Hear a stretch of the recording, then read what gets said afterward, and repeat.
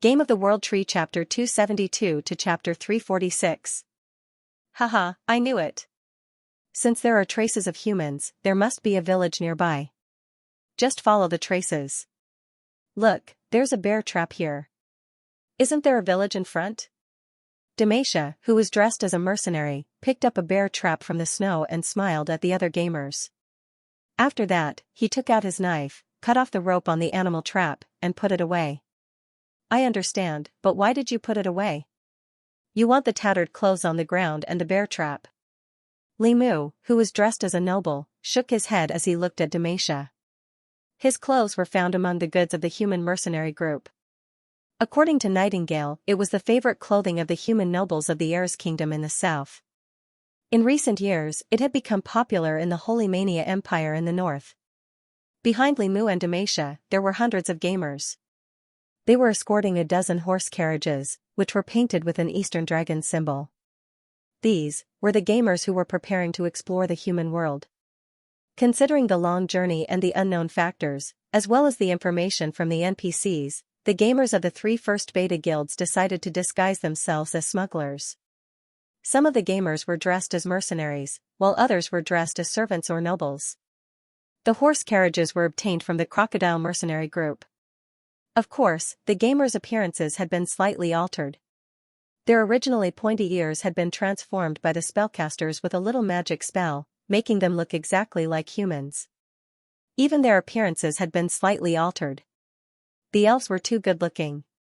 Even if the gamers had changed their ears, they would still look like handsome men and beautiful women.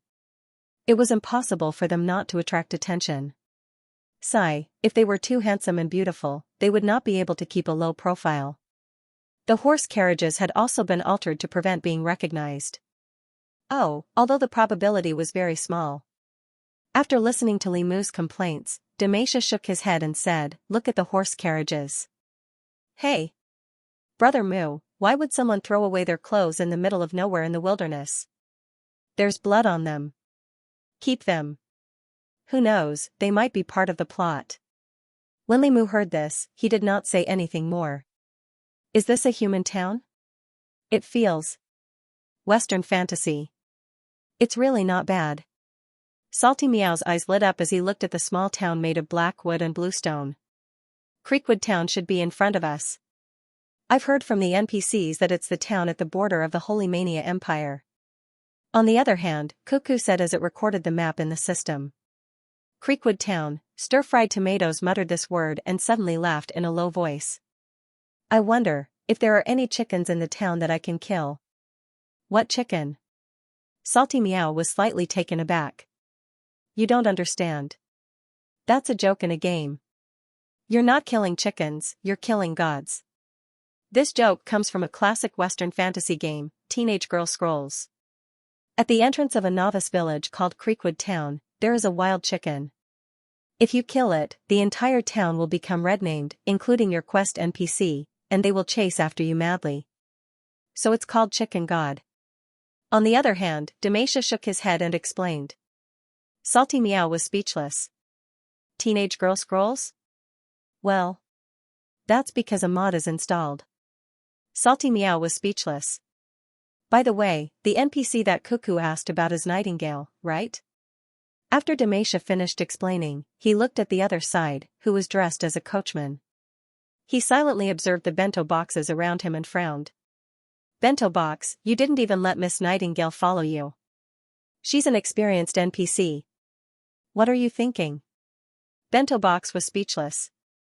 He glanced at Xianxia and said, "We can resurrect." Well, Xianxia was speechless for a moment. That was true. This time everyone had prepared their resurrection tokens. They were already prepared for the possibility of dying. Therefore, players were not afraid of death. But NPCs were different. Although they knew that this was a game, NPCs also had their own emotions and memories. Although they were programs, there was no harm in becoming friends with them. So, after hearing Bento Box's words, Xianxia understood. Just as the group of people chatted and walked slowly toward Creekwood Town, 2 human guards suddenly ran over from the direction of the town. This is a caravan? Looking at the mighty caravan from afar, the thin guard and the fat guard looked at each other in surprise. There were not many caravans moving around in winter. Generally speaking, there were only two types. One was a large caravan that spanned the entire continent and usually had thousands of people. The other type was a smuggling caravan. Looking at the hundreds of people and the dozen or so carriages in the style of the Kingdom of Iris, the two of them had some guesses in their hearts. This was a smuggling caravan from the Kingdom of Iris. For Creekwood Town, smuggling caravans were not rare. They often provided lodging for these caravans or helped them with some fake entry certificates and received some benefits from the caravan. The two mercenaries felt at ease and hurriedly ran up to him. "Someone's coming." Seeing the two mercenaries, the players' eyes lit up. They instantly became alert and looked at the two guards excitedly. At the same time, according to their previous agreement, Li Mu, who was still disguised as the leader of the caravan, went forward to negotiate. Soon, the two guards came in front of the players. According to past experience, when a smuggling caravan was discovered approaching the town, they would often first ask who they were and then receive some benefits from the other party. Then, they would lead the smuggling caravan into the town. However, when they got closer to the caravan, the two guards were bewildered. There was no other reason. From afar, they could not see anything. But after taking a closer look, they found that this caravan was very different. First of all, the mercenaries of this caravan were glorious and had delicate skin, far from the rough appearance of the mercenaries who traveled north and south. Not only that, their eyes were bright and looked at them with curiosity. One look and they could tell that they were inexperienced. Secondly, their equipment was simply too good and too new. What was even more surprising was that there were some female mercenaries with great figures among the mercenaries. In addition, they had a unique temperament that gave off a feeling of superiority. One look and they could tell that they were spoiled. This was definitely not a smuggling caravan. The two of them instantly made a judgment in their hearts. However, when they saw the excitement and curiosity of the other party, with a trace of innocence and anticipation in their eyes, the skinny guard who had been a mercenary suddenly had a flash of light in his mind. Could it be a group of young nobles from the Kingdom of Iris in disguise, the legendary caravan game? It seemed to be popular among the young nobles. Young nobles pretending to be caravans? Thinking of this, the thin guard's gaze faintly changed. At this time, he noticed something else. Professionals, the oldest among them looked to be in their 20s, while the youngest seemed to be in their teens. All of them were professionals. The thin guard himself was not a professional, he was just an apprentice warrior. But his many years of experience had given him a pair of extremely shrewd eyes. These young people did not hide their aura at all. Carefully observing them, one would find that each of them had terrifying strength. Their aura was even stronger than the strongest hunter in Creekwood Town, and the strongest hunter in Creekwood Town had already broken through to the middle level of iron rank a few years ago. This meant that this group of young people, their strength was at least at the peak of the middle level of iron rank. It might even be possible for them to be at the upper level of iron rank. However, the hunter in Creekwood Town was already 50 years old this year, but these young people were still so young. To have such strength at this age, was there a need to doubt their identity? Nobles, they were definitely. Nobles, only the nobles could cultivate such an outstanding young professional. Unlike ordinary civilians, human nobles controlled most of the supernatural powers and controlled most of the resources. They did not need to rush about for a living, they only needed to grow up step by step and control the power of their family. Because of this, for those young nobles, everything about the commoners was new and interesting. Occasionally, some nobles who liked new things would do things that the commoners could not understand. It was completely possible for them to pretend to be caravans in winter. After all, it was said that there was no winter in the southern kingdom of Airs, and there was no snow. Every winter, many nobles of Airs would go to the northern kingdom of Holy Mania to watch the snow. Of course, there were also many nobles of the Holy Mania Empire who would go to the warm southern kingdom for a vacation during winter. The two countries had been at peace for decades, their attitudes were not as hostile as they were 100 years ago, and the communication between the people was quite rich. Thinking of this, the thin guard's eyes became brighter and brighter.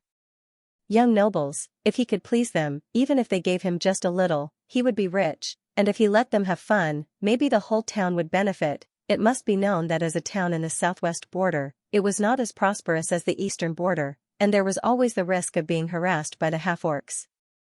Creekwood Town had always been quite poor. Very quickly, the skinny guard came up with a plan. As if he had not discovered the other party's identity, he began to follow his previous routine of coughing twice and said in a deep voice, "Who are you?" Here it comes. The players' spirits were lifted. They had already learned some of the strategy from Nightingale in advance, so they knew that this was a normal conversation when encountering a smuggling caravan in Border Town. Everyone subconsciously looked at Limu, and Limu gave everyone a reassuring look. Then he smiled and said to the guard, "We're a caravan from the south. I'm Liam, the president of the caravan. I'd like to take advantage of this winter to sell some goods in the north. If there were no accidents, the next step would be to ask for bribes. After asking for a bribe, the other party should be able to help them get a pass to the Empire." Limu thought to himself. This was what Nightingale had told him. It was said that before the NPC boss returned to the elf forest, he often disguised himself as a human or goods and wandered among the major smuggling caravans to save his elven companions. Caravans and mercenary groups were the best way to infiltrate human society. However, compared to mercenary groups that would be strictly inspected, caravans had more freedom. Moreover, it was more convenient for doing business. Sure enough, after listening to Limu's words, the skinny guard smiled. "So it's a caravan. It's quite tiring to run around in the winter. Quickly come to the town and rest. It's getting late. After resting, I'll report to the mayor and give you all a pass to the Empire's caravan." After saying that, he made a gesture of invitation. You're not going to ask about my background in detail?" Limu was slightly stunned. This went so smoothly that the various excuses and explanations that he had prepared were stuck in his mouth. "How about it? Rest? It's getting late. Let's go to the town and experience the human world in the game. At the same time, we can find out how far Maple Leaf City is."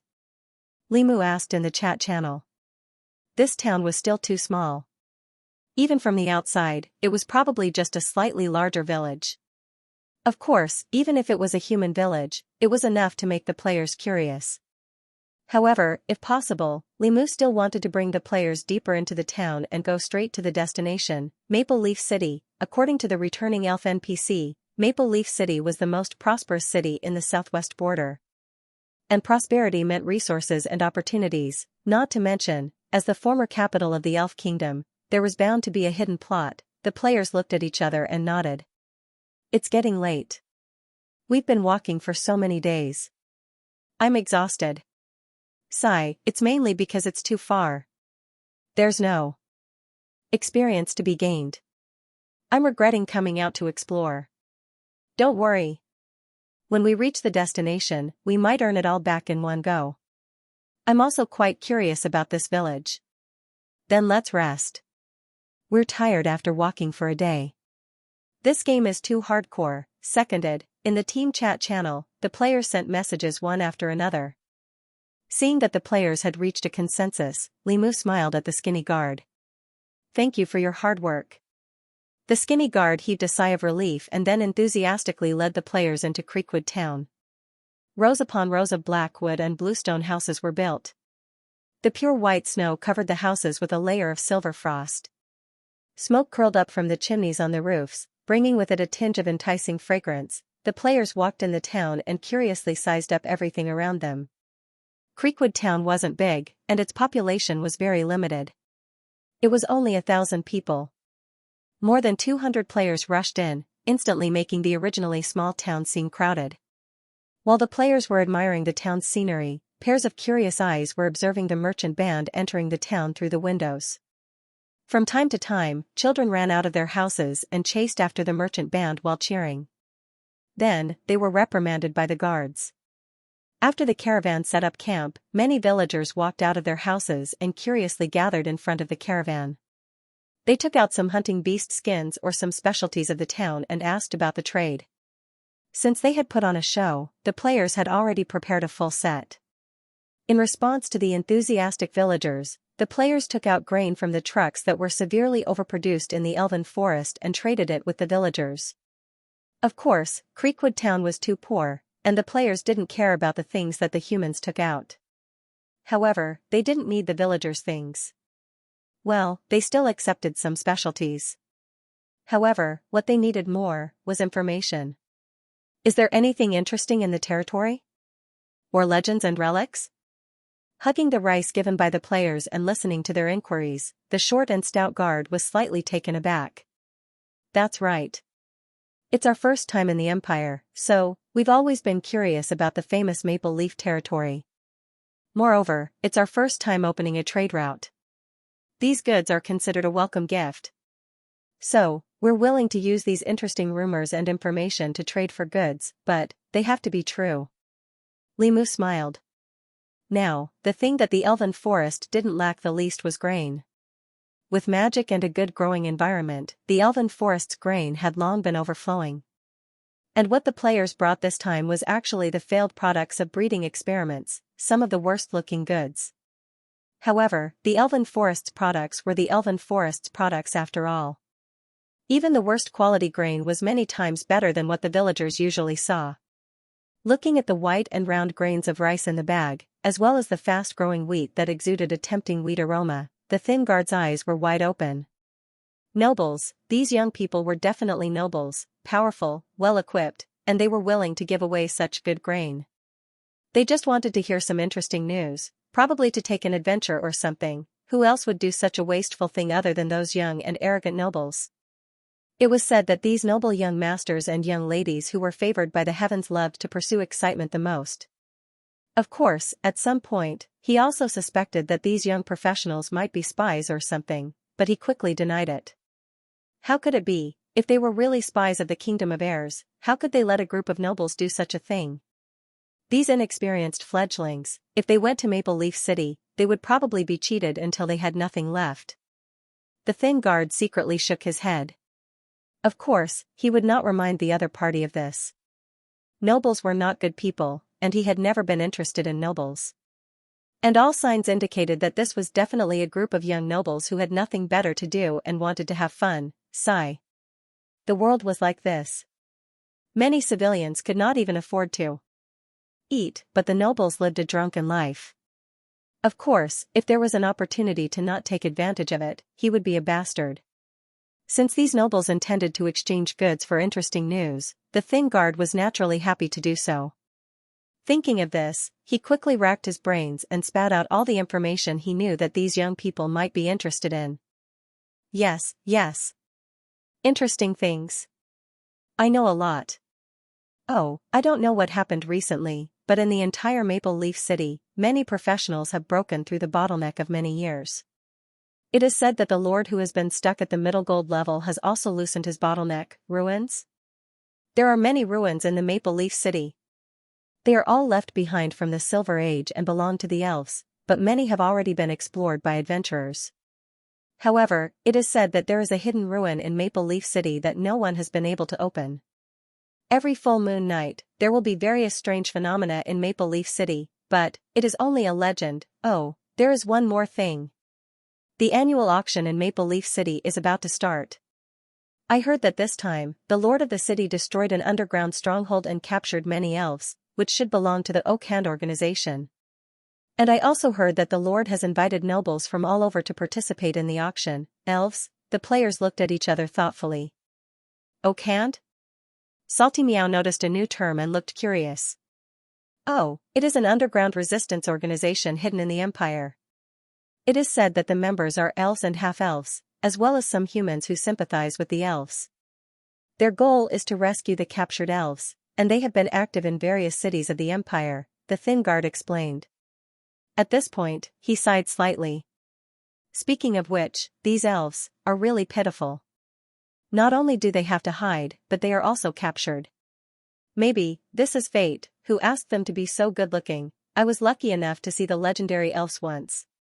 You guys don't know, they are really beautiful, good-looking, how should I put it, like angels, no wonder they are loved. But, when I saw them that time, they were locked up in cages. Sigh, they are actually quite pitiful. Sigh, thinking about it, which race would be willing to be captured? But, who asked them to be loved by the nobles? They have a long lifespan, good looks, and a magical physique. I heard that the nobles love to keep these intelligent creatures, Keeping an elf in captivity can benefit the entire family for hundreds of years. If you ask me, these elves are just too kind.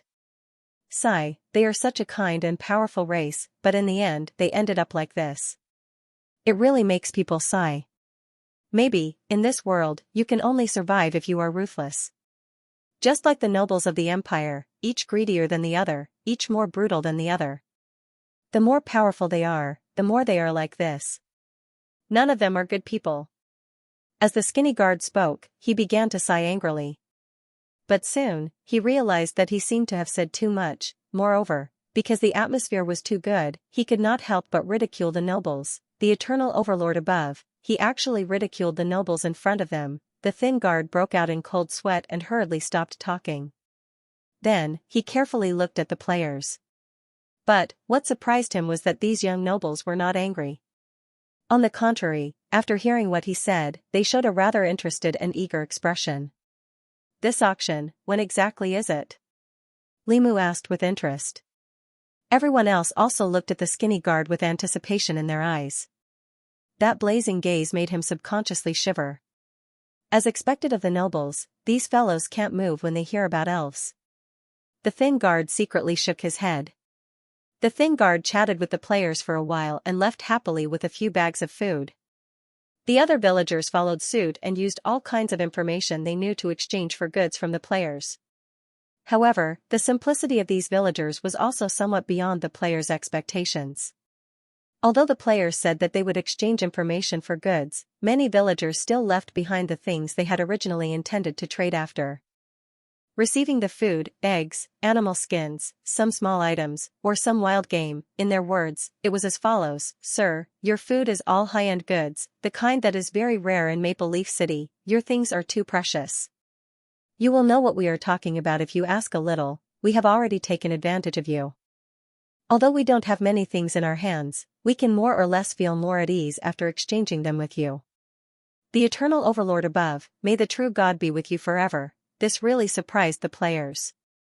Not all the humans in this game were villains, these villagers were quite good. After the trade, the villagers enthusiastically took out all kinds of delicious food to entertain these generous foreigners. The entire town was tossed around for a few hours before it gradually quieted down. After the last villager left, the players gathered in the temporary camp. They sat together in twos and threes, seemingly resting, but in fact, they entered the chat channel and began to discuss the next step of the plan. What do you guys think? Limu asked in the chat channel. What else can we think? It's worth it. We got all the important information in one go. It's definitely a hidden plot. Find the ruins, save the elves, and do some business while we are at it. Demacia said excitedly. Then, let's rest and go to Maple Leaf City tomorrow morning. What do you guys think? Can we adjust the online time? Limu asked again. Yes.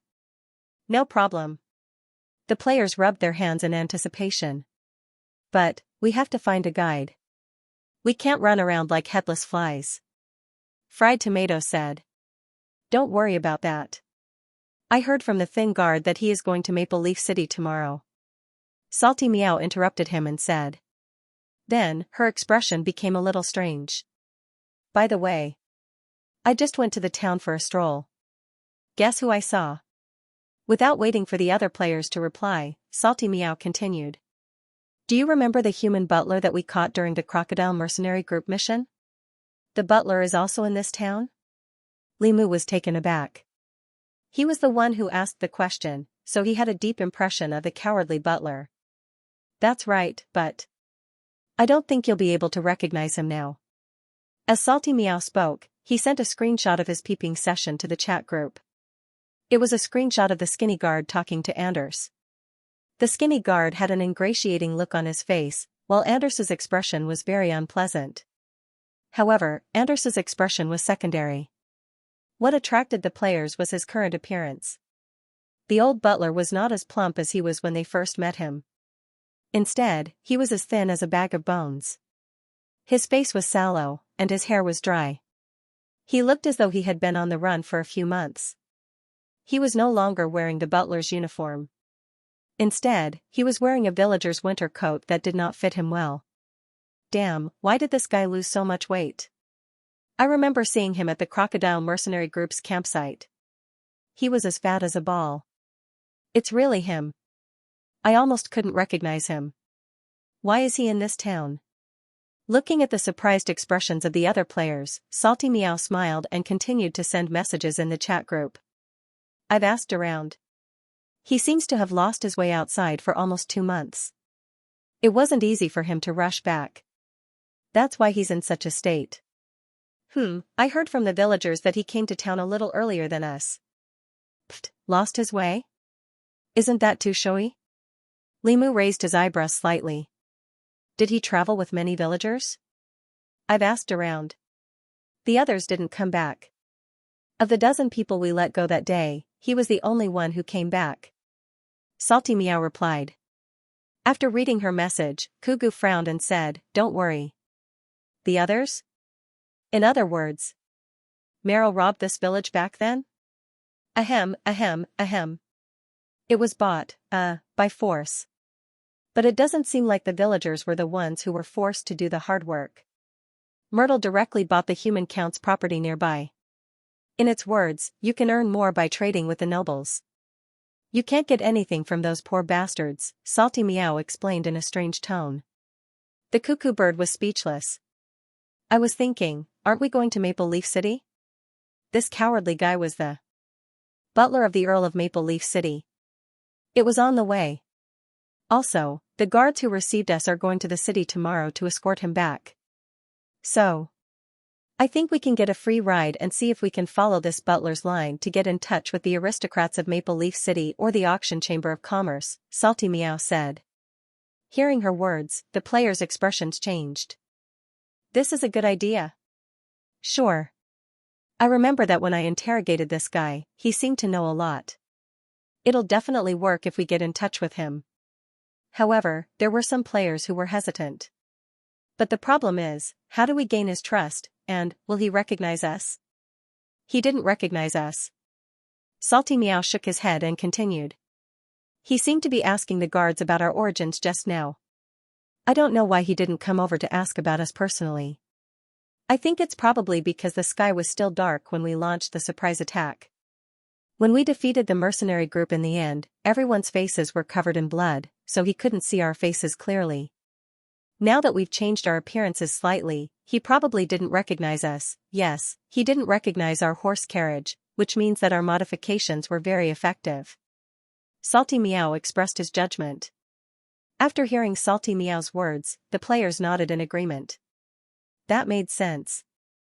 However, after hearing Salty Meow's words, Boxed Lunch frowned slightly.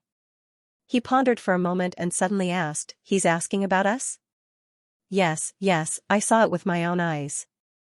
Salty Meow nodded. Boxed Lunch frowned even more deeply. Seeing him like this, Limu's heart skipped a beat. What's wrong, brother Boxed Lunch, is there a problem? Boxed Lunch nodded slightly and said in a deep voice, I feel that he's hiding. Hiding? The other players were dumbfounded. Limu opened his mouth and was about to ask something when Boxed Lunch suddenly looked at Demacia. Take out the clothes. What clothes? Demacia was slightly taken aback. You picked them up. Boxed Lunch said. Demacia was enlightened. He slapped his head, then pulled out a tattered and blood-stained shirt from the accompanying car.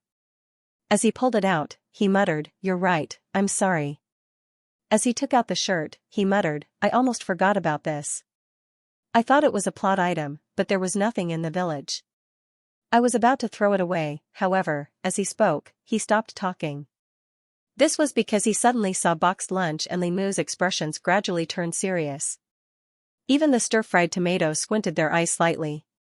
They stared at the clothes in Demacia's hands thoughtfully. What's wrong? Demacia suddenly felt a little guilty. I didn't steal any treasures this time, really. If you don't believe me, take a look.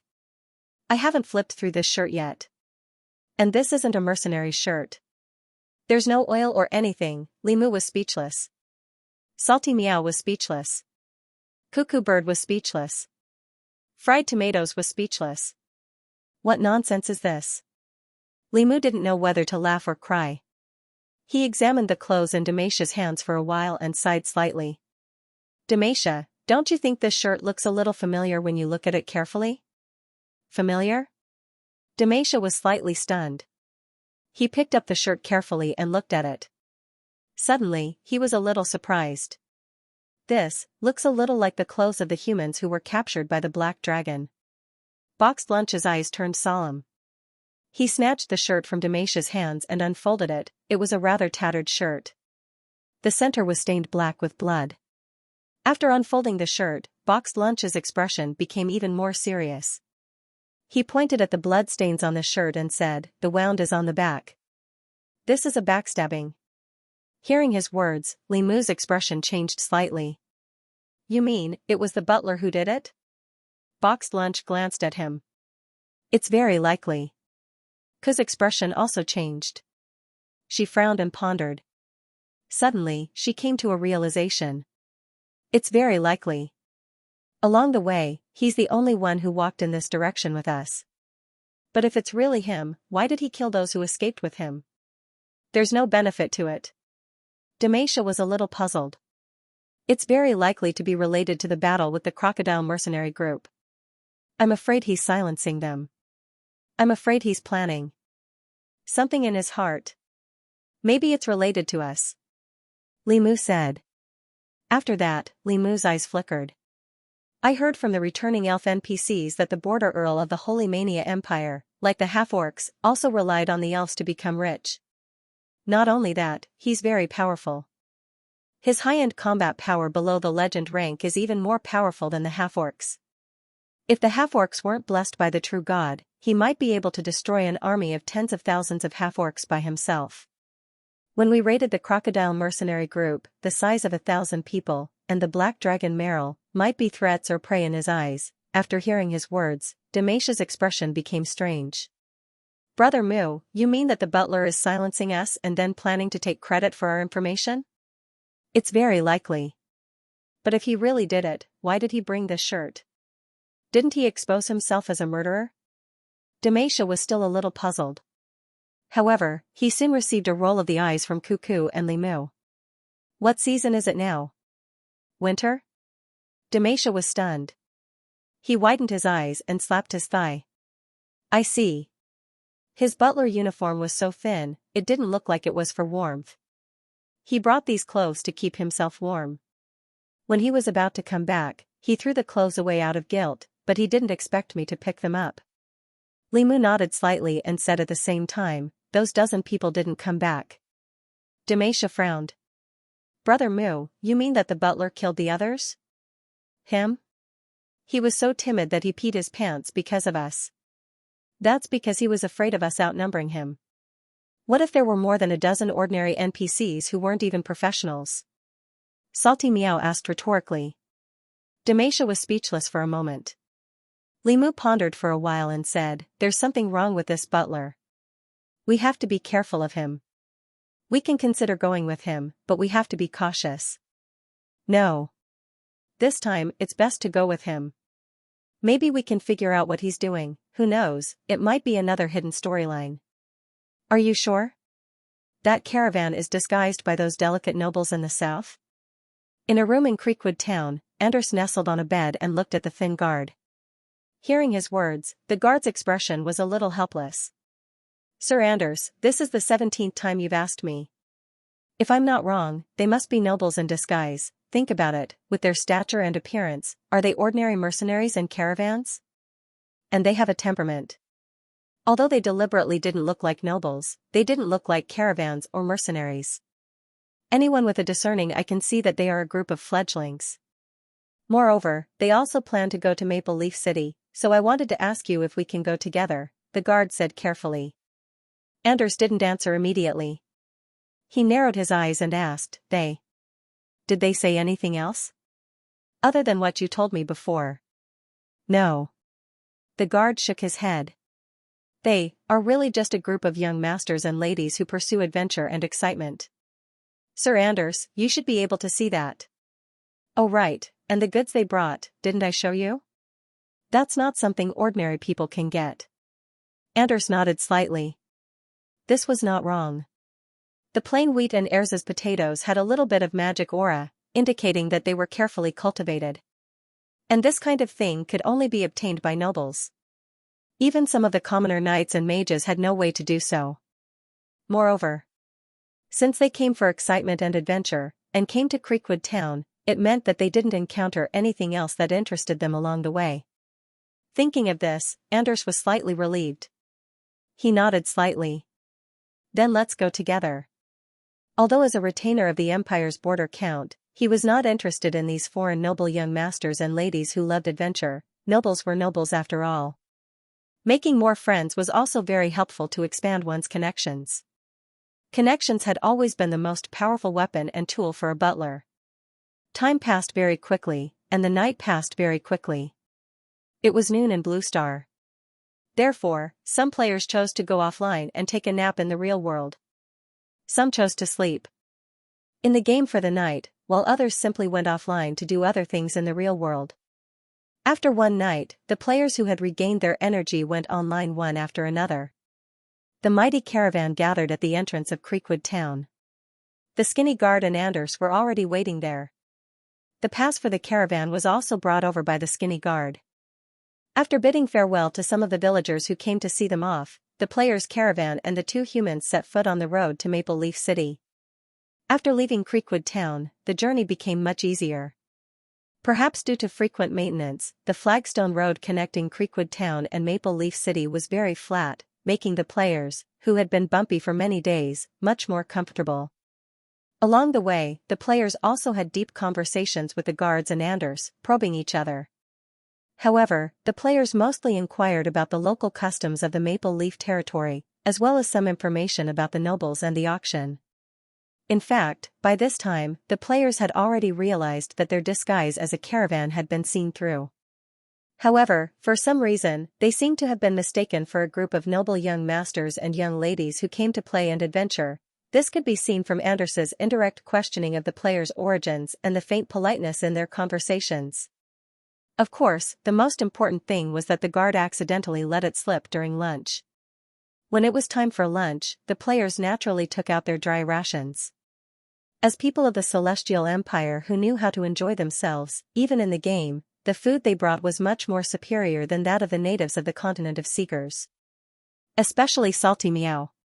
This girl had already pulled a group of lifestyle players to make delicious pastries in the other world. After being given a fruit snack that she brought, the guard couldn't help but exclaim in amazement.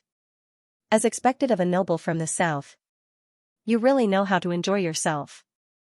This is the best food I've ever eaten in my life. Of course, after saying that, he knew that he had let it slip.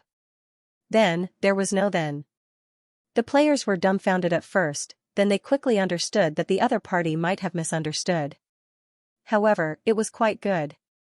Since they were mistaken for nobles, they might as well make the best of it. They were even more unscrupulous when asking about the local customs and customs. They no longer concealed themselves as caravans. Anyway, they didn't look like nobles, and this made the guard and Anders feel that it was normal. However, to their regret, no matter how much they asked, these southern nobles were tight-lipped about their origins. Of course, in the end, Anders didn't force them. After all, although he was only a butler, he was also considered a low-level noble. Since they were so distant, why should he stick to them? Another reason was that after further observation, Anders discovered that although these young nobles were strange, they lacked the self-restraint and common sense that nobles should have. Of course, young people were always frivolous. However, this also showed that even if these young nobles were nobles, they were probably nouveau riches among the nobles and didn't have a deep foundation. Nobles were also divided into different classes. The noble families with the deepest foundations in the Seekers' world all had a history of thousands of years. Some of them even had demigods in history, and those at the top even had the bloodline of a true god, especially in the Holy Mania Empire. Many nobles were like this. Of course, with the passage of time, many of these mythical families had declined or even ceased to have descendants. Although the Earl of the Border was not such a noble, it had a history of thousands of years. The earliest Earl of the Border was established by a legendary master who made meritorious contributions in the Millennial War. It was a real legendary family. In recent years, although the new Earl of the Border had not broken through to the legendary realm, the influence of the entire Maple Leaf family in the empire had increased as he became the new imperial candidate through marriage. It could be said that in the circle of the empire, the nobles of the Maple Leaf family were considered upper class. And this made Anders, who had always been proud of the Earl of the Border, straighten his back. These young nobles from the south probably didn't have such a foundation. Not only that, they weren't even nobles of the empire. The history of the Kingdom of Iris was not as long as that of the Holy Mania Empire. The founders were only some survivors of the Magic Kingdom, so the nobles of the south were also looked down upon by the nobles of the Northern Empire. Although the nobles of the Kingdom of Iris were generally richer, in the eyes of the northern nobles, they were just nouveau riches who played with magic and business. After the change in mentality, the way Anders looked at them changed again. These young nobles who were obviously very rich with all kinds of goods were no longer friends at this moment, but a group of fat sheep. He had already begun to think about how to take advantage of this group of fat sheep who didn't know anything. When he entered Maple Leaf City, that would be his territory. It was winter, and the wind was biting cold. As the most prosperous city in the southwest of the Holy Mania Empire, Maple Leaf City was as lively as ever. Carriages filled with goods hurried along the main road paved with marble. Street vendors selling hot drinks and cooked food warmly greeted the pedestrians. City guards wearing half-body armor patrolled the streets loyally to maintain order in the city. The distant sound of a bell echoed from the church in the central square. Suddenly, there was a slight commotion at the city gate, but it was quickly calmed down by the guards. The ground began to rumble, accompanied by a cloud of dust. A fleet of carriages decorated with a strange snake-shaped symbol slowly drove in through the tall city gate. The citizens coming and going in the city only glanced at them curiously before they ignored them and continued with their own business. There were many such teams in the city recently. Another caravan is here. Looking at the style, it looks like it's from the Heir's Kingdom. Did they come from so far away? They should be here for the Lord's auction, right? Should be. It said that the Lord uprooted a stronghold of the Oak Hand and captured many elves. Not only elves, but also humans. They were all sent to be slaves. Shoo, lower your voice. The citizens whispered to each other. The caravan that entered the city was naturally the players. At this moment, the players looked at the bustling city in front of them with excitement. Maple Leaf City, this is Maple Leaf City. Salty Meow looked at the pedestrians coming and going in the city with sparkling eyes. So many people. What a bustling city. This city was much more prosperous than Black Rock City in the underworld. This should be the former Elven King's capital. Looking at the buildings, there are still some Elven styles. Only the outer city wall seems to be built later. Cuckoo's eyes were also shining. However, her focus was on the city itself. Limu looked at the pedestrians around him. He saw how they were bargaining with the vendors and how they interacted with each other. Finally, he could not help but exclaim, sigh. I've entered Black Rock City once, Creekwood Town once, and now here again. Such a lively and bustling main city with such vivid NPCs. It's hard to imagine that this is just a game. Tisk, Brother Moo, you talk too much. If it wasn't lifelike and lively, would it still be Elven Kingdom? Black technology isn't just for fun. Don't think too much about it. The most important thing is to explore new maps, find hidden quests, and earn some money. On the other side, Demasha rubbed his hands in anticipation. While the players were excited, Anders, who had returned with them, jumped down from the other carriage and walked towards them. Mr. Limu, Miss Salty Meow. The old butler bowed slightly to Limu and Salty Meow. This is Maple Leaf City. I have something urgent to do, so I won't accompany you to wander around the city. But I know that most of you are here for the elfin slaves. I can introduce you to the most famous slave trading company in Maple Leaf City. If you need anything, you can mention it to the slave trading company. With my introduction, they will definitely treat you well and cooperate with you. As the Count's butler, I still have the means to do so. Anders said. Proudly. Hearing his words, the players' eyes lit up. Slave trading company, that was exactly what they needed now. When they knew that there would be an auction in Maple Leaf City and that there would be elfins in the auction, the players knew that they had to intervene, save the elfins. No one would believe that this was not a hidden quest. Thank you, Mr. Anders. Limu smiled and bowed to the old butler. Anders was very satisfied with Limu's courteous attitude.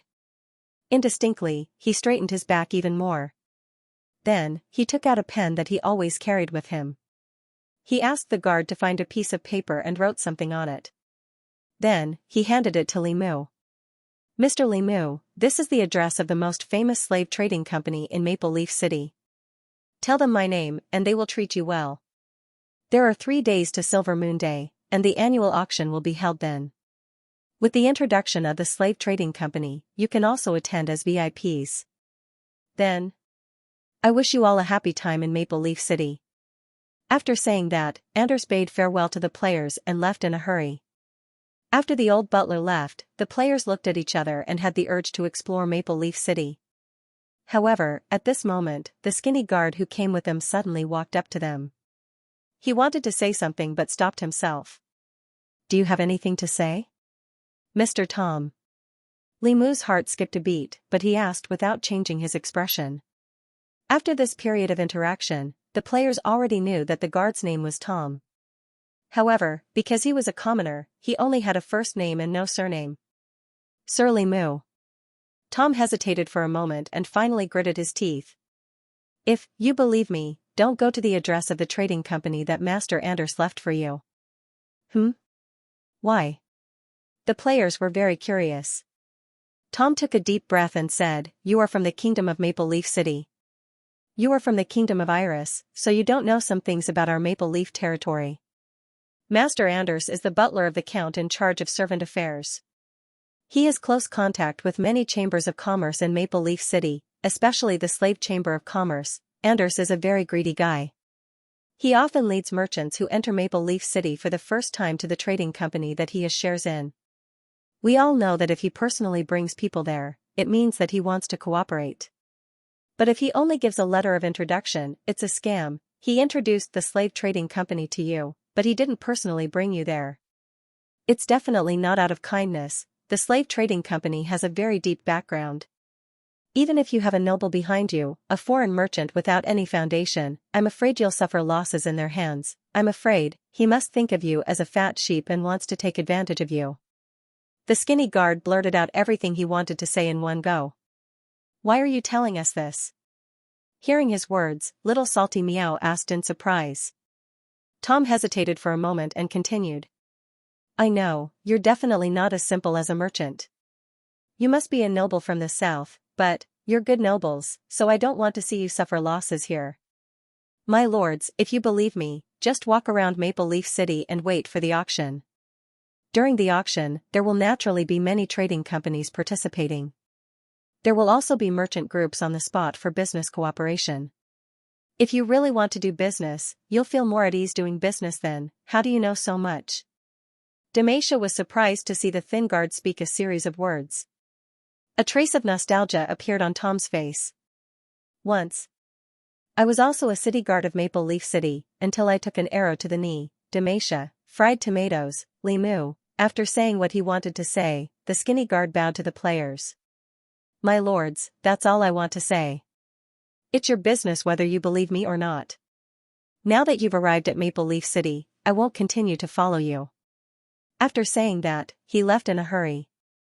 Why did he run away too? If we don't believe him, are we going to eat him? Salty Meow frowned slightly as he watched the thin guard leave. We won't, but it's not necessarily the case for Anders. He's probably hiding from Anders. Cooing Bird said. Salty Meow had a sudden realization. After the two humans left, the group of players stared at each other in the square of Maple Leaf City. As they came to a stop, many people who were watching the show were gradually attracted to them. After all, a dozen carriages and 200 people were a big target. What should we do next? Explore separately or together? Do we need to go to that Chamber of Commerce? A player asked. Limu glanced at the note given by Anders and smiled gently. Why not? After saying that, he took a screenshot and sent it to the group. Look at the name of this Chamber of Commerce. Fried Tomatoes opened the chat group and looked at it with a surprised expression. Sauron Chamber of Commerce? Damn. Isn't this the Chamber of Commerce that Bento Box hooked up with Miss Nightingale? Demacia exclaimed. Then, Bento Box unceremoniously kicked him. It's the Sauron Chamber of Commerce. Li Mu's eyes lit up. The Sauron Chamber of Commerce. This is an officially recognized hostile force in Elf Nation. According to Alice, it's the main human chamber of commerce that sells elves. Since you know, why don't you go? As he said that, he suggested. However, we have too many people. I suggest that the three major guilds act separately. The individual players can choose by themselves. Some people go to the Sauron Chamber of Commerce to inquire about the news, some people go to the locals to inquire about the ruins and other information, and some people try to contact the underground forces to see if they can inquire about the oak hand that the NPC mentioned before. Of course, the latter two can be done together. The main thing is that I don't think we need too many people to go to the Chamber of Commerce. Then our Meng committee will inquire about the ruins. Sister Gugu and I are very curious about the ruins. Salty Meow said. Our first legion will go to the underground forces. Fried Tomato said. Go to the underground forces to fight? Demacia grinned and sneered. Fried Tomatoes rolled his eyes. However, he didn't care. Instead, he rubbed his hands expectantly. Then, Brother Moo, let's go to the Sauron Chamber of Commerce? That's great. I was thinking of doing business with the Slave Chamber of Commerce. I've already discussed it with a few brothers. After saying that, he put his arms around the other player's shoulders and laughed. They looked as wretched as possible. What are you doing? Are you going to commit suicide again? Li Mu's eyelids twitched. Cough cough. Since I've already bumped into the Sauron Chamber of Commerce, does that mean I can do whatever I want? Demacia's eyes darted around. Li Mu was speechless. Oh right, Meow Big, did you bring the Lionheart sword? Lend it to me. I'll return it to you later. After saying that, Demacia looked at Salty Meow again. What are you doing? Salty Meow subconsciously took 2 steps back. Cough cough cough. I'm just trying to do some business. Demacia said embarrassedly. Salty Meow was speechless. Her eyes flashed slightly, and suddenly, her eyes lit up. She turned around and suddenly took out a long sword wrapped in cloth from the carriage and handed it to Demacia without hesitation. Here, you don't have to pay rent. We'll split the profits 30 to 70. You get 30% and I get 70%. Demacia was speechless. Isn't this too much? He wailed. I'll pay for it. Salty Meow said calmly. Demacia was speechless. Also, I've temporarily unbound you for a few days. If you lose it, or if you dare to steal it, you'll be hunted down by my people. Demacia was speechless. Maple Leaf City's west. As the city's business district and close to the slums, it was also full of all kinds of fights and chaos. Black markets and underground organizations were everywhere. Of course, the major business organizations also had their own bases here. The Sauron Chamber of Commerce was the same. As the continent's largest smuggling chamber of commerce, it also had a base in Maple Leaf City. In the luxurious Chamber of Commerce, a middle-aged man wearing a wig and a buttoned robe sat in the Chamber of Commerce's office with a gloomy face. The middle-aged man was called Cage Sauron, and he was the president of the Sauron Chamber of Commerce's Maple Leaf City branch. At this moment, Mr. Cage was not in a good mood. Those elves are still not willing to eat. He tapped on the glass carvings imported from the south on the table and asked gloomily. Yes, Mr. Cage, those elves are not willing to eat no matter what. On the other side, a fat man dressed as a butler wiped the sweat on his forehead and said. These stubborn long-eared elves. Do they want to die so badly? Cage grabbed the carvings on the table and threw them to the ground, smashing them into pieces. The butler was shocked. He hesitated for a moment and said, Why don't we just use magic to control their minds? Mr. Cage, these elves are stubborn members of the Oak Hand, I'm afraid. They'd rather die than submit. In the end, I'm afraid we can only use force. Mind control? Cage frowned. But if we use mind control, it will hurt their souls. They are elves, magic creatures. If they resist, their souls will be damaged and they will lose their minds. Elves who have lost their minds won't be able to sell for a good price. But, as you know, we bought these elves from the Count at a low price. The Count was able to sell them to us at a low price because the elves of the Oak Hand are stubborn, the old butler said with a troubled expression.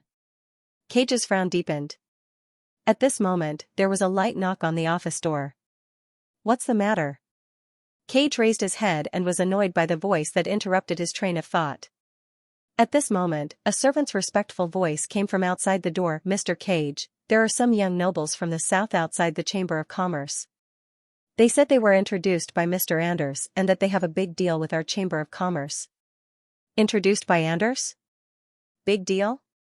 Cage narrowed his eyes slightly. In the reception hall of the Sauron Chamber of Commerce. A young black-haired noble, accompanied by a red-haired follower, stood in the hall and admired the murals hanging on the wall. The murals depicted a knight wearing armor and holding a long spear. His eyes were sharp and his appearance was majestic. This style is so cool, the red-haired follower looked at the knight on the mural with eyes full of envy. The black-haired noble noticed the name on the mural, Sauron. Hearing his words, the follower was slightly taken aback. Brother Mu, do you understand the words in this game? The black-haired noble shook his head. I didn't understand at first, but after the version update, I found that the system settings can adjust these words to Chinese. The red-haired follower was speechless. The noble and the follower were naturally Li Mu and Demacia in disguise. After discussing with the other players, they immediately went to the Sauron Chamber of Commerce's residence according to the address given by Anders. Of course, at this moment, the identities of the two changed slightly. Among them, Li Mu pretended to be a young noble from the south, and Demacia was his butler. The reason for doing this was simple. Demacia was good at fooling people, but he always gave people the feeling that he was not steady. Some temperament was really engraved in his bones. If he pretended to be a noble, he would be exposed instantly. On the other hand, Li Mu was much more steady. Although he did not know what a noble looked like, he was still better than Demacia. In short, silence was golden. So, after the two discussed, one pretended to be a noble, and the other pretended to be a butler. Demacia would do the work of scamming the NPCs, and Li Mu's task was to stabilize the other party and pretend to be a boss. As for the rest, it was up to Demacia. As for Li Mu being able to understand the common language, it had to start with this version update. Although there was no explanation in the update log, in order to make it easier for players to communicate with the native NPCs, Eve had added a translation function to the game system. If necessary, players could directly translate the text into Chinese. Of course, this ability was only one way. The Chinese written by the players could not be converted into the language of the Seeker's world. The one hanging on the wall is our clan's Lord Patriarch. Just as the two of them were chatting in low voices, a burst of hearty laughter suddenly came from behind them. Li Mu and Shermu's hearts skipped a beat. They turned around without batting an eyelid. Behind them stood a middle-aged man in luxurious clothes and a wig. He had a beaming smile on his face and was very good-natured. He was like an amiable elder. Beside him stood a respectful attendant. The middle-aged man was Cage, the head of the Sauron Chamber of Commerce. When he saw Li Mu and his companion, he could tell at first glance that there was something unusual about them. Black iron upper rank, his heart couldn't help but beat violently. Both of them were so young, yet they had already reached the upper level of dark iron. It seemed that he was indeed a noble from the south. This kind of strength was not something that ordinary civilians could achieve. Furthermore, Cage's gaze paused slightly on the two of them. As the head of the Chamber of Commerce, he knew a lot of information. The two of them, even the young man dressed as an attendant, were wearing a style that was quite popular among the nobles of the Kingdom of Iris in the south. This kind of clothing was extremely expensive. Their Chamber of Commerce was still reselling it a few months ago. They were nobles, and they were rich nobles. Cage made a further judgment in his mind. However, when he noticed that although the two of them hid it very well, there was still a trace of cautiousness, as well as the lack of a noble's temperament in their actions, he made a further judgment of their identities. They were not great nobles, and their family education might not be very good. They were very likely to be the typical nouveau riche nobles of the Kingdom of Iris. This kind of nobles had always been very shallow. Thinking of this, Cage's smile became even more good-natured. While Cage was sizing up the two of them were sizing up Cage as well. Cage didn't hide his professional aura. Therefore, when the two of them saw him at first glance, they roughly judged that he was a mid-level dark iron professional through the system. However, although the middle-aged man dressed as a noble wasn't very strong, the attendant beside him with a respectful attitude gave the two of them a very dangerous feeling. Feelings were quite accurate in Elven Nation. If the other party could make them feel threatened, it meant that the other party was definitely very strong. Brother Moo, that attendant might be a silver. Demacia typed in the chat channel. Well, let's act according to the original plan. Start your performance. Limu replied. However, before the two of them could speak, Cage spoke first. Two young professionals, hello. I'm the head of the Sauron Chamber of Commerce in Maple Leaf City, Cage Sauron.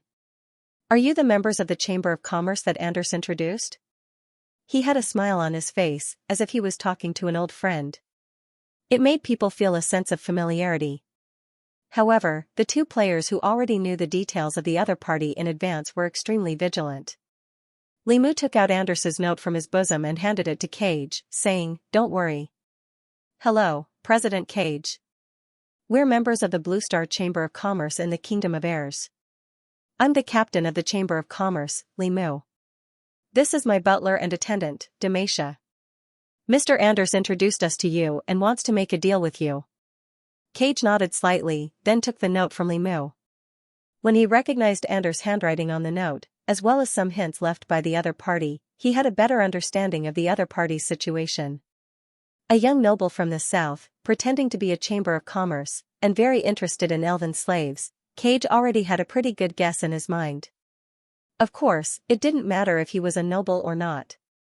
As long as he was introduced by Anders, it was enough. Thinking of this, Cage's face was suddenly full of smiles. It's indeed Anders' handwriting. Since you're Anders' friends, then naturally you're my friends. The Sauron Chamber of Commerce doesn't have much, but we have all kinds of rare treasures. I wonder. Mr. Limu, what kind of deal do you want to make with us?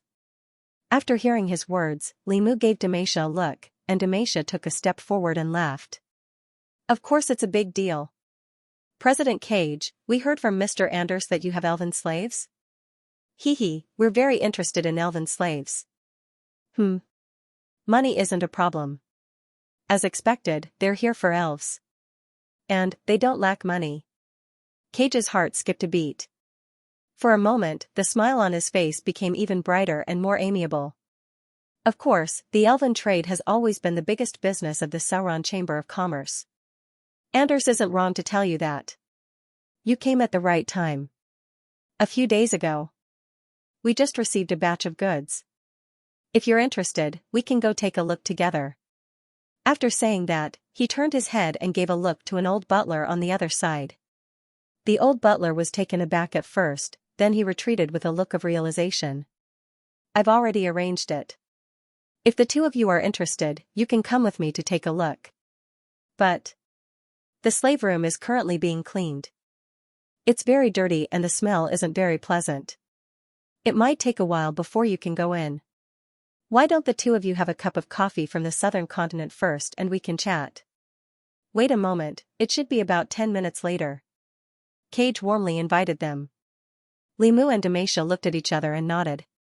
Thus, under Cage's warm invitation, the two of them sat down in the guest hall and chatted with Cage while drinking coffee. The content of their conversation naturally revolved around the local customs of Maple Leaf City and the origins of Limu and Demacia. However, the latter would always cover up the topic with a laugh, which made Cage, who wanted to fish for information, a little depressed. Soon, the old butler of the Sauron Chamber of Commerce returned. He came to Cage's side and whispered a few words in his ear. Cage's spirits were lifted. He turned his head and smiled at Limu and Demacia. All right, the slave room has been cleaned. The two of you, we can now go and take a look at the goods. After saying that, he stood up and gestured for them to go in. Limu and Demacia were also lifted. They also stood up from their seats and quietly followed Cage. Under the guidance of the old butler, Cage accompanied the two players into the Chamber of Commerce and came to a building surrounded by high walls. Looking at the building in front of him that resembled a fortress, Cage's face had a trace of pride. This is the place where our Chamber of Commerce imprisons the slaves. It was built to imitate the Wamandua prison in the capital of the empire. It's extremely sturdy. Come in, all the slaves of our Chamber of Commerce are inside. After saying that, he took the lead and walked in. Limu and Demacia took a deep breath and stepped through the door made of thick iron bars. The interior of the building was very dim, and the air was a little turbid. Only the torches on the walls on both sides of the building illuminated everything. There were single cells on both sides that looked like prison cells. There were all kinds of slaves, including orcs, half-orcs, lizard men, minotaurs. There were even some rare magical beasts. Of course, there were also humans. However, these weren't the goal of the two of them. They only looked at the strange races and clicked their tongues in wonder. At the same time, they followed Cage's footsteps into the depths of the building. After walking for a few minutes, they finally came to a relatively clean cell with better lighting. Here, Limu and Demacia finally saw their target, the elves. There were many elves here. At a glance, there were at least 20 to 30 of them. There were both males and females, and more females. Not only that, but they were also quite young. The oldest one looked like a human in his 30s, and the youngest one looked like a child. Other than these elves, there were more than 10 strange elves in the other cell. Although they also had pointed ears, the length of their ears was less than 2/3 of that of normal elves. This was a group of half-elves. Just as Limu and Kane saw these elves, a new system notification suddenly appeared in their vision. Ding! Players Limu and Demacia have triggered the hidden mission, Save Compatriots. Hidden mission, Save Compatriots. Mission description: the Sauron Merchant Association has imprisoned a large number of elven and half-elven slaves. They are our compatriots and should be saved. Mission objective: save the imprisoned elven and half-elven slaves. Mission time limit: unlimited. Number of participants: unlimited. Mission level: level 31. Mission reward: for every elf you save, you will receive 3,000 EXP and 1,000 contribution points. For every half-elven you save, you will receive 1,500 EXP and 500 contribution points. Seeing the statistics, I almost cried. Are they all reading books QAQ? The second update will be later, so you can read it tomorrow morning. As expected, many elves are locked up. It seems that it's good for the players to explore the human world. In the World Tree's kingdom, Eve, who was sitting on the throne, looked at the images in the air. Those images were from the perspective of the players who were exploring Maple Leaf City. In the center were Limu and Demacia. Eve could clearly see the elves who were locked up in the cells through the images. They were wearing anti-magic collars around their necks, and some of their limbs were even chained. Their pointy ears were drooping, and their faces were haggard. Their eyes were dim and hopeless. Eve could only sigh deeply at this. However, there were also elves who were looking at the images, and their eyes were filled with endless anger. The images in the vision were of Limu and Demacia. So, these elves were naturally looking at them. Looking at the anger in their eyes, Eve was deep in thought. They should be the members of the Oak Hand that the butler mentioned earlier. After the players rescue the elves, this local force might be under my command. She knocked on the armrest of the glorious throne and had an idea in her mind. On the other side, Limu and Demacia were pleasantly surprised when they saw the system message in front of them. Ha ha ha. Brother Mu, I knew it. It involves the elven slaves, and there's definitely a hidden mission. And the rewards are quite generous. Demacia typed excitedly in the chat channel. That depends on whether we can rescue all of them. Limu was also very envious. Rescuing an elf. That would be 5,000 experience points and 3,000 contribution points. Although the half-elves' experience points were halved, it was still almost half. If they could rescue all of them, they would get the golden legendary equipment. If they wanted to get these through hard-working missions, they would have to abandon all other activities and persevere for 10 days to half a month. Now, as long as these NPCs were rescued, everything would be at their fingertips. Thinking of this, the way they looked at the elves changed. After noticing the undisguised passion and greed in their eyes, the last bit of worry in Cage's mind vanished into thin air. These two weren't from Oak Hand. Greed is good, only by being greedy would he be able to sell it for a good price. Cage smiled faintly and said to the two of them, "Don't worry." "How is it?" "These are our elven slaves." "Hee, you won't be able to find another elven slave in the entire Maple Leaf City with such a number of people. Moreover, the quality of our Chamber of Commerce is extremely high." Limu and Demacia looked at each other, and Demacia said straightforwardly, "That's right. Name your price."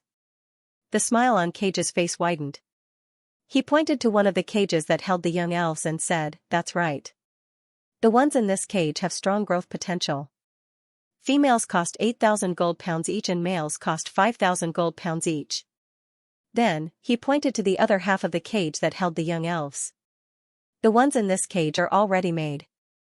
Females cost 6,000 pounds each and males cost 4,500 pounds each." Then, he pointed to the last cage. "The elves in this cage are slightly older, or those that aren't original, so they are cheaper. They cost 4,500 gold pounds each." Hee, although some of them look old, they're actually only about 400 years old. Compared to the lifespan of elves, that's still a long time. Moreover, there are some who like the older ones. Not only that, the older ones know more. If you can pry some elven heritage out of them, you'll make a killing. As for the half-elves, they're even cheaper. Females cost 2,000 pounds and males 1,500 pounds. If you buy more, you can get a discount," Cage said enthusiastically. Then, he smiled and said, "That's right. How is it? This price is already quite fair. Seeing that you're friends with Anders, I've already given you a 20% discount. If you buy more, I can even give you a few strong work slaves. They're all tamed and can be sold for 300 gold pounds each," Cage said cheerfully. Based on the experience of the players in Black Rock City, it was indeed quite fair. Limu nodded inwardly. However, they weren't really here to do business, and they didn't have that much money. Furthermore, no. Unlike Limu, Demacia looked at the elves and shook his head like a rattledrum. "Lord Cage, there's something wrong with these elves of yours, they look a little too weak. How long has it been since they last ate? Don't tell me they're the stubborn elves who refuse to submit to you? That kind of trash would rather die than be a slave. They're not worth this price. The stubborn elves probably have no choice but to forcefully control their minds, but that would make them lose their minds and be no different from dolls. The price would drop by at least half." After hearing Demacia's words, Cage's reaction aside, Limu was the first to be surprised. "How do you know so much?" He couldn't help but type in the chat channel. Hee, I didn't sell my body for nothing in Black Rock City back then. I know what kind of elves can be sold for a good price and what kind of elves can't be sold. I'm very experienced. Otherwise, why would I accept this job?" Demacia replied proudly. Limu was speechless. Cage also looked at Demacia in surprise. He didn't expect this guy to be so knowledgeable and to be able to tell that there was something wrong with these elves. In fact, he had already tried his best to adjust the lighting in the cell so that the elf's condition wouldn't be so obvious. "Then, what do you mean?" He narrowed his eyes slightly. "Mr. Cage, this is where you're wrong. Although there are a lot of elves, the quality is really poor. In my opinion, the price should be cut by at least half." Demacia shook his head. With that said, he pointed at a cage that Cage didn't take them to see further into the depths of the cave where an elf was locked up. "The elves there aren't bad, but they're not worth this price." "There," Cage raised his eyebrows. Demacia was referring to the elven slaves that the Sauron Chamber of Commerce had. These elven slaves weren't the captives of the Oak Hand that were bought from the border wardens. Instead, they were domesticated by the Chamber of Commerce for many years and were relatively more obedient. Of course, Cage didn't intend to sell those elves to them. Those elves were carefully selected by the Chamber of Commerce. Most of them were outstanding female elves. In the human world, they would be the best goods. If the goods from the border wardens couldn't be sold, he planned to use those elves to participate in the next auction. As long as those elves were dressed up well, it was possible for them to be sold at sky-high prices by the nobles at the auction. However, the other party actually said that those elves were worth more than this. This made Cage, who had always been in the business of elves, a little angry. This red-haired guy clearly knew about the business of elves and still said this. Wasn't he looking for trouble? Were they really here to do business? Mr. Xianxia, Cage said calmly. I admit that the elves outside do have some flaws, but they aren't as serious as they seem. However, it's not as serious as you say. As for those deeper in, those are the treasures of our Chamber of Commerce. I won't sell them even if the price is doubled. Treasures? When Xianxia heard this, he chuckled. His expression was as annoying as it could be. It was full of ridicule. Are they treasures? They just look better on the outside and resist less fiercely. Hee, they can't even be obedient. What kind of treasures are they? When he heard this, Cage's expression became a little ugly. Mr. Xianxia. There was a hint of anger in his voice. You seem to be knowledgeable. You should know that taming elves is very difficult. It's already very difficult to make these stubborn fellows obey. Which one of them doesn't have a sky-high price? Let alone being obedient and obedient. I've lived for so long, but I've never seen an obedient elf at an auction. Hee, the obedient elves you're talking about are the little ones that the great nobles bought and raised for who knows how many years. Think about how much they invested. Those elves are the treasures of their respective families. They're almost priceless. When he heard Cage's words, Xianxia shook his head and said with disdain, in the end, it's all because you can't tame elves. Those who truly know how to tame elves wouldn't need to go through so much trouble. Let's not talk about anything else. Just me, give me a few days and I'll be able to make elves as obedient as kittens. Hee. Cage sneered. He looked at Xianxia with even more indifference and disgust. You don't believe me? Xianxia raised an eyebrow. He waved his hand and said heroically, let's go. That's great. I really did bring a lot of goods. They're all high-grade elves. The quality is much higher than what you have here. Today, I'll let you see what a true elven slave is. What true obedience is. A real elven slave? Cage's heart skipped a beat.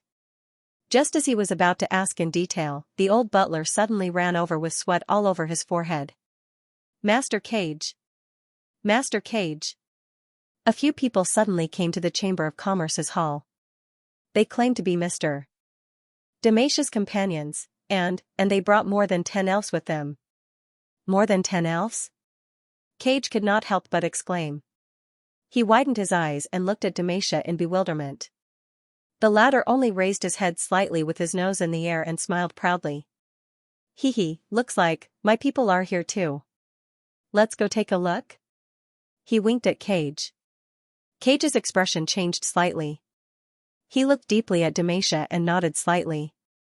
In the hall of the Sauron Chamber of Commerce, Cage, who rushed over from the slave room again, finally saw the elves that Xianxia mentioned. They were more than 10 young elves. The youngest looked like humans in their teens, and the older ones were only in their 20s. Of course, if converted to the age of the elves, it meant that these elves should be less than 200 years old. This was the best age for elven slaves to be sold. Moreover, there were more than 10 of them in one go. Cage's eyes flashed, and he was slightly surprised. These elves were all wearing gorgeous traditional elven robes. It was obvious that they had dressed up in advance. They stood there quietly, incomparably obedient.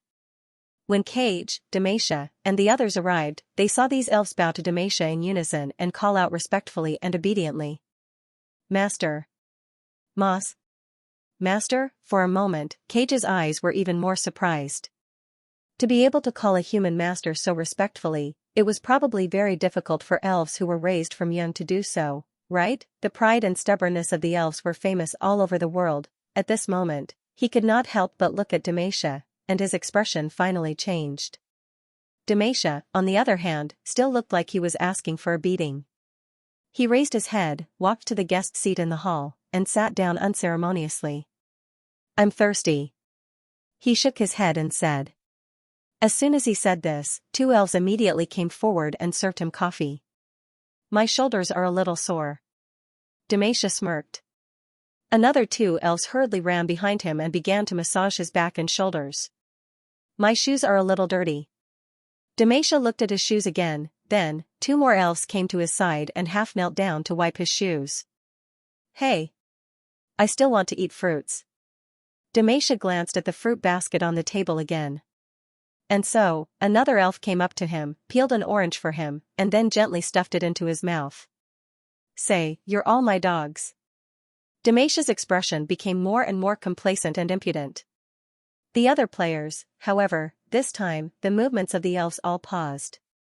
The air was strangely quiet. When Xianxia saw that the situation was bad, he quickly typed in the chat channel and wailed, "Dear bosses, dear bosses. I'm your dog. I'm your dog. For the sake of the mission, I'll have to trouble you this time. I'll apologize to you later and treat you to a barbecue in the city of Heaven's Chosen." After a moment of stiffness, the elves put on bright smiles. We're Lord Xianxia's dogs. Although it wasn't obvious, there was a slight hint of gnashing teeth. Of course, at this juncture, nobody noticed it. Xianxia heaved a sigh of relief. Then, he looked at Cage with an even more complacent expression. What do you think? On the other side, Cage and Limu were already dumbfounded. Dear Lord of Eternity, how were these elves tamed? Seeing these elves like this, Cage felt that his worldview was about to collapse. Xianxia, on the other hand, became more and more smug. He pulled a player's hand, and the player couldn't help but shiver, but he still put on a smile. Then, Xianxia pointed at the player's hand and face and said to Cage, "Lord Cage, do you see this? What's the best? Can the elves in your place, even the ones locked in the innermost area, be as well maintained as the ones here? Look at these elves of mine, their skin is as tender as a baby's. Of course, it was like a baby's, every time they died, they would be resurrected, and their status would be refreshed, as if they were reborn. Everyone was a frequent troublemaker. Although the resurrection penalty was high now, they would still fail once every 10 days or half a month. How could they not be maintained? Limu rolled his eyes. Also, look at their appearance, look at their bodies, aren't they the best? They're much better than yours, aren't they? These elves of mine are also extremely good-looking among the elves. Xianxia said proudly. Of course. These elves had spent a lot of time molding their faces. The basic face of the system was already better looking than the average elven face. How could the players not be good-looking after meticulous grooming? Limu couldn't help but ridicule inwardly. Also, they're quite well-behaved and multi-talented. Xianxia smiled faintly and nodded. Go, massage Master Cage's shoulders. Then, 2 elves immediately ran to Cage's back and started massaging his shoulders. Cage's eyes widened as they massaged his shoulders skillfully. He felt refreshed. Aren't they the 2 players in the guild who do blind massage? Did Xianxia bring them here? Looking at the 2 familiar figures, Limu's mouth twitched. What do you think? Aren't these elves much better than your elves? After doing this, Xianxia looked at Cage with a smug look. At this point, Cage was completely shocked. How? How did you do it? He was astonished. Hee, it's a unique skill. You won't be able to learn it. Xianxia shook his head.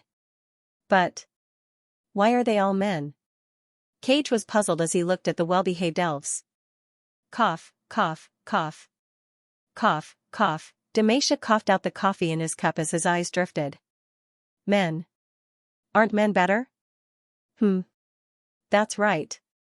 It's precisely because they're men that they're more precious. Master Cage, think about it. Aren't the male elves more fiercely resisting than the female elves? Such well-behaved male elves are more precious than female elves.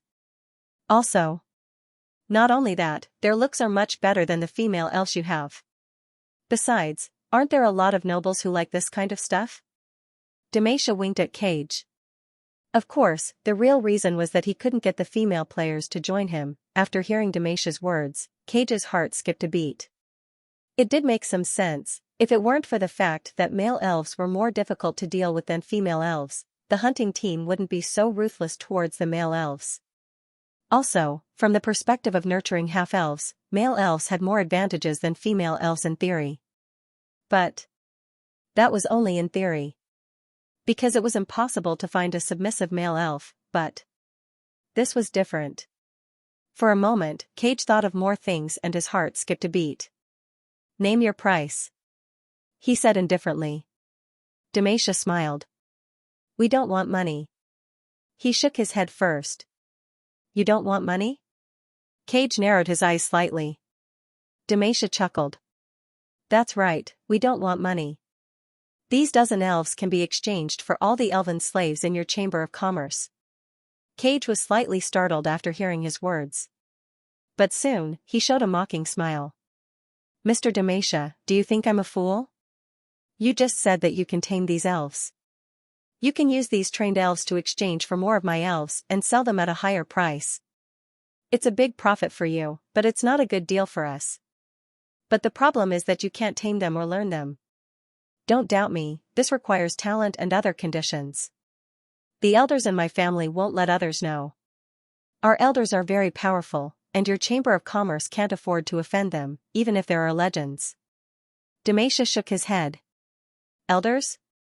Can't afford to offend them? Not afraid of legends? Cage glanced at him in bewilderment. Also, the quality of your elves isn't as good as ours. Xianxia said again. Cage fell silent. Are there any repercussions to this taming? He asked again after a moment. How is that possible? They're all convinced and think that they're slaves. Xianxia smiled. Then, he pursed his lips at the player he was holding. The player quickly nodded. Yes, we're slaves. For a moment, Cage was even more surprised. After thinking for a moment, he said, Deal. But after you exchange your elves, you're not allowed to sell them in the Empire, nor are you allowed to participate in the following auction. You can only sell them to the Kingdom of Heirs. This was because they were worried that Xianxia would exchange the elves and tame them before selling them at the auction. No problem. Xianxia smiled. Cage was barely satisfied with the other party's reaction. Although he knew that the other party wouldn't suffer a loss, if he really tamed these dozen elves, he would definitely be able to shine at the auction. At this moment, Xianxia smiled again. Lord Cage. We have another deal, I wonder if you're interested. Then, he called out to the other players and took out the Lionheart longsword. This is a divine artifact. Cage's eyes widened when he saw the Lionheart sword. As the president of a chamber of commerce, it was necessary for him to have a unique appraisal ability. Cage recognized the Lionheart sword's extraordinariness at a glance. Yes. This is a divine artifact. Xianxia said proudly. This is a divine artifact that our elders took from the Beastmen. It's called the Lionheart sword. The Lionheart sword? Is that the Lionheart sword that symbolizes the Beastmen's royal authority? You guys actually snatched it? Cage could not help but exclaim. Although the Beastmen were not strong, they were not weak. Moreover, they had a true god behind them. Ahem, it's precisely because we took it from the Beastmen that we need to sell it. Xianxia said with a wink. Cage looked at him in surprise before he came to a sudden realization. You want to sell it to us? What else? Xianxia said slowly. Cage was tempted. A divine artifact. This was a divine artifact, although its grade was not high, it was still a divine artifact and had a great symbolic meaning. This was the Beastmen's royal authority. In an instant, Cage figured out what to do. That was to get this weapon and sell it back to the Beastmen at a high price. The Sauron Chamber of Commerce had a business relationship with the Beastmen. This way, he could sell the Beastmen a favor and make a small profit. Name your price, he said. Xianxia grinned. Hee. Similarly, we don't want money this time. What do you want? Cage narrowed his eyes. Xianxia grinned, revealing his true intentions. Does your Chamber of Commerce have spatial equipment? Spatial equipment? Cage was surprised at first, then he nodded. We do have quite a few. Why, do you want to sell spatial equipment? Really? Xianxia was pleasantly surprised, but he quickly controlled his expression and became indifferent again. That's right. This time, we plan to purchase some goods from the Empire. Because we lack spatial equipment, we want to get some. How was it? How much can I get by exchanging the Lionheart sword for spatial equipment? How much? Cage looked at Demacia strangely and shook his head. Mr. Demacia, it seems like you don't know much about spatial equipment. Although the Lionheart sword you gave me is a divine weapon, it's only at the silver tier. Even if it's the royal sword of the Beastmen, its price is still limited. Of course, this is only relative to spatial equipment. Spatial equipment, that's something that can only be created by high-ranked magicians. This Lionheart longsword isn't enough to trade for a high-quality spatial equipment. Cage explained. I see, Demacia was a little disappointed. Of course, this is only according to the standards of our Chamber of Commerce. In our Chamber of Commerce, even if it's not of high quality, it's still a high-grade item outside. Cage said proudly. Demacia had a thought. Then, what can we exchange for? Cage pondered for a moment and said, if we only exchange for one, we can exchange for one with a space of 10 cubic meters. This is the best spatial equipment we have in our branch. Of course, if we lower the standards, we can exchange for more. What's the minimum standard? Demacia asked again. 1 cubic meter can be exchanged for 8, but I think that's too small for you. Cage shook his head. Upon hearing his words, Demacia's smile suddenly turned amiable. That. Can I take a look at your spatial equipment? We'd like to take a look at your warehouse and compare them before making a decision. Also, if there's anything that catches our eye, we'd like to buy it. After hearing his words, Cage glanced at Li Mu, and Li Mu also nodded. After hesitating for a moment, Cage said, then come with me. After saying that, he led the two of them out of the Chamber of Commerce and toward the warehouse at the back. The warehouse of the Sauron Chamber of Commerce was in the hinterland of the Chamber of Commerce. As soon as Demacia and Cage arrived at this place, they immediately sensed several powerful auras. They were the strong men of the Sauron Chamber of Commerce's Maple Leaf City branch who were in charge of guarding the warehouse. Of course, with the background of the Sauron Chamber of Commerce, no one dared to provoke them. The two of them took a few more glances before following Cage into the warehouse of the Sauron Chamber of Commerce. As soon as they entered the warehouse, the two of them were stunned by the dazzling array of goods. The warehouse was divided into more than 10 rows of shelves. There were magic equipment, scrolls, potions, special materials, and so on. Damn. There's so many things? Demacia exclaimed. Of course. We're the Sauron Chamber of Commerce. Cage said proudly. Advanced scrolls. There are advanced magic scrolls here. Demacia's eyes lit up. He quickly touched a gorgeous scroll on the shelf, giving Cage a fright. Don't move. Don't move. It'll be over if you break it. However, Demacia didn't care. It's fine. I know a little about magic too. I won't mess around. I'm just curious. I want to touch it. After saying that, he touched the scroll and exclaimed, what a gorgeous design, what exquisite patterns. As expected of the legendary Sauron Chamber of Commerce. There are so many scrolls. After hearing Demacia's praise, Cage's expression eased a lot. He stared at Demacia. Seeing that the other party only touched the scroll for a while before reluctantly putting it down, he was relieved. However, Demacia didn't stop. After touching the first scroll, he reached for another advanced magic scroll. Oh. This one is not bad. It's a rare space teleportation spell. The Sauron Chamber of Commerce has a lot of resources. Stop touching it. Look at the space equipment. Cage looked at him helplessly. It's fine, it's fine. I'm just touching it. I'm just touching it. Lord Cage, you don't know that I like to touch and play with precious things. Please don't blame me. Please fulfill my wish. After saying that, he winked at Li Mu. Mr. Li Mu, come and touch it too. This scroll feels really good. Li Mu was speechless. What the hell are you doing? He typed in the chat channel. Binding. Brother Mu, this is all good stuff. Let's bind it. When we kill ourselves, it'll all be ours. Demacia replied excitedly. Damn. You're a freaking genius. Li Mu's eyes lit up. Therefore, Cage watched in bewilderment as Li Mu, who had always been polite and courteous, quickly joined Demacia's operation. This scroll feels so good.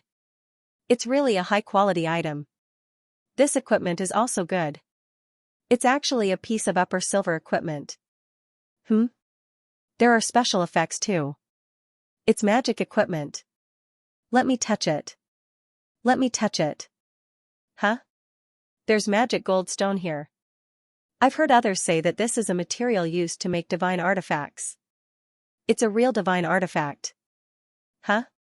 This is a dragon scale, right? It's red and bigger than the one we have. It looks like it belongs to an adult red dragon. Dragon scales are boring. Don't touch it. This potion is also good.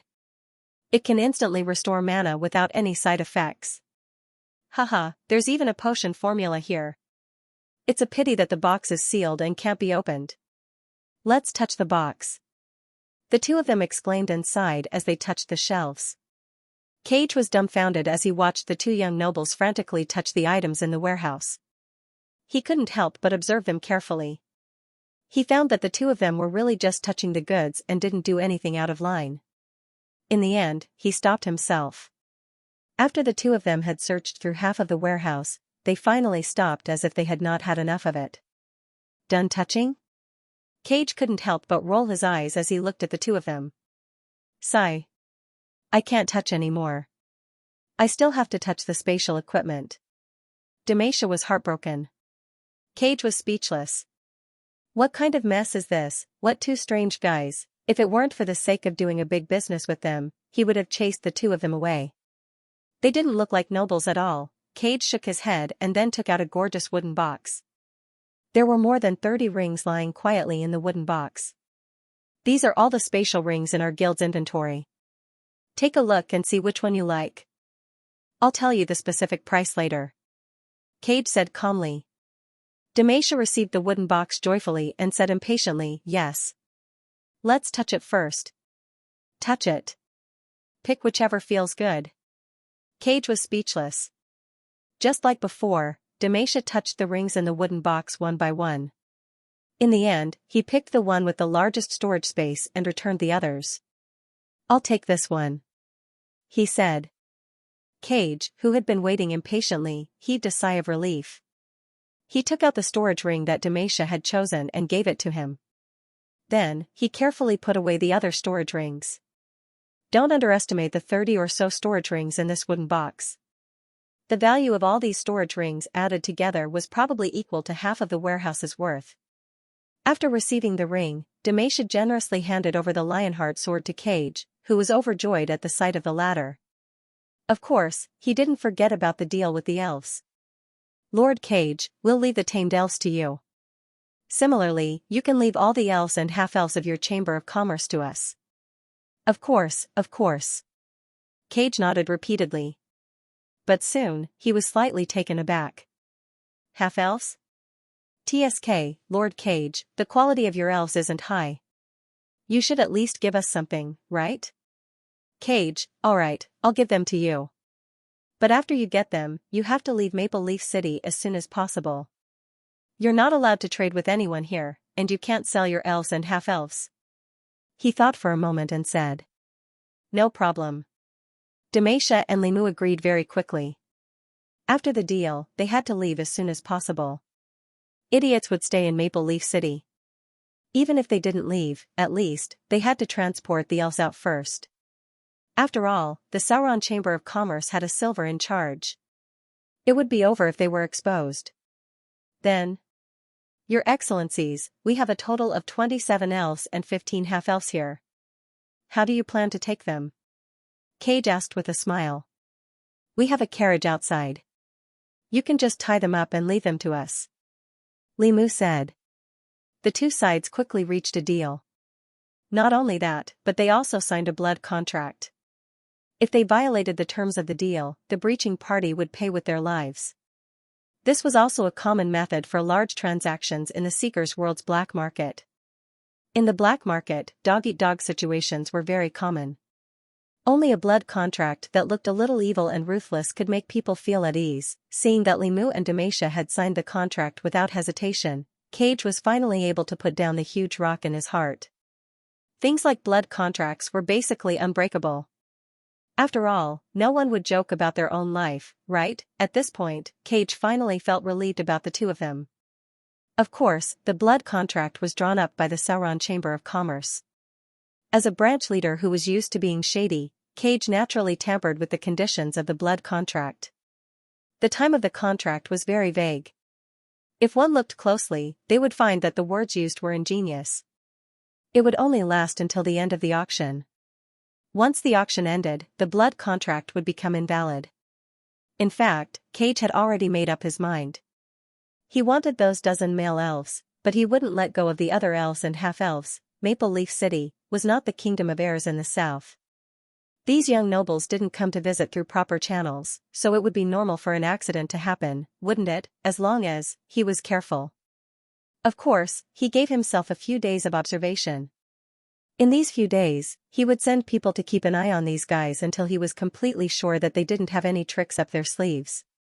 Then, he would take advantage of them leaving Maple Leaf City to take action. Thinking of this, Cage looked at Xianxia and Limu with a kinder gaze.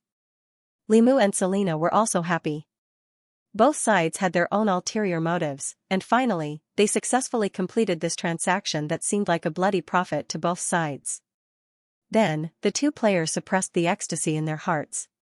With the help of the Chamber of Commerce's staff and a few other players who pretended to be followers, they stuffed the dozens of elves and half-elves who were tied up and filled with grief and anger into the carriages that they brought. After everything was done, Limu and Selena bade farewell to the Chamber of Commerce and fled as fast as they could. Ha ha ha ha. Brother Moo. Brother Moo. We've made a fortune. After driving the carriages full of elves and half-elves out of the Chamber of Commerce's sight, Xianxia finally couldn't help but laugh. The corners of Limu's mouth were also constantly curled up. However, he soon restrained himself. It's not a victory yet. Only when these NPCs are successfully sent back can the mission be considered completed. Tisk. Mission? We've made a fortune with the equipment that we looted today. Xianxia said proudly. We still have to complete the mission. This equipment binding is definitely a bug. What if it's fixed? Besides, do you still want the reputation rating? Limu glared at Xianxia. Brother Moo, you're right. Brother Moo, you're right. Xianxia said embarrassedly. However, as he spoke, he felt that it was a pity. It's a pity that I don't have enough contribution points in my account. Otherwise, I would have emptied his warehouse today. Be content. You've already gained a lot. If you really want, we can borrow contribution points from other players and go to a few black markets to start over. Limu teased. After saying that, his expression was also a little moved. When I came here, I asked around. Maple Leaf City is the trade center of the southwest of the human empire. There are many underground black markets here, and all of them are overflowing with wealth. After hearing Limu's words, Xianxia's eyes lit up. That's a good idea. It's everyone's responsibility to crack down on the black market. However, after Limu finished speaking, he cautiously turned around to take a look. The other party traded so readily. Maybe he has some backup plans. We have to be careful not to fail miserably. As he said that, his eyes flashed. I'll contact Salty Meow. If I remember correctly, she and Cootbird deliberately left a teleportation array near Creekwood Town when they came. They also brought the materials for the child array. Let's find a place to set up the array and directly teleport the NPCs back. F***CK. Brother Moo, that's a good idea. Let's teleport the elves back first, then we can have some fun. Also, let's borrow some contribution points from Meow Boss. Xianxia's eyes lit up. The two of them did as they said and quickly contacted Salty Meow, who was playing in the civilian area and looking for information about the ruins. Teleportation array? That's the backup plan we left for our escape. Why do you want to use it now? Seeing the two of them asking about the teleportation array, Salty Meow was very puzzled. Ahem, actually, we just triggered a hidden mission and saved dozens of elves. Limu coughed and told him everything he had just experienced. Although he and Salty Meow were from different guilds, they had a good personal relationship and were friends in the game. Since they enjoyed blessings together, Li Mu naturally had to tell the other party about the equipment binding bug that he had just discovered.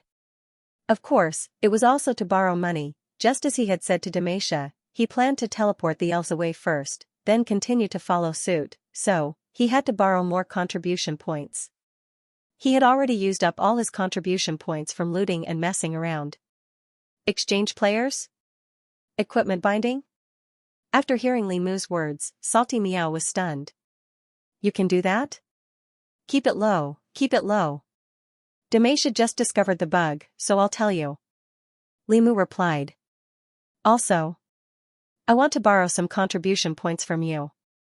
It's not much, just 50,000 points first.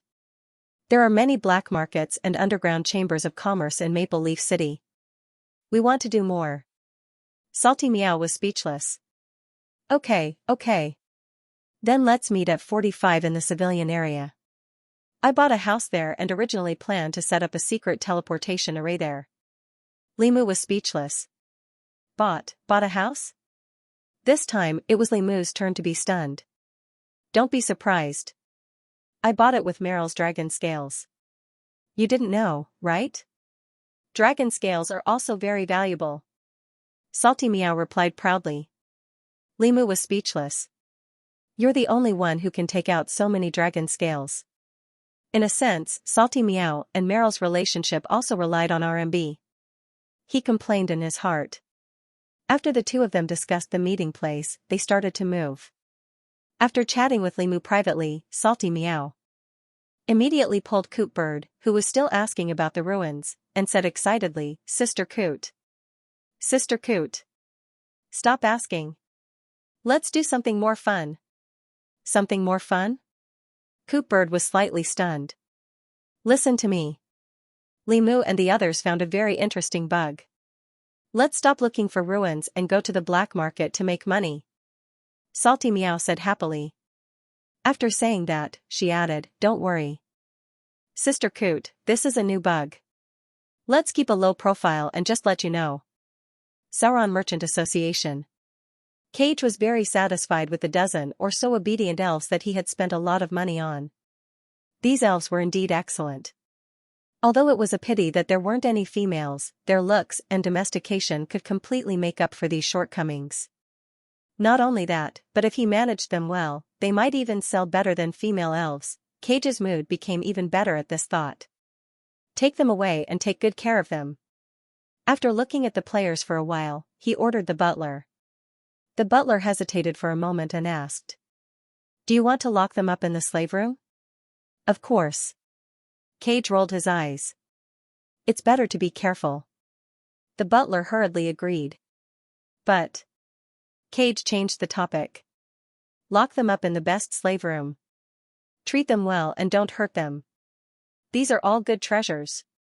After hearing his words, the butler took his leave. After doing all this, Cage was also in a good mood. He played with the Lionheart sword for a while and did some accounting for the Merchant Association. In the blink of an eye, half a day had passed. It was already late at night.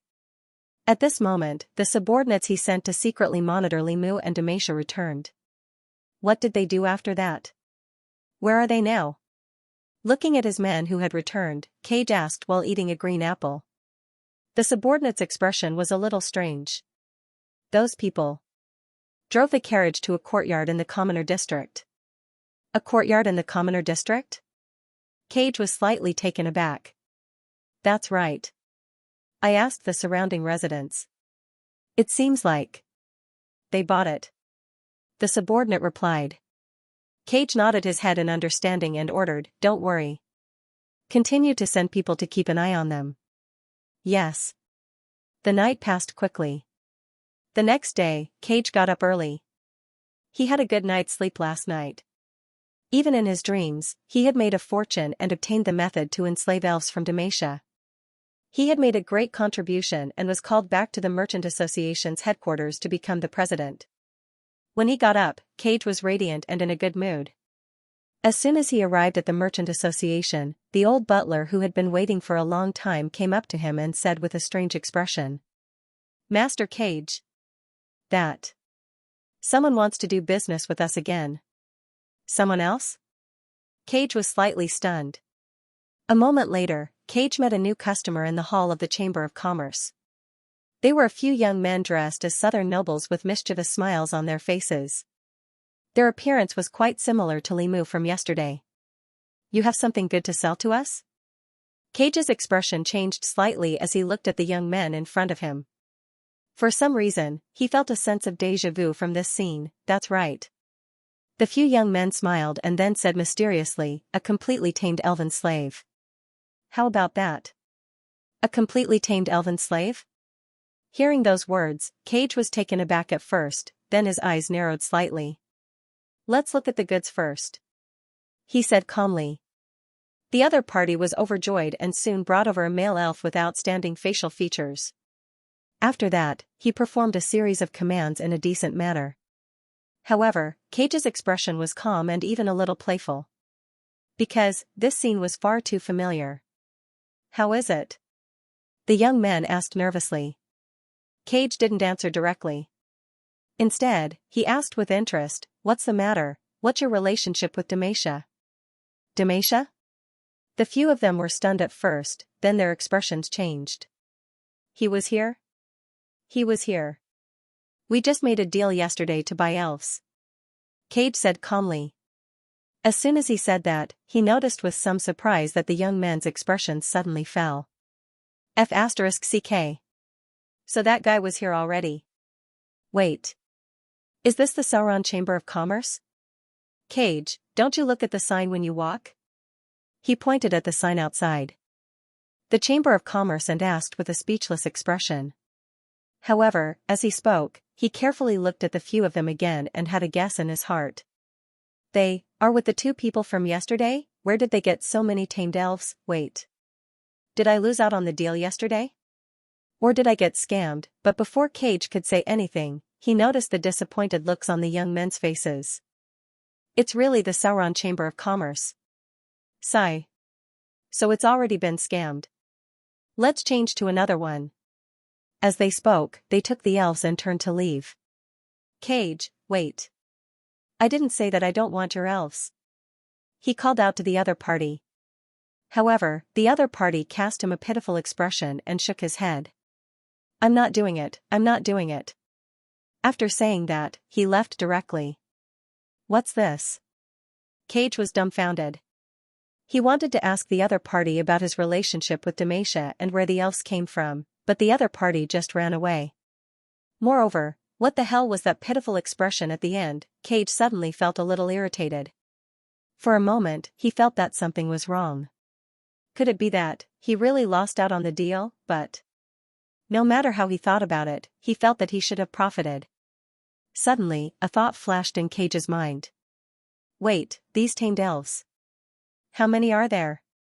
How many people came to Maple Leaf City with the two people yesterday? As if he thought of something, Cage's expression changed. He suddenly stood up and ordered the butler. "Hurry, follow me to the other chambers of commerce to take a look." The Sauron Chamber of Commerce was located in the core area of Maple Leaf City's underground trade. Many well-known black market chambers of commerce were hidden here. And Cage naturally had dealings with them. Soon, accompanied by the butler, he arrived at another black market chamber of commerce near the Sauron Chamber of Commerce. As soon as he arrived, he saw a few carriages galloping away from a distance. The appearance of those carriages. He couldn't be more familiar.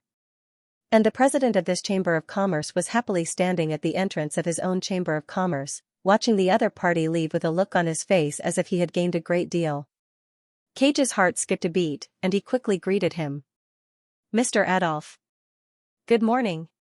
The other party also saw Cage. "So it's Mr. Cage, good morning." Cage didn't hesitate and went straight to the point. "Mr. Adolf, just now. Did you make a deal with those people?" He pointed at the carriages that were gradually moving away. Adolf's lips curled. He, big deal. Cage, our Golden Apple Chamber of Commerce will definitely surpass your Sauron Chamber of Commerce in this auction. Cage's expression changed when he heard this. "What did you trade?" Adolf smiled but didn't say anything. Cage coldly snorted and said, "That's right. Tamed elves?" Upon hearing this, Adolf's smile froze on his face, and he looked surprised. How did you know? Cage didn't explain but continued to ask. What did you trade with them? An untamed elves in exchange for a tamed elves? How did you know? Adolf was stunned. Cage, he didn't ask any more questions and turned to leave. Go to the next chamber of commerce, he ordered the butler with a gloomy expression. Soon, accompanied by the old butler, Cage arrived at another black market chamber of commerce. And the other party encountered a similar situation. He. Those people really have no foresight. I just used a fake divine artifact in exchange for a tamed elven. Haha, I made a huge profit. But they were too picky and searched everywhere in my warehouse, so I set a trap for them. The Chamber of Commerce's president said proudly. Cage. He asked one chamber of commerce after another, and the more he asked, the more shocked he became because he was shocked to find that almost all the underground black markets had received similar transactions, some were last night, and some were this morning. Of course, the other party traded all kinds of strange things, either trading elves for elves, or trading elves for equipment. Of course, there were also very few that traded for money. In short, tamed elves seemed to have become worthless all of a sudden. In total, the other party had tamed nearly 50 sprites in total. What made him even more depressed was that there was no lack of female elves among these tamed elves. The eternal overlord above, where did so many tamed elves come from? And, why were there even females? Cage's expression was a little ferocious. His first thought was that this was bad, because this meant that his idea of making a fortune from those elves was most likely going to be ruined. With so many tamed elves in the market, he was afraid that he wouldn't be able to make a fortune at all, not to mention, the other slave chambers of commerce had bought females, but even so, he still managed to remain calm. At least, he was vigilant, signed a blood contract, and left a backup plan. However, this calmness finally turned into panic when he heard another piece of news. What? A tamed elf bought by a slave chamber of commerce committed suicide? The one who committed suicide was a female elf. It was said that after the slave merchant guild bought her, the guild master planned to use her for himself, but he didn't expect the originally obedient female elf to commit suicide on the spot. Not only that, after the female elf committed suicide, something strange happened. That was, nearly a third of the goods in the merchant guild's warehouse disappeared. Moreover, all the things that disappeared were the most precious items of the merchant guild. Furthermore, the corpse of the elf also disappeared. Hearing this, the uneasiness in Cage's heart grew stronger. The goods disappeared? The corpse of the elf who committed suicide also disappeared? He looked at the subordinate who told him this in astonishment. The disappearance of the corpse. Then whether it was dead or alive was really a problem. This sounded like some sort of method to escape. At that moment, Cage, who had figured everything out, felt even more uneasy. That's right, the subordinate who was in charge of gathering information hesitated for a moment before saying, but it is said that the female elf who committed suicide came into contact with the missing items. It is as if everything that the female elf came into contact with has disappeared. Came into contact with them? Everything she came into contact with has disappeared? Cage stared blankly. Suddenly, he thought of something and his expression changed greatly. Not good. Quick. Go to the slave room. No. Go to the warehouse. After saying that, Cage didn't care about the others and directly jumped down from the chair. He twisted his fat body and rushed like the wind to the warehouse of his merchant guild. And when Cage opened the door to the warehouse, the thing that he was most afraid of happened. He saw that the warehouse that was originally filled to the brim had unknowingly become much more spacious. The shelves that held the most expensive items were all empty, not even a strand of hair was left. Cage looked at the empty shelves and his gaze gradually became sluggish. It's gone. It's all gone. The most precious potions had disappeared, the boxes that held the potion creation books had also disappeared. Precious metals, equipment. All of it had disappeared, and the boxes that held the storage rings had also become empty. Not a single one was left for him. Seeing this scene that looked like a robbery, Cage sat down on the ground, his face deathly pale. It's over. He's done for this time. With just a cursory glance, he could tell that more than 70% of the valuable items in the warehouse had disappeared. that was something worth hundreds of thousands of gold coins. These things were the businesses of the Chamber of Commerce and his family. Even if he sold them, he wouldn't be able to afford it. Now, not to mention being transferred back to the headquarters for a promotion, he might not even be able to continue working in the Chamber of Commerce, not to mention that he might have to face the wrath of the higher-ups. Cage's heart turned cold at the thought of this. A moment later, he gnashed his teeth and roared angrily. Xianxia. His voice was filled with grief, indignation, and despair, and it spread far and wide. While Cage was roaring angrily, the old butler hurriedly ran in from outside the bushes. He was sweating profusely and his face was pale. As he ran, he shouted loudly, "Sir President! Sir President! Not good! Those elves, all committed suicide." He committed suicide. Did he really commit suicide? Did they really plan this beforehand? Had he been tricked? Cage's eyes widened. In an instant, he felt a throbbing pain in his heart. He couldn't help but cry out in grief. Elves! That was an elf that the Chamber of Commerce had traded for dozens of sprites. He had saved up so much. I haven't even touched one myself. As he cried, Cage felt dizzy and fainted. Year 1067 of the Eternal Era, January 23rd. This was destined to be a day that all the underground black markets and slave traders in Maple Leaf City would remember for the rest of their lives. On this day, all the black market chambers of commerce suffered an unprecedented blow. The day before, everyone was still secretly happy about the good business that suddenly came to them. In the blink of an eye, everything changed the next day. A large number of precious goods in the warehouse disappeared without a trace, and the elven slaves that had been traded for them committed suicide one after another. Many chambers of commerce went bankrupt that day. For a moment, the entire underground trading area of Maple Leaf City was filled with wails. There's something wrong with those southern nobles. They did it, it must be them. There's something wrong with those elves too. Their bodies just disappeared. Oh my God. Where did such ruthless people come from? Our Chamber of Commerce's warehouse has been emptied. Kill them. You must kill them. Damn those southern nobles. These despicable and shameless bastards. I knew it, the people of the Kingdom of Airs are not good people. Why? I clearly signed a blood contract with them. Because of the existence of the evil god, the soul contract was unreliable, and now even the blood contract is unreliable? Quick, go to Commoner District 45. Someone saw those nobles go there. All the black market chambers of commerce and slave traders were furious. They gathered and rushed to the property that Salty Meow had bought in Maple Leaf City. However, when they arrived, they realized that the small manor was already empty. There was only a defunct teleportation portal left in the garden behind the house, Elf Forest, Heaven's chosen city.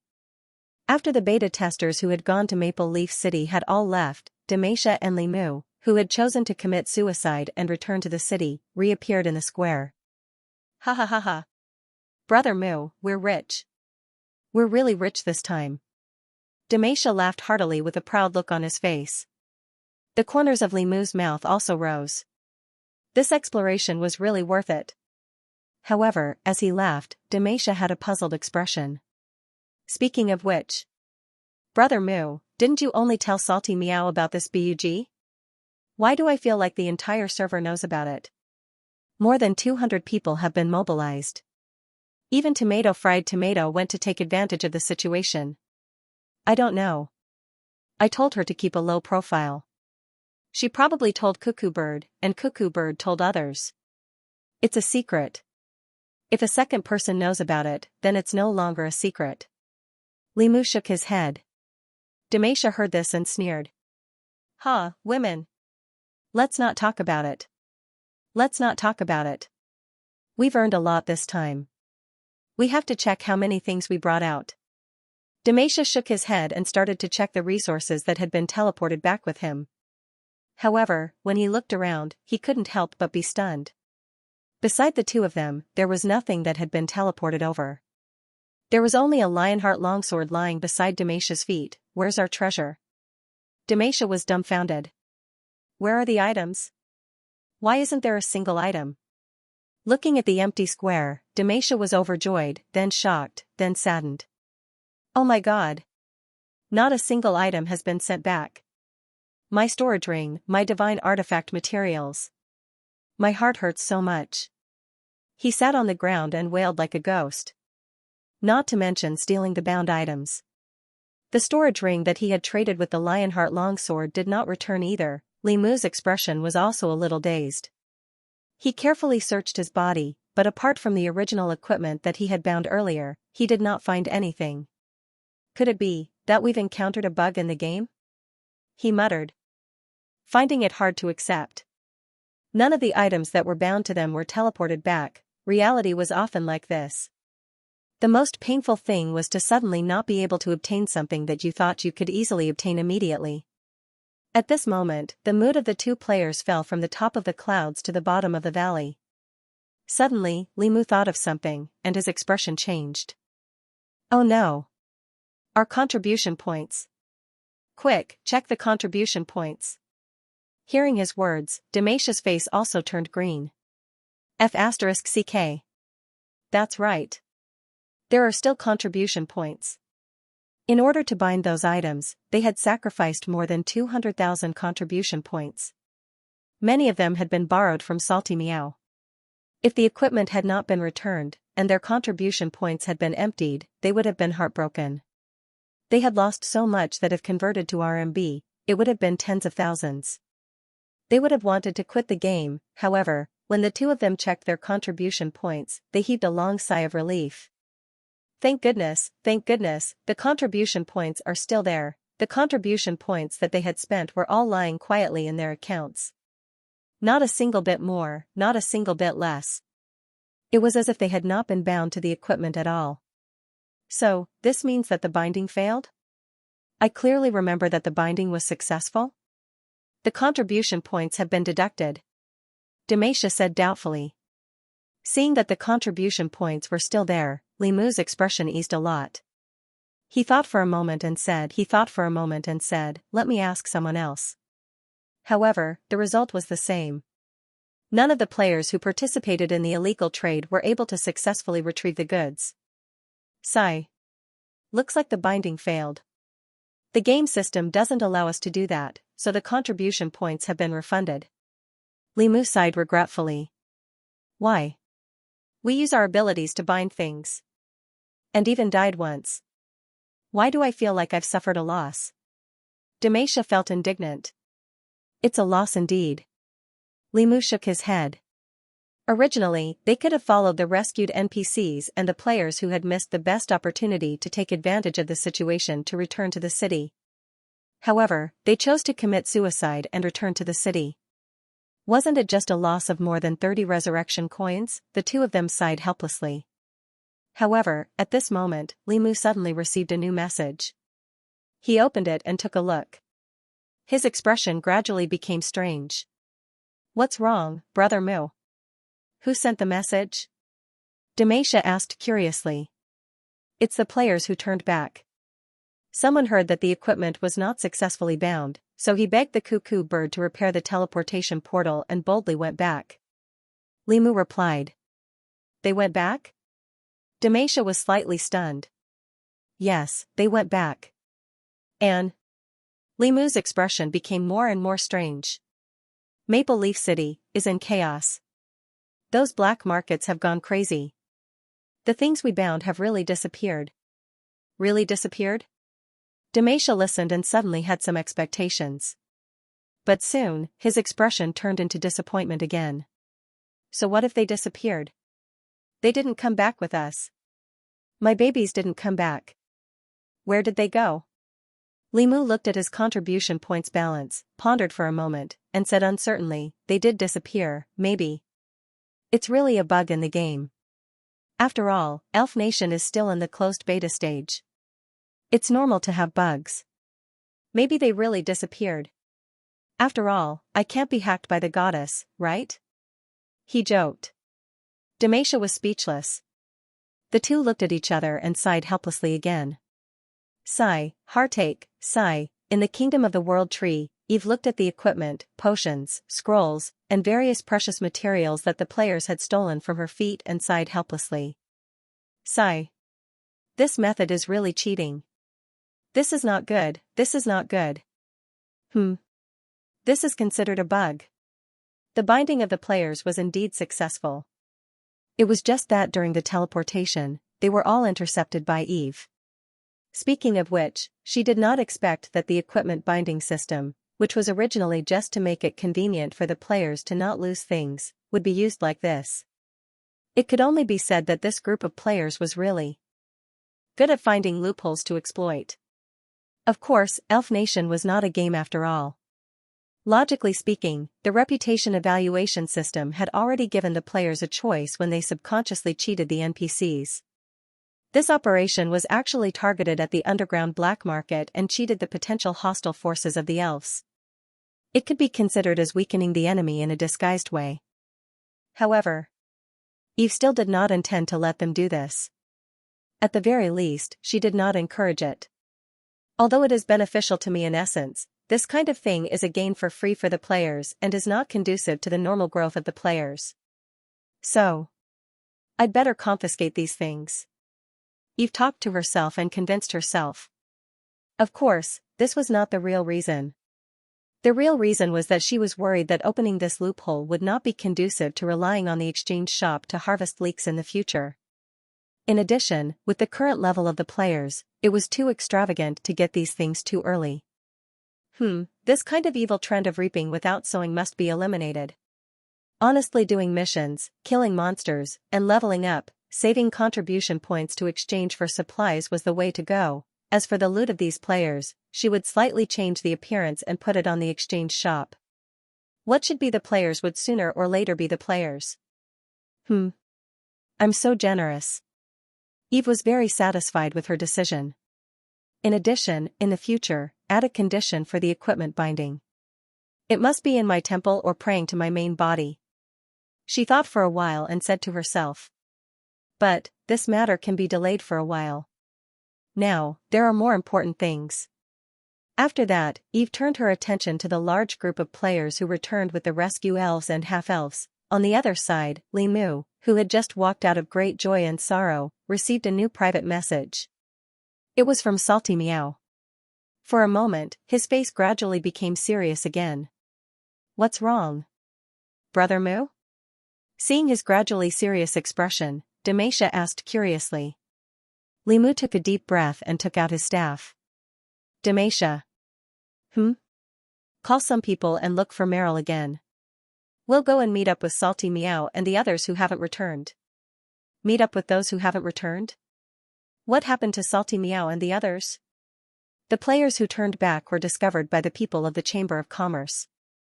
Although they escaped successfully, the teleportation portal was exposed. Now, the underground forces of Maple Leaf City are chasing after us and the large group of elven NPCs F***CK. At the southwest border of Maple Leaf territory, a group of people dressed as merchants escorted more than a dozen fully loaded carriages and hurried toward the elf forest. Along the way, some players left the group from time to time, took out their weapons, and volunteered to cover the rear. They were the players who cheated the major black market merchants in Maple Leaf City. In addition to those who couldn't wait to commit suicide on the spot, there were nearly 100 people escorting the rescued NPCs back. Of course, this number was still decreasing gradually. This was because the black market merchants had discovered their whereabouts and were chasing after the players. They had to leave some people behind to buy time so that the main group could continue to move forward with the native NPCs who were a burden. At the front of the group, Cuckoo Bird glanced at the location on the small map and frowned slightly. Didn't we say we'd just teleport over to take a look? Why did we lure the enemy over? On the other side, Fried Tomato's expression was also not very good. It was the members of the First Legion who exposed the whole group, and he was the one who ordered them to go back and take a look.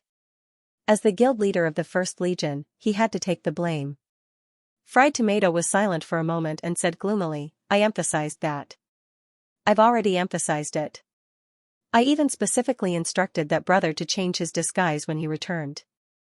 I even asked him to send his magical beast over first to see if it was safe.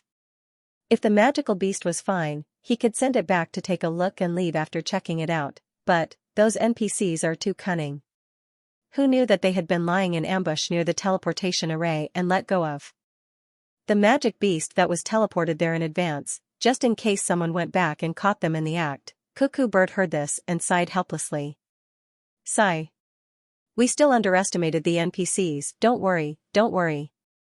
I've already notified Limu and asked them to hurry and bring Meryl and Air to support us.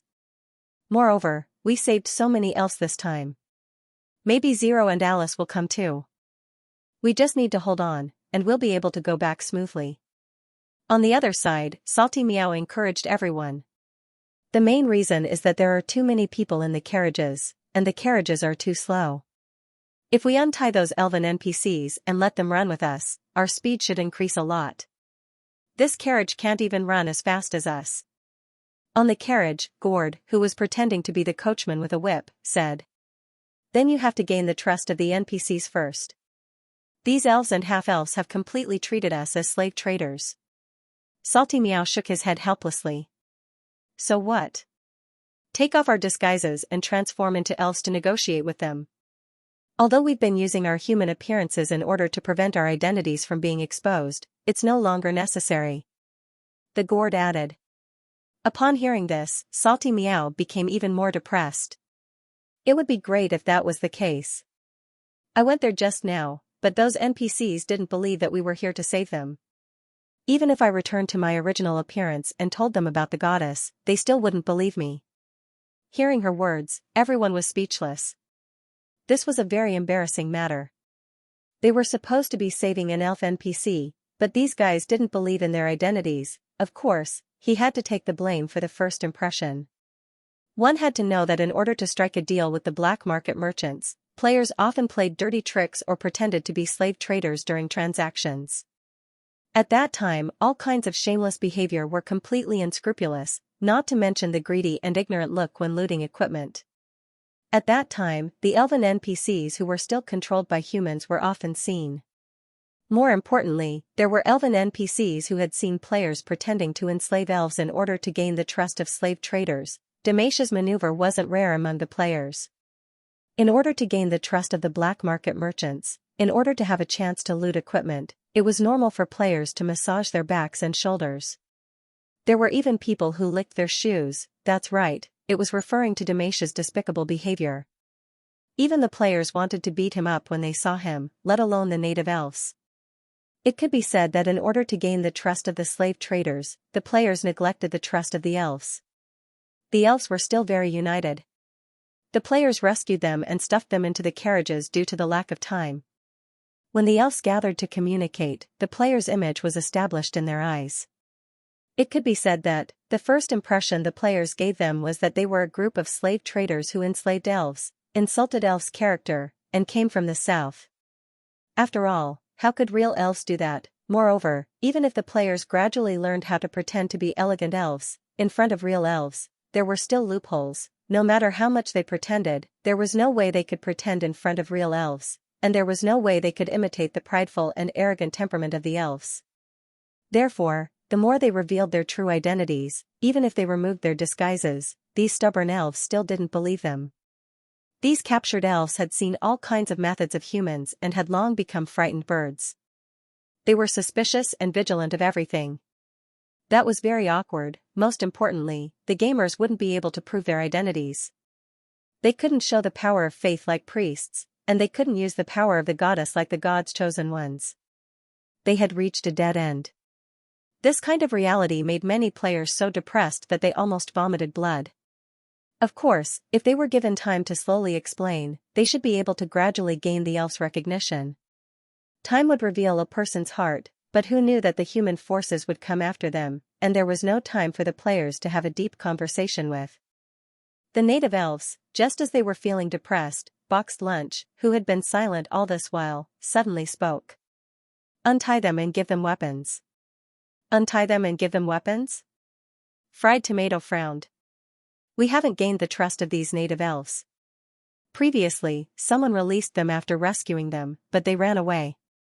It took a lot of effort to capture them. Our mission is to send them back to the elven forest. If they run away, how can we complete the mission? Moreover, what if the native elves are muddle-headed and turn back to the slave traders? These elven NPCs are our mission targets. At least, We have to gain their trust before we untie them. Boxed Lunch repeated, untie them and give them weapons. Untie them and give them weapons. But after saying that, he added another sentence. This is our chance to prove ourselves. Fried Tomato wanted to say something, but Calabash seemed to have thought of something, and its eyes lit up. That's right. Untie the native elves and give them weapons. Since they don't trust us, we should first show them that we trust them. Since they don't believe that we're saving them, then, they should believe that we're protecting them with our lives, right? In the player's van, the elves who were tied up with anti-magic ropes were communicating with each other. Lady Selena. A few elves looked at a blonde elf who looked like she was in her 20s and asked worriedly, where do you think these slave traders are sending us? The elf called Selena hesitated and shook her head blankly, I don't know. Maybe, to the kingdom of heirs in the south. I saw them talking to the merchants. They seem to be nobles from the south. But they claim to be here to save us. And, after such a long time, besides tying us up, they're quite nice to us. Another elf hesitated and said. Bruce, do you mean that they're good people? Think about how we were rescued. They exchanged us with other elves. Not only that, they even enslaved our other elves. Think about what they did in the Chamber of Commerce. That's an insult to elves. Another elf gritted his teeth and said. But didn't they say that those elves were actually their people in disguise? Bruce, you're still too young. What kind of place is the Chamber of Commerce? To save us, why did they have to sacrifice others? And, are those humans fools? They have a way to identify us. This, as a senior member of the Oak Hand, you should know. But, the elf called Bruce was still confused. But, why did they do that? What good does it do them? I've already asked the other elves. The indignant elf continued. All the elves who were rescued were exchanged with one elf in exchange for 2 or even 3 elves. So, they must have some method to enslave us. They want to bring us back and sell us at a higher price after enslaving us. But, Bruce was still hesitant. But, when they came to communicate, they looked like elves. And, you should have sensed that they were indeed our elves. Hearing his words, the elf continued to sneer. Our elves? Since they can enslave us, they can naturally use enslaved elves to deceive us. Don't tell me, you forgot how our stronghold was destroyed this time? Enough. While the 2 elves were arguing, Selena, the blonde elf who had been silent all this while, finally spoke. As soon as she spoke, the 2 of them immediately fell silent. Selena was one of the leaders of Oak Hand and their superior. Therefore, even though the 2 elves had different opinions, they still respected and trusted this comrade who had led the elves to save their fellow elves from the oppression of the humans. Lady Selena, they looked at Selena in confusion. Selena furrowed her delicate eyebrows slightly and said softly, don't worry. It's still too early to make any conclusions. These strange humans, their actions are too contradictory. If they really are slave traders from the southern kingdom, then since they have the means to enslave people, there is no need for them to rope us in. Furthermore, they don't seem like the slave traders I know. But, if we say that they came to rescue us, yet they controlled our freedom and did that kind of thing in front of humans. If they really are elves, then they should understand that elves' dignity is greater than their lives. As she spoke, Selena was a little confused. But, why are they doing this? Who are they? Hearing her words, the other elves looked at each other, not knowing how to answer. Could it be, like what they said, that the world tree has revived, and they are warriors from another world who came to save the elves? At this moment, a weak voice sounded. It was a half-elf girl. Mother Goddess has revived? The elf who retorted first shook his head. Mother Goddess has already fallen. This is something that we elves have already confirmed. Otherwise, I wouldn't have left the elven forest and joined Oak Hand to save my fellow elves. Furthermore, Mother Goddess is so majestic, so kind and righteous. If she really returned, how could the warriors she summoned be like this? Mother Goddess's oracles are the army of nature formed by 100,000 oak guards. As he spoke, his expression was a little gloomy. But, that is already history. But, didn't they explain it? When they were in the Chamber of Commerce, that was the only way to gain the trust of the humans. the half-elf girl argued. Humph, elves never bother to deceive. So they chose to perish? You. Hearing her companion's argument, Selena's frown deepened. However, she neither agreed nor refuted. In fact, as the carriage continued to move forward, a ridiculous thought kept popping up in her mind. What if, what these strange fellows said was true? As one of the leaders of Oak Hand, Selena had been in human society for hundreds of years. She had her own opinions on many things. For example, she believed that the elves had fallen to their current state. Although the fall of the true god was the main reason, some of the elves' personality flaws were also the direct reason for the rapid decline of their race. Therefore, Selena agreed with some of the things that those fellows said. Moreover, as a Gale, Selena had lived in the elven forest since she was young. At this moment, she had already noticed that the entire group was moving in the direction of the elven forest. However, considering that they were going to the Kingdom of Airs, although this road was remote, it was still passable, so, she was not very sure. At this moment, the carriage stopped. The carriage door was opened, and the elves and half-elves saw the bright sunlight outside. The humans who exchanged them from the Chamber of Commerce appeared in front of them. However, compared to the last time, their expressions were much more serious. In an instant, everyone in the carriage was on high alert. These people. What were they doing? However, to the elf's surprise, these people led all the elves and half-elves down from the carriage. Under their shocked gazes, they untied them and even gave each of them a human weapon. What were they doing? In an instant, whether they were suspicious of the players' intentions or their identities, all the elves and half-elves were confused. At this moment, the elves saw the female leader of the humans named Salty Meow open her mouth. Comrades, I know you still don't believe us, but there's no need for that. Our plan has been discovered by those humans, and the people who exchanged you have been exposed. Now, those people from the underground Chamber of Commerce are coming after us.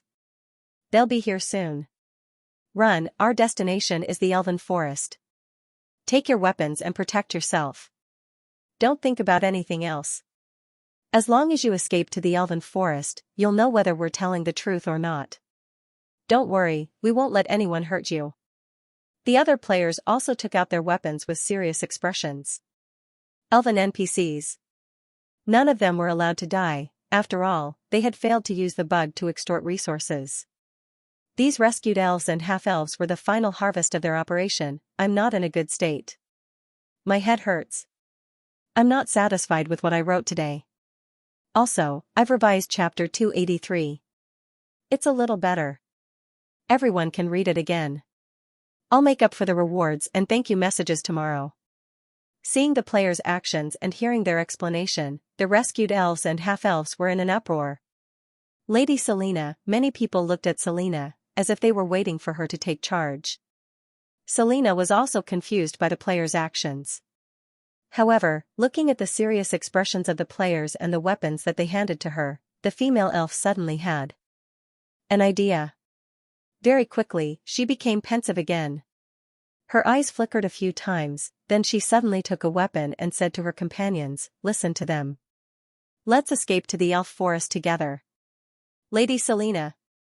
Some of the elves' expressions changed slightly. They looked at the players with suspicion and scrutiny, as though they wanted to say something. However, Selena reached out and stopped them. What is worse than being reduced to goods? The female elf laughed self-deprecatingly. Moreover, Selena changed the topic and looked at the long sword in her hand. They've handed their weapons to us. No matter what their identities are, at least at this moment, we're on the same side. The enemy of my enemy can be my ally. At least, getting rid of the pursuers is our common goal.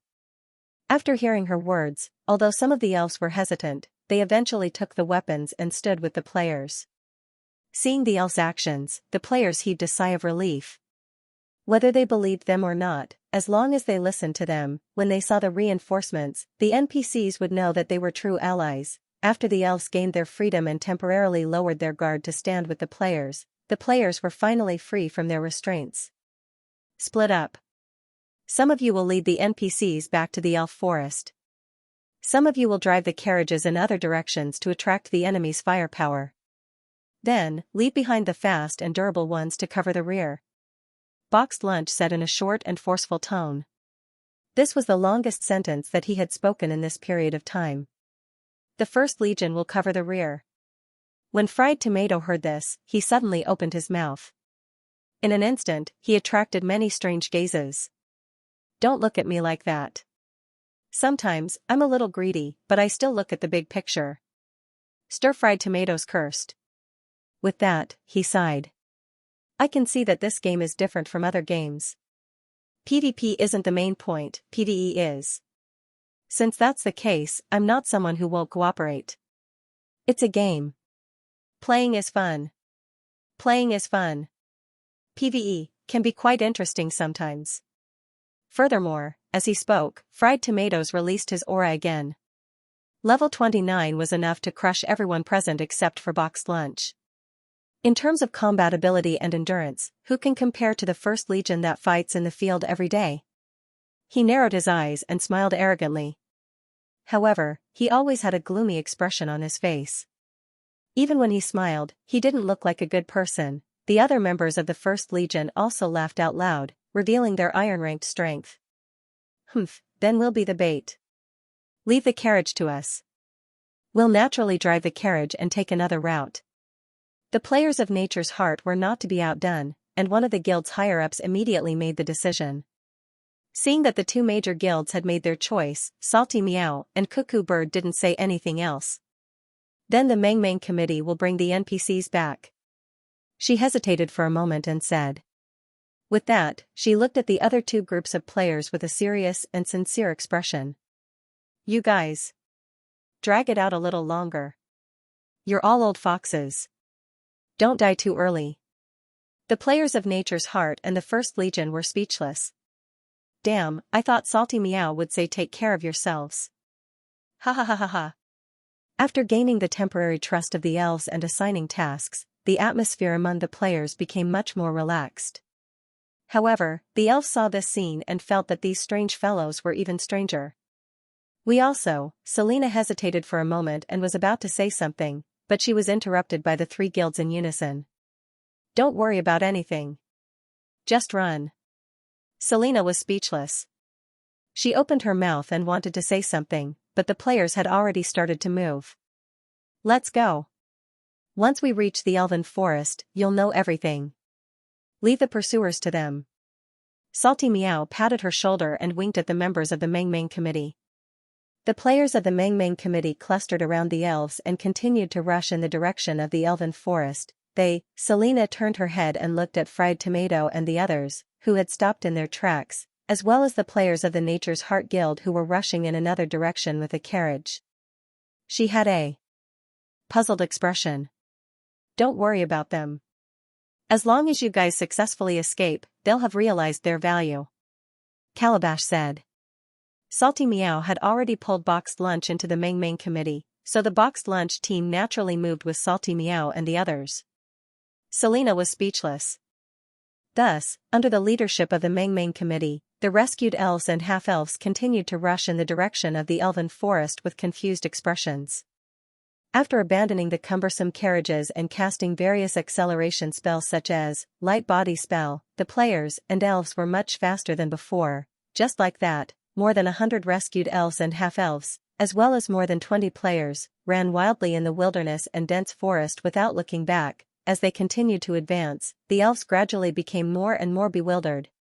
It's really the way to the Elven Forest. Looking at the increasingly familiar path in front of them, some of the older elves gradually became excited. Even Selena's eyes became brighter and brighter. Although the Elven Forest was still a threat from the half-orcs, at least, it was still the Elven Forest, and it was still better than the slaves' prison. Moreover, if what these strange fellows said was true. Selena suddenly felt a trace of anticipation in her heart.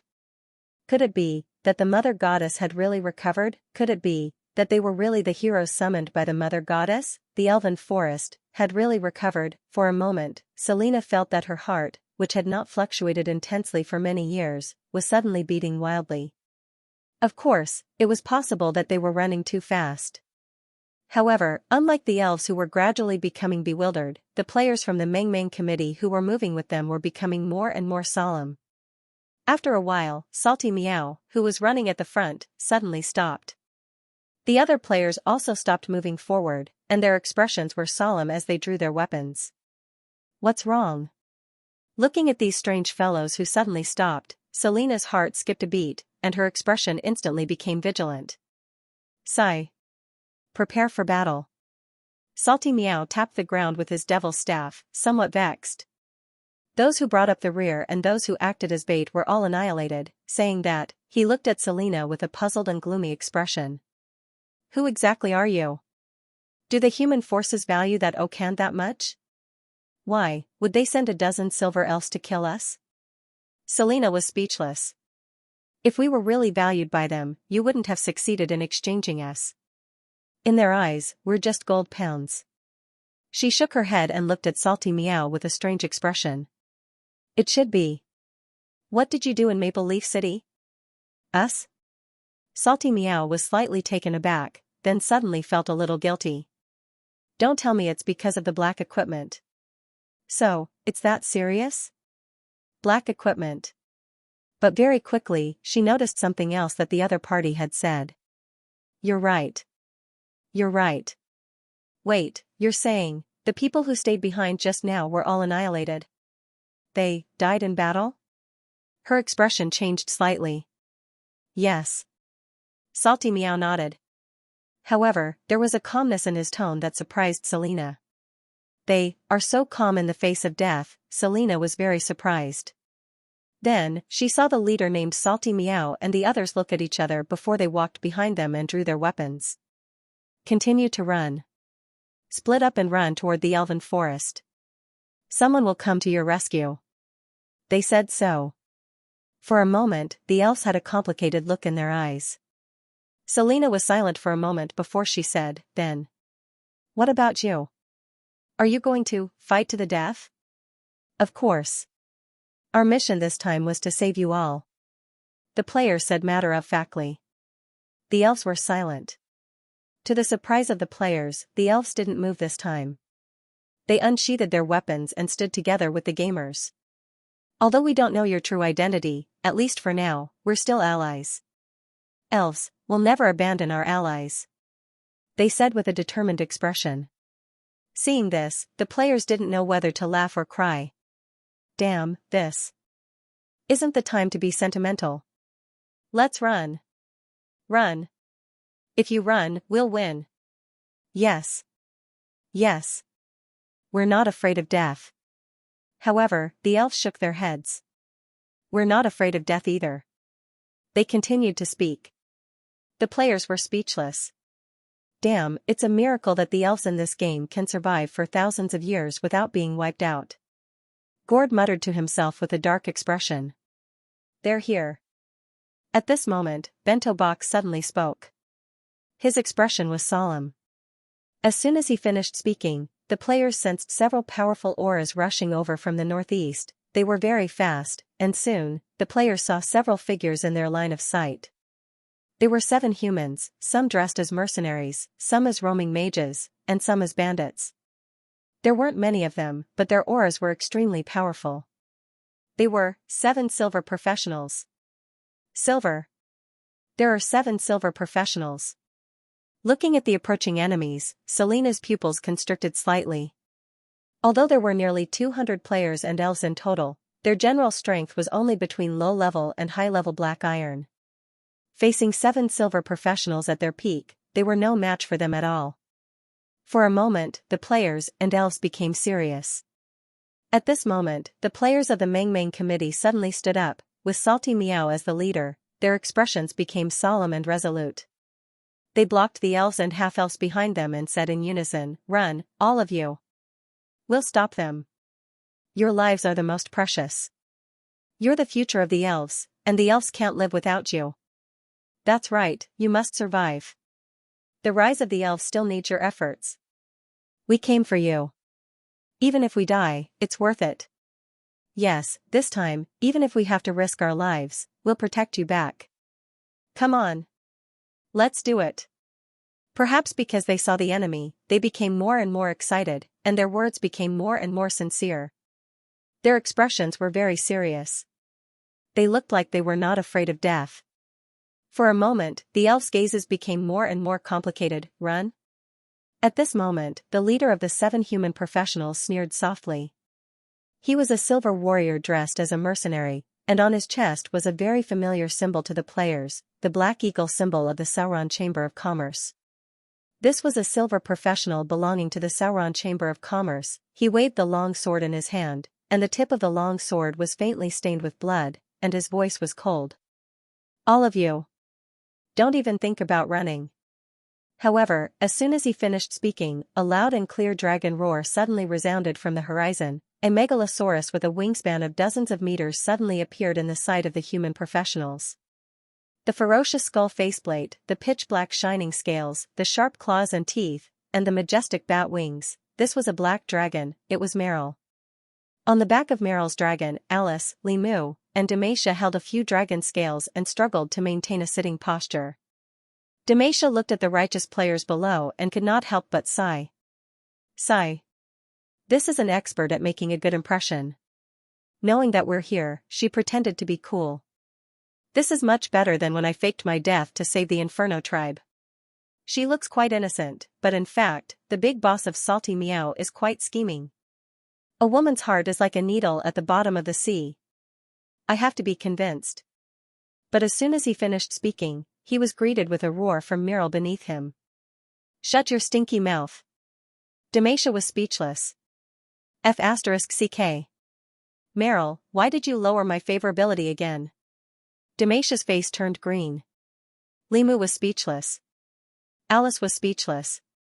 What happened on the dragon's back was just a small interlude. Just as Meryl opened his mouth to roar, the people on the ground also saw the black dragon in the sky.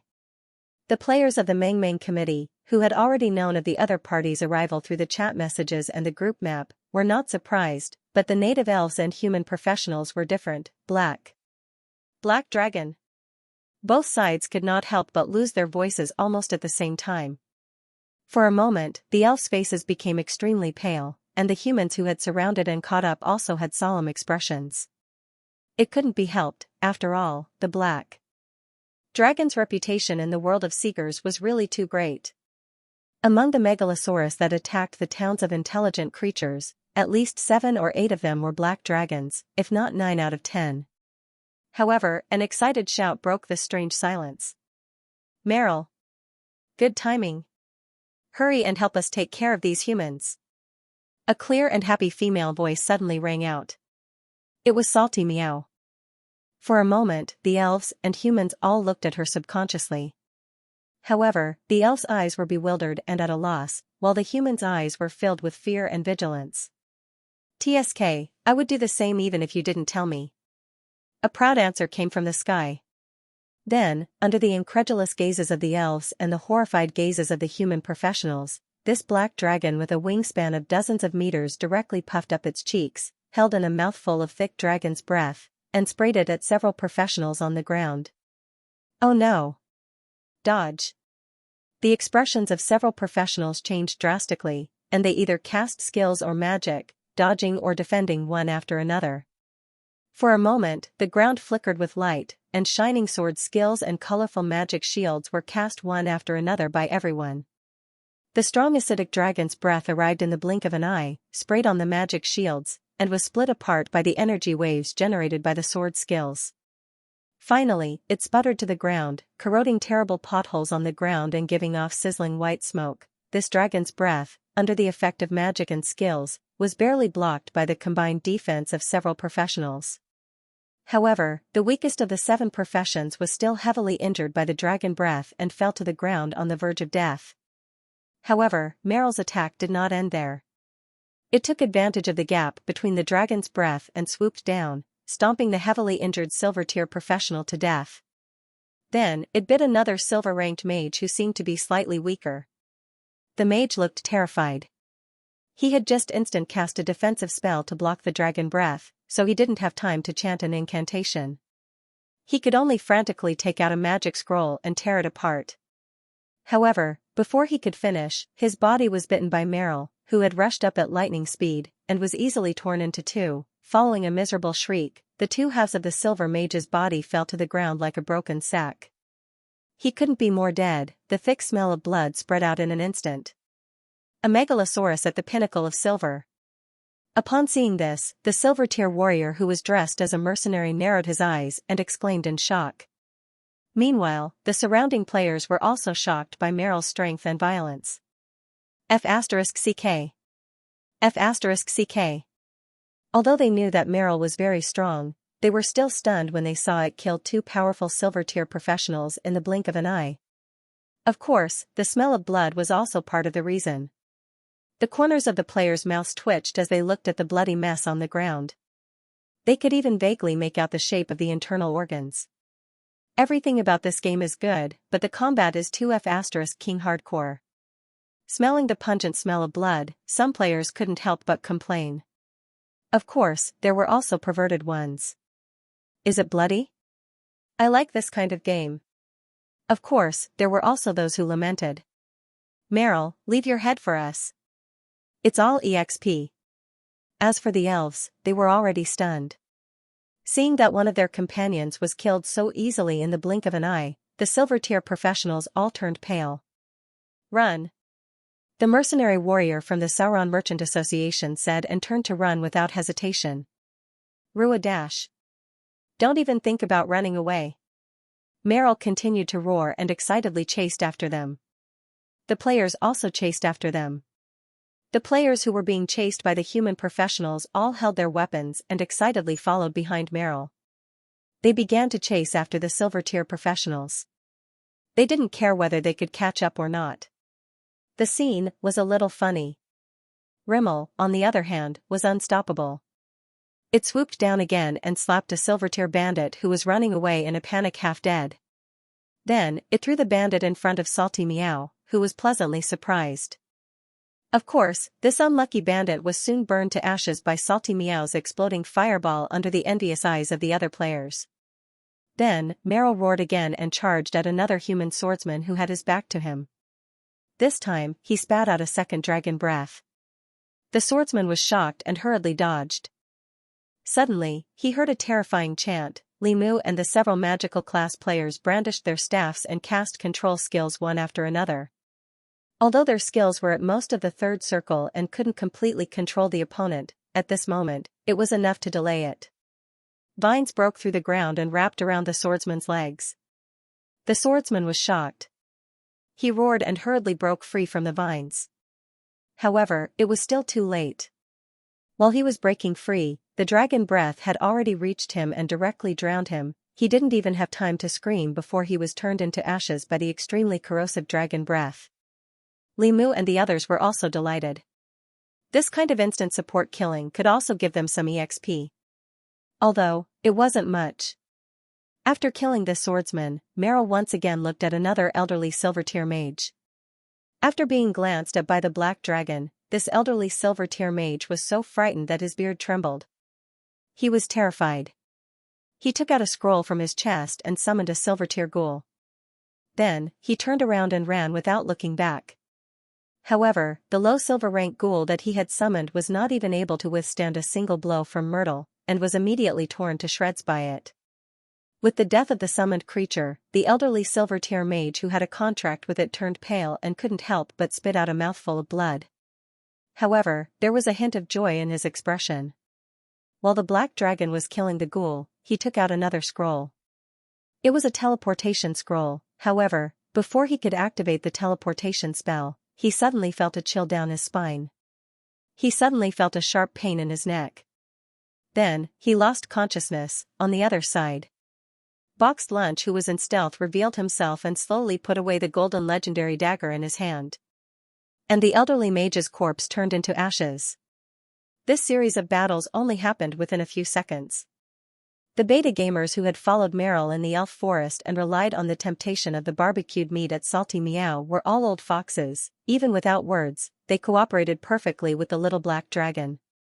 In the blink of an eye, 7 powerful silver tier professionals fell one after another. Poor silver tier professionals. No matter what, they were qualified to be mini-bosses. In the end, they all died tragically under Myrle's pursuit. The gamers didn't even know what their names were. Looking at their companions dying under the black dragon's attack, the remaining two professionals were horrified. After doing all this, the black dragon looked at them. The last two, including the mercenary warrior, had the Black Eagle symbol on their chests. They were professionals from the Sauron Merchants Association. The two of them didn't hesitate and ran for their lives. As for Myrtle, he roared again and dashed forward. How could a human speed be faster than the black dragons? Moreover, their levels were one level lower than Meryl's. The black dragon swooped down and caught up with them once again. However, the moment the black dragon caught up, the mercenary warrior who was running in front suddenly had a fierce expression. He suddenly turned around, and under his companion's shocked and confused gaze, he stabbed his sword through his body. Then, he took out something from his hand and stuffed it into his companion's wound. All this happened in an instant. Even Meryl and the gamers were confused by the other party's actions. However, they soon knew why. The silver-tier professional who was stabbed by his companion suddenly looked extremely painful, and he let out an uncontrollable scream. Suddenly, countless earthworm-like lumps began to wriggle on his body. His entire body began to swell, and sinister black scales began to grow on his body. Behind him, a large lizard-like tail grew out. Veins popped out on his face, and his eyes were red. An evil and gloomy aura suddenly rose from his body. In an instant, this human professional transformed into a ferocious black armored monster that was almost 7 to 8 meters tall. What the hell is this? Looking at this sudden change, the gamers were surprised. Meryl's face was also solemn.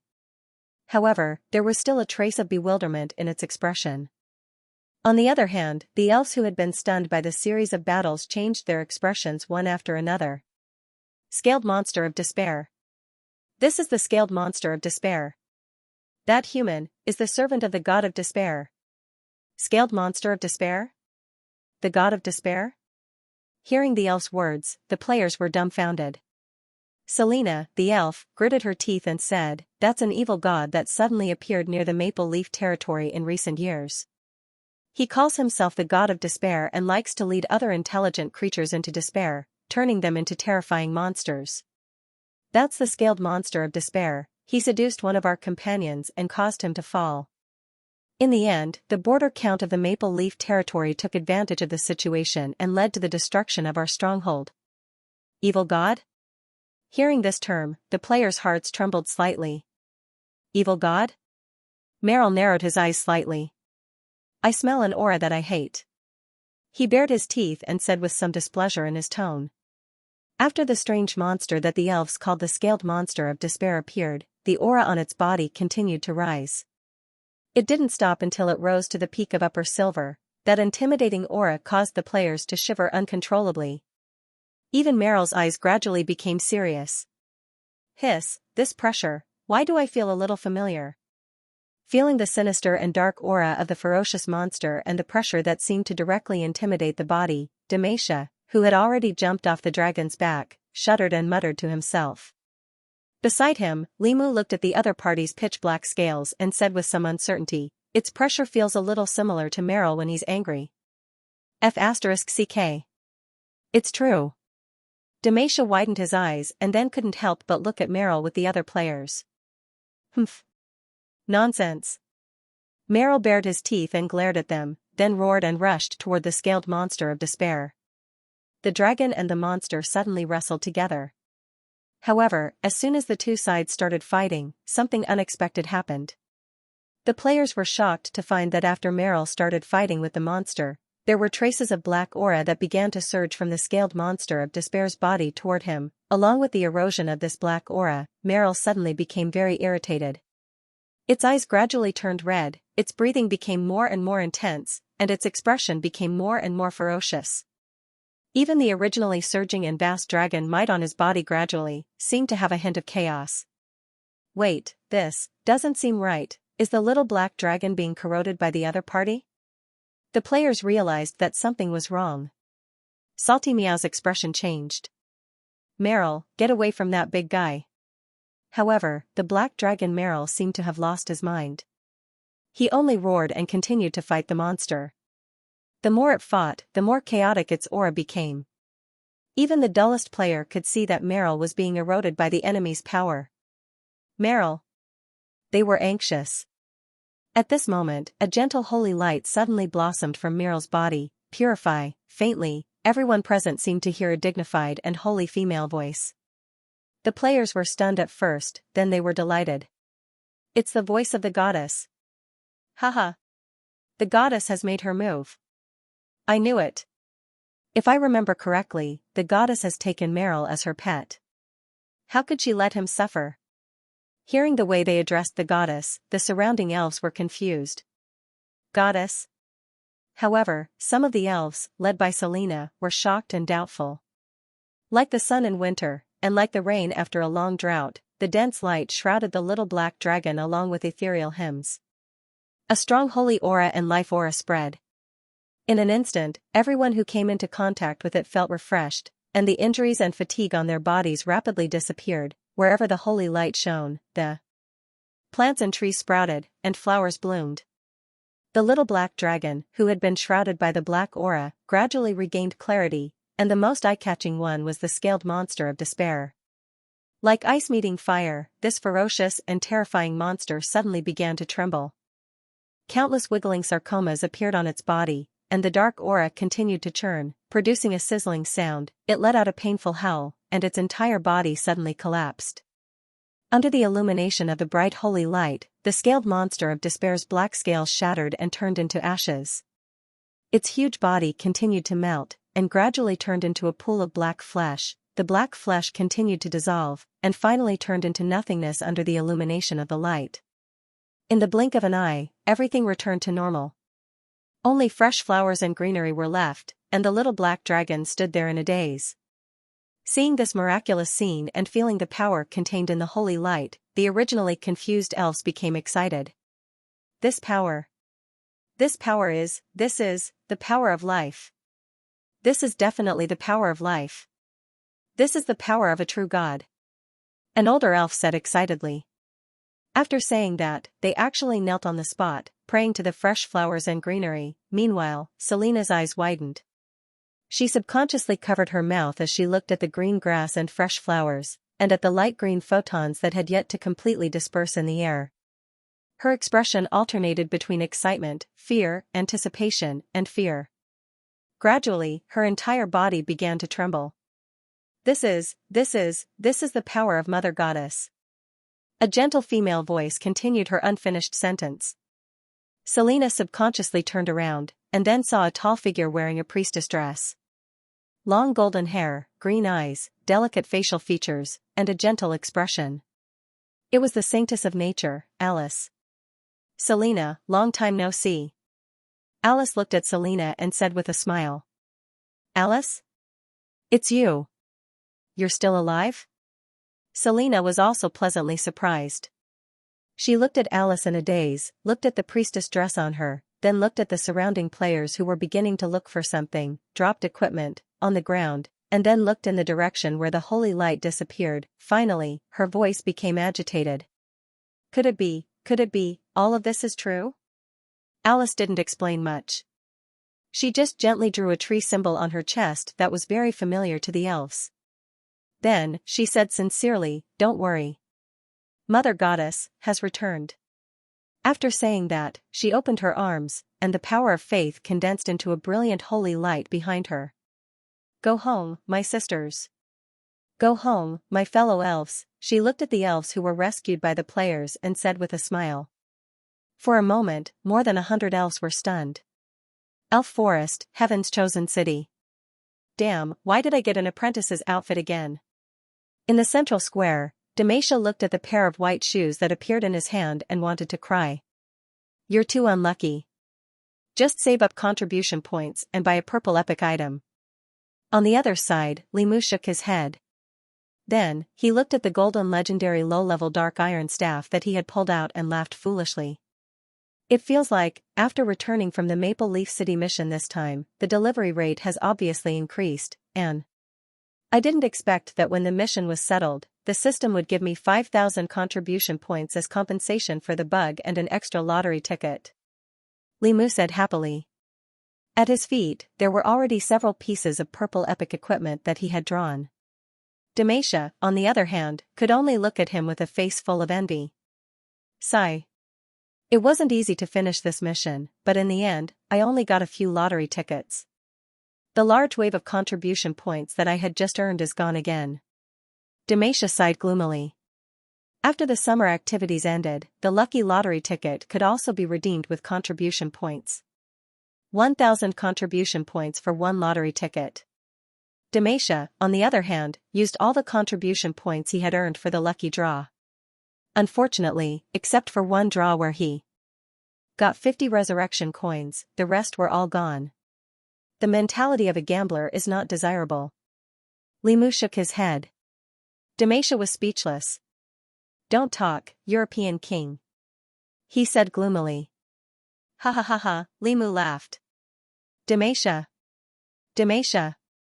Just as Xianxia was sighing, a clear call came from afar. It was Salty Meow. Boss Meow, why are you here? Didn't you want to follow the NPC to read the plot? Xianxia asked curiously as he looked at Salty Meow who had just called him. I don't want to see it anymore. I've already seen the return of NPCs so many times. I'm tired of it. Compared to that, I'm more concerned about your harvest. Salty Meow waved his hand, then his big eyes turned into crescents. Xianxia, I heard that you used the Lionheart sword to swindle a 10 square meter spatial ring in Maple Leaf City? Xianxia's expression turned solemn. How is that cheating? It's clearly a deal. Alright, I got it. Give it to me. Salty Meow smiled and extended his hand. Take what? Xianxia played dumb. 370. Didn't we agree that you'll take 30% and I'll take 70% of the items exchanged with the Lionheart sword? Xianxia, how are we going to split a ring? Besides, didn't you already exchange for a spatial ring? It's the only one in the entire server. Xianxia said. That's what I'm talking about. It's not good to split a ring 30-70, so I plan to use my ring to exchange for yours. As he spoke, Salty Meow took out the spatial ring that Eve had seized from the night roamer and showed it to Xianxia. Exchange? Xianxia was slightly stunned. That's right. Salty Meow nodded. The space in this ring is rather small, less than 3 cubic meters. It's not enough for my daily necessities. I've asked the NPC. The price of my ring should be about a quarter of yours. However, I can use some contribution points to make up for the difference. What do you think? Xianxia's heart skipped a beat when he heard that. How much is the difference? Salty Meow smiled and extended 2 fingers. How about 200,000 contribution points? F***CK. Boss. Deal. I'm just short of contribution points. Xianxia said in surprise. Salty Meow did not hesitate and immediately transferred the money to Xianxia. After both parties exchanged rings, Xianxia returned the Lionheart longsword to Salty Meow. Salty Meow was also very straightforward and directly transferred 200,000 contribution points to Xianxia. Both parties were very satisfied. Speaking of which, Xianxia. After the exchange, Salty Meow called out to him again. Is there anything else, Boss Meow? Xianxia asked as he looked at the 200,000 contribution points in his account and exchanged them for lottery tickets with a silly smile. Nothing much. When I came over just now, I saw a few members of your guild looking for you all over the map. They were all the ones who went to Maple City with us. But their expressions didn't seem too good. Did you do something again? Salty Meow asked teasingly. Xianxia's smile froze on his face. He coughed dryly and mumbled guiltily, I'm sorry. I have something to do. I'll take my leave first. After saying that, he slipped away without looking back. This guy. Salty Meow did not know whether to laugh or cry. What did he do? She looked at Limu and asked. Limu shook his head. I guess the few people he sold in Maple City came back to settle the score with him. He did something a little suicidal at that time. Also, didn't the equipment binding bug fail? The things he promised before went down the drain, so. Limu spread his hands helplessly. Salty Meow was speechless. What really surprises me is that he hasn't been hunted down by anyone yet. She sighed leisurely. That's because he's also quite good at admitting defeat. When he's courting death, he's as humble as he is when he admits defeat. I guess he's probably going to apologize to someone now. Limu said helplessly. Salty Meow was speechless. If you knew this would happen, you wouldn't have done it in the first place. She shook her head. Limu shrugged. This is an old habit of his. If he doesn't really suffer a big loss, he probably won't be able to change it. As he spoke, he looked at Salty Meow and asked curiously, "Oh, right. Salty Meow, how's Meryl?" Upon hearing Limu's question, Salty Meow frowned slightly. She let out a sigh and said, "He's with Alice, Zero, and the other returning NPCs. They're all in the temple on the World Tree. Ever since the fight with that scaled monster of despair, it's been a little strange. I asked it, but it didn't tell me. But Sister Zero said she'll take care of it," Salty Meow said. With that, she waved her fist again and said angrily, "What a pity. It's a pity that the human mercenary who tricked Myrtle ran away. Otherwise, I would definitely teach him a lesson." Limu was speechless. He's a silver bandit, and he doesn't seem to be an ordinary silver bandit. You'd better max level first. He shook his head. After hearing Limu's words, Salty Meow smiled. Haha, speaking of max level, I'm already level 35. She lit up her aura slightly. Damn. How are you so fast? If I remember correctly, you were only level 31 when we went to Maple Leaf City, right? Limu was very surprised and envious. Hey. I soloed a silver bandit and directly leveled up by 3 levels. Salty Meow said happily. Limu was speechless. Is that a solo kill? You're a piece of meat that Meryl sent to his mouth. You were beaten to death by him. He rolled his eyes and said in annoyance. Then, Salty Meow chuckled. Hee hee hee. Meryl's strength is my strength. We're so close. But as it spoke, little Salty Meow stroked its chin thoughtfully. Speaking of which, in this battle, I don't feel that a silver bandit is strong. Even with Meryl's help, I was able to kill a thief with a fireball, and Boxed Lunchbox killed a mage in 1 hit. The situation is special. Limu shook his head. I've asked Alice about the difference in strength before. It seems that after reaching the gold rank, the physical body of a humanoid creature will have a qualitative leap. Before the gold rank, the difference in strength between humanoid creatures is mainly in the level of magic, the use of skills, or destructive power. Although there are differences in physical fitness, there isn't much of a difference, especially for mages. So, it's possible to fail due to carelessness. I see. Salty Meow came to a realization. She nodded slightly, then turned around and looked in the direction of the Tree of World as she muttered to herself, I wonder how Meryl is doing now. On the World Tree, in the magnificent Nature Temple, Alice, the Nature Saintess, Zero, Selena of the Oak Hand, and hundreds of elves and half-elves were praying devoutly to the goddess statue in the center of the temple. The black dragon Meryl was lying on the side, his head drooping listlessly. No one knew what he was thinking. Mother Goddess had awakened.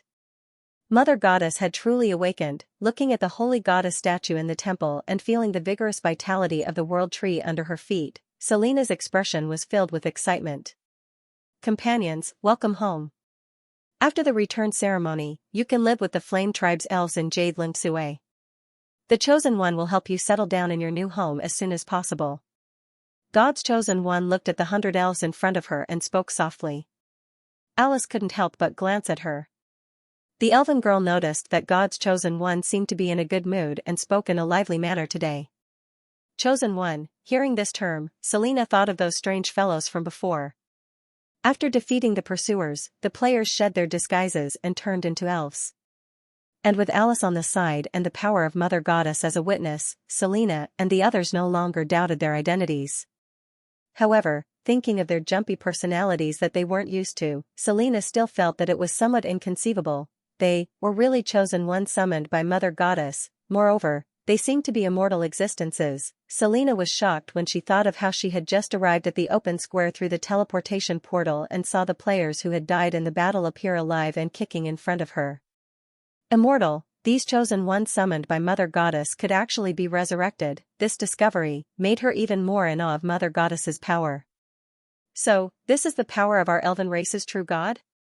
For a moment, Selena felt excited, but at the same time, she also felt a little disappointed. She thought of her Oakhand companions who had sacrificed themselves over the years and her compatriots who were still living under the oppression of the humans. We can also stay? At this moment, a weak voice sounded. Everyone looked over and saw that it was a thin half-elf girl who had spoken. She looked nervously at Alice and Zero, her fingers tightly pinching the corner of her clothes, and her pair of pointed ears trembled slightly. For a moment, all the half-elves in the temple looked at the two people in front of them.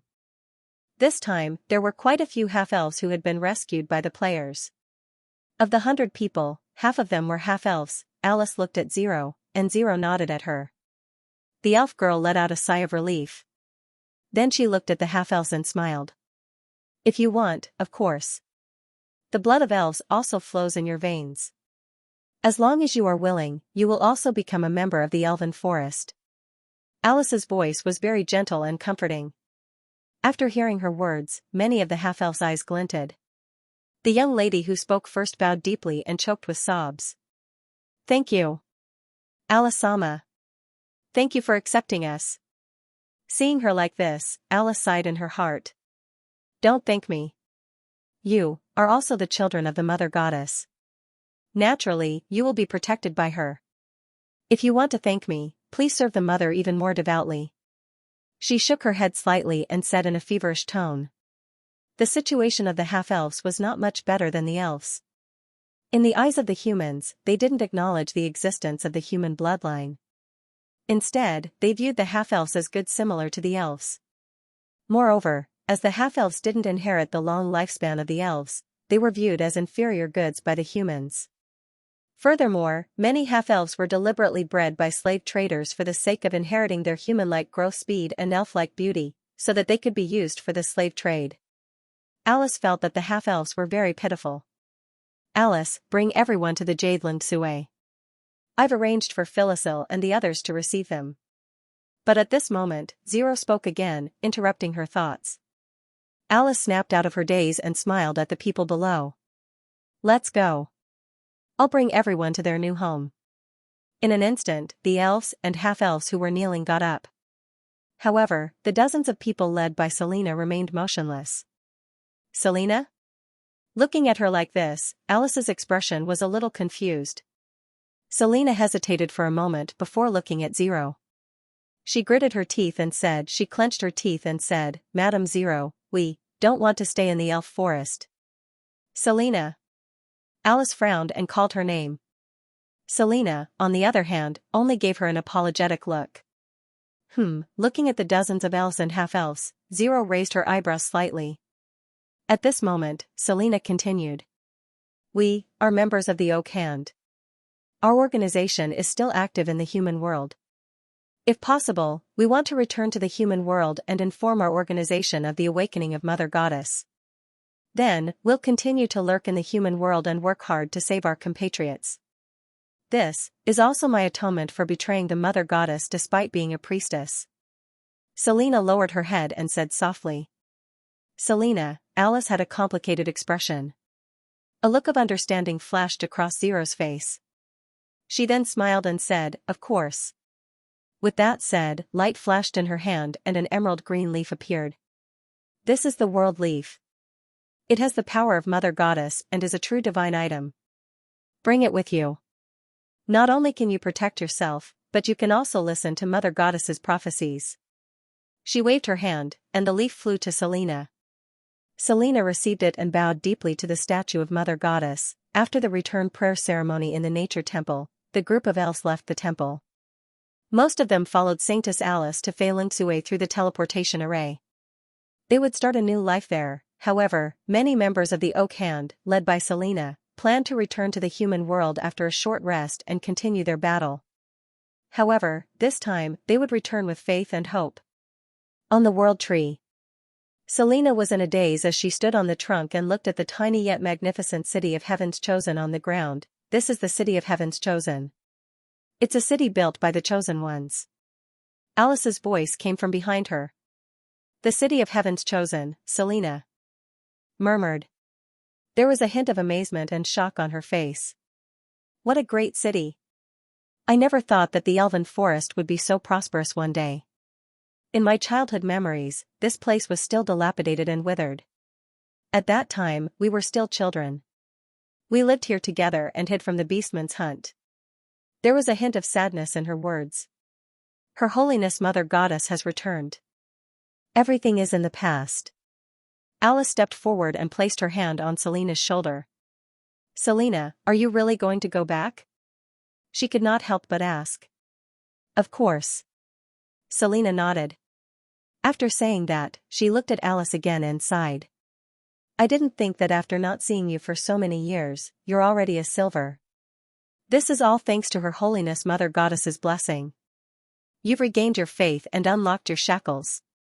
Your level will quickly rise. Alice smiled. Selena nodded slightly and returned a smile. Oh right, after smiling, Selena suddenly changed the topic and asked in puzzlement, that's right. That Lady Zero, who is she? Why do I feel that you're so respectful to her? Lady Zero is Her Holiness Mother Goddess's chosen. Alice explained. But, you're a saintess. Aren't saintesses also chosen? It's not the same. Alice shook her head. Lady Zero is a high-grade professional and can summon Mother Goddess's power. She's an existence closer to Her Holiness Mother Goddess than I am. I still have a long way to go, so that's how it is. Selena was enlightened. Then, she hesitated for a moment and suddenly reached for her throat. Under Alice's surprised gaze, Selena retched and spat out a space ring. Then, a light flashed in her hand and a book appeared. Selena picked up the book and solemnly handed it to Alice. Alice, this is the information of all the members of the Oak Hand. It also records some of the information we found in the human world. Now, I'll hand it over to the Druidic Order. Also, be careful of the God of Despair. That's an evil god who hates us elves. There's a description in the information. When Alice heard this, her expression turned solemn as she took the book from him. I understand. The two nodded at each other. It's getting late. You should bring your companions to Jadeland Sue. Selena said. Don't you want to go with me? Even if you want to leave, you can stay in the elven forest for a few days. No need. Selena shook her head and sighed. I'm afraid that if I stay here for too long, I won't want to go to the human world.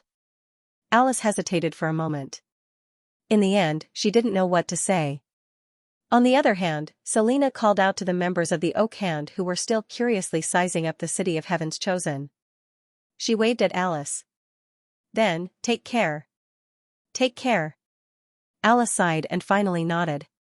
The two friends who had not seen each other for many years hugged each other and once again stepped on their own paths. In the nature temple. After the elves left, only the absent-minded Meryl was left. Wake up, you've been in a daze for so long. Tell me, what did you see? Just as Meryl was in a daze, a languid and ethereal female voice suddenly sounded behind him. Hearing this familiar voice, Meryl quivered and instantly jumped out of his daze. He subconsciously shivered and looked back. He saw a silver-haired, purple-eyed elven girl wearing a noble dress and a gorgeous crown sitting on a nature god's throne that had appeared out of nowhere. She was looking at him with interest. Sensing the terrifying aura on her body and the awe-inspiring pressure, Meryl instantly understood her identity. He jumped in fright and hurriedly kowtowed. Goddess! Goddess! Eve, who had transformed into her avatar, looked at the flustered little black dragon and smiled. All right, there's no need to kowtow. Tell me, what did you experience when you were fighting with that monster? Meryl was a little hesitant when he heard this. But soon, he drooped his head and said dejectedly, I don't know either. Meryl doesn't know either. Meryl seemed to have seen some strange scenes at that time. Strange scenes? Eve raised an eyebrow. Looking at the little black dragon's hesitation, Eve's heart skipped a beat. She did not say anything more. Instead, she walked down from the throne and came in front of Meryl. Eve could clearly feel that after she approached, Meryl became a little nervous. This guy has already signed a contract and become my pet. What's there to be nervous about? Eve was a little puzzled. Lie down, she said. Hearing Eve's words, Meryl subconsciously shuddered. However, after a little hesitation, he obediently lay down on the ground like a large husky. He was quite obedient. Eve nodded slightly, then reached out her hand and placed it on Meryl's helmet. Gentle divine power flowed into Meryl's body. Eve could clearly feel that Meryl stiffened for a moment. She eased the divine power in her hand and dispelled Meryl's negative emotions. Then, she activated Meryl's memory. As the divine power surged, an illusory image gradually appeared in midair in the temple. It was a ferocious and huge black dragon. Its body covered the sky and was covered in terrifying scales.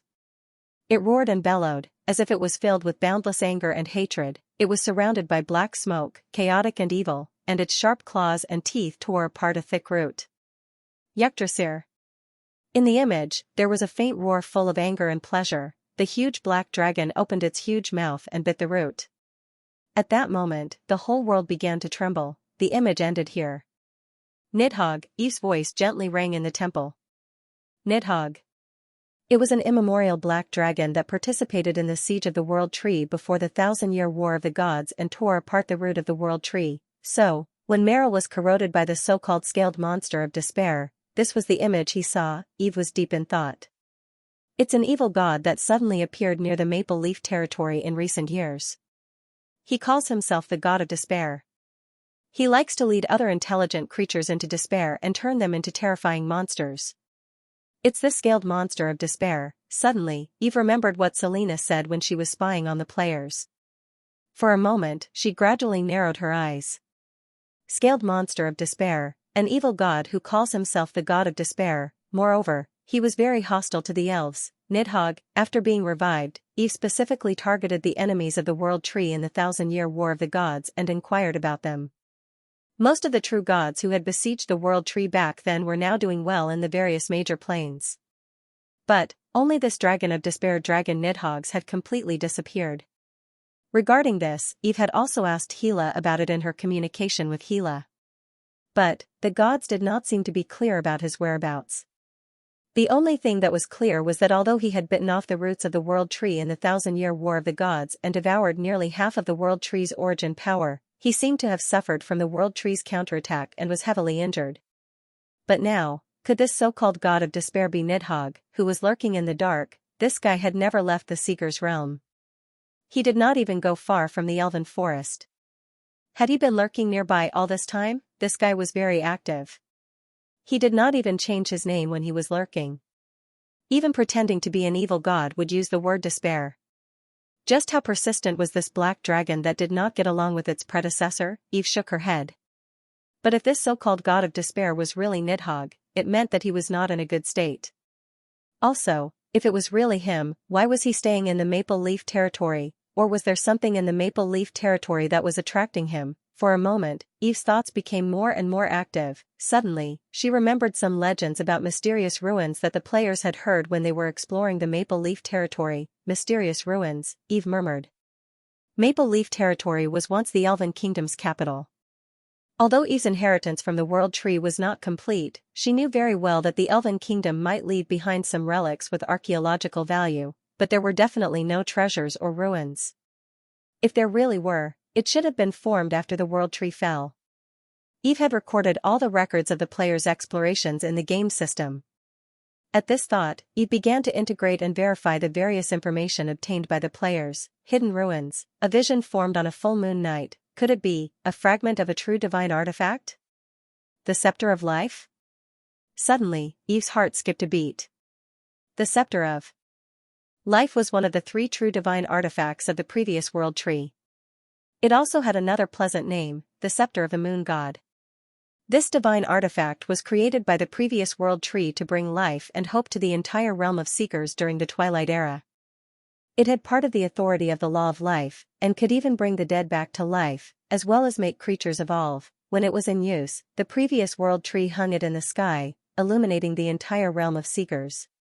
Its shape was like a crescent moon, and with its bright light, it was gradually mistaken for the moon by the creatures on the ground. Thus, it received the name of the Scepter of the Moon God.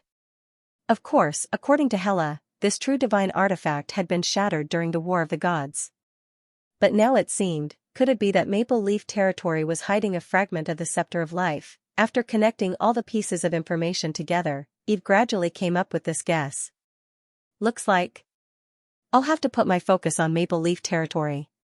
If it's really Nidhogg, if there's really a fragment of the Scepter of Life, then for me, it's also an opportunity. Eve already had some plans in mind. From Selena's description, the other party seems to have set his sights on the Oak Hand. Perhaps I can start from there. I can let a few players return with the Elves of the Oak Hand. They should be quite fond of spy games, right? Eve thought to herself mischievously. After thinking for a while, Eve thought of a new hidden mission. Of course, the calculation ability of a true god was far beyond the imagination of ordinary people. All these thoughts only took a moment for Eve to come up with. After making up her mind, Eve looked at Meryl again. But, although the scene Meryl saw was indeed a little surprising, how could it be considered strange, and why would Meryl see this scene when he came into contact with the scaled monster of despair? Eve looked at the little black dragon who was still lying on the ground and found that it was still cowering.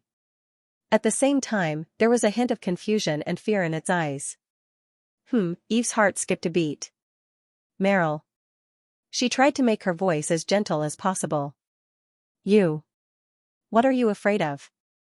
Hearing her words, Meryl's body trembled slightly. After hesitating for a while, the little black dragon muttered. True God. Meryl. Meryl might not be a righteous silver dragon. Eve was speechless. Did you only notice it now? Meryl. I feel an inexplicable closeness to the guy in the scene, even if Meryl knows that the aura it exudes is so evil. Meryl. Who is he? Is Meryl really the evil black dragon? The little black dragon was at a loss. An inexplicable closeness. After hearing Meryl's words, Eve was slightly stunned. In the universe of Seekers, creatures like Megalosaurus were very sensitive to auras. Especially, when it came to blood. Megalosaurus that were directly related, even if they had never met before, would have some special reactions when they sensed each other's aura. Thinking of this, Eve looked at the little black dragon again. Meryl, how old are you this year? She asked a question that she had always been curious about. Meryl doesn't know. The little black dragon shook its head. However, when Father picked me up, it was 100 years ago. At that time, I was still very young, maybe, at most 100 years old. It said. 100 years old, Eve's eyes widened. So this guy was even younger than Alice. No, wait, after subduing Meryl, Eve specifically looked up information about the Megalosaurus. If she remembered correctly, 100 years old was only a juvenile for a pure-blooded Megalosaurus, right? A juvenile black dragon's body size was at most a little more than 10 meters, and its strength was at most a mid-silver level. However, Meryl's body size was completely that of a juvenile, reaching an astonishing 23 meters, and its strength was only one step away from the gold level. This meant that, although the little black dragon was naive, its talent was at the level of a genius among Megalosaurus, and talent was often related to bloodline.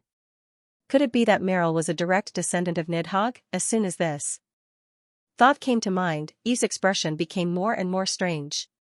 Meryl, what do you think? Thinking of this, Eve looked at the little black dragon again. Meryl's eyes flashed with a trace of confusion.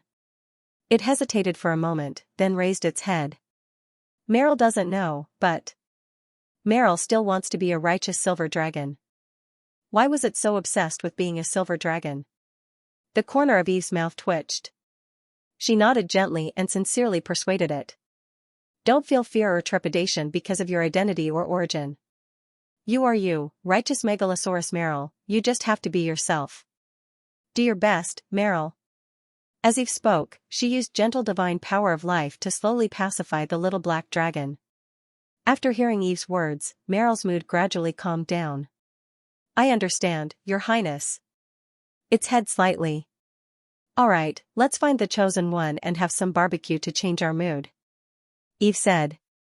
Barbecue? When it heard this word, Eve noticed a clear flash of light in the little black dragon's eyes. It swallowed a mouthful of saliva subconsciously, then stood up from the ground, and said to Eve, You're right. Your Highness.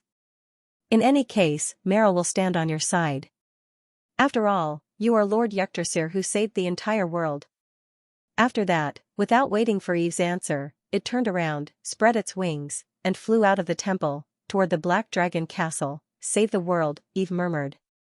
That's my predecessor, I'm not. She shook her head. From the Twilight Era, it was her predecessor who brought the dawn to the world again, not her. She was a little ashamed. She was even prepared to be besieged by the gods and drag the entire world down with her. Eve laughed self-deprecatingly.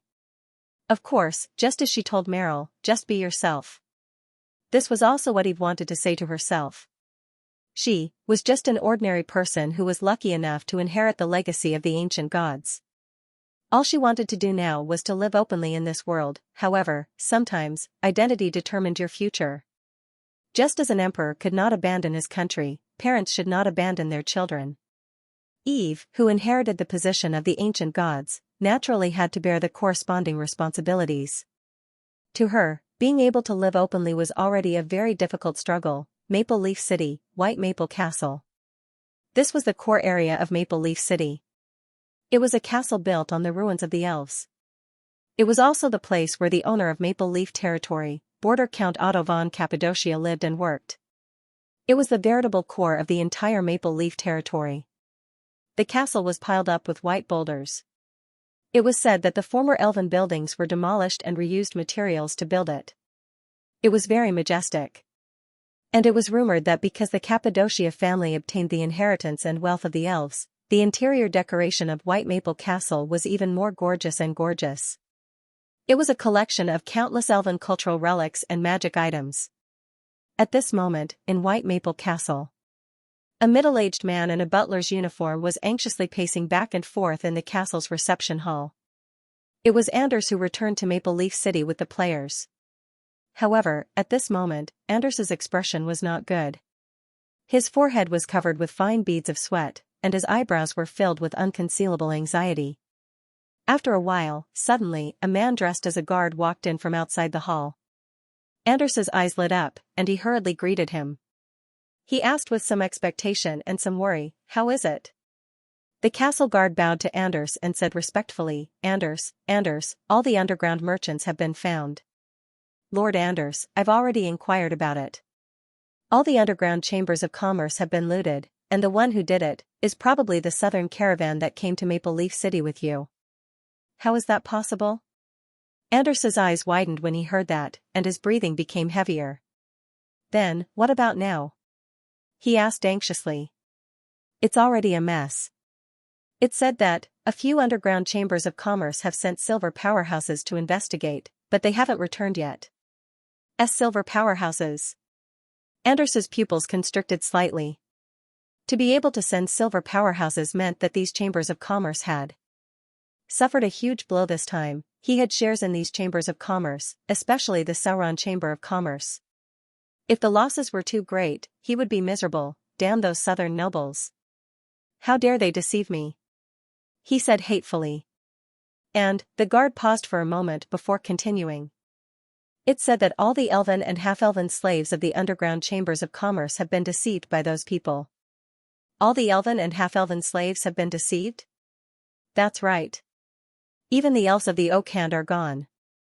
Anders was slightly taken aback, then his face suddenly turned pale. "Then, doesn't that mean that the auction organized by the Count in a few days' time, yes, I'm afraid, there won't be any elven slaves?" the guard said.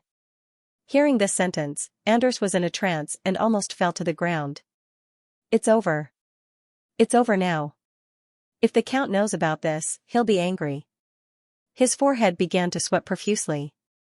One must know that many of the foreign merchants and nobles gathered in Maple Leaf City were here for the elves, and the elven auction was spread by the Count himself.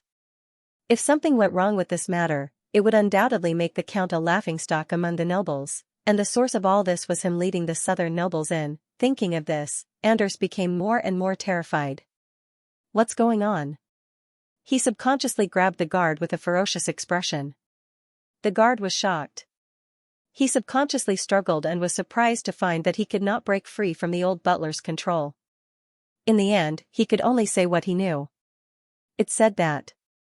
Those southern nobles used elves that had been domesticated to exchange for other elves with the chambers of commerce, and after the exchange, those domesticated elves committed suicide one after another. Not only that, I heard that even their corpses were not left behind.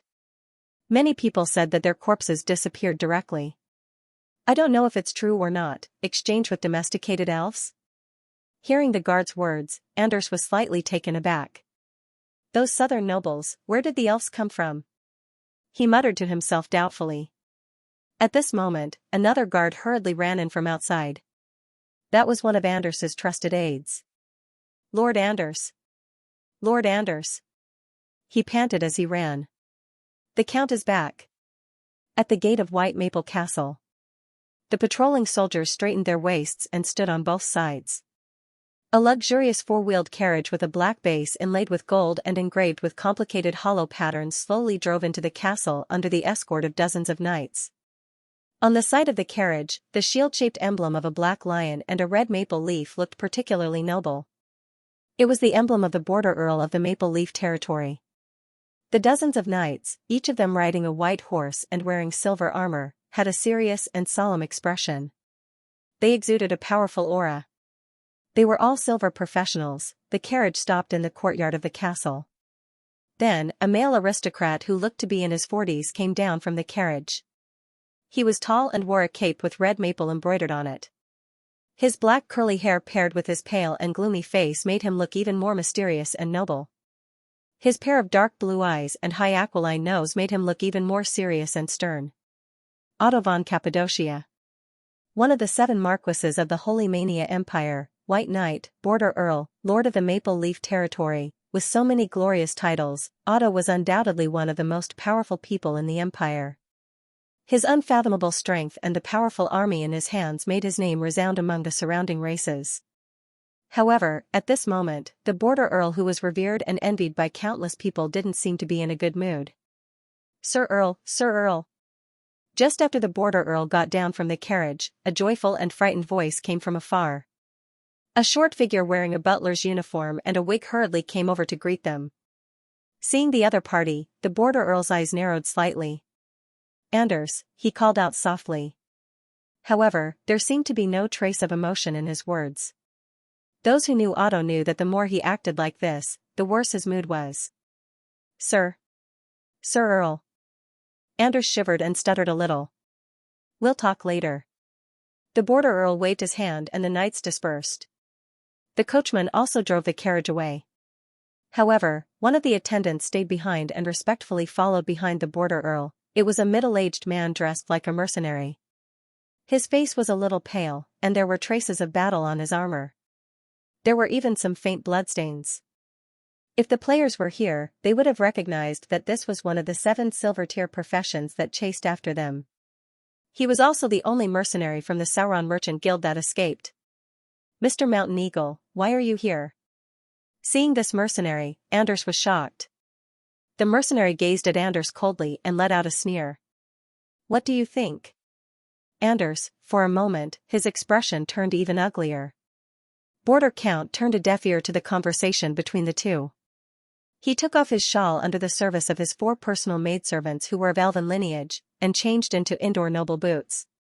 Then, he walked straight into his own castle and came to his own study. He sat on his favorite elf-style wooden chair, sipping on a cup of Ayr's coffee that had just been brewed by the deacon. He fiddled with an intricate black ring as he listened to the old butler's report on the recent affairs of the fief. As for Anders and Eagle, they stood respectfully and cautiously at the door, not daring to say a word. The old butler's report went on for about 20 minutes. When he finally finished, he suddenly paused and glanced at Anders, who was at the door, and then said casually, Mr. Anders, I'm sorry. In addition, these 2 days, some unpleasant things seem to have happened in the territory's business district. As for the details, since you've seen Mr. Mountain Eagle, you should know. This damn old thing. Hearing the old butler's words, Anders glared at him and gritted his teeth. The old butler casually added some pressure to Anders, who was the head of the slaves, and then respectfully left. In the study, only Eagle, Anders, and the Border Earl were left. Tell me, what's going on? I just went to the imperial capital. Why did so many things happen in the territory? The border earl's voice was low and heavy with a hint of dissatisfaction and questioning. Nearly half of my underground industry in Maple Leaf City suffered huge losses. The elves prepared by the major slave chambers of commerce were also cheated. Anders, what happened? He looked at Anders coldly. Even Anders had shares in the Sauron Chamber of Commerce. As the castellan of Maple Leaf City and the lord of the entire border territory, the border earl naturally had a share in the underground chamber of commerce. This time, almost half of the resources that the players cheated from East Kingdom of God were actually counted as his. Anders shivered when he heard the border earl scolding. He groaned inwardly and hurriedly said, "It's the nobles in the south. It's all done by the nobles in the south. I was also cheated by them." Nobles? The border earl sneered. He turned his head and looked at the mercenaries of the Sauron Chamber of Commerce. Mountain Eagle, tell Anders what you saw. Yes, Lord Earl. Mountain Eagle bowed to the border earl, then looked at Anders and snorted coldly. T nobles. I brought 6 silver professionals from various chambers of commerce to track them. Those guys, even if they chose to commit suicide, they wouldn't compromise. And the way they fought was simply shameless. How are they nobles? They're clearly outlaws. Not nobles, Anders opened his mouth wide. But, if they weren't nobles, how could those young people maintain themselves so well? And how could they enjoy it so much? Moreover, if they were really fugitives, how could they be so inexperienced and ignorant of common sense? Could it be that I was cheated by them from the beginning? And they were obviously targeting our elven slaves. While we were chasing them, they had been protecting those elves, even if they died. They were in cahoots with those elves. Mountain Eagle said again. Protect the elves. Anders was slightly stunned. I heard people say that aren't they reselling elves? He felt that his mind was going to be in a mess. T reselling. The elves that they resold all committed suicide. Not even their corpses were left behind. Now that I think about it's not certain if the elves that they sold were elves. We don't even know if they really committed suicide or not. According to the Golden Apple Trading Company, when the elves they exchanged committed suicide, the trading company's defensive array detected traces of spatial magic. Maybe they were all teleported away. Mountain Eagle sneered again. Teleportation? Anders' eyes widened. That means, those goods from the underground chamber of commerce. All the things that were touched by those people have disappeared into thin air. The Sauron Chamber of Commerce has already sent people to check. I'm afraid, it's an extremely advanced teleportation spell. Mountain Eagle continued to sneer. Such a powerful teleportation spell? Anders' eyes widened when he heard his words. But, those people were not strong. So, Anders' voice was a little dry, so, this is not the nobles of the south, but an unfamiliar mysterious force? What do you think? Mountain Eagle mocked. Anders was speechless. Wait, suddenly, Anders noticed something else. He looked at Mountain Eagle, his expression suddenly a little bewildered. Since you're back, then those people who chased with you. Hearing Anders' words, a trace of sadness flashed across Eagle's face. Dead, they're all dead. He sighed. Dead? Anders' eyes were slightly dazed. 7 silver professionals, this was not a weak force. Those below the gold rank could do whatever they wanted. How could they die just like that? We encountered a black dragon. Eagle took a deep look at him and continued, don't worry. That black dragon is in cahoots with those guys. Black dragon? When Anders heard this word, he was stunned. Anders, at this time, Earl Borderline suddenly spoke. Anders was shocked, and he quickly looked at his lord respectfully. Do you know why I didn't kill you when I saw you just now? Earl Borderline said with a smile. However, there was not a trace of emotion in his smile. He looked at Anders indifferently. Hearing Earl Borderline's words, Anders immediately broke out in sweat. He hugged Earl Borderline's thigh and cried while wailing. Earl Borderline! Earl Borderline! This time, it was indeed my greed that led those guys to the underground chamber of commerce, but I'm also loyal to you. Anne, I have important information to report to you. Hearing Anders' words, Earl Borderline sneered and kicked him to the ground. Humph. He took out a white handkerchief from his chest and wiped the place Anders hugged just now. He threw the handkerchief at Anders' face and said, "Is it that black dragon? You know?" Anders was stunned. "Black dragon is not common," Earl Borderline said calmly. After saying that, he took a sip of coffee and put on the ring that he had been fiddling with for a long time. He then said, "I heard that some time ago, the territory was attacked by a black dragon, and you were kidnapped by the black dragon. This time, the territory was infiltrated by an unknown force. Eagle and the others also encountered a black dragon." Saying that, Earl Borderline looked at Anders and narrowed his eyes. "Anders, shouldn't you give me an explanation?" Hearing Earl Borderline's words, Anders was shocked. "Earl Borderline. You think it's me?" Earl Borderline did not say anything. Anders cried bitterly and subconsciously hugged his thigh again. However, after receiving a cold glare from the Border Earl, he turned around and hugged the chair under the Border Earl. He said with snot and tears, "I'm sorry. Earl Borderline. Earl Borderline. Anders is completely loyal to you." Anders escaped from the claws of the black dragon, but it took him almost 2 months to return. "Earl Borderline. Can't you see how thin Anders is? Woo-woo. Earl Borderline.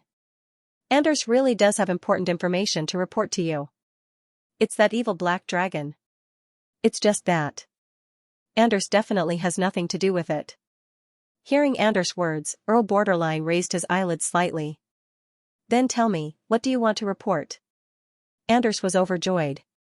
He was about to speak, but after seeing Eagle standing at the side, he suddenly hesitated. "Eagle is on our side," Earl Borderline said calmly. On our side," Anders' eyes widened. "The Eternal Overlord above. Did the Earl Borderline have spies in a colossus like the Sauron Merchant Group?" He took a deep breath, organized his words, and said, "Earl Borderline. It's the Black Dragon. This must be the work of that Black Dragon. That Black Dragon. It raised many elves. Not only that, those elves it raised were extremely ferocious, as if they were another species. I saw it with my own eyes. It attacked and killed the crocodile mercenary group, which had thousands of people. The Black Dragon that raised elves?" Hearing his words, Eagle and Earl Borderline were somewhat surprised. "That's right," Anders said excitedly. As he spoke, suddenly, a light flashed in his mind. "I understand. I remember now. Elves. It must be the elves. Those southern nobles were the elves in disguise." "The elves in disguise?" Earl Borderline was even more surprised. "Yes. Earl Borderline, I suddenly remembered that when those elves attacked the crocodile mercenary group, once they died, their bodies would disappear. This is exactly the same as Mr. Eagle's description, as well as the experiences of the various large merchant groups. I'm afraid they're in cahoots. That southern merchant group was the elves in disguise," Anders said loudly. "The elven slaves that were cheated. Elves that disappeared after death. Black dragon that raised elves." Earl Borderline tapped on the armrest of the chair, frowning slightly. He rubbed his temples, then glanced at Anders. "What else do you know?" "What else do I know?" Anders was at a loss. However, seeing Earl Borderline's unfriendly gaze, he hurriedly racked his brains to recall. I got it. Those people. No, those elves still eat meat. Or rather than elves, they're more like humans in elven skin. Now that I think about it, when I communicated with them, I didn't realize that there was something wrong with their identities. It's because they're too similar to humans. They're completely incomparable to the elves lurking in the human world. They are completely different from the elves in the traditional sense. Now that I think about it, perhaps those so-called tamed elves were also pretending. And those elves aren't afraid of death at all, nor are they afraid of pain. When they were fighting the crocodile mercenary group, I saw with my own eyes that some elves had half of their bodies split open, but they were still alive and kicking, laughing until they died. Elves that weren't afraid of death raised by the Black Dragon? Earl Borderline frowned slightly. Under what circumstances were they not afraid of death? One situation was for their ideals and beliefs, and the other situation was that they were not afraid of death, or, what methods could they use to contend against death? For a moment, Earl Borderline's thoughts wandered. Do you have anything else to say? Is there anything you're hiding from me? After pondering for a while, he looked at Anders again. Anders trembled slightly and hurriedly shook his head. No. No. There's nothing. Earl Borderline narrowed his eyes slightly. As for Anders, he lowered his head. You guys can leave. After a moment of silence, Earl Borderline said. As if he had been pardoned, Anders hurriedly bowed to him excitedly, then eagerly slipped out. However, just as he was about to leave the room, a longsword pierced through his chest. His excited smile froze on his face. Black iron upper rank? No wonder you could kill all the people in the same profession. Earl Borderline's surprised voice came from behind him. Hearing Earl Borderline's words, Anders' eyes instantly froze. How? How did he know? Anders opened his mouth and wanted to say something, but he could only spit out a mouthful of blood, then slowly fell to the ground. Behind him, Earl Borderline's cold voice came. They're just a few lowly commoners. In order to silence them, it's fine to kill them. I can forgive your stupidity and your greed, but you shouldn't have hidden the fact that you killed people from me. I hate lying. Drag him away. After saying that, Earl Borderline glanced at the astonished Mountain Eagle. On the other hand, Mountain Eagle bowed to Border Earl and then dragged Anders' corpse away. Only Earl Borderline was left in the room. Your control of soul power is getting stronger and stronger. You can even see the undead surrounding him. Looks like you're really suited to walk the path of the laws of life and death. At this moment, an old voice resounded in the room. Earl Borderline didn't seem surprised. He took a sip of his coffee and said with great interest, That's right. According to what you said, I placed all the elves in the Chamber of Commerce, but I didn't expect to really attract a big fish, say. What do these strange elves have to do with Oakhand? Can our plan still proceed smoothly? Of course. The old voice smiled faintly. His voice was still echoing in the room. Didn't he say it? That's a large number of elves. Isn't our original goal to find more elves? After all, only elves have the bloodline of Yggdrasil. Hearing his words, Border Earl narrowed his eyes slightly. But Anders said that those elves are very strange. They're still elves.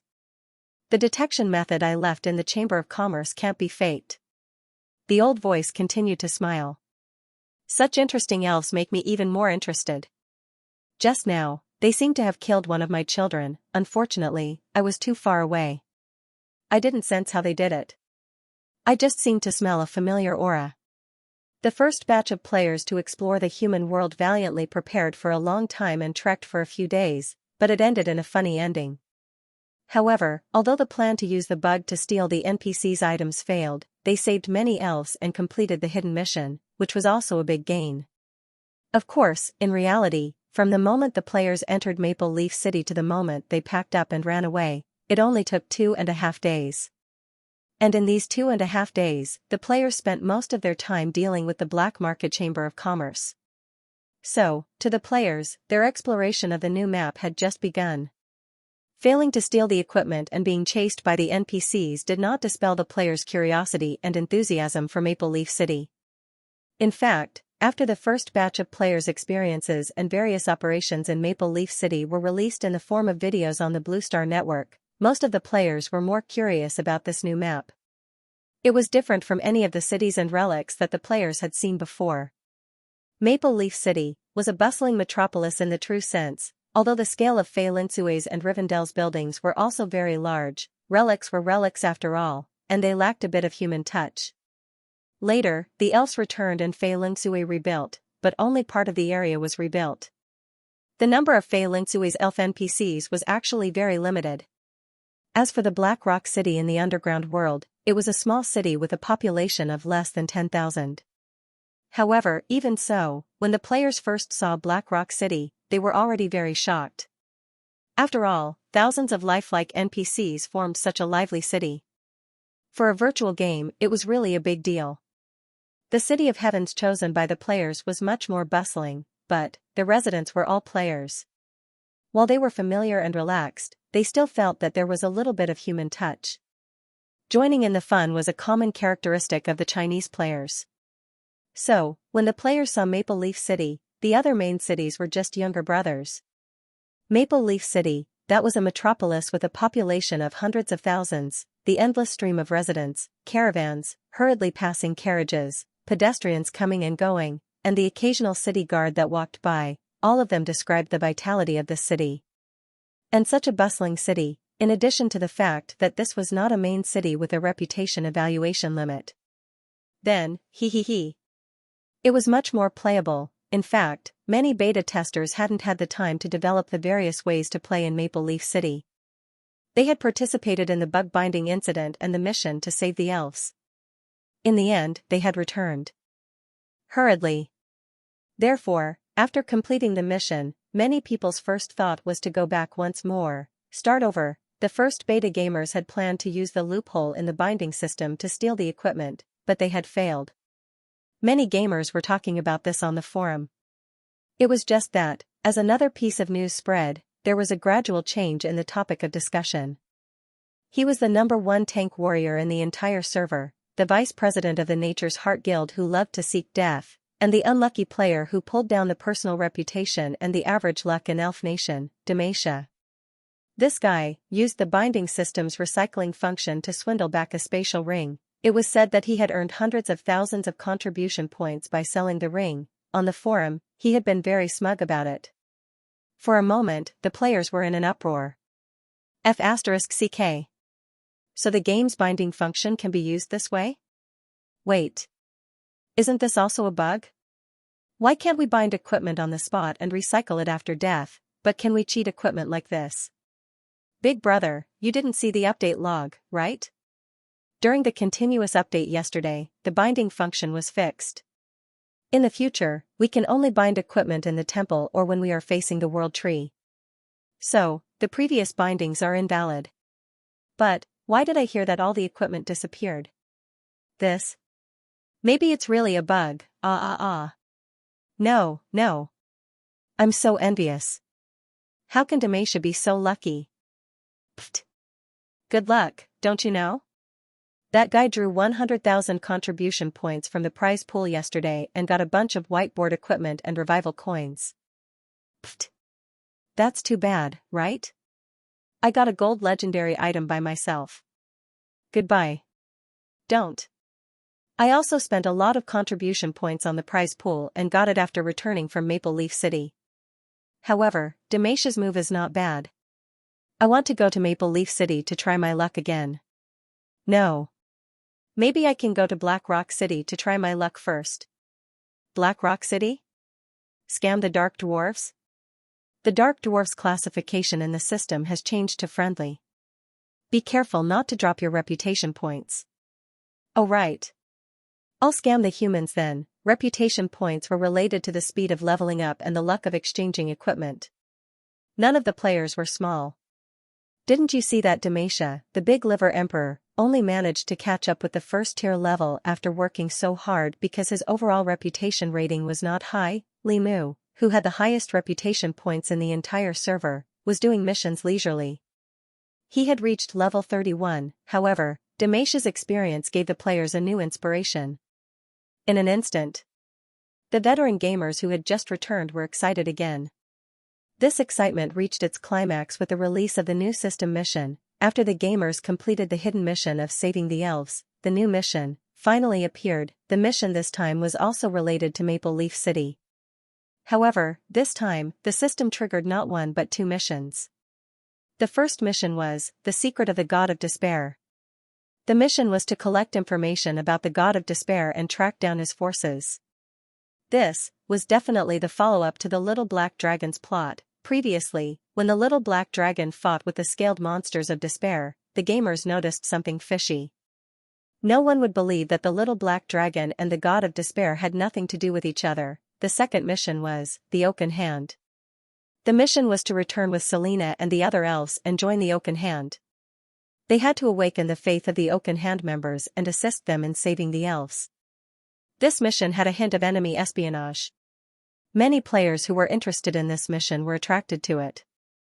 It was hard to tell which mission was more important, But, most of the gamers who had reached level 31 accepted both missions. Regardless of whether they could complete the mission, they would accept it first. It would be good if they could complete the mission, but it did not matter if they could not complete it. In the end, when Selena left the Elven Forest, she was dumbfounded when she saw the hundreds of chosen ones clamoring to follow her back. In the end, Selena did not bring so many chosen ones back. Instead, she only picked a few lucky ones and took them in as new members of the Oak Hand. There was no other reason.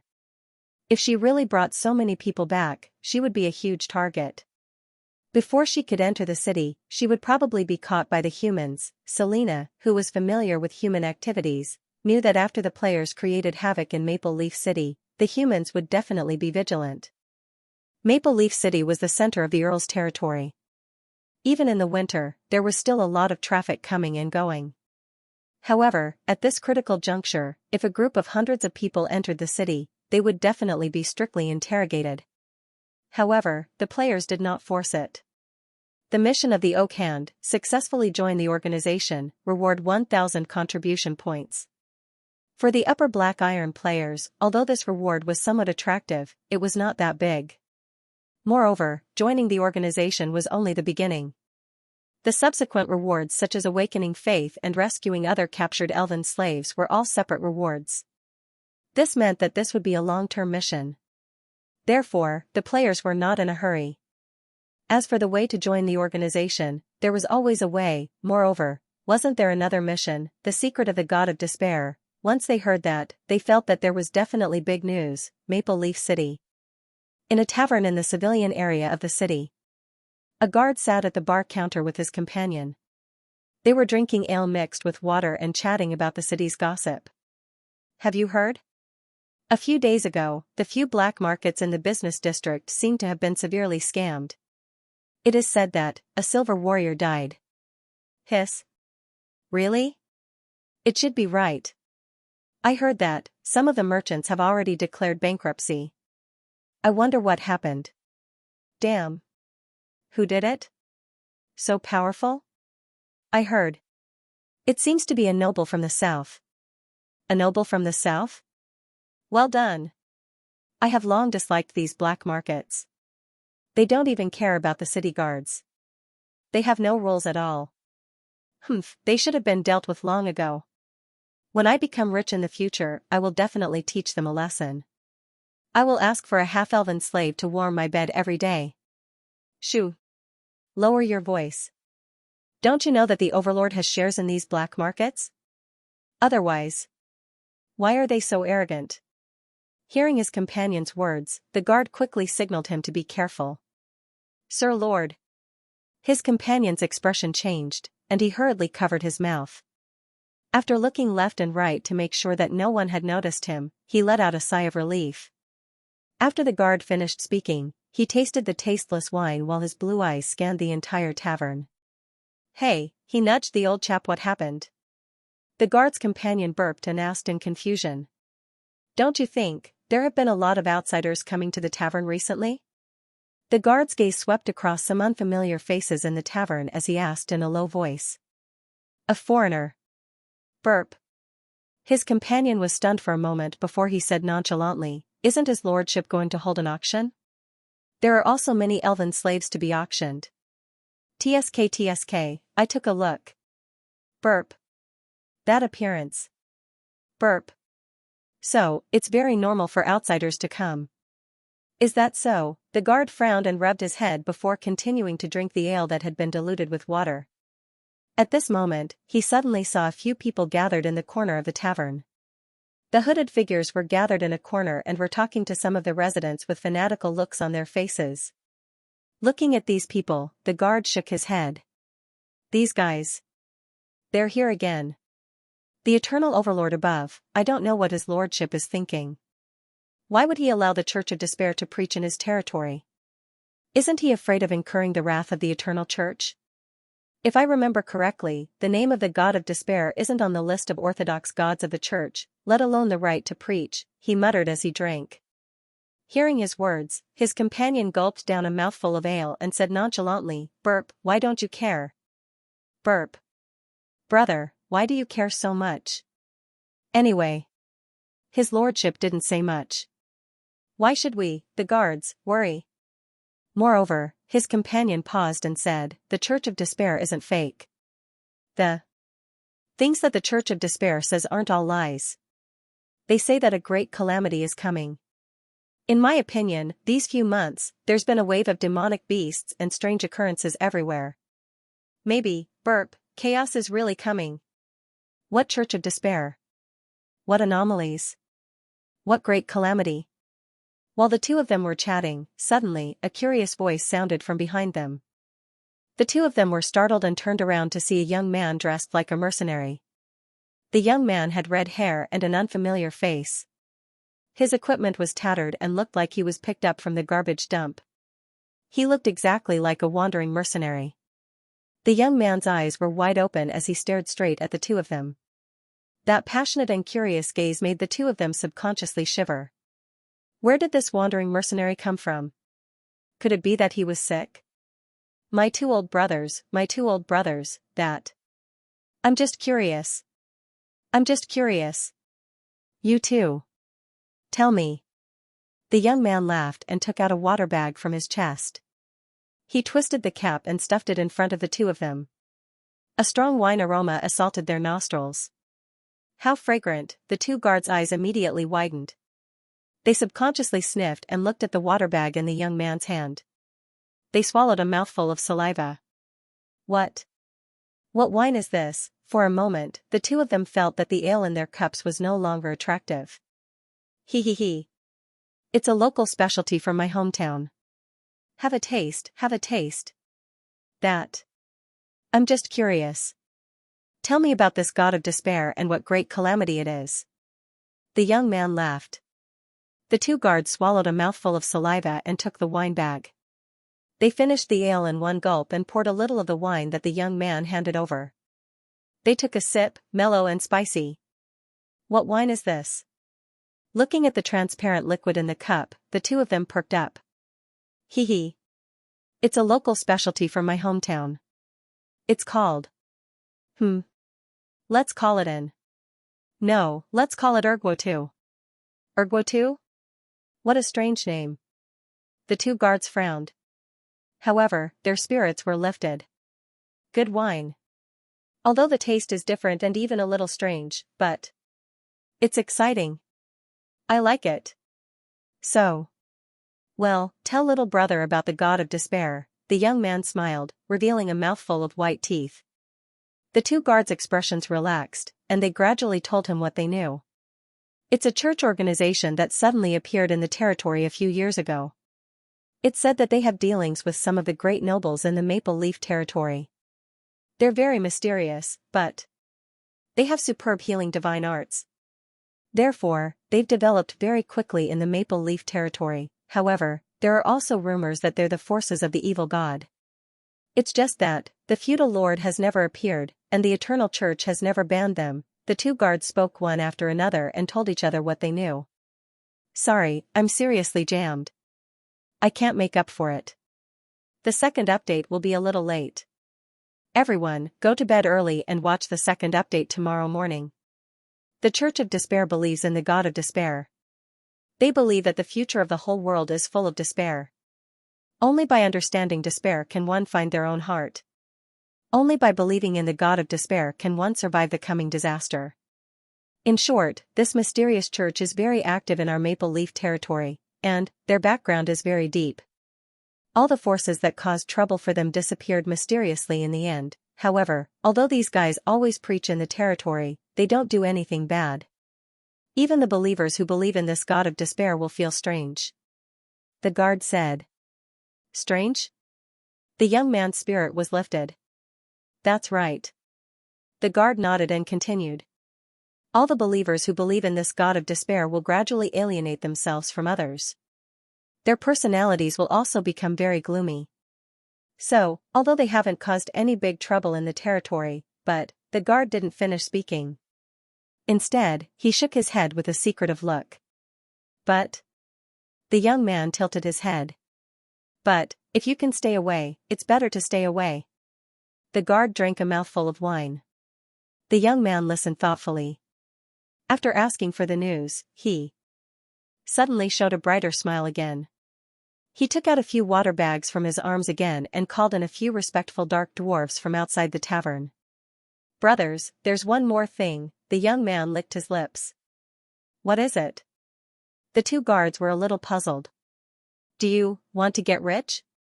The young man chuckled. "Get rich?" The two guards were stunned. Then, the young man leaned close to the ears of the two guards. Under the strange gazes of the two guards, he asked softly like a tempting devil. "Have you heard of Amway? The return of magic, the arrival of doomsday. The world of seekers is going to be chaotic. In the coming despair, if you want to live, you have to transform yourself into despair and believe in the great god of despair. Only then can you be saved." Looking at the few residents in front of him who were attracted by him, an old man wearing a hood said fanatically. Beside him, the residents of Maple Leaf City listened seriously and devoutly. From time to time, they imitated his movements and drew a strange dragon-shaped symbol on their chests. The god of despair? Is this really a god? Just when the old man was extremely satisfied with the results of his preaching, an untimely voice suddenly rang out. The old man's expression stiffened slightly. Several believers immediately turned their heads and glared at the source of the voice that questioned the god of despair. It was a young man dressed like a wandering mercenary. Seeing the angry gazes of the crowd, the young man shuddered and quickly laughed dryly. "Don't be angry. Don't be angry. I'm just curious, just curious. After all, I've never heard of this name before." Curious, hearing this word and feeling the lack of reverence for the gods in the young man's words, the old man squinted his eyes slightly. When he noticed that the man did not hide his iron-rank strength, his heart skipped a beat. A black iron-ranked wandering mercenary, furthermore, he didn't seem to have established a firm belief. For a moment, the old man looked at the other party with a burning gaze. "Of course. His Highness the true God is of course a true God," he said with a fervent expression. "It's just that. His Highness the true God was affected by the catastrophe 1,000 years ago and fell into a deep slumber. That's why you've never heard of his name. Now, His Highness the true God is about to awaken and regain his power. Naturally, he will bring change to this despairing world." As he spoke, he raised his hand slightly. Amidst the low cries of the crowd, a ball of dark green light appeared in the old man's hand. The light flashed and shone on the crowd. For a moment, everyone felt a divine power full of vitality surge into their bodies. All the sickness and exhaustion in their bodies dissipated without a trace. Divine art. This is a true divine art. Such a powerful healing effect, even more powerful than the priests of the Eternal Church. Feeling the power in his body, an old believer shouted excitedly. Then, he knelt down devoutly in front of the old man. Looking at the excited believer in front of him, the old man was very satisfied. However, when he glanced at the mercenary from the corner of his eyes, he found that the other party had a look of surprise. "Life divine art?" The old man heard the other party muttering to himself in surprise. Then, he smiled slightly. "Of course it's the life divine art. Only in despair can hope be born, and hope breeds life. So, His Highness the true God naturally also controls the power of life. This is a high-level healing divine art that only the believers of His Highness the true God can use," he said fervently and proudly. Hee. Hearing his words, the mercenary chuckled. However, that chuckle made the old man feel uncomfortable, and he frowned slightly. "Young man, do you have anything you want to say?" No. The other party shook his head, and in an instant, his expression became very devout. "Actually, as a mercenary who often fights, I have a lot of respect for the true God who possesses life. I wonder if I have the chance to join the Church of the God of Despair and receive the blessings of His Highness the true God." Seeing the other parties change, the old man was a little surprised. However, although he was surprised, it was also normal. After all, it was to attract this mercenary that he displayed the divine art that belonged to His Highness the true God, which was even more outstanding than the healing divine art of the Eternal Overlord. He smiled slightly and said fervently, "Of course. In the eyes of His Highness the true God, all living things are equal." As long as you are willing to believe in him, you can receive his recognition and receive his protection. After saying that, he took out a piece of paper from his chest and handed it to the young man. If you want to become a believer of His Highness the True God, gather at this place at 12 o'clock tonight. After listening to the old man's preaching in the tavern for a while, the young man left the few dark dwarves who came with him and ran away quickly. He turned left and right in Maple Leaf City and finally came to a cheap tavern. He hurriedly walked up to the second floor, pushed open his room door, and opened the chat interface. The young man's excited voice resounded in the group of players who had entered Maple Leaf City. Comrades! Comrades! I've connected with the Church of Despair. Well, this time, I've made up for my mistakes. Can you let me off for what I did in the Chamber of Commerce? It's so boring to join the Oak Hand as a spy. Going to the evil god's church to cause trouble is worthy of our identity as the successor of the Enlightenment doctrine. These guys said that the power of life belongs to the god of despair. As the bootlickers of the goddess, can you tolerate that? Damn, Xianxia, you've already hooked up with the Church of Despair? How many days has it been since you entered the city? Seeing Xianxia's message in the group chat, the other players were shocked. He. I met a few missionaries at the tavern, so I snuck in. Xianxia replied proudly. What do you think? This is a clue for the second mission. Aren't I loyal? This is the information I obtained. I'll share it with everyone. Gather here at 12 tonight and we'll sneak in together. Xianxia took a screenshot of the note he got from the missionaries and sent it to the group chat. Sure. Xianxia, since you shared the information, I'll forgive you for what you did a few days ago. Agreed, but you still owe us a barbecue. Damn, you're still thinking about the barbecue? No one got anything a few days ago. Does the barbecue still count? Xianxia's face turned green. Why not? Who was the one who got a spatial ring in the end? Xianxia was speechless. All right. It's just a barbecue.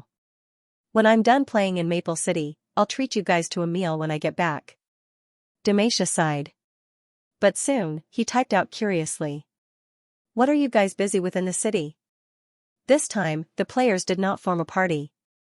Most of them were moving alone or in small groups of 2 or 3. Li Mu, on the other hand, had been picked by Selena to follow her to the Oak Hand. So, Xianxia was left alone. Otherwise, he would not have dragged a few dark dwarves who were developing in Black Rock City to Maple City. I'm wandering around the city to see if there's any mission here. But, after walking around for a long time, it seems like there's not a single NPC that can give out missions. But there are many shops that are hiring. They're similar to the dark dwarves in Black Rock City. They don't show missions. But, their rewards are copper coins. The purchasing power is too low. It's a complete waste of time. I also noticed that the NPCs here are similar to the dark dwarves in Black Rock City. They don't seem to be quest NPCs. I think so. I think I heard from an elf NPC that only believers of the goddess can become quest NPCs. I'm guessing that the officials are trying to bind us to their faction. You don't want me to change factions? What a pity. I actually wanted to try joining the other True Gods camps.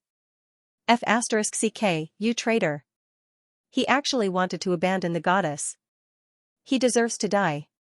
Should be killed +1 inch should be killed +2. You bunch of people who are obsessed with paper. I'm just kidding, don't get so worked up. The chat group was bustling with activity. Of course, there were also those who were brave enough to return to the crime scene. I'm buying something in the black market. This time, I brought a piece of gold legendary equipment. I have to change it to a spatial ring. A player replied in the group chat. However, he was soon ridiculed by others.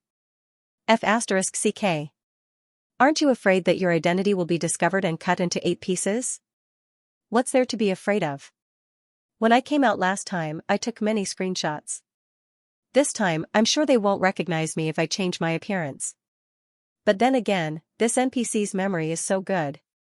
Now, when I enter the shop, they won't let me touch things without permission. Ha. Are you scared of being tricked by us last time? But I don't know where the bound equipment went. Maybe there's a bug.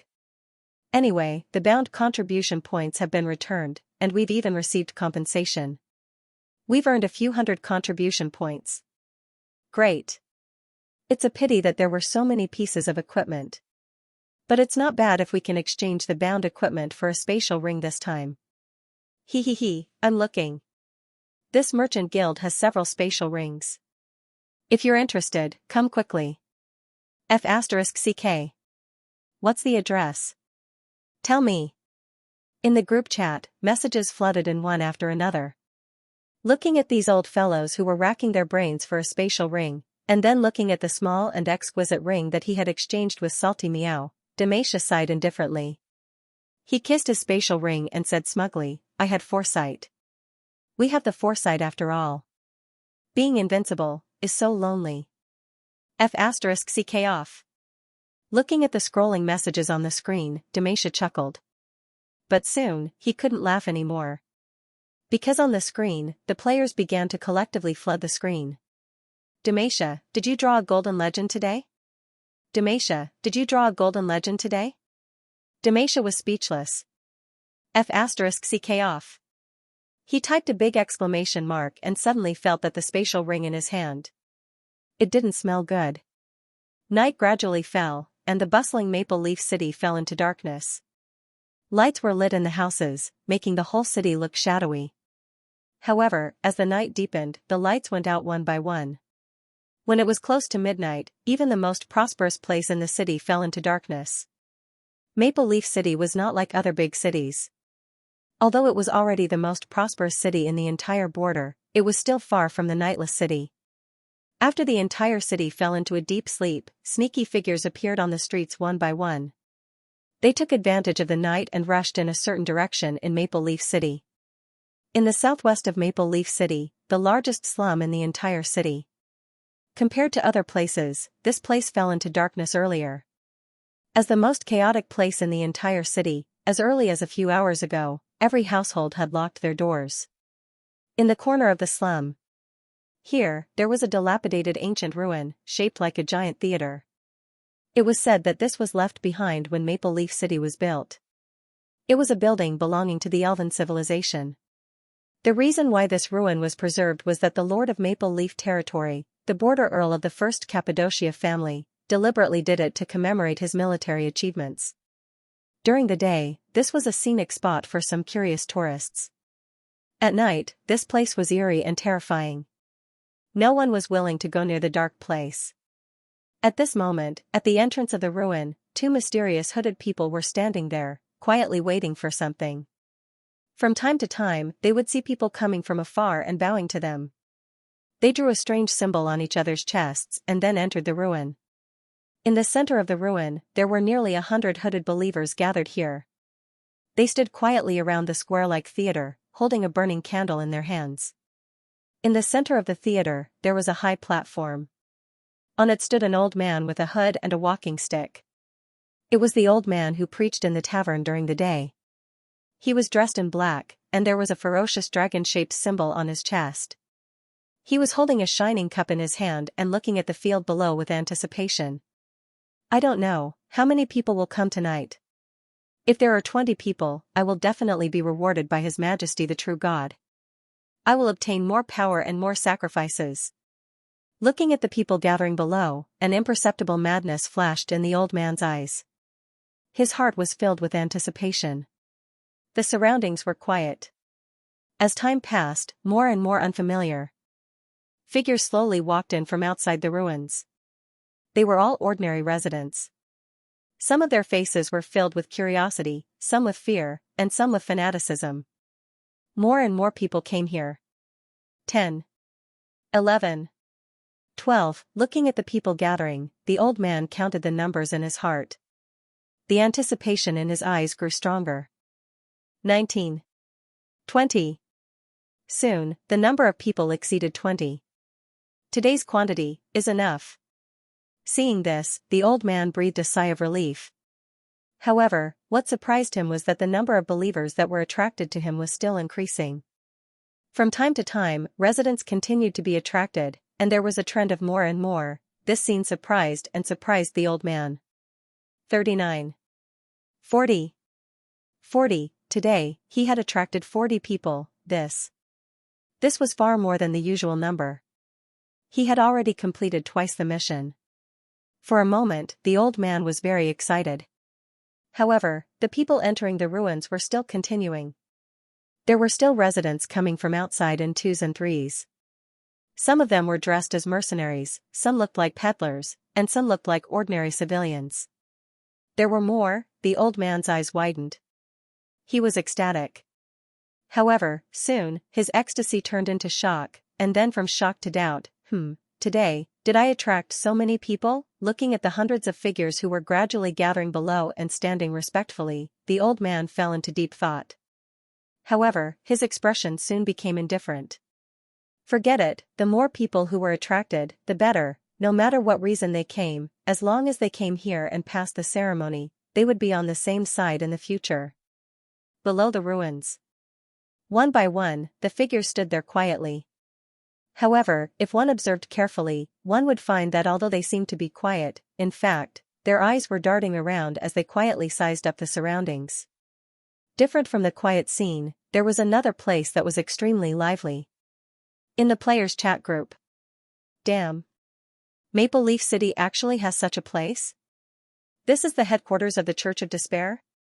It doesn't look like it.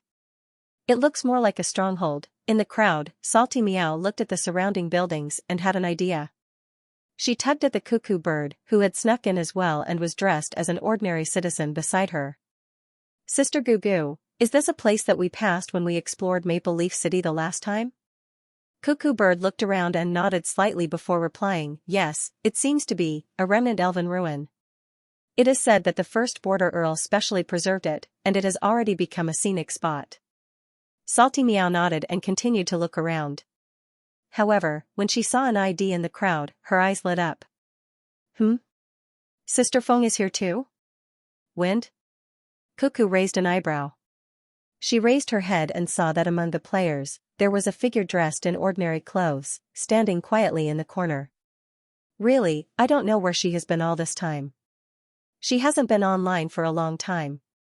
Who knew that she would silently reach level 31? Salty Meow pouted and muttered. Maybe she is busy in real life. Cuckoo Bird replied. She had never interacted with Wind before. He was a rather passive player, but he was also a very powerful player. She was said to be quiet because she had almost never seen this player doing missions. However, she was often seen enjoying AFK in the City of Heaven's Chosen. She was powerful because when the guild organized activities, no one could beat her in PK-related activities. Her level was not high, but she could always keep up with the first gear. Her equipment was not good, but her skills were quite sharp. In short, the Meng Meng committee members who knew this person knew that she should be a hidden big boss level player. Moreover, when communicating with her, they would inexplicably feel a lot of pressure. Although she gave people a very intimate feeling, at the same time, it always gave people the illusion that they were facing an elder. Some people in the guild guessed that she should be older in real life and should be at the level of an aunt. Moreover, she should have a high status in real life. After all, she had her own aura in the game. However, she seemed to be busy in real life and did not spend much time online. But, she actually came to participate in a mission this time. For a moment, the two were a little curious. Sister Feng, when did you reach level 31? Why did you think of doing a mission today? In the corner, Eve, who had put on a player's avatar, looked at the message sent by Salty Meow and raised her eyebrows slightly. She replied, I leveled up a few days ago. I am more interested in the new mission, so I came to take a look. After replying to the message, she focused her attention on the ruins and the believers of the God of Despair on the high platform. After knowing that the big black dragon who gnawed on the roots of the world tree during the Millennium War of the Gods was likely to be hiding in the Maple Leaf territory, Eve paid attention to this so-called Church of Despair. Nidhogg was a real ancient black dragon who had broken through to the mythical level and was also an ancient god. Or rather, a dragon god. Knowing that there was such an existence at her doorstep, Eve couldn't help but feel uneasy. Of course, the other party's condition seemed to be quite bad. Otherwise, he would not be hiding. And this also made Eve's mind active. How much divine power did a megalosaurus who had reached the level of an ancient god have? Eve licked her lips. After obtaining the true god weapon, the withering heart, she became a little bolder. This time, she wanted to play a big game. And after peeping and seeing Damasia's experience, she decided to borrow an avatar and go personally. Of course, on the other hand, it was also to escort the players. When facing a true god, even a weak ancient god, one could not be careless.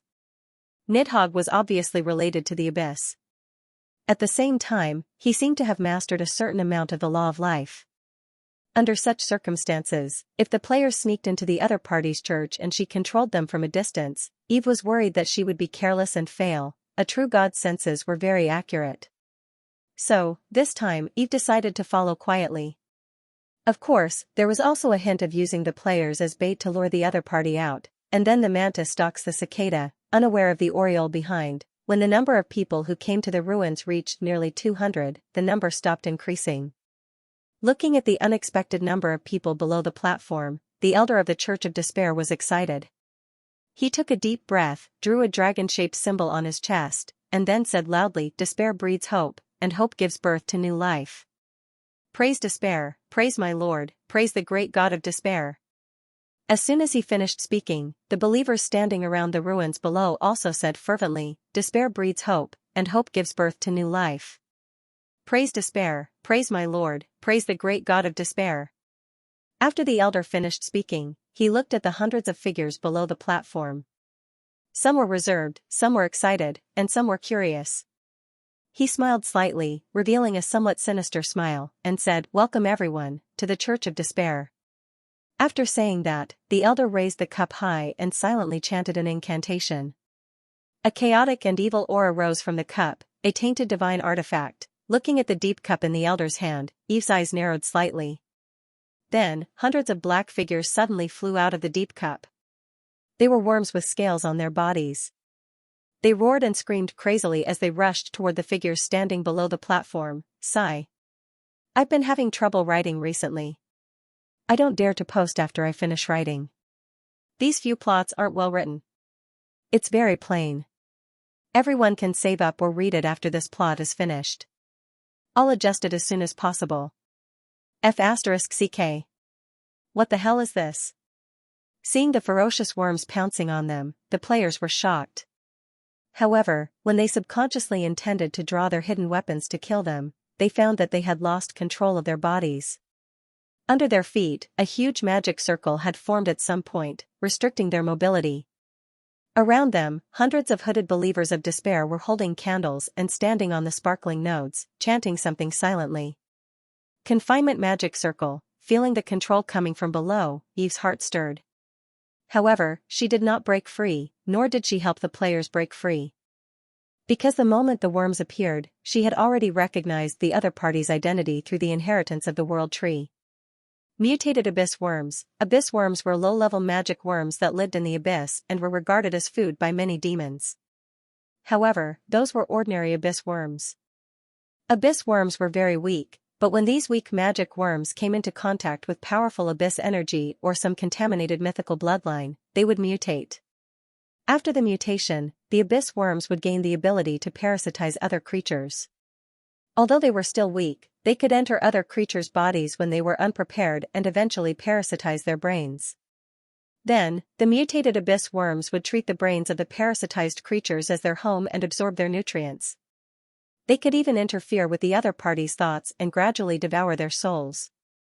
As time passed, the parasitized creatures would gradually lose their souls and consciousness, becoming a body without self and could only move under the control of the abyss worms. It was precisely because of the strange ability of the mutated abyss worms that these strange creatures were favored by many evil gods. They would always raise some mutated abyss worms to control other intelligent creatures or build their own army. Obviously, the Church of Despair did the same. Accompanied by the screams of the female players and the curses of the male players, the ferocious abyss worms found a target, bit through the skin, and burrowed into the body. Eve was no exception. Similarly, a worm came to her, climbed up her leg to her arm, bit through the skin, and burrowed into her body. However, Eve did not stop it. Instead, she allowed the worm to enter her body. She could feel that after this strange insect entered her body, it went straight to the brain of this body. It quickly spread its body and turned into a net-like structure, waving its tentacles to wrap around the brain. Just as the other party was about to touch the brain of Eve's avatar, Eve snapped her fingers without batting an eyelid. Then, the abyssal worm stiffened slightly and lost its ability to move. It curled up in a corner and shivered. Of course, Eve only used her own power to control the other party's movements. She didn't kill him. These abyssal worms had all been recognized by the Church of Despair. If he killed them, the other party would notice. In that case, everything would be meaningless. After that, Eve glanced at the other players. She saw that almost everyone's bodies were beginning to twitch uncontrollably. She knew that it was a sign that the abyssal worm was about to take control of the brain. Of course, the players did not have souls. Even if the abyssal worm took control of the brain, it could not affect the players' thinking. At most, the players would be horrified to find that they had lost control of their bodies, and their bodies could move freely. However, Eve would not let these worms reach that stage. She snapped her fingers again quietly. Then, all the players felt a warm power coming from the depths of their bodies. This warm power rushed to their brains, and soon, the dizziness gradually disappeared. Of course, they had not regained control of their bodies. They could not even speak. However, this time, it was not the abyssal worm's effect, but Eve's control. At the same time, new system notifications appeared before their eyes. Ding, you have been attacked by a mutated abyssal worm. The mutated abyssal worm has begun parasitizing. Ding, the abyssal worm's parasitism has succeeded. It is attempting to seize control of your body and thoughts.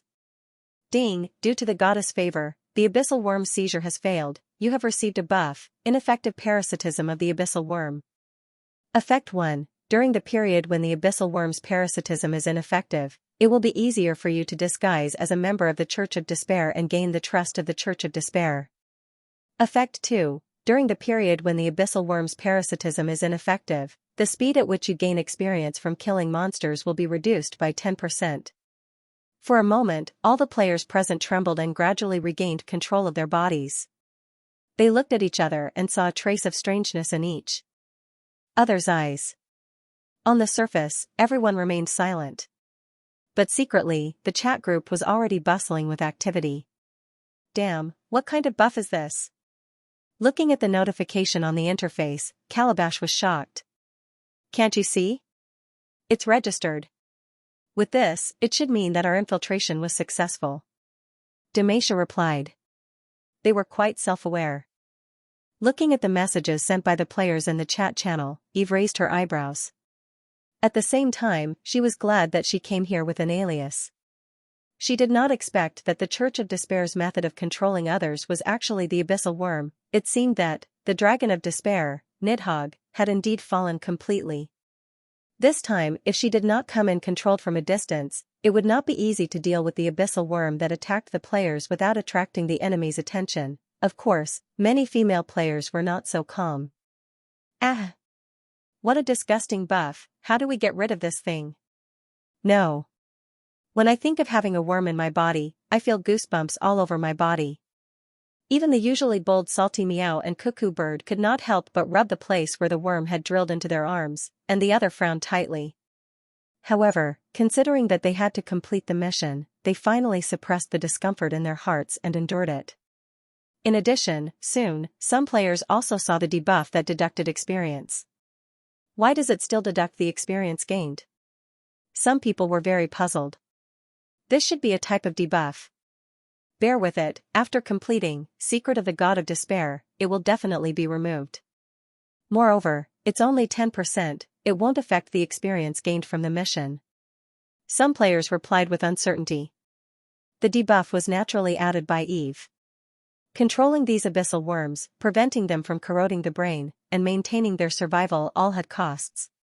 However, these costs were deducted by Eve in the form of a debuff. Yes. Just treat it as protection fees. After doing all this, Eve lightly snapped her fingers again. In an instant, all the players present received a new system mission. Frowny face Ding, triggered hidden mission, infiltrate the Church of Despair, mission description. In order to investigate the secret of the God of Despair, you have decided to infiltrate the Church of Despair. Mission objective: 1. Do not expose yourself. 2. Investigate the secret of the Church of Despair. Mission reward: 10,000 experience points, 5,000 contribution points, exclusive title Infernal Affairs, failure penalty, 5,000 contribution points deducted. It was a hidden mission. Seeing the system message, all the players' eyes lit up. Sorry, it's late. The second chapter is estimated to be in the wee hours of the morning. Everyone can read it tomorrow morning. Hidden mission. We've triggered a hidden mission. Cheers of excitement could be heard in the players' chat group. Of course, there were also doubtful voices. Damn. Why is there a punishment for failure this time? There is a punishment, but the reward is also very high. There's even an exclusive title. All he had to do was to complete the mission properly. 5,000 contribution points can be exchanged for a piece of purple equipment or 5 lucky draws. If you work hard, you'll have to work hard for a few days. This shows how scary the punishment is. 5,000 contribution points, be careful. Don't be reckless. The players discussed among themselves in the chat group. At the same time, the players who had intended to start a wave of attacks quickly held back their thoughts. The corners of Eve's mouth curled up slightly when she saw that Demacia and the other players who were about to stir up trouble had quietened down. There was nothing that missions and contribution points couldn't control the players. If there was, then there would be more rewards or more punishments. At this moment, the old man on the stage spoke. He revealed a sinister smile, looked at the crowd below the stage, and chuckled. Welcome to the Church of Despair. After that, the ordinary people who had been controlled by the abyssal worms bowed respectfully to him and said in a deep voice, I'm sorry, but I'm sorry. Praise the Lord, the great God of despair. However, their facial expressions were very stiff and even a little gloomy. It looked a little scary. The players quickly reacted. They imitated the poor worms who were controlled and said loudly with a straight face, Praise the Lord, the great God of despair. However, looking at the hundreds of respectful figures below the stage, the smile on the old man's face faded a little. Sigh. It didn't work. He shook his head secretly. It didn't work, although the old man's voice was very low. Eve, who had a demigod-level perception, still heard him clearly. Suddenly, she had a thought. She focused her attention on the trembling abyssal worm on her body again and examined it carefully. And this time, she found something different. There's something hidden? This time, Eve noticed that there was a hidden power in these mutated abyssal worms. That kind of power was evil and chaotic, and it carried a deep aura of despair. That was the power of the Dragon of Despair, Nidhogg. This power was hidden very deeply, concealed by the evil aura unique to the abyssal worms. Even Eve didn't recognize him at first glance. So that's how it is. These worms are not only a means for the Church of Despair to control others, but they are also a means for selecting believers. Eve's heart stirred slightly. She changed her mind and killed the abyssal worm in her body. The moment the abyssal worm died, an evil power suddenly burst out from its body, instantly enveloping Eve's incarnation. For a moment, Eve felt countless murmurs echoing in her ears. Those were the whispers of the evil god, Nidhogg's bewitchment. If an ordinary intelligent creature heard these ravings, they would immediately go crazy and become Nidhogg's fanatical worshippers. Of course, to Eve, who possessed a powerful divine spirit, these ravings were merely scratching an itch. So that's how it is. The abyssal worms are a means for controlling other existences, and at the same time, a means to test their potential. Although the mutated abyssal worms are strange, they are also very fragile. For existences with powerful willpower, they can rely on their own soul power to kill these invaders, and then, the ravings hidden in these worms will be stimulated, completely turning the other party into their true believers. Nidhogg. Through this method, he only chooses existences with powerful souls to become his true believers. Existences with powerful souls all have the potential to grow into fanatics or even saints.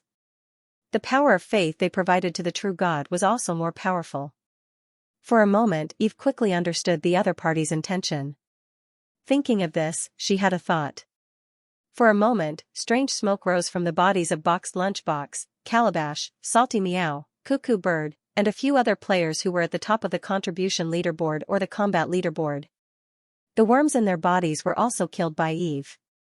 Of course, when the evil ravings appeared, Eve protected their consciousness.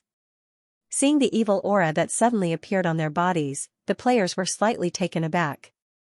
At the same time, Salty Meow and the others were surprised to find that they had suddenly learned a new skill: transform into the scaled monster of despair, eh? What kind of skill is this?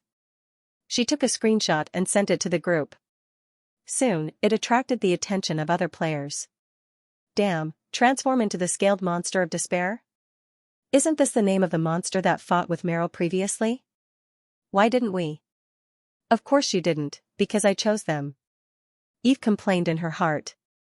At this moment, the old man on the stage suddenly perked up.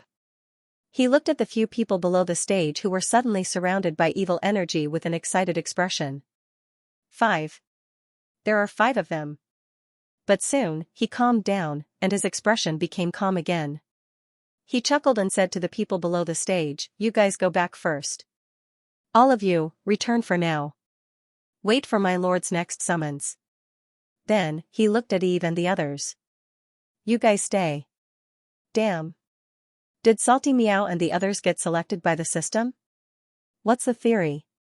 I'm so jealous. Ah. The subsequent hidden plot. It must be the subsequent hidden plot. Why not me? Seeing Salty Meow and the others who were surrounded by evil energy, the chat group flashed with envious and jealous messages one after another. Because you guys are unlucky.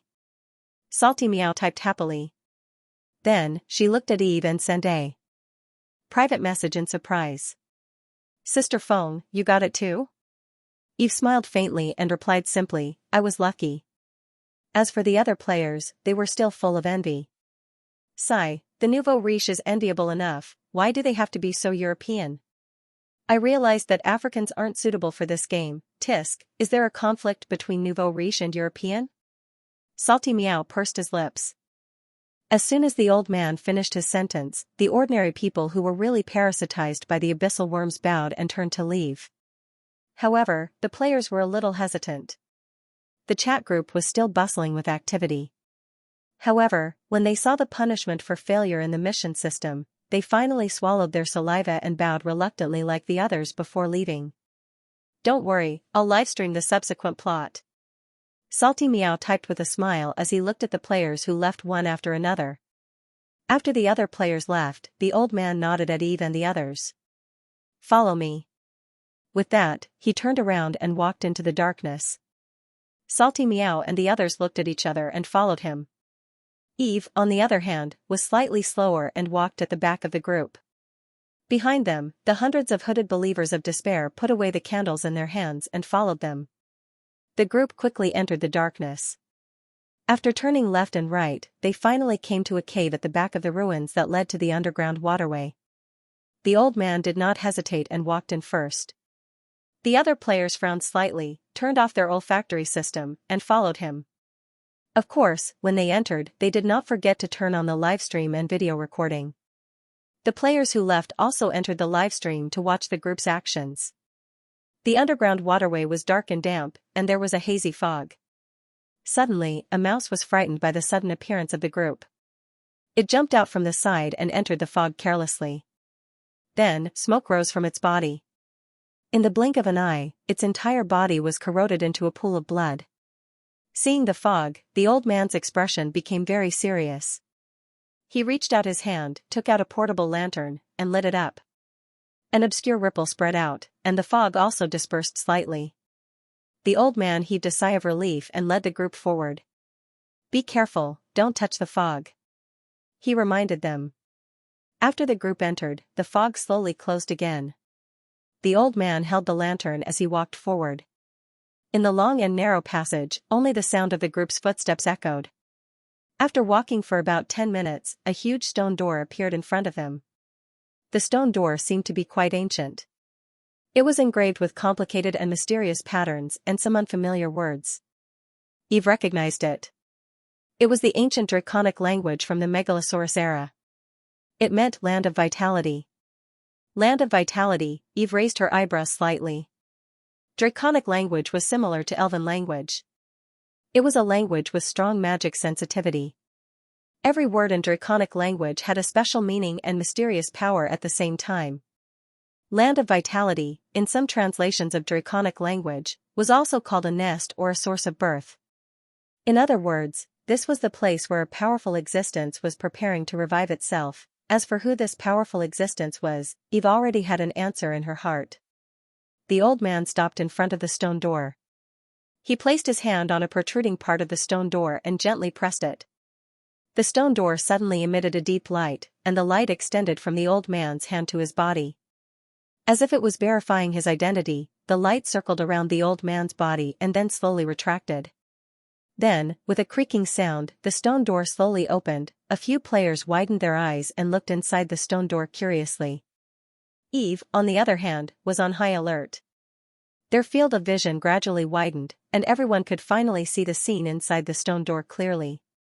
It was a vast hall, and there were simple stone pillars erected around it. On the stone pillars were depictions of ferocious and terrifying megalosaurus.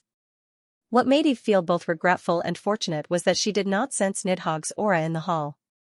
Of course, this also meant that he had already recovered. As for this so-called Land of Vitality, it had already completed its mission.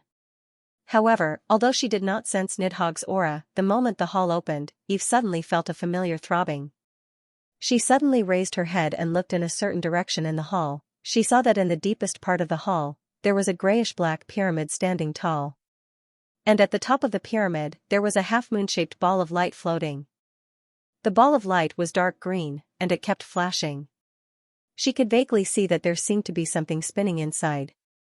And the moment she saw the ball of light, Eve felt that familiar feeling and throbbing became more and more intense. This is the aura of a true god weapon. And it can make me feel a sense of familiarity and closeness from the bottom of my heart.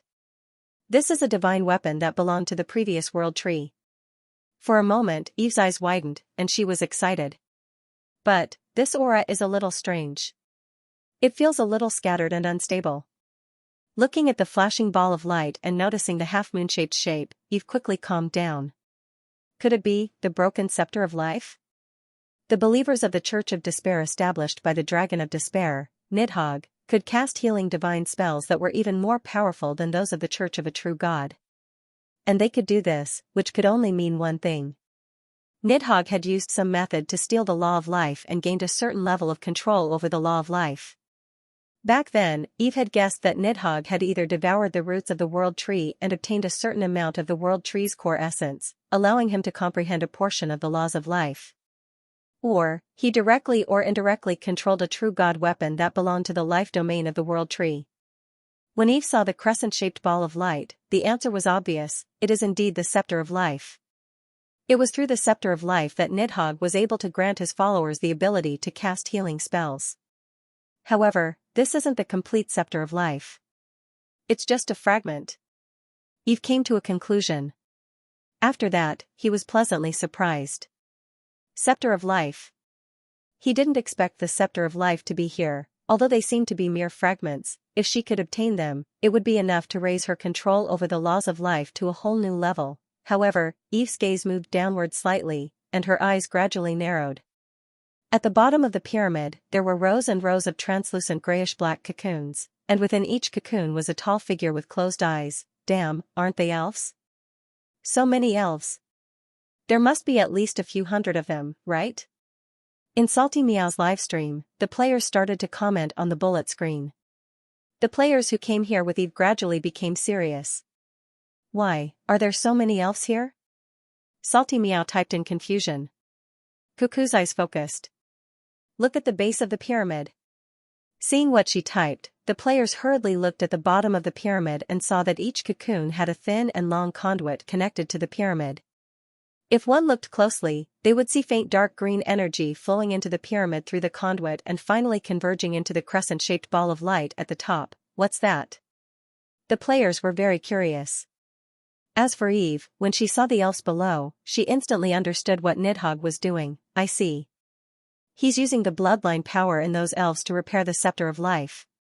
The scepter of life was one of the 3 true god-level weapons of the previous world tree. and it was also the scepter that controlled the laws of life. Perhaps the scepter of life did not have powerful attack power, but it had terrifying healing abilities, as well as the ability to transform and evolve life. For any race, this was a god-level weapon that could change the fate of the race. It was also because of this that the gods had broken the scepter of life during the 1,000-year War of the Gods. However, they did not expect that the true god who had been collecting the fragments of the scepter of life was actually the revived Nidhogg. Although this guy seemed to have completely fallen to become an evil god. Since the scepter of life was created by the previous world tree using a part of his essence that had condensed the laws of origin, the bloodline power of the world tree had to be used to repair it. You guys, come here. Just as they were staring at the pyramid and imagining things, the old man spoke again. He had already arrived at the bottom of the pyramid. You have become true believers of despair, and as the followers of our Lord, every believer should come here to pray devoutly. The old man said. With that, he turned around and took the lead to bow slightly to the half-moon light on the pyramid, praising fervently. Praise our Lord, the great God of despair. The other believers did the same thing. Praise our Lord, the great God of despair. Seeing this, Eve's heart skipped a beat. At this point, she finally understood why the old man had brought them here. Repairing the scepter of life not only required the bloodline power of the world tree, but also the divine power of life. However, Nidhogg did not have the divine power of life, so he replaced it with the power of faith, which was easier for the god-level weapon to accept. With the believers praying to the scepter of life, this was not only Nidhogg's way of repairing the scepter of life, but also his way of leaving his mark on the scepter of life. Seeing the old man's actions, the players looked at each other and pretended to pray to the pyramid. Of course, their prayers did not work. And in Eve's heart, a bold idea gradually formed. Sorry. It's too late. The second update will probably wait until 1 o'clock. I'm editing it now, so you can watch it tomorrow morning. If I make a move now, take back the scepter of life, and then teleport all the believers of despair here to my kingdom to silence them, a thought flashed through Eve's mind. Nidhogg wasn't here. Not only that, he didn't even leave his own statue or guardian here to protect this place, and this made Eve's hands itch. However, just as she was wondering if she should do something, she suddenly calmed down. No, that's not right. Although I don't know what Nidhogg is planning, he definitely won't let his guard down. After all, this is a true god-level artifact. Thinking of this, Eve carefully observed her surroundings from the corner of her eye. And this time, she finally found something wrong. It's those pillars. Those pillars form a defensive divine spell magic array. Looking at the pillars carved with Megalosaurus, Eve frowned slightly. This was a little troublesome, even though the most powerful attack she could unleash would definitely be able to break through this formation. It was only a matter of time before the formation was destroyed. But in that case, her existence would definitely be exposed. This kind of magic array always had some kind of connection with the person who set it up. If Eve broke it with brute force, the other party would definitely be aware of her existence. And Nidhogg and the World Tree were sworn enemies. If he knew about her revival and she didn't kill him immediately, the entire crystal wall system would probably know about the revival of the World Tree. If that was the case, it would be troublesome. Thinking of this, Eve carefully observed these pillars again. At the same time, she combined the information about large-scale magic arrays in the World Tree's inheritance and tried to find its flaws. Unfortunately, other than breaking it with brute force, Eve didn't have any good methods. Breaking it with brute force won't work. If I do that, I'll definitely have to use my own divine power. And once I use my divine power, the other party is likely to be aware of my existence through the connection with the magic array. Unless, when I'm destroying the magic array, there's an even stronger divine power that creates interference in the surroundings. This way, I'll be able to conceal my own existence. Thinking of this, Eve felt that it was a little troublesome. She sighed softly and turned her gaze to the giant cocoons. She could sense that although the elves' auras were weak, they were still alive. Unfortunately, saving these elves and obtaining the scepter of life were almost bound together. Perhaps I should think of a way to lure Nidhogg out and see if I can use the withering heart to kill him? Eve's thoughts moved. However, she quickly rejected this idea. No. It's very difficult to lure out the true body of a mythical being, especially an old monster like Nidhogg who has lived for who knows how long. Mythological existences cherished their lives. True gods, ancient gods, and even evil gods cherished their lives. Unless it was absolutely necessary, they would protect their true bodies well. Could it be that the only thing left to do was to lie low and quietly wait for an opportunity? Eve then turned to the hundreds of sleeping elves with a dark expression. These were all potential believers of hers. Besides, those who could be chosen by Nidhogg were probably the best among the elves. If they waited any longer, who knew how many more would die? At this point, Eve was 100% sure that this border earl had something going on with Nidhogg. Perhaps Nidhogg had been harming the elves all these years. As for the so-called elven auction, it was probably just a cover. Even the elves in the black market and the elves in the Oak Hound might have been purposely placed there by the other party. The purpose was to attract more elves to come and save them. Before Selena left, Eve had communicated with the other party using the identity of Zero, a God's chosen one, and found out that the elves had done similar things many times. Unfortunately, the other party did not expect to meet a player this time. At this point, Eve could almost conclude that, at this moment, the other party probably knew about the existence of the Black Dragon and a large number of elves. After all, the Border Earl's butler, Anders, had experienced the battle with the Crocodile mercenary group. If that was the case, I'm afraid that the other party will send forces to the Black Dragon Castle in the near future. Eve's eyes flashed. A large number of elves, for Nidhogg who wanted to repair the Scepter of Life, was probably quite attractive, but soon, she felt that it did not make much sense. So what? Even if the other party attacked the Black Dragon Castle, they could just use the Border Earl's troops, and Nidhogg could still hide behind the scenes. Or should they continue to wait and ambush the Church of Despair to find an opportunity? Eve was not willing to give up. Sigh. If only Hela could help. She doesn't have to do anything else. Even if she casually throws a large-scale divine spell at Maple Leaf City to disturb the other party, I will have a way to destroy the magic circle here and take the Scepter of Life and these elves away. Eve sighed regretfully. However, at this moment, an idea suddenly flashed in her mind. No, Hela can't help, but I can invite someone else to help. Eve's spirits lifted as she thought of a way to kill several birds with one stone. If she remembered correctly, Maple Leaf City also had a temple of the Church of Eternity. And the Lord of Eternity was the main god of the human gods. Although he was the enemy of the World Tree, he was also a true god who hated evil gods. Thinking of this, Eve's mouth twitched. Sigh. My predecessor's unfilial son, let me, the successor, teach him a lesson. With a thought, the players who were still in Maple Leaf City received a new system message one after another. Ding, Salty Meow, Cuckoo Bird, Boxed Lunch, Calabash, and Wind have triggered the hidden mission, Destroy the Church of Despair's plot. Mission description. After infiltrating the Church of Despair, you found a mysterious facility left behind by the Church of Despair in an underground hall and saw a large number of kidnapped elves. Although you don't know what the Church of Despair is up to, in order to save your compatriots, you decided to destroy their plan. Mission objective: 1. Destroy the pyramid. 2. Save the sleeping elves. 3. Obtain the mysterious light above the pyramid and sacrifice it to the goddess.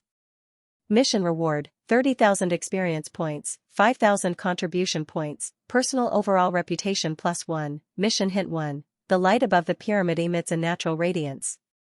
Perhaps this is an item related to the goddess Eve. Call out her divine name in your heart. Perhaps you can get her help during the operation. Mission hint 2. The Church of Despair is heavily guarded. The goddess's power can't easily descend. However, if a demigod-level power or above is attracted to Maple Leaf City, the goddess can take action. Mission hint 3. The Church of Eternity is one of the true gods that humans believe in. It is very likely that there is a demigod-level power or above. New hidden mission. Everyone was overjoyed when they saw the system notification. Personal reputation rating. After completing the mission, your personal reputation rating can be increased. Gord's eyes lit up when he saw the last reward. As a long-term field member, he didn't do many missions. Therefore, Gord did not interact much with the NPCs. At most, he used Boxed Lunchbox to make himself known to Nightingale. Under such circumstances, his personal reputation rating was maintained at the average of the entire server.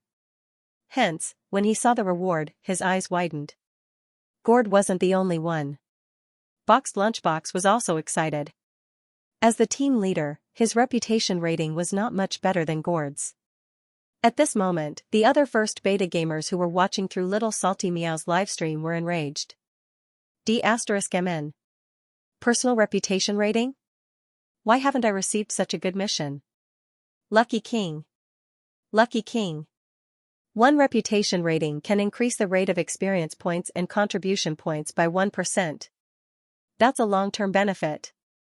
I'm envious. I don't know what else to say. The bullet screen comments were filled with jealousy.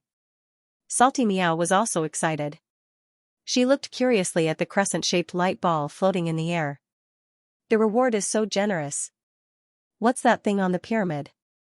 Cuckoo carefully observed the fragment of the scepter of life that was wrapped in the light ball and said with uncertainty, "This mission involves the goddess." This mission actually involves the goddess. Perhaps, it might be the divine artifact that was mentioned before. Eh? She guessed it. Eve looked at her in surprise. Divine weapon? Salty Meow was taken aback. Meow meow, do you remember the video on the official forum? It's the plot of the battle between the goddess and Allure. Cuckoo typed in the chat channel. Plot? Oh. I remember. It's the part where the goddess used her tentacles to torture the silly god. Salty Meow was enlightened. Tentacles, tentacles. Eve's lips twitched. She wondered if she should change the way she attacked and controlled the enemy. That's right. Cooing Bird replied with an approving emoji. Salty Meow's eyes lit up as if he had thought of something. I got it. That must be it. There was no such thing as a random plot in the game. Since the goddess divine equipment was mentioned, there must be a quest for us to help the goddess find the divine equipment. Now that the goddess is involved, and it's clearly an item related to the goddess, it's very likely that it's really a divine artifact. Furthermore, Salty Meow looked at the ball of light in the air with bright eyes. I think I can sense a familiar aura, like the aura of life. This must have something to do with the goddess. Seeing her analysis, the others agreed. Then, what should we do? Calabash asked in the channel. Pray. Let's try praying to the goddess according to the quest's instructions. Salty Meow replied. That. How should I pray? The gourd asked again.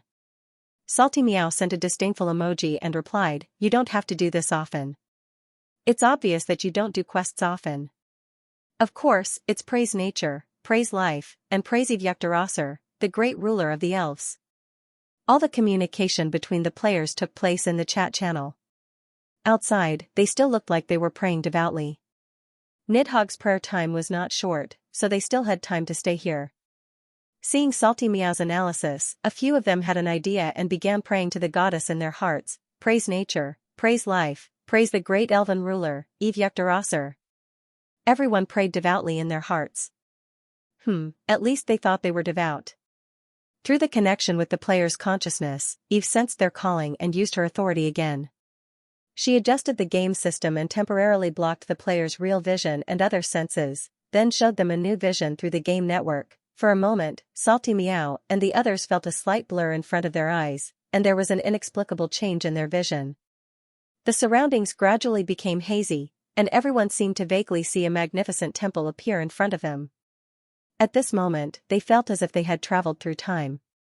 The temple was filled with dazzling stars, and a majestic and holy figure sat on the throne in the center.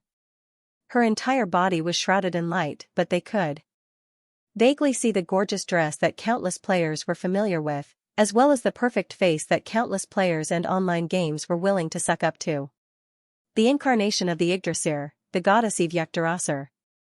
The most popular NPC in Elven Nation, the leader of the players' faction, appeared in front of them once again. At this moment, the other players who saw the changes in the scene through Salty Meow's vision were also excited. F***CK. The Great Goddess. The Great Goddess is here. I haven't seen the Great Goddess for a long time, I miss her so much, PR. Then, the players heard a familiar and ethereal voice that the netizens could not find out which celestial voice actress had dubbed it for a long time. Brave chosen one, I have received your prayers. What you see is a true god-level artifact that belongs to me. If you can help me take it back, I can fulfill one of your wishes. When you're ready, call out my name again. The scene ended.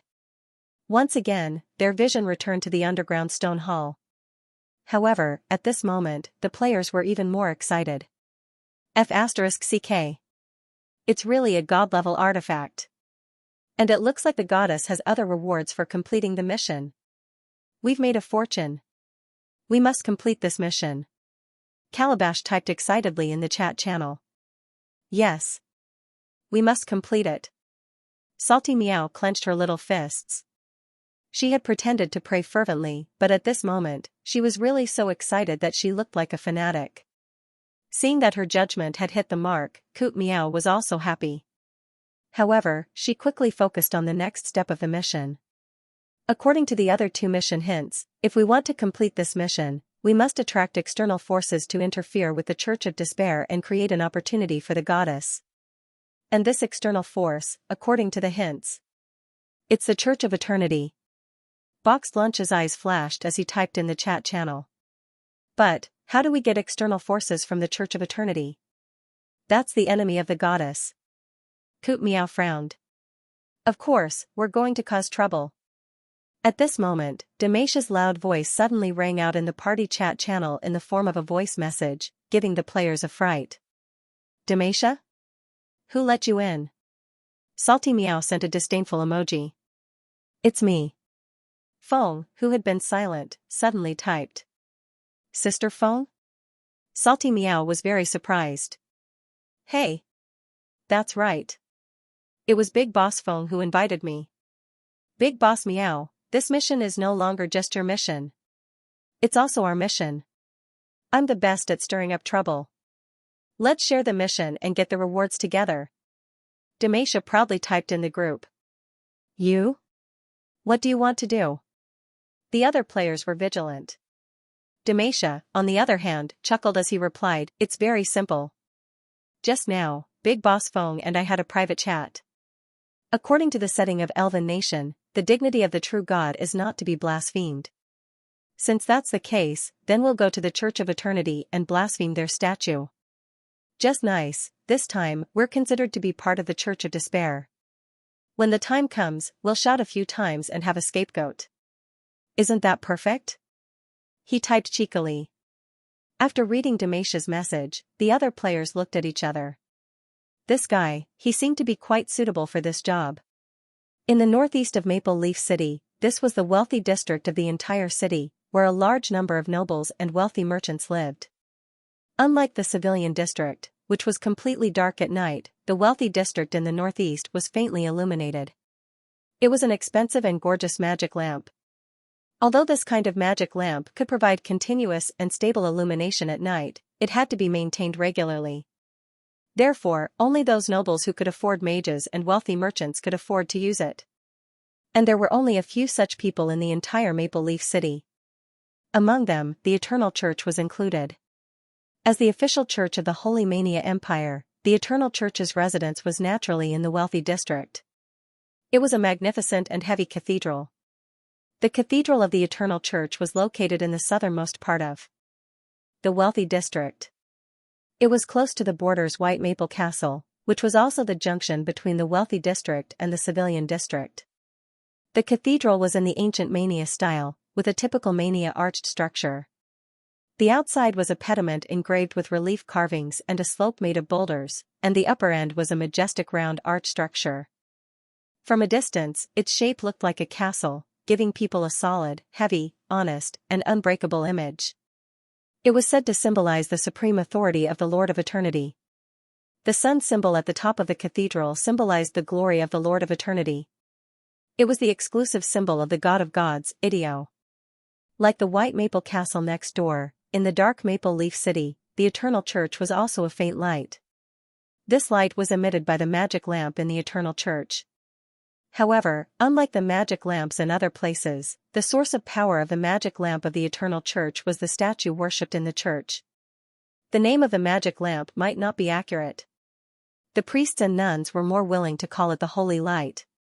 The holy light was immortal, and the light was eternal. This symbolized the power of the Lord of eternity, and also the faith of the believers. Of course, although the church was still bright, the priests and nuns had already rested. Except for one person. The bishop of the Maple Leaf City branch of the Eternal Church, Comanche Glamorgan. Comanche was a grade 3 priest, black iron upper rank, and he was 65 years old this year. Logically speaking, the bishop position in the Eternal Church could only be held by a silver priest above grade 4. As the main city of the border territory, the bishop of Maple Leaf City should be at least a tier 6 silver-ranked priest. However, since a few years ago, Earl Borderlands had strengthened his control over the territory and eluded the influence of the Church of Eternity. Priests above silver were gradually pushed out by him. Naturally, there were people in the Eternal Church who were dissatisfied with this. However, in recent years, hidden dangers had been rising in various parts of the empire. All kinds of evil gods and heretics were emerging one after another. The upper echelons of the Eternal Church turned a blind eye to the little tricks of Maple Leaf City. Especially this year, news of the evil gods' revival had spread all over the empire, and it was said that some had even alarmed the true gods in the sky. In this kind of situation, Border Earl's thoughts were even less important. However, none of this had anything to do with Comanche Glamorgan. As a bishop, he knew some of the secrets of Maple Leaf City.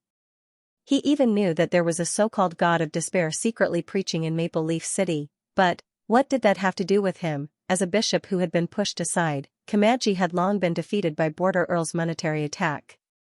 To him, who was already 65 years old and didn't have many years left to live, the authority of a true god wasn't as practical as a few more gold pounds. As long as Maple Leaf City was safe and sound, as long as the citizens of Maple Leaf City were still led by the Church of Eternity, then he would turn a blind eye. Of course, his own weakness was also one of the reasons. At this moment, Comanche Glamorgan was hiding in a corner of the church. Borrowing the light of the holy light, he was happily counting the gold pounds that Border Earl had given him. Almost 500 pounds. Once I have 500 pounds, I'll apply for retirement from the church and leave this damned place to live my own life. However, just as Comanche finished counting his assets and was about to return to his dormitory to sleep, suddenly, a creaking sound came from the church's windows. What's that sound? For a moment, Comanche was on guard. He put away his assets and was about to go to the window to take a look when he suddenly saw a black shadow flash by. Then, under Comanche's shocked gaze, the entire window was smashed from the outside. Who is it? To actually destroy the Church of Eternity in the middle of the night. Comanche was both shocked and enraged, but he subconsciously took a step back to hide. The waters of Maple Leaf City ran deep. When faced with such a situation, he was just a rank 3 priest. Although he was a bishop, he really didn't have the guts to act rashly. Then, Comanche saw a few sneaky figures barge in through the window. They were all figures wearing black hoods, and he couldn't see their faces clearly. However, they emitted an aura that made Comanche feel disgusted and fearful. Evil, despair, chaos, that was the aura unique to the followers of the evil god. These were followers of the evil god, and their strength wasn't any weaker than his. He saw the followers of the evil god climb into the church, then walk straight to the statue in the middle of the church that was illuminated by the Holy Spirit. That was the statue of the Eternal Lord, Eternity. Seeing the direction they were heading, Comanche's eyes almost popped out of their sockets. The Eternal Lord above. What were these followers doing? In the world of Seegers, the statues worshipped by churches weren't just simple statues.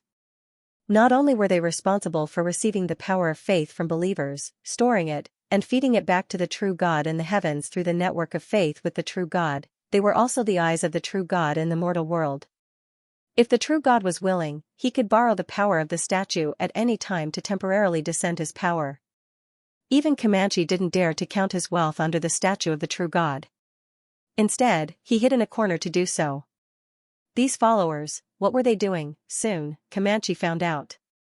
These people came to the front of the statue and stopped. Then, Comanche heard their arrogant and disrespectful words. "This is the statue of the Eternal Church. TCH, it's a man? Stop looking, get to work, get to work." What were they doing? Comanche instantly became alert. Then, he saw a light flash in the hands of the leader, and a large bucket appeared. A spatial tool. Comanche was very surprised. However, with the appearance of the large bucket, he suddenly smelled a nauseating smell. It smelled disgusting. It was the smell of excrement. What were they doing? In an instant, Comanche's expression was horrified. Then, the leader chuckled, picked up the large bucket, and splashed the filth on the majestic and sacred statue of the eternal God. Blasphemy!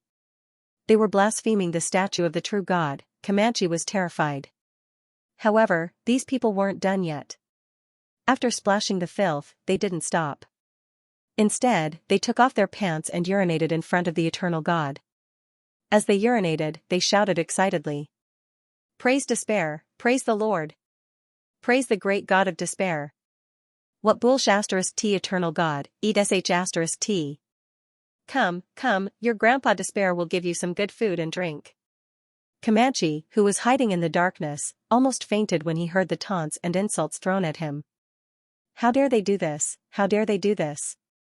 Blasphemy! This was blasphemy. They were going to incur the wrath of the true God, the eternal God above. Are these cult members crazy? Comanche's expression was horrified. He was so scared that his legs turned to jelly. However, the followers didn't stop. The person in the lead seemed to be dissatisfied. He looked around and took out a broom from the side of the temple. Then, his body flashed with the light of a skill. With a loud shout, he knocked the filthy statue of the eternal God to the ground. With a bang, the statue hit the ground, and one of its arms was broken into two. At the same time, the person who knocked down the statue shouted fanatically, "Long live the God of despair!" After shouting, he and the others committed suicide on the spot. The corpses slowly disappeared, leaving only a few black worms on the spot. And after they committed suicide, a heart-palpitating force suddenly descended on the scene. Maple Leaf City was extremely quiet at night.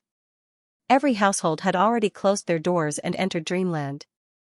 The streets were deserted. Only the occasional stray dogs and cats, as well as the scavengers hiding in the corners of the city, added a trace of life to the dark city. Suddenly, the Church of Eternity in the city bloomed with a bright light. The light was extremely bright, like the sun rising in the dark night, illuminating the whole world as if it was daytime. A magnificent, dignified, vast, and sacred aura suddenly descended upon them. The homeless curled up in the corners of the city were suddenly awakened by the glaring light. They looked in the direction of the church, sensing the pressure that seemed to affect their souls. Their faces were filled with awe and confusion. Of course, there were also some people who looked terrified. They instantly jumped up, put on their hoods, and ran away from the church in a panic. Miracle! It's a miracle! This is the Lord's miracle! The Lord's will has descended. An old scavenger looked in the direction of the light with a fanatical expression. He hurriedly prostrated himself on the ground and prayed devoutly. However, the light came quickly, and faster than the light came an angry roar. Nidhogg! That voice carried monstrous anger and murderous intent. In the dark and silent sky of Maple Leaf City, it spread far and wide. The people in the whole city were awakened by this majestic and angry roar. Every household lit up their lights again. Many people opened their windows and poked their heads out. At the same time, there were also bold people who directly opened their doors and walked out to the streets to inquire about the news. What happened? Is it dawn? I don't know. I think I heard an angry voice just now. It seems to be shouting a name. The people still didn't know what had happened. But soon, they noticed the source of all this. The temple. Look at the Church of Eternity. The Church of Eternity is shining. Light. I feel a sacred aura. This is a miracle. The will of the true God has descended. Seeing the Church of Eternity emitting a bright light, many believers were excited. However, their excitement quickly turned into panic. They saw a golden light descending from the sky, as if crossing the void, and instantly hitting the temple. That light was bright, magnificent, sacred, and spectacular. Accompanied by a loud explosion, the temple shattered in a dazzling light and turned into nothingness. The entire earth was trembling as if it was the end of the world. In that instant, the surrounding void distorted, and there was even a faint tearing of space. However, under the comfort of the golden light, it quickly disappeared. Looking at the radiance of faith that belonged to the eternal overlord and feeling the power that could destroy the world, everyone collapsed to the ground. Their eyes widened in shock. God's wrath, this is God's wrath. By the eternal overlord. What happened in the church? To think that it would attract the Lord's heavenly punishment. Could it be that Maple Leaf City is going to be destroyed? At this moment, some of the devout believers seemed to have thought of something. With sorrowful expressions, they prostrated themselves on the ground and wailed. Church of Despair. It must be those bastards from the Church of Despair. Their preaching in Maple Leaf City must have angered the true God. I knew it. I knew it. If the church leaves them alone, they will surely incur the wrath of the true God. Divine punishment. This is divine punishment. For a moment, many of the believers knelt on the ground, crying and praying in the direction of the light. The radiance of faith slowly appeared on their bodies and transformed into platinum-colored photons, which were constantly absorbed by the light pillar that appeared in the sky. For some reason, when everyone was praying, the radiance of faith that was hovering above the temple that had been reduced to ashes seemed to become more restless. Even the dullest person could feel that the true God was angry. In the underground hall where the Church of Despair was hidden, hearing the angry roar, sensing the majestic holy aura, and the shaking of the entire world, the believers of despair were terrified. Below the pyramid, the few players who had watched Damasia's operation through the system's live broadcast also had strange expressions. He's actually so angry? Sensing the monstrous anger contained in the holy aura, Eve was also a little surprised. However, as a true God, she had a deeper understanding of this power that suddenly descended. It was a power that far surpassed that of an ordinary demigod. This kind of power made even Eve shudder with fear. She did not expect the Lord of Eternity to directly cross the void, descend his will, and use his divine power to condense the light of divine punishment to shatter her temple. As the leader of the human gods, a true great divine power, the Lord of Eternity's power was probably no weaker than that of the world tree back then, although the radiance of faith just now was only aimed at the temple and deliberately restrained its destructive power. Its strength was already the limit that the world of seekers could withstand at the moment. If it had been Eve's demigod avatar, she would probably have been reduced to ashes on the spot. Even her original body would probably have been injured if she did not use her divine territory. It seemed like Damasia's actions had really pissed off this true God. This guy was indeed the #1 taunt tank in the entire server, pulling a lot of aggro.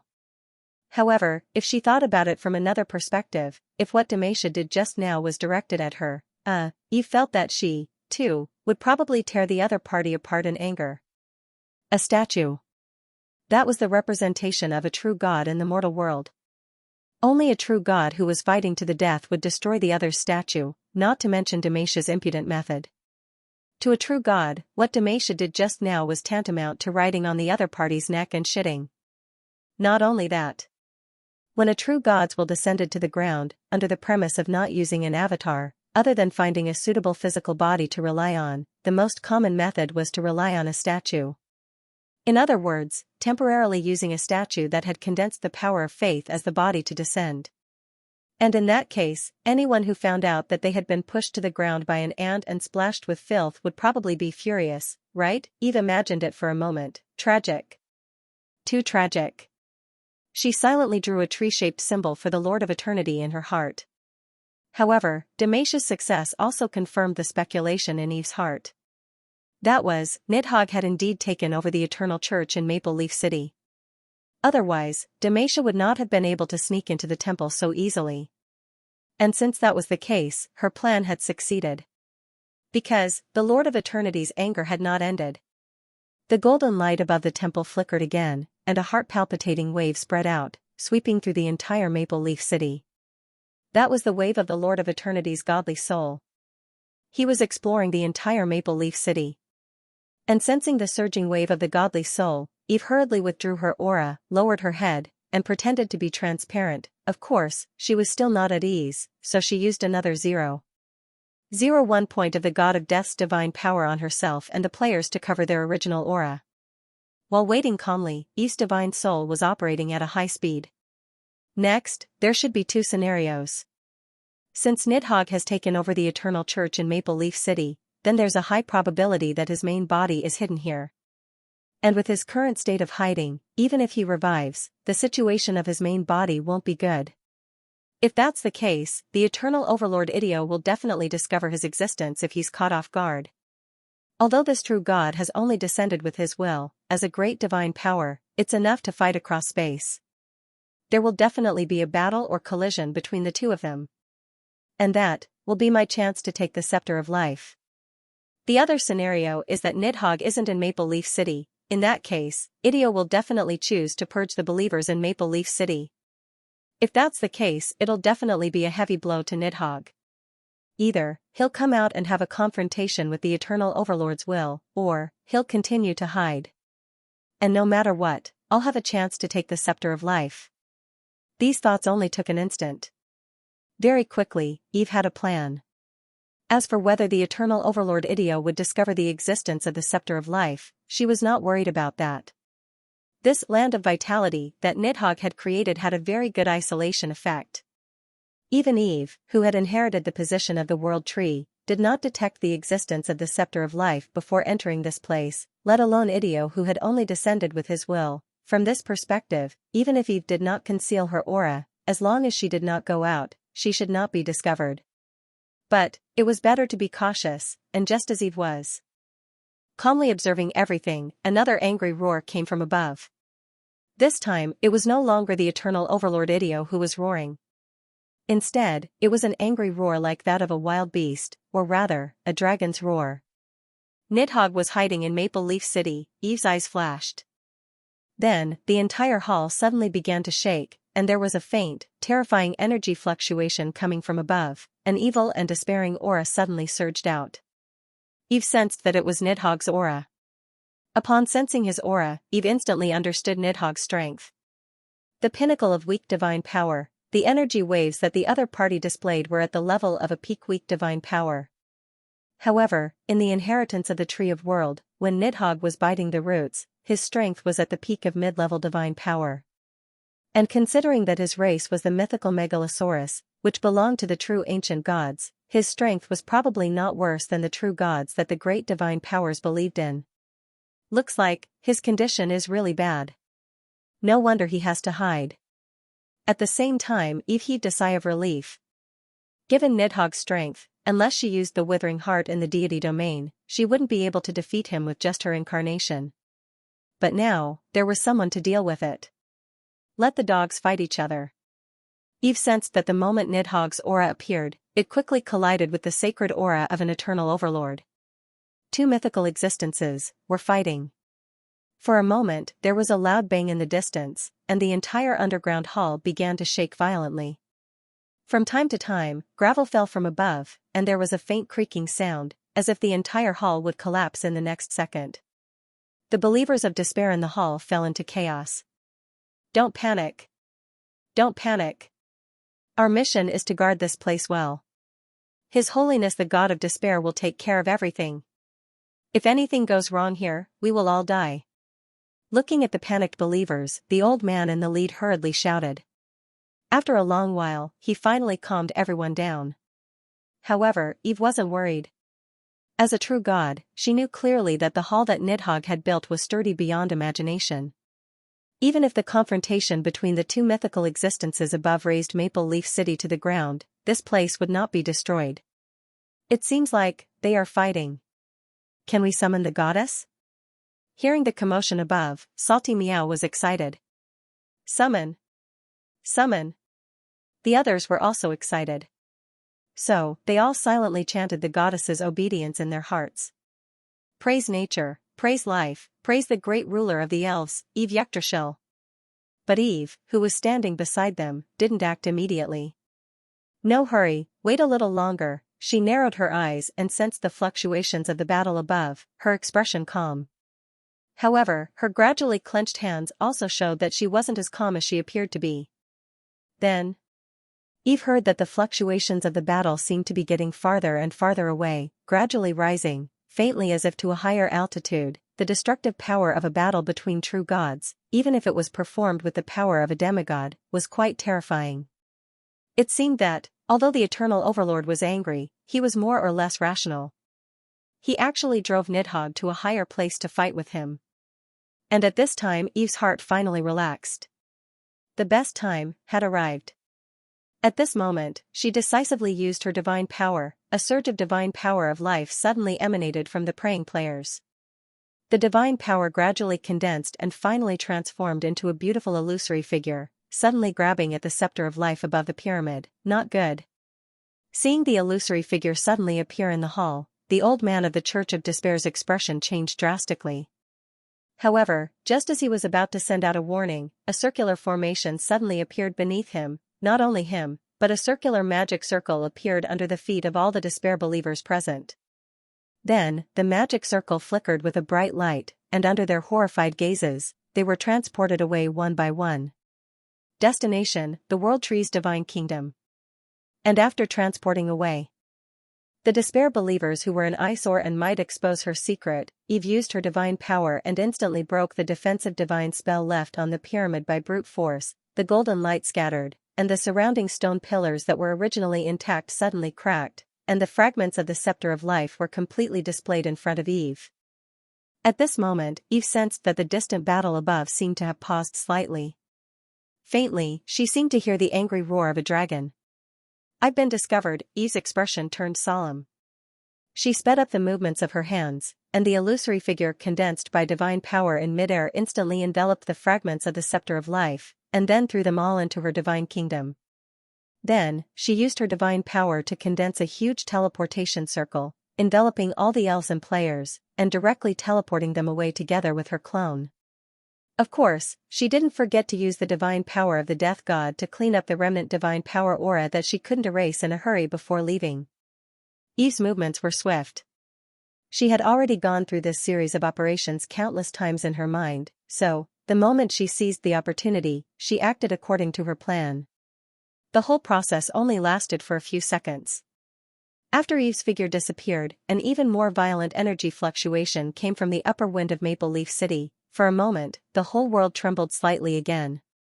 Accompanied by a painful howl, the powerful aura that made one's heart palpitate finally disappeared slowly, and everything seemed to return to normal. A moment later, countless platinum photons suddenly appeared in the already empty underground hall. The photons kept spinning and finally formed an illusory figure. The figure's face could not be seen clearly, but it had a kind of majesty and nobility. The power of holy light illuminated the entire dark hall. This was the demigod projection of the Eternal Overlord, Eternity. The outcome of the confrontation between the two mythical beings was clear. Even though Nidhogg, the Dragon of Despair, had the strength of a weak peak divine power, he could not defeat the Eternal Overlord, who was only a projection of his will and could at most exert the strength of a peak demigod. A great divine power was a great divine power after all. As the true master of the eternal era, there was no need to doubt Eternity's strength. Of course, this master god of the human gods seemed to have paid a considerable price. At this moment, his will projection was flickering, and his aura was unstable as if it would dissipate at any time. In his hand, he was holding a crystal hexahedron in the shape of a translucent projection that was constantly flashing with colorful brilliance. This was the projection of a true god-level artifact. The translucent crystal hexahedron emitted a faint halo that wandered around the entire hall. Then, traces of green photons and grayish-black dim light gradually seeped out from everywhere. The will projection waved slightly, and these two kinds of energy floated into his hand, the aura of the divine power of life and divine power of death, life-type artifact. Hela? He calmly spat out a few words, and no emotion could be heard in his words. Then, the entire projection suddenly shattered and turned into countless scattered photons. Everything returned to normal. Elf Forest, City of Heaven's Chosen. A faint golden brilliance suddenly flashed in the central square and gradually intertwined to form a huge circular magic array. Then, under the surprised gazes of the middle-grade and low-grade players who were busy doing their quests, more than 100 figures appeared in the square.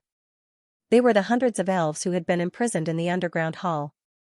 They were still wrapped in giant grayish-black cocoons, and their eyes were tightly shut. Apart from them, there were 5 other tall figures. They were the players who had snuck into the hall, including Eve's clone.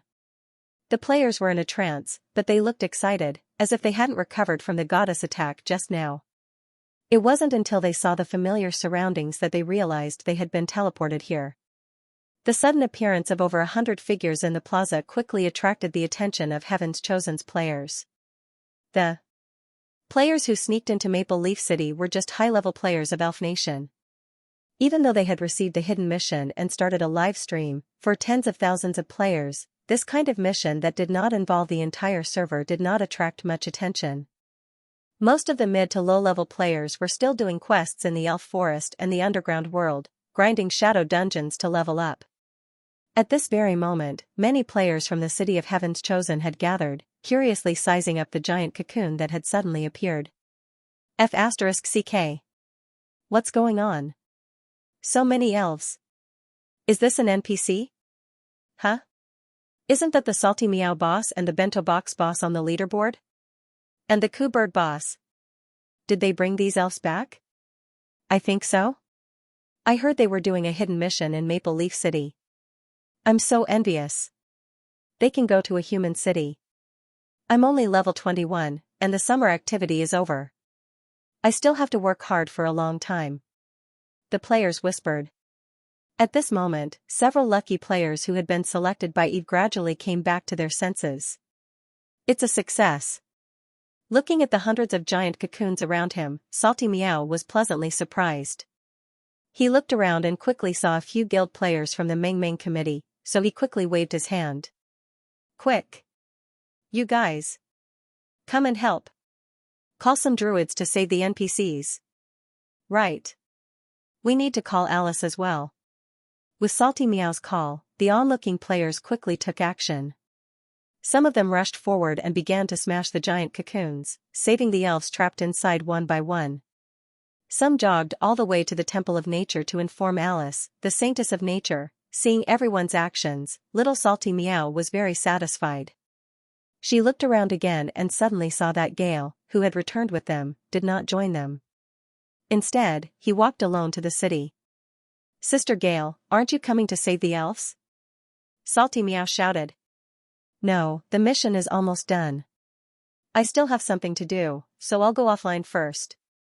Gale smiled and then disappeared from Salty Meow's sight. Sigh. The mission reward hasn't been given out yet. Salty Meow shouted again. However, Gale had already disappeared. Is it that urgent? Salty Meow mumbled and no longer paid attention to it. Instead, he continued to save the elves that had been teleported back with the other players. In the majestic central temple of the World Trees Kingdom, a bright holy light flashed, and Eve's figure appeared here. Leave the elves to the players. With Alice here, there's nothing to worry about. She mumbled to herself. She had checked the status of those elves the moment they were teleported. They were not dead, but had only fallen into a deep sleep and were in a weakened state. With the players' current means and the help of the Silver Tier Priestess Alice, they only needed to rest for a period of time to gradually recover. By then, Eve would be able to gain another group of devout believers. Of course, if Eve was willing, she could do it herself and directly restore the elf's condition in one go. However, since there were players, she would make good use of them. Moreover, by allowing the players to interact more with the natives, it would increase their cohesion and save some divine power. Killing several birds with one stone. Thinking of this, Eve sent a mission completion notice to the players who participated in this mission and distributed the rewards. Then, Eve sent a mission to the players in the City of Heaven's Chosen to save the elves. After doing all this, she returned to her divine throne. Sitting back on the divine throne, Eve stretched out her hand and a pale green halo appeared in the palm of her hand. In the halo, pieces of broken fragments were lying quietly. Faintly looking, one would find that they formed the shape of a scepter. However, if one looked closely, one would find that these fragments did not seem to be complete. Even if they formed the outline of the scepter, it looked like it was only 2/3 complete. So Nidhogg did not collect all the fragments of the Scepter of Life. There was a hint of understanding in Eve's voice. The fact that the fragments of the Scepter of Life were incomplete was within her expectations. Nidhogg had fallen into an evil god and could only hide. It was not easy to collect the fragments of the divine artifact. He was lucky to have 2/3 of the fragments. However, this was enough to surprise Eve. The second watch was relatively late, most likely in the early morning. Everyone can watch it tomorrow morning. Artifacts were called artifacts because they contained the power of a true god. Some even contained the power of the natural order, and some even had the authority of a certain natural order. For example, the Scepter of Life. This was a life artifact created by the previous world tree using a part of its essence. It was the king of life artifacts.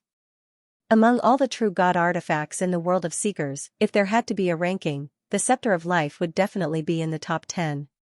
However, the Scepter of Life was not an offensive artifact. It was more of a support and creation artifact. When this artifact was complete, it mainly had the ability to grant and deprive life, transform and strengthen souls, purify and evolve bloodlines, transform and create races, and other abilities that other true gods were extremely envious of. Originally, the World Tree had created this artifact to save some races that were on the verge of extinction during the Twilight Era, as well as to save the good ancient gods who were affected by the aftermath of the war. Of course, as a true god artifact, even if it was broken into pieces, it still retained the divine power of life. And as a top true god artifact, in the inheritance of the World Tree that Eve had obtained, the basic divine power of life contained in the Scepter of Life was at the level of 10,000. The upper limit of the divine power that it could withstand was even higher. It could easily withstand the output and consumption of a true god with great divine power. It could even be used by a true god with great divine power who did not need the assistance of an artifact. And even if it was broken into pieces, Eve could still sense that there were still over 2,000 points of divine power left in these pieces. All of them were divine power of life. If Eve extracted all of these divine powers and devoured them, she would be able to break through the 3,000 points of divine power in an instant and return to the level of weak divine power. But Eve did not intend to do that. Because if she did that, these pieces of the Scepter of Life would be destroyed. In other words, the Scepter of Life would really be destroyed. It would be completely damaged to the point that it could not be repaired. Eve was not lacking in divine power now. Under the premise that a true god's body could not descend to the lower realm, she could completely protect herself with the withering heart. Therefore, compared to the 2,000 points of divine power, the Scepter of Life was more attractive to him. Even though this divine tool had already been shattered, and even though Eve had only obtained 2/3 of its fragments, as a true god who wielded the power of life, Eve was still able to unleash a portion of the shattered Scepter of Life's power. For example, Eve could use the incomplete Scepter of Life to purify the half-elf's bloodline and turn them into true elves. It was very difficult for players to provide faith. If she wanted to obtain divine power through faith, Eve would have to rely on the Seeker's believers. It was still doubtful whether he could develop believers of other races, but at least the elves had an extremely high affinity with nature, and they were the children of the World Tree. The power of faith they provided far exceeded that of other races. However, after being revived for so long, Eve also realized that there were probably not many elves left in this world. However, while there weren't many elves, there were quite a few half-elves with elven bloodline, and the half-elves were also potential believers of Eve. Gathering them and purifying their bloodline was also a way to quickly restore the elven population. No half-elves could resist the temptation of becoming true elves, because it meant a longer lifespan and greater aptitude. Half-elves inherited the elf's beauty, but they didn't inherit the elf's lifespan and magical talent, so they would have a greater desire for these things. At the same time, most half-elves were also enslaved and persecuted no less than the elves. Eve could easily gain their recognition. In addition to being able to purify the half-elf's bloodline, Eve could also use the fragments of the Scepter of Life to increase the elf's aptitude and strength. The elves were originally a silver race, and when they reached adulthood they would become silver races. However, because of the shackles of the 1,000-year war, they had all fallen in rank, and their newborn's power was also restricted. Although the returning elves had already unlocked their shackles and their levels were gradually recovering, this speed was still too slow compared to the players. Moreover, the players' bodies were different from those of true elves, as they had been modified by Eve. While strengthening the ability to advance, Eve actually gave up some of the players' other abilities. For example, the most difficult and most energy-consuming ability to create a race, fertility. Yes. The players had no fertility. It was also because of this that Eve was able to create their bodies in large quantities. The players' bodies could be modified, but with Eve's current ability, it was more difficult to modify true elves. Their bodies had already been formed, and although it was possible to forcefully increase their strength, it would be too taxing for Eve now. But with the Scepter of Life, it was different. Even if it was incomplete, Eve could use it to quickly restore the native elf's strength and catch up with the player's pace. At the same time, the consumption of her divine power would be reduced to an acceptable level. In addition, with the Scepter of Life, the consumption of resurrecting players would be further reduced. Not only that, by entrusting the Scepter of Life to her own body, Eve could also increase her root's ability to absorb void energy from the void. Of course, in that case, it also meant that the entire world's magic recovery speed would be further accelerated. It could be said that, obtaining the broken Scepter of Life was really Eve's biggest surprise. And if she could successfully repair this true god artifact, Eve's heart was greatly moved. If Nidhogg could try to repair it, then as the goddess of life, why couldn't she? Speaking of which, she should be the owner of the Scepter of Life. Thinking of this, Eve closed her eyes and carefully sensed the state of the Scepter of Life, and tried to simulate the repair in her mind, but after a while, Eve's brows gradually furrowed. The difficulty of repairing this true god artifact is far greater than I imagined, unless I once again take out a piece of essence from my own body and fuse it with the fragments of the Scepter of Life. Otherwise, with just my divine power and the nourishment of my origin, I'm afraid it will take hundreds or even thousands of years to repair it. Thinking of this, Eve shook her head helplessly. That's too long, I can't afford it. Moreover, although I'm now out of the state of near death, my body hasn't reached the level where it doesn't matter if a piece of essence is taken out. Unless I gather the remaining 1/3 of the fragments, otherwise, I won't be able to repair the Scepter of Life in a short time. What a pity, Eve was very regretful. Thinking of this, she suddenly had a thought. Wait, if even I can't repair the Scepter of Life, then how did Nidhogg do it? No, Eve's eyes gradually narrowed. Is Nidhogg really repairing the Scepter of Life? Thinking of this, she decisively stood up from the divine throne. She snapped her fingers, and then, vines appeared in the temple. And each vine was tightly bound to a believer of despair in the underground hall that Eve had teleported into. In the divine kingdom, these believers were completely cut off from the outside world, so Eve was not worried that they would expose her secret. Now, it was time to read their soul memories and pry into Nidhogg's secret. The despair believers who had been teleported over were still conscious. They had not figured out what had happened. They only remembered that they seemed to have seen a majestic and holy figure, and then the world spun around them, until their vision suddenly changed. At this moment, they found themselves in a majestic and gorgeous temple, and their bodies were tightly wrapped by thick, tentacle-like vines. Not only that, they were horrified to find that all their powers had disappeared under the entanglement of these strange vines.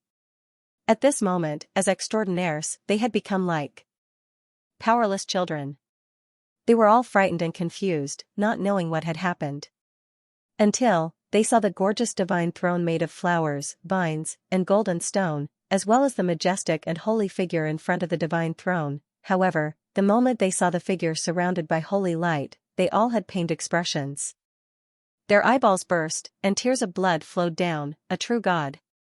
This is a true god. The old priest who was the leader of the despair believers had a splitting headache, and he was horrified.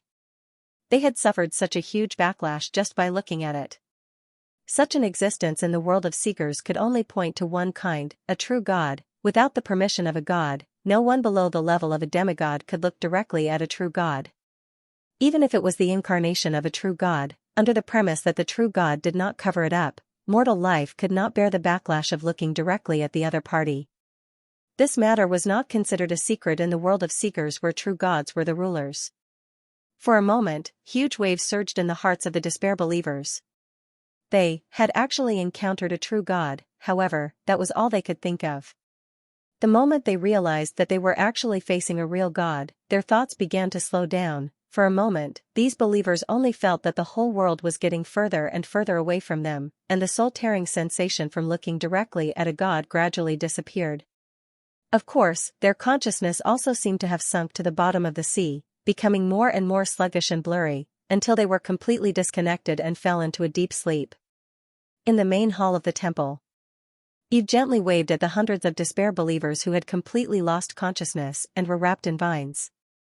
As Eve waved her hand, the bodies of these despair believers began to twitch slightly, and their facial features kept twisting. Vaguely, it seemed as if something was being extracted from the bodies of these believers. This was Eve's attempt to extract the souls of these evil god believers. As a true god with a life-divine duty, soul extraction was just a basic operation.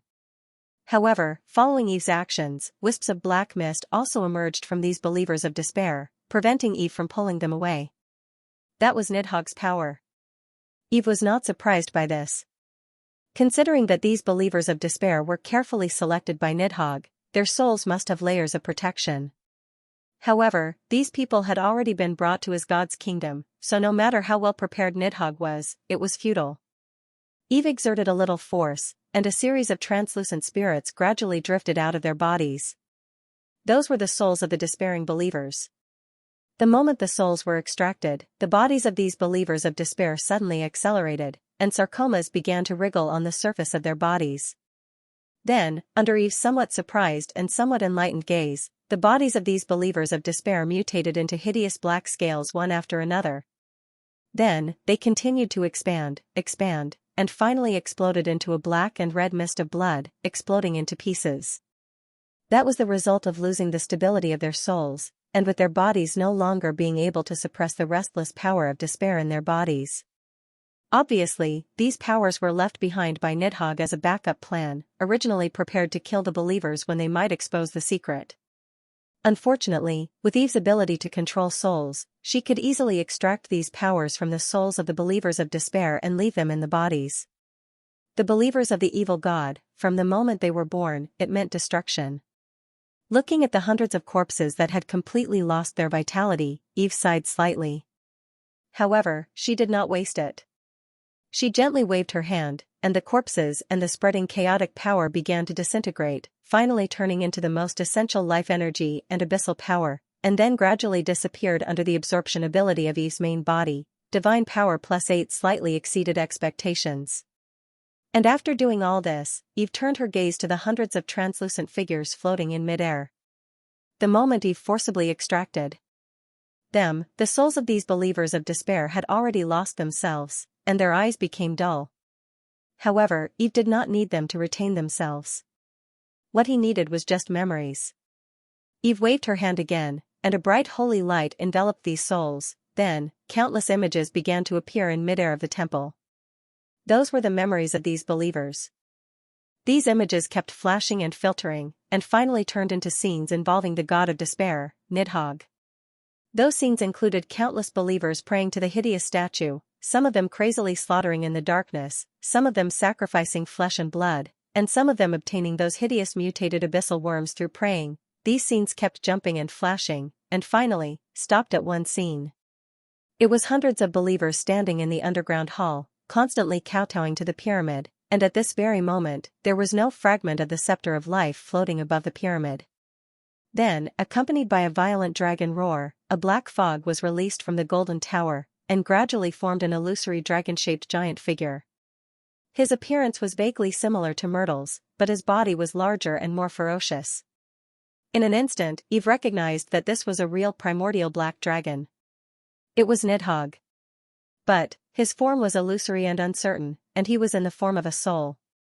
And at this moment, the question in Eve's heart was finally answered. So, Nidhogg was hiding because he did not have a physical body, and only his soul was revived. No wonder he only had the aura of a weak peak divine power. His physical body. I'm afraid it was destroyed after the 1,000-year war of the gods. What did he experience? How could it make an ancient god-level megalosaurus with a strong physical body lose its body? At this very moment, Eve finally understood what Nidhogg wanted to do with the scepter of life. She was afraid that he was not repairing this artifact, but wanted to rely on this artifact to create a new body suitable for himself. It's a pity that I got the scepter of life. Eve shook her head slightly. Knowing this information, she could more or less guess the battle situation in Maple Leaf City at this very moment. Without a physical body and with only his soul, even if it was an ancient god-level megalosaurus, Nidhogg would not be able to contend against the Eternal Master who had descended with his will. It was impossible for him to be killed, but it was very likely that he would be beaten up and run away in a sorry state. An ancient god without a physical body, and a megalosaurus at that. Besides, he also knows some secrets of the 1,000-year war of the gods. Eve narrowed her eyes and subconsciously licked the corner of her mouth. The second update would be a little later. Eve soon saw the scene of the battle between Nidhogg and the Lord of Eternity, Idio. However, it was neither a soul backtracking nor a scene restoration. She saw it on the Blue Star Network. Shocking. Another video of a battle between true gods. That was a video recorded by other players who were still in Maple Leaf City. It was the battle between Nidhogg and the Lord of Eternity. One could not look directly at the essence of a god. It was because ordinary souls could not withstand the soul suppression brought about by the mighty power emitted by a true god. However, the player's consciousness descended only through Eve's network, so for them, this rule did not exist. This was also another important reason why Allur's avatar, when he saw the players for the first time, was surprised and doubtful that these guys were not elves, and suspected that they were Hela's heroic spirit army. However, only the first half of the video was shown. A shadow suddenly rose from somewhere in Maple Leaf City and turned into the appearance of a megalosaurus. Then, it fought with a golden giant. For a moment, the whole world shone brightly. However, they only fought one round head-on before they rushed to higher altitudes and gradually disappeared into the clouds. Above the sky, two dark clouds intertwined and rolled, bursting with lightning and rumbling thunder. At the same time, there were faint whistling dragon roars and angry snorts. Obviously, even after the battle, the Lord of Eternity still remembered the agreement between the true gods. He gradually led the battlefield to higher altitudes to avoid causing too much damage to the world of Seekers. But even so, Eve also noticed through the player's video that many buildings in Maple Leaf City were on the verge of collapse in the confrontation between the two mythical beings. Some even collapsed directly, and this was just the aftermath. If the two true gods did not leave and fought directly, Maple Leaf City would probably be reduced to ruins like the battle between Eve and Allur. Seeing this scene, Eve was suddenly horrified. Because she suddenly remembered that when she designed this conspiracy, she did not consider the safety of hundreds of thousands of creatures in Maple Leaf City. This was because the Eternal Lord was still rational despite his anger. He knew that many of the creatures below were his followers. If he was really furious, it would be impossible for him to raise the entire Maple Leaf City to the ground in this battle. Eve, on the other hand, did not consider this point at all. At that time, he only thought about how to strengthen himself and how to recover his strength. At this moment, Eve's expression became very complicated. How long has it been since I inherited the godhood? Am I already not taking these lives seriously? Or, have I already adapted to the perspective of a god? Or perhaps, I've been designing this game for players for so long that I've unknowingly treated it as a game? It wasn't that Eve had pitted the creatures in Maple Leaf City like a Virgin Mary, but she didn't like this kind of subtle and uncontrollable change. He always felt that after inheriting the World Tree, his way of thinking was also changing little by little. In fact, after thinking about this question, he was not only surprised, but also a little scared and at a loss. After all, he was just a human a few months ago, and a young man who had even stepped into society for a few years. The players thought that everything that happened in this world was a game, but Eve knew that it was all real. When facing the half-orcs, Eve did not have any other thoughts when she saw them die in the hands of the players because they were not of the same race and because of the sins they had committed. But, when the target changed to humans, Eve was a little confused. It was fine if there were only a few people. When the players killed the mercenaries, Eve did not feel anything. But what about tens of thousands, hundreds of thousands, millions, or even tens of millions of people? Of course, at this moment, Eve did not deny that she had a little bit of double standards. Humans, all had their shortcomings. Even after becoming a true god, Eve did not deny that sometimes she was a little ridiculous and stubborn. But who asked her to be a human in her previous life? And, not all humans were half-orcs who were soldiers, and not all humans were evil. Even from the perspective of the elves, there were also many people who were kind to the elves. Moreover, so far, the half-orcs that Eve had encountered were all direct enemies. The largest number was the half-orc army, and there was no mercy in war. But among the humans that she had encountered, there were not many who were really hostile to the elves. Most of them were just ordinary people who lived their own lives. Then, what attitude should Eve use to face this race? This was a question that had to be considered. As the enemy of the eternal overlords, Eve's forces were bound to be hostile to the human empire. Massacre? Massacre? Banish? Eve shook her head. She felt a sense of resistance to this choice from the bottom of her heart. If she really did this, then what was the difference between her and the evil gods? Humans were the most numerous intelligent race in the world of seekers, accounting for more than half of the intelligent population in the entire universe.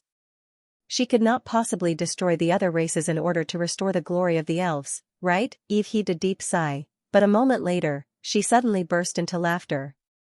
Really, what am I thinking? Why would I innately put myself on the opposite side of these races? Just because the true God they believe in is my enemy? I need to understand my true purpose. My goal is to strengthen myself and defeat or even destroy those true gods who are hostile to me so that I can obtain true freedom. But this does not mean that I have to wipe out those races who are protected by the true gods. War of faith, war of faith. Isn't war of faith a war of faith? The elves were created by the previous world tree, and the race's ideology is deeply imprinted by the previous world tree. Therefore, it is almost impossible to change one's faith other than believing in the world tree. But the other races are different. Why, can't I make the other races my believers? There are many ways to destroy the believers of an enemy true God. Turning them into my own believers is one of them. For a moment, Eve was enlightened. And after figuring out the key, Eve knew how she should face the humans in the world of seekers. It was simple. Those who could not be saved and were directly hostile, she could just kill them. But those who could still be fooled and had the potential to fall into the embrace of nature, why not accept them? It was a simple answer. She had just gone into a dead end before. Of course, if she wanted to implement this plan, Eve still needed to polish her avatar. After all, competing with other true gods for believers was a very sensitive matter. As her thoughts turned, Eve came up with her next plan. One thing was to use the hands of the players and Oak to make some kind of attempt in the human world. Of course, this was not urgent now. It had to be kept a secret. The other thing was to continue investigating Nidhogg's whereabouts and think of a way to kill and devour this superior, Megalosaurus. In fact, after knowing that Nidhogg did not have a body, Eve had already vaguely come up with a plan. At the same time, Meryl, who was eating barbecue in the Black Dragon Castle and enjoying a player's massage, suddenly shivered. As if he felt something unexpected, the silver-haired man slightly frowned his good-looking eyebrows. The seal has loosened. Is he going to recover so soon? His voice was gentle and mellow, with a hint of faintly discernible vigilance and solemnity. Then, he turned around and looked towards the distant southwest. He seemed to be deep in thought. What will come, he sighed slightly, as if he had made some kind of decision. A moment later, he gently turned around, changed direction, and disappeared into the crowd. The people around him seemed to have no reaction to his disappearance, as if this person had never existed. Maple Leaf City. A week had passed since the day of God's wrath. Yes, the day of God's wrath. Until now, people still remembered the golden beam of light that fell from the sky that day, the Church of Eternity that disappeared in an instant, and the various visions that followed in the sky. That kind of powerful power was completely beyond the understanding of ordinary people. Perhaps only a true God could possess it. Some devout believers believed that it must be the power of the Lord of Eternity. The people of Maple Leaf City must have done something that angered the great true God, so he sent down the divine punishment. Of course, there were also many shallow believers and people who believed in other true gods who were still skeptical. In the past 6 months, visions had frequently appeared in various parts of the empire. All kinds of events that might be classified as miracles on ordinary days had become rare and common. And the activities of the Church of Despair in Maple Leaf City for several years were not without effect. The doomsday theory that they propagated for the sake of preaching also left a deep shadow in people's hearts with the appearance of various visions. Of course, the most subtle thing was the reaction of the White Maple Castle of the Maple Leaf Territory after that frightening night. As the owner of the border territory, the border count did not appear after the incident. He only sent guards to maintain the chaotic order of Maple Leaf City and isolated the ruins of the temple. Other than that, there was no explanation. It wasn't until all kinds of rumors spread wildly in Maple Leaf City that White Maple Castle issued a notice casually, explaining the unforeseen event a few days ago. The general idea was that a secret organization lurking in Maple Leaf City destroyed the church and caused a fight between powerful existences. This secret organization was called the Church of Despair, an evil organization suspected of believing in a certain evil god. At present, the great border Count Otto von Cappadocia had secretly tracked down the cult's hideout and completely destroyed it. The arrested members were burned at the stake.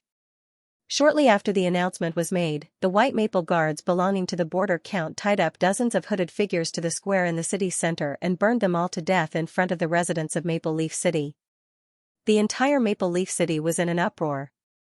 Some people applauded, some were skeptical, some were frightened, and some were relieved. However, no matter how the citizens reacted, this matter was finally suppressed. Although the officials did not specify what the powerful existence was, the rumor of God's wrath gradually spread among the residents. Time always made one forget everything. After a few days, the residents gradually forgot about what had happened before. It was only occasionally mentioned in the taverns as a topic of conversation after drinking. Even if the sky fell, there were tall people to hold it up. Ordinary people were more concerned about their own lives. In the business district, where the Golden Apple firm was located. At this moment, a few short figures were gathered in front of the tall building.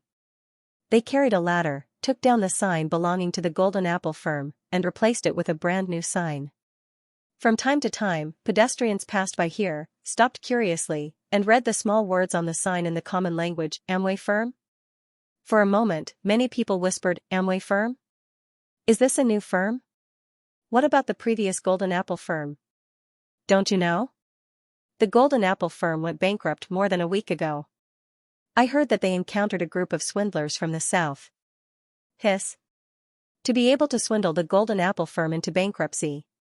If I remember correctly. Baron Baird is behind their firm, right? Huh. Baron Baird? Haven't you heard? It was because of bankruptcy that the Baron committed suicide in his own study. Hiss. How much money was swindled? Then what's with this Amway firm? I've never heard of it before. No. Amway. It sounds familiar. I remember now. Isn't this the Chamber of Commerce organization that has been buying and selling goods in the tavern recently? TSK, you only just remembered. I heard that this Chamber of Commerce belongs to the dwarves. Some of their things are really good, and they even allow the commoners of the empire to invest in them and earn money together. I heard that some people earned a lot of gold pounds in just a few days. Is that true? There's such a good thing? How can it be fake? Don't you see that many people are lining up at the door? They aren't there to buy things, but to invest. You only need 5 gold pounds or an item of the same value to join their Chamber of Commerce. Then, as long as you work hard, you can become a millionaire of 100 pounds in a year. Hiss. 5 gold pounds. Damn it, that's my entire family's annual income. And to invest 5 pounds to earn 100 pounds? They can't be swindling, right? Heh, you don't understand. If you want to know what's going on, go take a look. You can come to a conclusion after seeing it. We'll talk about it later. It's really chaotic recently. Swindlers, divine punishment, and I also heard that a black dragon has come to the border recently and is entrenched in the Gloom Mountain Range. Sigh. I heard about it too. That's a black dragon. I heard that it even captured people and ate them. It's also wreaking havoc in the villages at the border. It's too scary. I don't know if the feudal lord will organize a team to deal with it. A black dragon. Just thinking about it is terrifying. The person who spoke shook his head and sighed. Similar discussions rose and fell among the crowd of onlookers. Behind them, a red-haired man dressed as an empire aristocrat stood there. He smiled as he looked at the long queue in front of the Chamber of Commerce, his face full of smugness. His companion beside him hesitated for a moment, then turned to the side and whispered into his ear. Boss Demacia. If we do this, We won't end up being hunted down by the entire Maple Leaf City, right? Shouldn't we keep a low profile? The red-haired man chuckled and shook his head nonchalantly. What's there to panic about? Do you think that our Black Rock City's matter has gone south? After saying that, he turned his head and looked at his companion. Right, how's the follow-up of the hidden mission? His companion nodded. Every tavern has spread the news. Anyway, the entire Maple Leaf City should know by now that a powerful black dragon has appeared near the border. The second update is a little late. Everyone, read it tomorrow. A week ago, the gamers who stepped into Maple Leaf City completed the hidden mission of destroying the Church of Despair's plot and rescued hundreds of elves who were captured by the Church of Despair. These elves were still in a deep sleep as their bloodline power had been absorbed by the Church of Despair's ritual. However, according to Alice, their lives were not in danger. As long as they recuperated for a while, they would wake up one after another. While Alice and the others were rescuing the elves, the beta gamers who stepped into Maple Leaf City triggered the hidden mission's subsequent plot. The plot was that the goddess chosen one, Lord Zero, had read the memories of the believers of despair and identified them. Behind the Church of Despair was the Dragon of Despair who had participated in the 1,000-year divine war and devoured the roots of the Yggdrasil, Nidhogg. Not only that, but Lord Zero had received a revelation from Mother Goddess through praying to her. Currently, Nidhogg had lost his body and was only in the form of a godly spirit. He had also suffered a setback in the battle with the Eternal Overlord and was in a very bad state. Furthermore, his plan to obtain a body had been destroyed by the gamers. His original plan had been destroyed. Furthermore, he was in an unstable state, so he would definitely desire to obtain a suitable body. Therefore, in order to further the recovery of Mother Goddess and to take revenge on the evil dragon god who had caused her to lose her power, Lord Zero created a plan. That was to use the black dragon Meryl as a bait to lure Nidhogg out.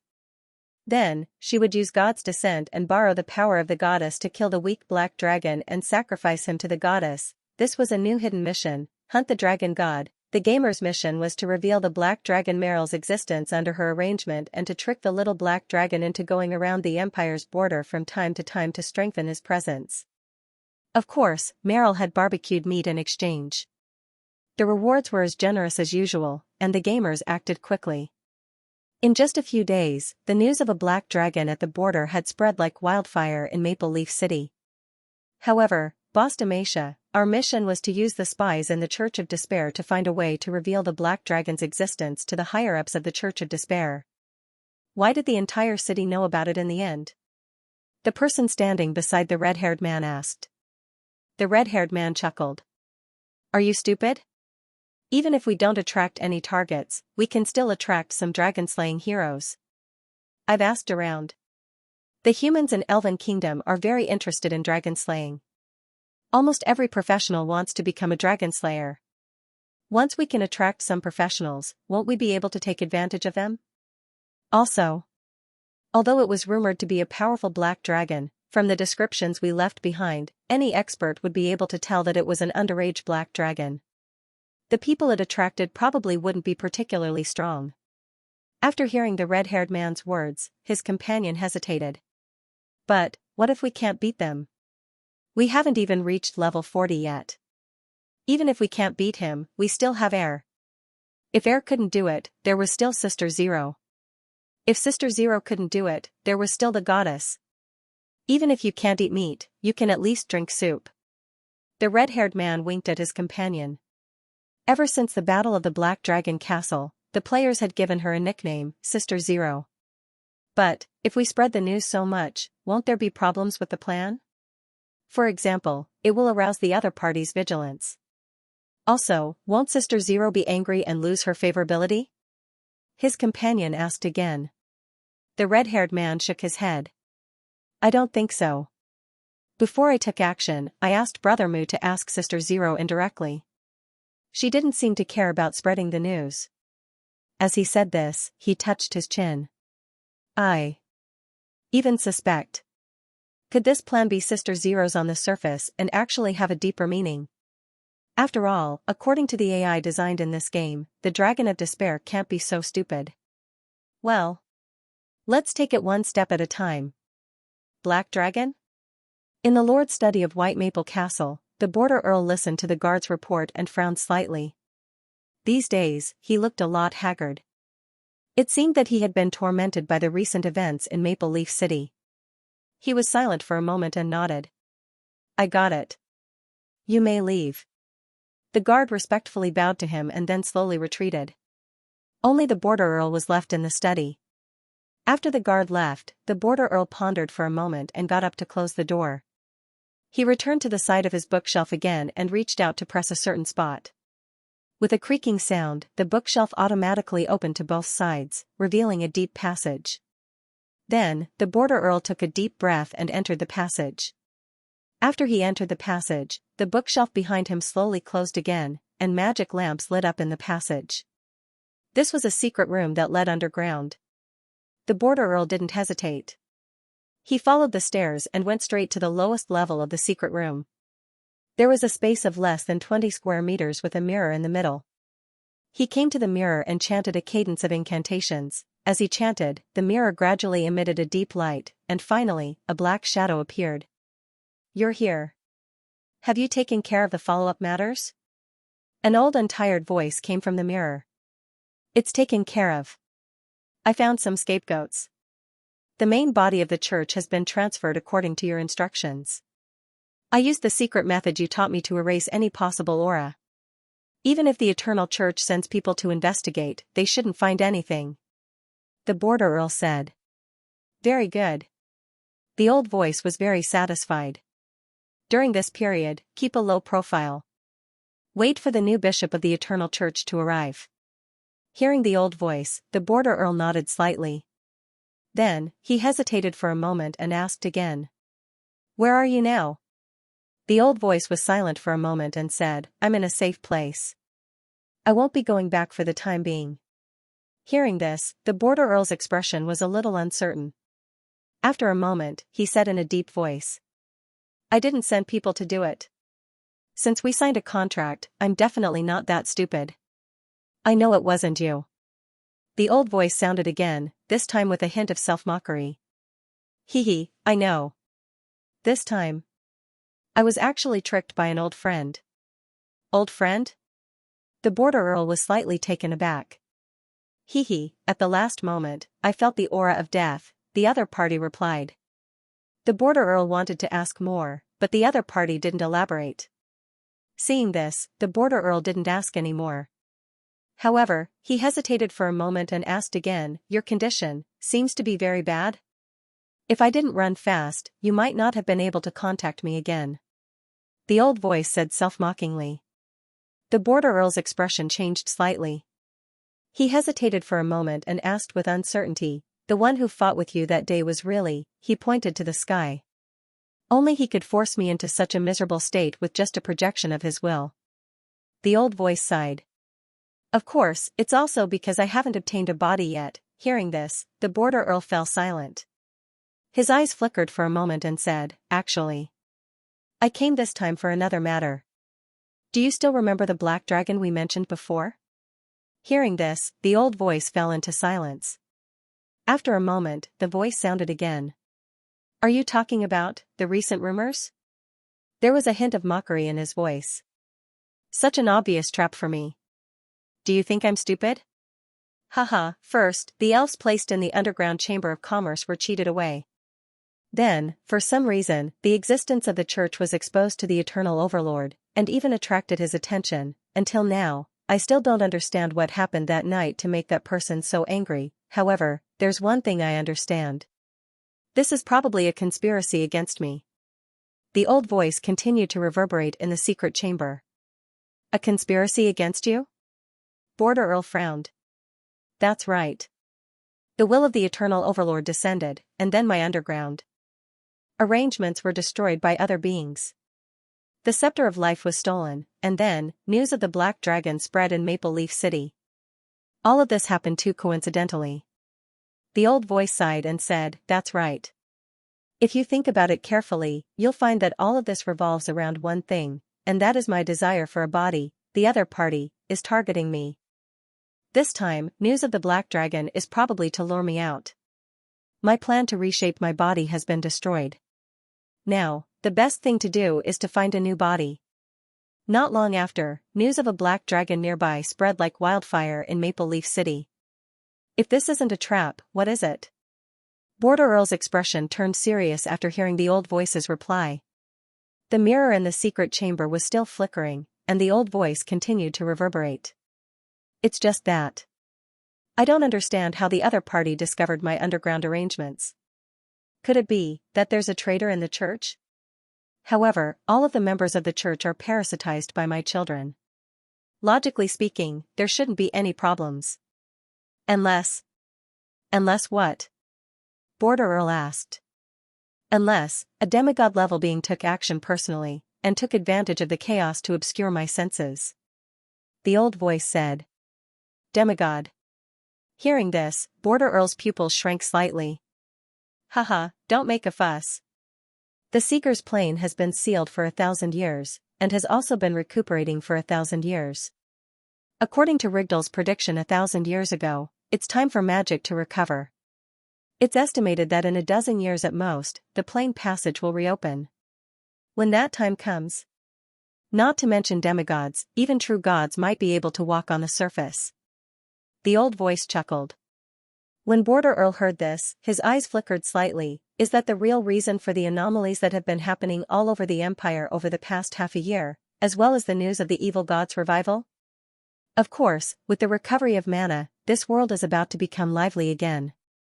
If we don't take advantage of the next decade or so to recover our strength, then once the planar passageway fully opens and true gods walk the land, everything will be out of our control. As he spoke, there was a hint of mockery in his aged voice. The gods of the heavens do not wish to see mythical existences beyond their control in the world of seekers. After all, no one wants to be the second Yuktashir. After saying that, his voice changed the topic and said meaningfully, of course, for you, this is also an opportunity. Hearing these words, Border Earl's eyes flickered. He pondered for a moment, then asked again, do you know who is targeting you behind your back? The old voice was silent for a moment before it chuckled. I have some guesses. To be able to gather elves who are suspected to be immortal, to be interested in the scepter of life, and to have that familiar aura of death, it can only be that person from the underworld. It's just that. I don't understand. Since he has already obtained the scepter of life, he should have achieved his goal. Why does he still want to use the black dragon to attract me? Or, is that rumor true? The voice that echoed in the secret chamber had a hint of doubt. Rumor? Border Earl's heart skipped a beat. But this time, the old voice did not answer. Seeing that the other party did not answer, Border Earl did not pursue the matter and changed the topic. Then, this black dragon, do you still want to deal with it? After a moment of silence, the shadow in the mirror sneered. Deal with it. Of course, I have to deal with it. However, it's not me who will deal with it, but you. Me? Border Earl was stunned. That's right. Killing the black dragon that attacked the territory is also the responsibility of the feudal lord. You can send people yourself or gather adventurers. Since the other party wants to attract people over, then, we'll really send people over. The old voice had a hint of mockery. Border Earl, and, who said that I'm not interested in this black dragon?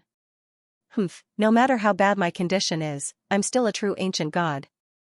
Not only does the other party need to borrow the power of the eternal overlords to weaken me, but he also wants to lure me to the Gloom Mountain range.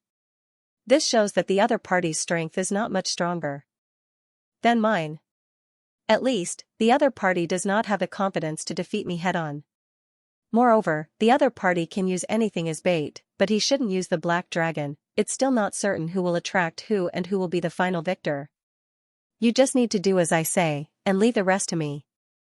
Don't worry, when I've completely recovered, I'll naturally fulfill our contract and help you achieve your goal.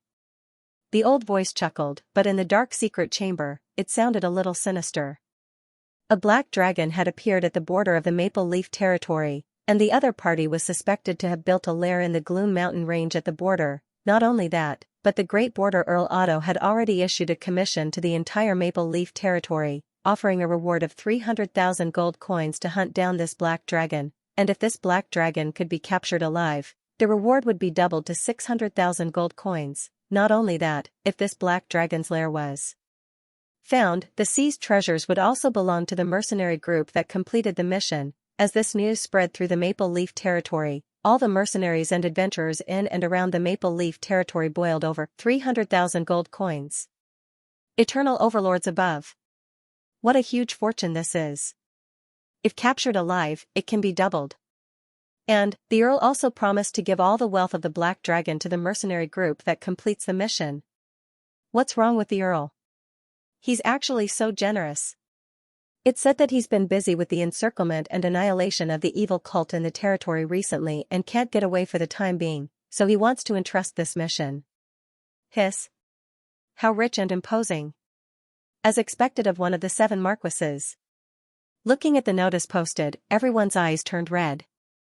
300,000 gold coins. This huge sum of money was enough to buy 30 single-family villas in the most luxurious area of Maple Leaf City, not to mention, if the Black Dragon was captured alive, the reward would be doubled, and according to reliable sources, the Black Dragon seemed to be underage, and its strength had only reached the peak of the upper silver rank. This strength was not impossible for some of the nearby mercenary groups to deal with. As for the Black Dragon's treasures. As a megalosaurus, the Black Dragon was also good at amassing wealth. Even if it was an underage Black Dragon, it would probably have a shocking amount of wealth. For a moment, almost all the mercenary groups that received the news were ready to make a move. The second watch was in the wee hours of the morning. The news of hunting the Black Dragon spread quickly.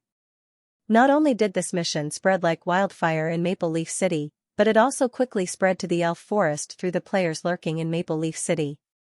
The Gloom Mountain Range, Black Dragon Castle. Meryl finished the routine flying work at the Empire border and returned to its nest again. It had been doing this job for several days. It made an appointment with Salty Meow. The specific content was to invite Meryl to the border on the condition of a whole roasted lamb every day. As for little Salty Meow, it called this job attracting monsters. Of course, Meryl didn't know what attracting monsters meant. It just wanted to eat the delicious roasted lamb. But on this day, when Meryl flew back to its nest, it found that a few chosen ones who always prepared food for it were looking at it strangely. That look. Meryl wasn't unfamiliar with it. Every time these crazy long ears fought with the enemy and looted equipment, they looked at it with the same look. It was the look of looking at treasure. Usually, there were many chosen ones who stared at it like this. The purpose was not for the dragon's scales it shed, but for its saliva. And Meryl often used this opportunity to order these chosen ones to serve it. If it was in a good mood, it would reward them with a dragon scale. If it was in a bad mood, it would spit out some saliva, or simply allocate 100 or 200 contribution points in the mission system. But today, why did it feel that the long ear's gaze was creepy, as if they wanted to eat it? Rua. What are you looking at? Meryl was creeped out by the stares of the players. It opened its eyes wide and roared. The players shrunk their necks and then smiled awkwardly. Meryl snorted, took the roasted lamb from the players, and then lay down in a pile of glittering gold coins. That was its wealth, and also its nest. More than half of the gold coins here were what it had accumulated over the years, while the other half was from the daily contribution points that Meryl had allocated to it through the quest system, which it had exchanged with the players. The ratio was 1:1. Gold thistle for contribution points. This was also one of the motivations for the players to trade with the dark dwarves or humans. Find the little black dragon and exchange it for contribution points, especially for some unlucky people who were good at making money. It was simply a brand new way to get rich. Of course, using gold pounds to buy certain materials and offer them to the goddess through the sacrificial ritual was another way to earn contribution points. After a period of exploration, the gamers figured out the rules of the sacrificial ritual. Some minerals, metals, and magic materials could be sold to the goddess at a good price. Of course, the most valuable exchange was with the rich NPC little black dragon. This is the contribution points for roasting meat for me. Let's go. Meryl finished the whole roasted lamb in a few bites, meat and bones included. He smacked his lips as if he hadn't had enough yet. He casually rewarded the players with 100 contribution points before he began to chase them out of his nest. The players stared at Meryl as they shook their heads, sighed, and left regretfully. Their expressions made Meryl's dragon face dumbfounded, and he couldn't help but shudder. What's wrong with them today? Why do they look at me like something's wrong? The little black dragon asked Salty Meow on the other side. Salty Meow covered his mouth and snickered. Meryl, you're famous in the Maple Leaf territory. There's a high bounty for you there. According to the players lurking there are already a few mercenary groups planning to come to the Gloom Mountain range to capture you. Hearing Salty Meow's words, Meryl's dragon face turned green. I knew it. You guys are definitely up to no good by making me fly all the time. However, he wasn't very worried. After all, he was now a dragon with a backer. But, what does this have to do with the way the Chosen One looked at me just now? The little black dragon asked again. Salty Meow snickered. They just thought of your value and couldn't help but take a few more glances. After all, you're worth a lot of money. Meryl's dragon face darkened. Why? Do they still want to sell me to the humans? Do they still dare to target the great Meryl? Aren't they afraid that Meryl will eat them? But soon, his expression became hesitant. Meryl stuck out his thick dragon tongue, licked the corner of his mouth, and pretended to be nonchalant. How much is the human's bounty for me? 300,000 gold pounds for the dead and 600,000 gold pounds for the living. If converted into contribution points, even if you buy materials and sacrifice them, you can still get a few 100,000 gold pounds. Salty Meow counted with his fingers as he answered. Meryl was speechless. The little black dragon's expression changed several times before he muttered softly, 600,000 gold pounds. It feels like selling myself isn't bad. Salty Meow was speechless. Are all megalosaurus so greedy? In the Divine Kingdom, Eve, who had been monitoring Meryl's movements, was speechless. This guy actually had the thought of selling himself. Although it was just a thought, no one else would do it. Shaking her head helplessly, Eve focused her attention on her plan against Nidhogg. For the past few days, she had been secretly paying attention to Meryl, constantly on guard against any possible attacks from Nidhogg. However, the development of the situation was somewhat out of her expectations. She didn't expect that following the news she got the players to spread, the first to attract human mercenaries. These mercenaries were all gathered by Border Earl, and Border Earl is very likely to be involved with Nidhogg. In other words, this is Nidhogg's intention? This guy is actually so patient. He plans to use mercenaries to test the waters first? This result made Eve gradually frown. Nidhogg still retains a clear mind? The power of the abyss was chaotic. All mythical beings who were eroded by the power of the abyss would become paranoid, crazy, cruel, and reckless. It was precisely because of this that Eve devised such a flawed plan. This was a blatant scheme. Eve felt that using the little black dragon, even if it was an obvious trap that could be seen through, it was very likely that the other party would be lured out. However, she didn't expect the other party to be much calmer than she thought. This was very different from the knowledge about evil gods that Eve had obtained from the World Tree's inheritance. It should be known that it was very difficult for a corrupted evil god to resist their own desires. In most cases, they would act according to their instincts. In other words, Nidhogg suppressed the erosion of his consciousness by the abyss? Although he has the power of the abyss, he retains his own consciousness? How did he do it? At this moment, Eve was even more curious about Nidhogg's state. Because this almost broke through the understanding of the abyss and the World Tree's inheritance. However, although the other party's performance was beyond her expectations, Eve still seemed to have a well-thought-out plan. Mercenaries scouting the way? I'm afraid there are still hidden believers? Since his main body is also in the world of seekers, then Nidhogg should be able to freely switch the perspective of his believers like me. As she spoke, Eve played with a crude skull necklace, and the corners of her mouth curled up. It's just experience points delivered to my doorstep. February, the sun was shining brightly. Winter was gradually coming to an end. Although the cold wind was still bone-chilling, the coldest period of the year had passed. Leaf buds could be faintly seen growing on the branches of the trees. Border territory, Maple Leaf City. The reconstruction work after the day of God's wrath was still ongoing. Logically speaking, due to various circumstances, the originally planned auction had been aborted due to various reasons. Under such circumstances, Maple Leaf City should have been deserted for a period of time, but the truth was the opposite. The entire city seemed to be faintly livelier. The bars and the streets and alleys were filled with stocky mercenaries, and in the open space outside the city, tents were set up. They belonged to the mercenaries. These mercenaries had all rushed over when they heard that Earl Borderland had issued a mission to hunt the Black Dragon.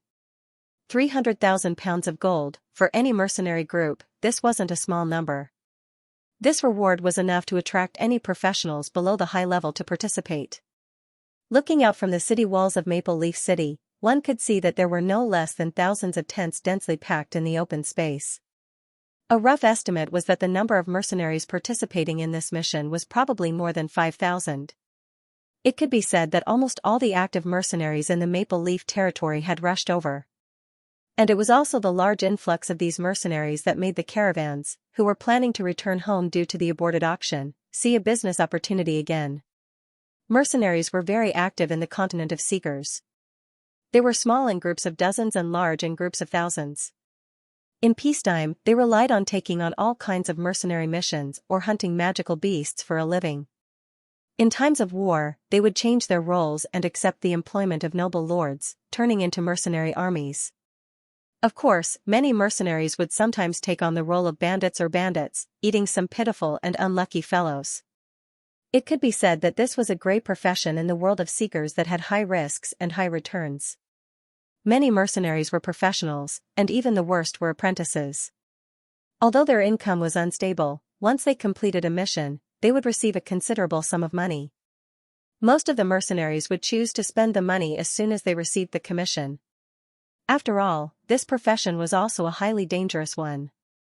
In the world of Seekers where supernatural powers were present, the mortality rate of mercenaries was even higher than that of professional armies in various human countries, and it was common knowledge for everyone to spend money whenever they had it.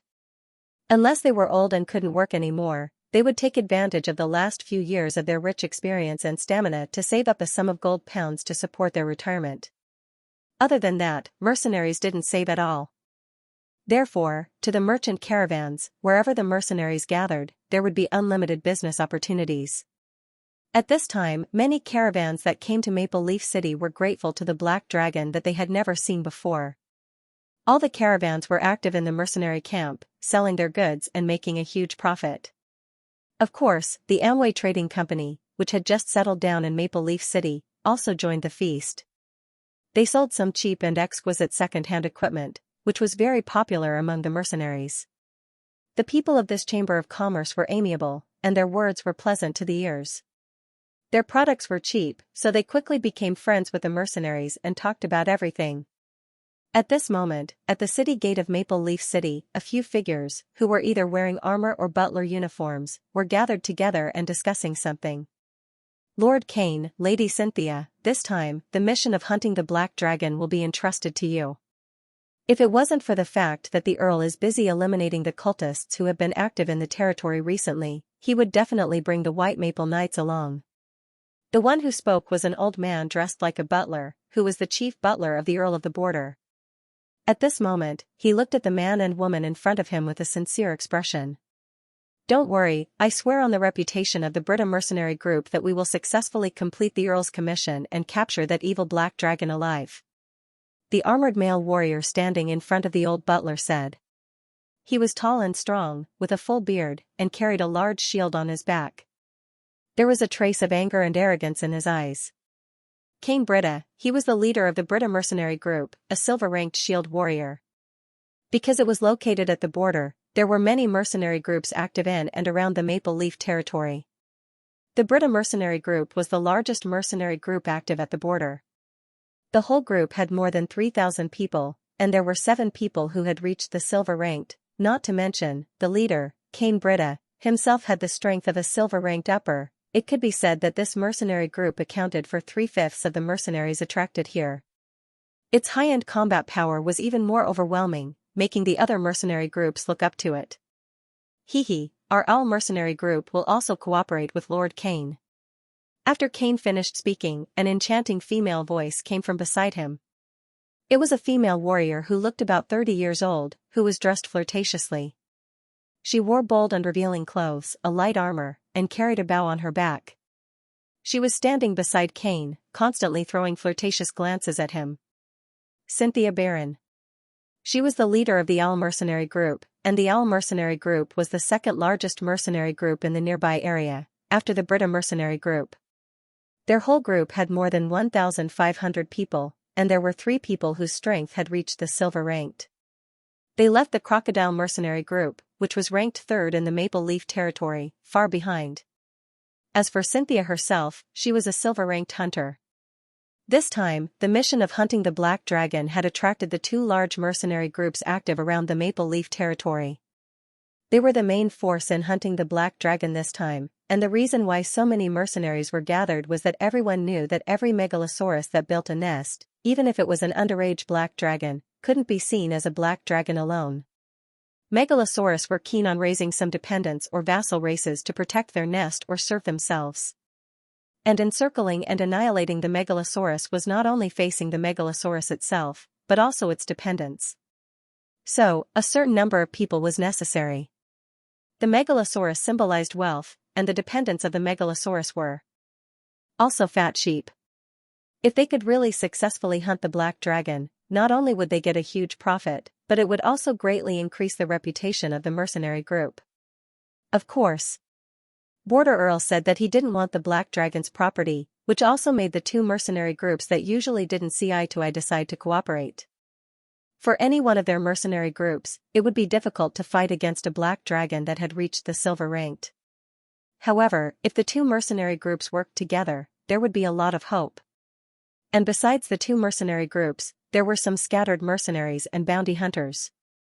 They also followed the group, intending to get a share of the loot in the process of hunting the Black Dragon. These people didn't ask to eat the reward of hunting the Black Dragon, as long as they made a profit in the process of encircling and annihilating the Megalosaurus dependents, they would be very satisfied. Seeing the attitude of the 2 mercenary group leaders, the old butler was very satisfied. He waved his hand, and dozens of hooded people, suspected to be mages, came out of the city. Although the Earl can't participate in this operation, he will send some mages from our Maple Leaf Territory's mages to follow you. They are all powerful black iron mages and are very good at healing.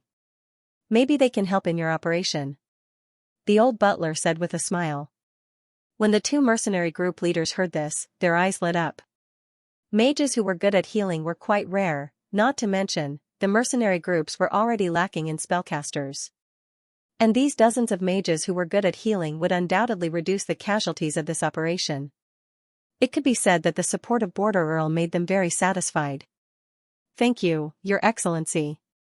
The 2 mercenary group leaders bowed slightly. This is what we should do. I wish the 2 of you success in the hunt. The old butler said with a smile. Both sides chatted for a while, and then left. The preliminary work was almost done. For this hunting mission, they had rested in Maple Leaf City for 3 whole days. Now, it was time to set off.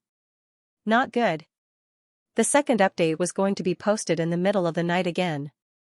Everyone go to sleep first, we will see it tomorrow morning. After bidding farewell to the old butler of the border count, the leaders of the 2 mercenary groups returned to the camp with a few dozen mages. However, the smiles on their faces faded quite a bit, and they looked at each other with a hint of vigilance.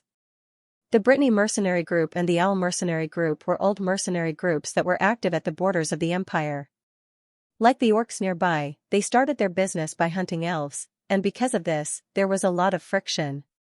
Xianxia, no matter how much our 2 groups didn't get along before, this time we have to face a Black Dragon. Although the opponent is not an adult yet, with our strength, we have to be serious. So, let's put aside our previous conflicts for now. I think, you don't want to be surpassed by Crocodile, right? Keynes glanced at Xianxia and said in a low voice. Crocodile. Hearing this name, the smile on Xianxia's face faded a little, and there was a hint of gloominess between her eyebrows. The Crocodile mercenary group was a mercenary group that developed rapidly in the past few years. Although they lacked high-end combat power, their numbers were close to the Old Owl mercenary group. The Brittany mercenary group was strong, and the Crocodile mercenary group did not dare to provoke them. However, they took a lot of business from the declining owl mercenary group, and this made Xianxia gnash her teeth. It's just a lucky guy. When this hunt is successful, the whole Maple Leaf territory will know the power of our owl mercenary group. Xianxia sneered. Keynes did not comment, he only smiled and said, I heard. Crocodile went to the Kingdom of Airs some time ago, and it is said that he received a big business deal. I think this time, he will further expand his power. You guys. Do your best. Hearing his words, Cynthia's expression became even gloomier. But in the end, she still sneered. Crocodile, it's been almost 3 months, and there is still no news. Maybe they were all wiped out in the mission. Keynes heard this and only shrugged. Although he felt that it was strange that the Crocodile mercenary group had not returned after so long, and there was no news at all, he did not believe that a mercenary group with thousands of members would be wiped out. What a joke, if a mercenary group with thousands of members was wiped out, the news on the black market would have exploded. How could it be so quiet now? Maybe they were tied up by some mission? Or did he encounter a beastman? It was said that a few months ago, the half-orcs in the Desert of Death had raised another army of 30,000 people. Perhaps they were targeting the Kingdom of Airs. That was most likely the case. They were old enemies of the Kingdom of Iris. If there was a war, it was normal for the Crocodile mercenary group to be involved. However, after such a long time, the fights that should have been fought should be over by now, right? It was just that there had been no news yet, which seemed a little strange. Forget it, what does this have to do with me? Keynes shook his head. Pack up. We'll leave as soon as possible. We're not too far away from the Gloom Mountain range. The longer we stay here, the more unforeseen things will happen. If the Black Dragon notices something, it'll be much harder for us to hunt it down. For a quest like this, the most important thing is to be sudden. Keynes said. This time, they had made sufficient preparations, and with the strong support of the Border Earl, they were very confident in dealing with the Black Dragon who had not yet reached adulthood. However, although the Black Dragon was evil and violent, he was not stupid. If he knew that they had gathered so many people, he might have run away in advance. I don't need you to educate me. Xianxia, who was in a bad mood because of the Crocodile mercenary group, said coldly. She then led half of the mages and rushed back to her own camp. Keynes shook his head and began to call his own team to prepare to leave the camp. Accompanied by a loud and clear whistle, the mercenary camp outside Maple Leaf City began to stir. They stopped trading with the caravans and began to pack their luggage under the scolding of their captain, and gathered in formation. For a moment, the open space outside the city was filled with dust. The caravans that were patrolling the camp also retreated and stood at the side to watch. Of course, there was a trace of regret on their faces. The mercenaries were leaving, so they could not continue their business unless they waited for the mercenaries to return from their hunt. However, they did not know how many days that would take, and they could not stay in Maple Leaf City forever. However, among the caravans that were watching the mercenaries, there were some who looked happy, and did not seem to fit in with the others. They were the members of the Amway merchant group. They gathered together and were very excited, whispering to each other. They're finally gone. It's been 3 days. We've waited for so long. The preparation for this damned mission is too long, isn't it? I didn't think that I would have to sell broken equipment for 3 days. Shoo. Lower your voice, it's just broken equipment, it's not worth much contribution points. Besides, when the time comes, won't it still belong to us? Also, have you gathered the information? Alright, I've memorized the information of the mercenary group. What's the use of memorizing it? Upload it to the forum. Also, inform the big shots of Salty Meow and the others. Then quickly change into armor, we'll blend into the group and stab them in the back. Hee. This is not bad, I like it. Hurry. Inform the big shots of Salty Meow and the others. Some of the members of the merchant group sneaked away, and no one knew what they were whispering about. There were also some people who quietly changed into armor and disguised themselves as mercenaries, and secretly followed behind the main group, border of the Elven Forest, Black Dragon Castle. They're on their way. Salty Meow looked at the message from the chat system, and he was excited. This time, the players had followed the mercenary group of Maple Leaf territory into the Maple Leaf City. Some of the beta testers had watched the live broadcast. Other than not knowing the specific strength of the other party, they had seen everything else. Now, almost all the players in the server knew that Maple Leaf territory was sending a team to encircle and annihilate the Black Dragon. There were at least 5,000 people, fat sheep. The players who were still in the Elven Forest were excited. Especially the players who had not broken through to upper-level Black Iron. During this period of time, they had been doing missions, clearing instance dungeons, and eagerly watching the beta testers having fun in Maple Leaf City. They were so envious, now. They finally had a chance to participate. How's their strength? Besides Salty Meow, Shapeshifter G Gang was excited. Demacia and the others have uploaded it to the forum. There are a total of 13 people with silver strength. Among them, there are 2 upper-level silver, 4 mid-level silver, and the rest are lower-level silver. In addition, there are about 800 upper-level Black Iron, about 3,000 mid-level and lower-level Black Iron, and the rest are apprentices. Among the silver bosses, the strongest is the leader of the Brita mercenary group. He's a level 70 shield warrior, and he's good at. Salty Meow drew out the information on the forum and read it out loud. There was a lot of information, and it was gathered by the players who had recently infiltrated the mercenaries. Based on their marching speed, it's estimated that they'll arrive in at most 4 days. After reading the information, Salty Meow closed the web page. That means, they'll arrive in real life a day later? Shapeshifter G Gang rubbed his hands in anticipation. Salty Meow nodded. That's right. Inform all the major guilds to prepare for war.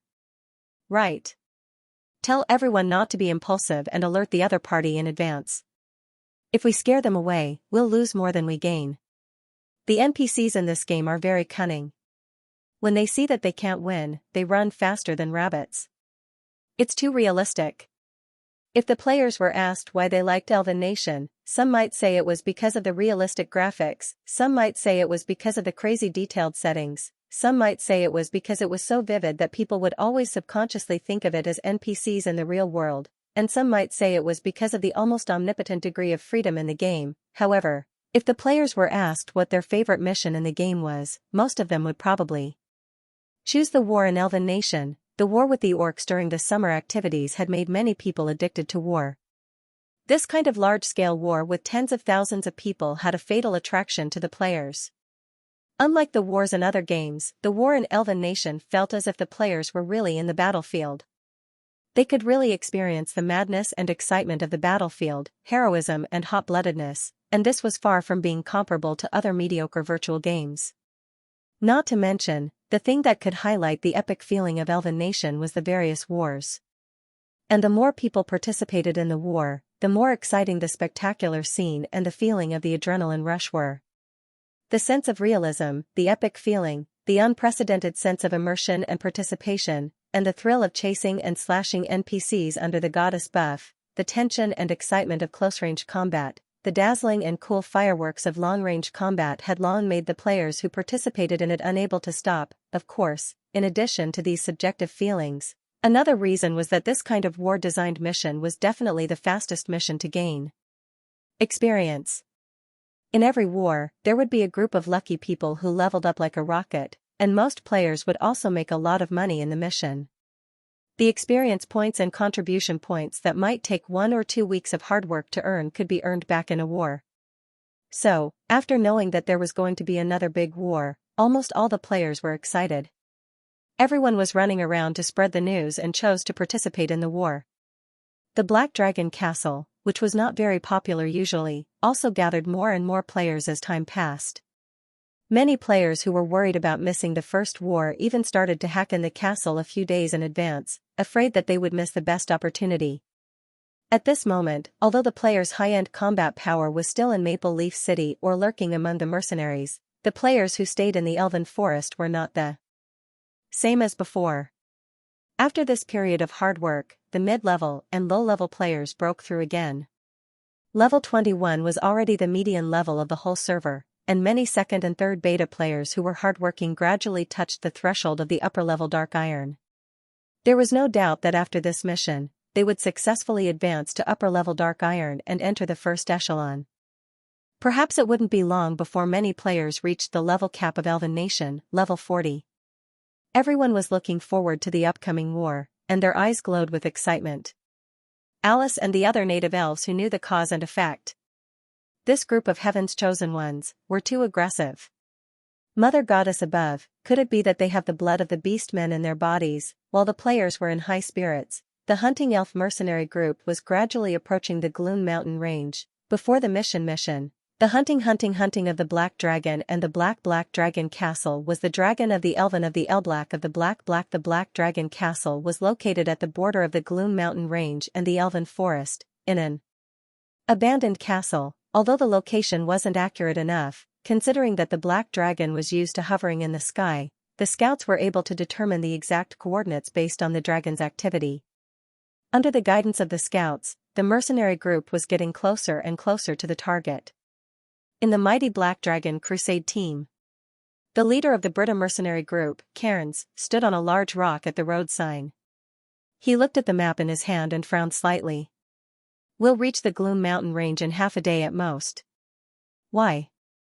Look at your expression. Are you afraid?" Beside him, Cynthia said with a smile while wiping her bow. Keynes ignored the sarcasm in her words. He glanced at her and said in a deep voice, "You're right.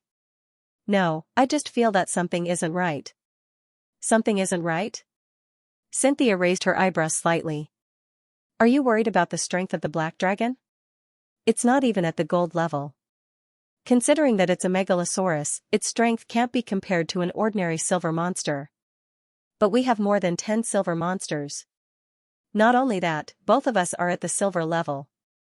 If we work together and make various preparations, can't we deal with an underage Black Dragon?" Hearing Cynthia's words, Cairn shook his head. "No, it's not the Black Dragon." "It's not the Black Dragon?" Cynthia was stunned, then she chuckled. "If it's not the Black Dragon, is it the Black Dragon's kin? What are you worried about?"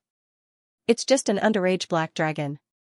I'm afraid it's just a few goblins, hound-head men, or at most, some wandering orcs. With the foundation of our 2 mercenary groups, it shouldn't be a problem. An adult Black Dragon could easily gather a few thousand kin, but this time, they were dealing with an underage Black Dragon. So, Cynthia felt that more than 5,000 mercenaries were enough to deal with it. After saying that, she glanced at Cairns again, but found that he was still looking at the map in his hand with a frown. Cynthia's heart skipped a beat, and her expression became more serious. "Why? It's not the kin? It's the orcs," Cairns said in a deep voice. "Orcs?" Cynthia frowned. "That's right." Cairns nodded, then he gestured on the map. "According to my observations over the past few days, this Black Dragon's lair is most likely here, here, and here. And these 3 places should belong to a medium-sized orc tribe, the core area of the Grotto tribe. And now, we've actually stepped into the main area of the Grotto tribe's activities." "Grotto tribe?" Cynthia's expression turned serious. The Owl mercenary group's activities were not in this area, so she was not very familiar with the distribution of forces nearby. But even so, she had heard of the famous Grotto tribe. It was a famous elven hunting tribe among the orcs, and had a lot of dealings with humans. Although they were not very strong, they had a few thousand people. Thinking of this, Cynthia frowned. "Now that you mention it, it's a bit wrong. According to the orcs' habits, if we step into their area of activity, I'm afraid they will give us a warning in advance. But, not to mention a warning, there's not even a trace of the orcs nearby. That's why I said something is wrong," Cairns said in a deep voice. After saying that, he raised his head and looked ahead. "If I remember correctly, after going over this mountain, we should be able to see the Grotto tribe. Let's be careful, I suddenly feel a little uneasy." Saying that, he closed the map. Cynthia wanted to say something, but when she saw that he was gradually walking away, she did not say anything. And the whole group was getting closer and closer to the real goal as time went by. However, after going over the mountain in front of them, the pupils of the 2 mercenary group leaders shrank at the same time. What greeted their eyes was not a orc tribe. It was a broken ruin. The second night, "Good night everyone." This place used to be the Grotto tribe? Looking at the ruins in front of her, Cynthia's voice carried a trace of disbelief. Cairns frowned and nodded. He looked around vigilantly, then walked forward and began to inspect the scene.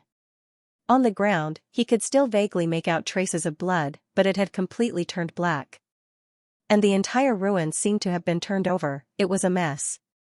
There was a battle here, I'm afraid. It's been at least 3 months. And from the traces at the scene, it looks like a village that was robbed by bandits. Nothing is left. The Grotto tribe has probably been exterminated. Cairns said in a low voice. It's been 3 months, Cynthia muttered, her eyes revealing a trace of bewilderment. The largest half-orc tribe near the Elven Forest had been silently exterminated 3 months ago. And after such a long time had passed, there was no news at all. What exactly did they encounter, and hear? What happened? Moreover, it was just a poor beastman tribe. What good things could they have that people would actually want to snatch? Snatch junk. The more the 2 mercenary group leaders thought, the more vigilant they felt, but at the same time, they felt very puzzled. From the traces at the scene, the Grotto tribe seemed to have been attacked by bandits, and the bandits were very powerful. They had been exterminated without a sound. But this was the Beastmen. What was there to snatch from them for their junk, and this was the territory of the Beastmen. Where did the bandits come from? Could it be the Black Dragon? Or could it be the Black Dragon's clan that did it? Cynthia asked. The Black Dragon. An underage Black Dragon shouldn't have the ability to exterminate the Grotto tribe without a sound. To be able to exterminate a Beastman tribe without a sound. This is probably a very ferocious force, and the population is probably very large. Cairns said with a frown. Hearing Cairns' words, Cynthia's frown deepened. She looked around again, and her expression suddenly changed. Look. There are so many footprints here. Cairns stood up and looked in the direction she pointed. Indeed, he saw dense and messy footprints. The footprints seemed to belong to humans, but there seemed to be some magical beasts mixed in as well. There were a lot of them. These footprints were very new, as if they had just been left behind. These are new footprints, definitely less than a day old. Cynthia murmured. Cairns narrowed his eyes slightly and suddenly stretched out his leg to compare with the footprints. A moment later, he let out a soft cry of surprise. What happened? Cynthia asked curiously. There was a hint of surprise on Cairns' face, a hint of doubt, and a hint of pleasant surprise. These footprints seemed to belong to elves. Elf? Cynthia was slightly taken aback. After hearing his words, she took a closer look and indeed found some characteristics that only elves had. The 2 mercenary groups had both traded elves and hunted elves before, so they were very good at distinguishing elven footprints. When they looked carefully, they really found the difference. It really does look like elven footprints. But where did so many fairies come from? Could it be those who were cheated by the southern nobles? Cynthia was surprised and puzzled. She was surprised because if there really were elves here, then they were going to make a huge profit again. She was puzzled because these footprints seemed to be too many. Cairns was about to say something when he suddenly heard a loud dragon's roar from afar. They subconsciously raised their heads and looked in the direction of the sound. They saw a black ancient castle on the hillside. In the distance. No, that was no longer an ancient castle. They saw a sturdy wall built around the ancient castle. The wall looked very new, and it seemed like it had not been completed long ago. Even the ancient castle seemed to have been meticulously renovated. And a mighty black dragon was circling above the ancient castle. The Black Dragon's lair. Their eyes lit up. They had been so shocked by the ruins in front of them that they did not realize that the Black Dragon's lair they had been looking for was right in front of them. However, before they could rejoice, their expressions turned serious in an instant. The renovated ancient castle, the destroyed Grotto tribe, and the densely packed footprints that seemed to belong to elves. As if they had thought of something, the 2 mercenary leaders subconsciously looked around. The Grotto tribe was built on a mountain, the terrain was low, and the other 3 sides were dense forests. It looked like a pocket. This terrain, if something happened, it would not be good. The 2 of them had this thought at the same time. At this time, a breeze suddenly blew. Countless birds flew out of the forest, chirping as if they had been frightened by something not good. In an instant, the two mercenary leaders stood up at the same time. And just as they finished speaking, they heard a whooshing sound. A series of arrows flashing with the light of skills flew out from the surrounding forest and shot directly at the mercenaries gathered around the ruins of the Grotto tribe. These arrows were so unexpected that the mercenaries on the periphery did not have time to react to what was going on and were shot by the arrows one after another. Accompanied by bursts of screams and cries, dozens of mercenaries fell to the ground, their life and death unknown. For a moment, the mercenaries gathered here immediately became chaotic. Ambush! This is an ambush! We've been tricked! Almost at the same time, the two captains realized what had happened. They were shocked, angry, suspicious, and horrified. As soon as the arrows landed, a wave of frenzied and passionate cheers sounded from all directions. Accompanied by "Wola" and "Ow ow ow ow." While everyone was shouting excitedly, several tall and slender figures suddenly rushed out from the surrounding forest. Gorgeous equipment, handsome or beautiful faces, they were all elves. Elf? Seeing the sudden appearance of hundreds of elves, the expressions of the mercenaries were very interesting. But soon, this excitement turned into excitement. Elves, they actually encountered elves. Furthermore, these elves were foolishly charging towards them. O Lord of Eternity, these were all shiny gold pounds. Even though dozens of their companions were shot to death by the elves, the mercenaries' initial panic quickly turned into excitement when they saw the elves. Which mercenary in the Maple Leaf territory hadn't participated in the elf hunt? They couldn't be more familiar with this kind of weak, cowardly, but priceless long ears. Their archery skills were only slightly better, but their close combat skills couldn't be any weaker. However, this subconscious thought only lasted for a few seconds. Because they soon discovered the strangeness of these elves. The image of these elves was completely different from what the mercenaries knew. They waved their weapons, shouted, clustered, and cheered like a group of lunatics. And the way they looked at the mercenaries was like a wolf that saw its prey, ferocious, excited, crazy. That kind of gaze made the mercenaries unconsciously take a step back. And just when the mercenaries were bewildered, countless figures leaped out of the forest accompanied by the rising and falling shouts. Their shouts were deafening, and the figures were densely packed. The expressions of the two captains instantly turned solemn. In their field of vision, a fully armed elven army appeared, and they were instantly surrounded like dumplings. How could there be so many elves? Looking at the densely packed silhouettes that rushed out from both sides of the forest, the two mercenary leaders subconsciously looked at each other and saw a trace of shock in each other's eyes. The eternal overlord above, could it be that we're hallucinating? But the fallen mercenaries that died under the arrows told them that this was definitely not a hallucination. No. Impossible. There can't be so many elves in the elven forest. And the elves can't be as crazy as them. They must be imposters. Cynthia cried out. Cain squinted his eyes and turned to look at the only silver-ranked mage in his mercenary group. The silver-ranked mage saw his leader's gaze and instantly understood what he meant. He immediately chanted an incantation and threw an identification spell at the elves that rushed forward. Very quickly, the mage's expression turned into one of shock. They are really elves. Really elves, Cain sucked in a sharp breath. To be able to surround a group of 5,000 mercenaries in an instant, this meant that the enemy's numbers were greater than theirs, and these fellows were really elves. Since when did those long ears, which were almost extinct, become so common on the streets? Where did these elves pop out from? For a moment, the doubts in Cain's heart even overpowered the seriousness of being surrounded. However, he also discovered that although these elves were large in number, their strength was limited. Most of them were at the middle or lower level of iron rank. There were very few at the upper level of iron rank, not to mention the silver-ranked ones.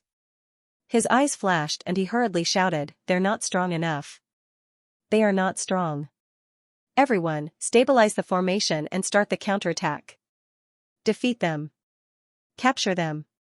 They're worth countless gold pounds." The leader's order was like a cardiac stimulant, quickly pacifying the mercenaries who were in chaos because of the ambush. And the initial excitement of seeing elves began to spread among the mercenaries. Elves.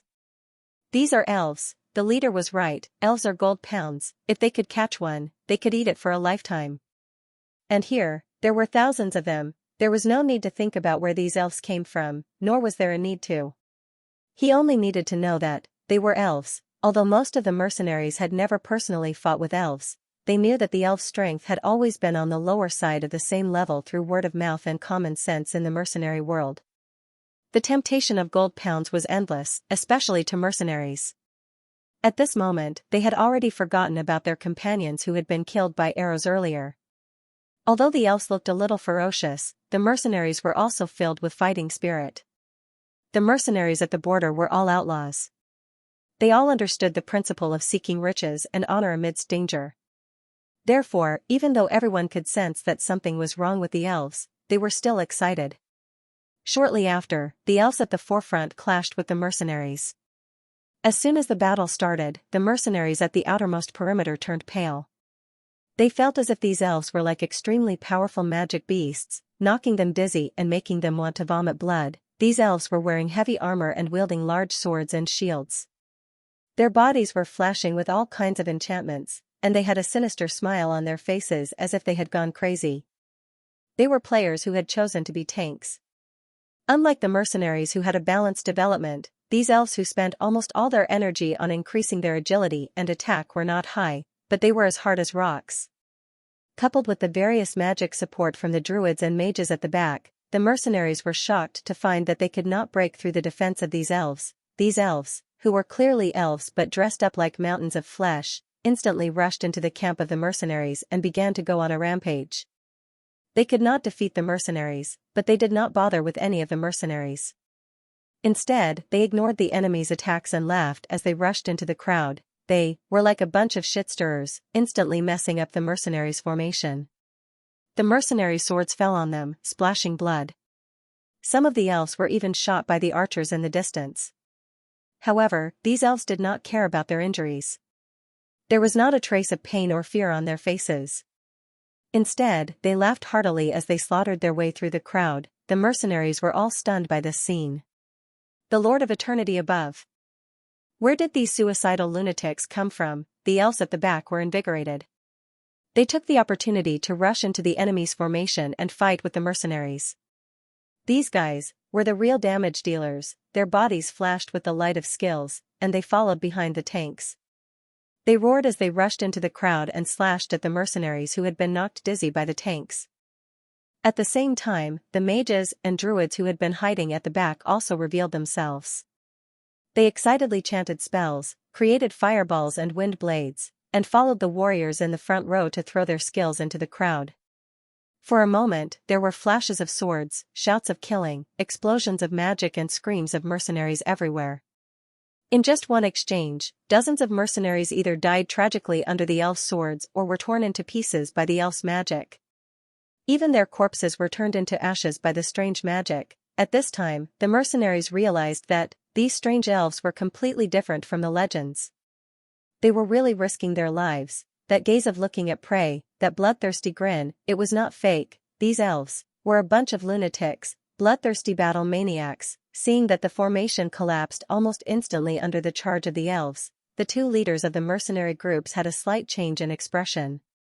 The strength of these elves seemed to be beyond their imagination. However, even so, the two of them did not panic. There were too many people on both sides. In fact, the ones who were really fighting now were only the outermost people. Moreover, the overall strength of the elves was not strong, and the mercenaries still had silver rankers who had not made their move yet. The two leaders looked at each other and nodded. They were ready to order their silver rankers to join the battle. However, at this time, there was a burst of exclamations from the mercenaries' formation. On the hillside in the distance, there were suddenly huge flaming rocks flying up. They were accompanied by the whistling sound of the wind and were wrapped in long black smoke. They drew a perfect parabola and smashed into the mercenaries' formation. Because they were surrounded by the elves, the mercenaries' formation became even more compact at this moment. Faced with the huge rocks falling from the sky, they could not dodge at all. Accompanied by a loud bang, the huge rocks exploded. Flames and pieces of rocks flew everywhere, and in an instant, a small group of mercenaries was smashed into a pile of minced meat. The unlucky ones around them were ignited by the splashes of life and they screamed and struggled, and with their struggle, the mercenaries' formation was further disrupted, and panic continued to spread. Catapults. Looking at the few big things erected on the hillside, the two leaders of the mercenary groups had a very interesting expression. But shortly after, the mercenaries heard the elves cursing loudly. WDNMLGB. Who allowed you to use catapults? Don't you know that there are no rewards for using catapults? Damn, a lot of them died. My experience points and contribution points. My heart hurts. My heart hurts so much. Don't use catapults. Don't use catapults. Their voices were filled with strong indignation and grief. Listening to the elves' wails, for a moment, the mercenaries were stunned. In the middle of the second night. Never overestimate the quality of the players. Perhaps when they communicated with the mission NPCs, they had already learned how to communicate politely and roleplay after considering their personal reputation. But when they faced the enemy, F*CK, a plant, what's the point of role-playing? There's no reputation to be gained, it's over. The vulgar words that came out of their mouths stunned the mercenaries who were fighting in front of them. It was hard to connect these beautiful fellows with the elegant existences in their memories. If the crazy battle before had caused the mercenaries' impression of them to crumble, then now, it was crumbling. These elves that subverted the mercenaries' understanding of them made them stunned. They even paused for a moment. Unlike the confused mercenaries, the faces of the two mercenary group leaders suddenly changed when they heard the elves' curses. They suddenly realized a problem. The catapults seemed to be from the elves' side. And those catapults were from the castle. The castle belonged to the Black Dragon. In other words, these elves and the Black Dragon were in cahoots. These elves, could they be the Black Dragon's dependents? The Black Dragon actually took in so many elves as his dependents? For a moment, the two silver-level powerhouses took in a breath of cold air. They couldn't believe it. This was impossible, right? The evil Black Dragon, how could he be in cahoots with the elves? No, these elves couldn't be looked at with normal eyes. They were a group of lunatics in elven skin. Wait, if this was the case, then the existence that destroyed the Grotto tribe of the half-orcs, thinking of a certain possibility, the pupils of the two mercenary group leaders shrank. Could it be that the Grotto tribe was also destroyed by them? Did they just destroy a middle-sized orc tribe without making a sound? After realizing this possibility, Cairn's expression changed drastically. He quickly shouted, "Not good. Break out. Quickly break out. Break out in the direction we came from." To be able to silently destroy a mid-sized half-orc tribe, even if the two mercenary groups could reasonably deal with such an existence, it would be a huge blow to their vitality. Mercenaries were profit-driven. If it was really as he imagined, then even if this mission could be completed, the two mercenary groups would be crippled. At this moment, Cairns had decided to give up the mission and break out of the encirclement. What a joke! To be able to destroy the Grotto tribe without a sound, there was an 80% chance that there was a Black Dragon behind him. What was there to fight against such an opponent? Do you see the elves who are still rushing over? This number was not just in the thousands, it was probably in the tens of thousands. Furthermore, they were riding on magical beasts, the eternal overlord. Did they gather all the fairies in the world? At this moment, Keynes was certain that this so-called hunting mission was definitely a conspiracy. Damn it. No wonder Border Earl didn't send out his own White Maple Knight. He must have known that this could be a trap. Keynes gritted his teeth. Although he was still puzzled about the origins of these elves, it did not stop him from thinking about retreating. However, at this moment, the thing that worried him the most happened, accompanied by a loud and clear dragon roar. A frightening pressure swept across the entire area. Rua! How dare you step into the territory of the great and noble Merrill? You evil humans must be punished by justice. A young and excited voice came from afar. Keynes looked up and saw a black shadow that was getting bigger and bigger, a huge body, bat wings that covered the sky, ferocious scales, terrifying pressure. It was a black dragon that was tens of meters in size. This was the Black Dragon that Border Earl mentioned? Feeling the aura on Merrill's body, Keynes' face turned green. Although he was sure that the other party was not yet an adult and had not broken through to the gold rank, that terrifying aura was definitely not something an ordinary silver dragon could compare to, not to mention. Although this black dragon was not yet an adult, Its size was already more than two-thirds of an adult black dragon's size, and the size of a megalosaurus was almost directly proportional to its strength within the same dragon species. The moment he saw the other party, Keynes made a judgment in his heart: they were no match for it. They were definitely no match for this black dragon. If not for those elves, perhaps they could still rely on their numbers to deal with the black dragon. It was not impossible to find an opportunity to sneak up on it. But with the addition of those crazy long ears, the balance of the war was completely tilted. Keynes could clearly see that with the appearance of the black dragon, the mercenaries who were already in a commotion became even more chaotic at this moment. It was not only the natural fear humans had towards the megalosaurus, it was also caused by the black dragon's draconic aura. Although this black dragon was not yet an adult, its draconic aura was no weaker than that of an adult black dragon. And being enveloped by the black dragon's draconic aura, the weakest mercenaries could not help but tremble. Looking at the gradually chaotic group, Keynes gritted his teeth and shouted, "Xianxia! Call your silver ranks, together we will contain the black dragon and fight for a chance for everyone to break through." After saying that, he raised his large sword and took the lead to charge towards the black dragon that was swooping down. Hearing his words, Xianxia hesitated for a moment and hurriedly called for the other silver ranks to follow. In a moment, the 13 silver ranks of the mercenaries moved together to meet the attack of the black dragon. The silver mages belonging to the two mercenary groups looked at each other and took out a golden scroll from their arms.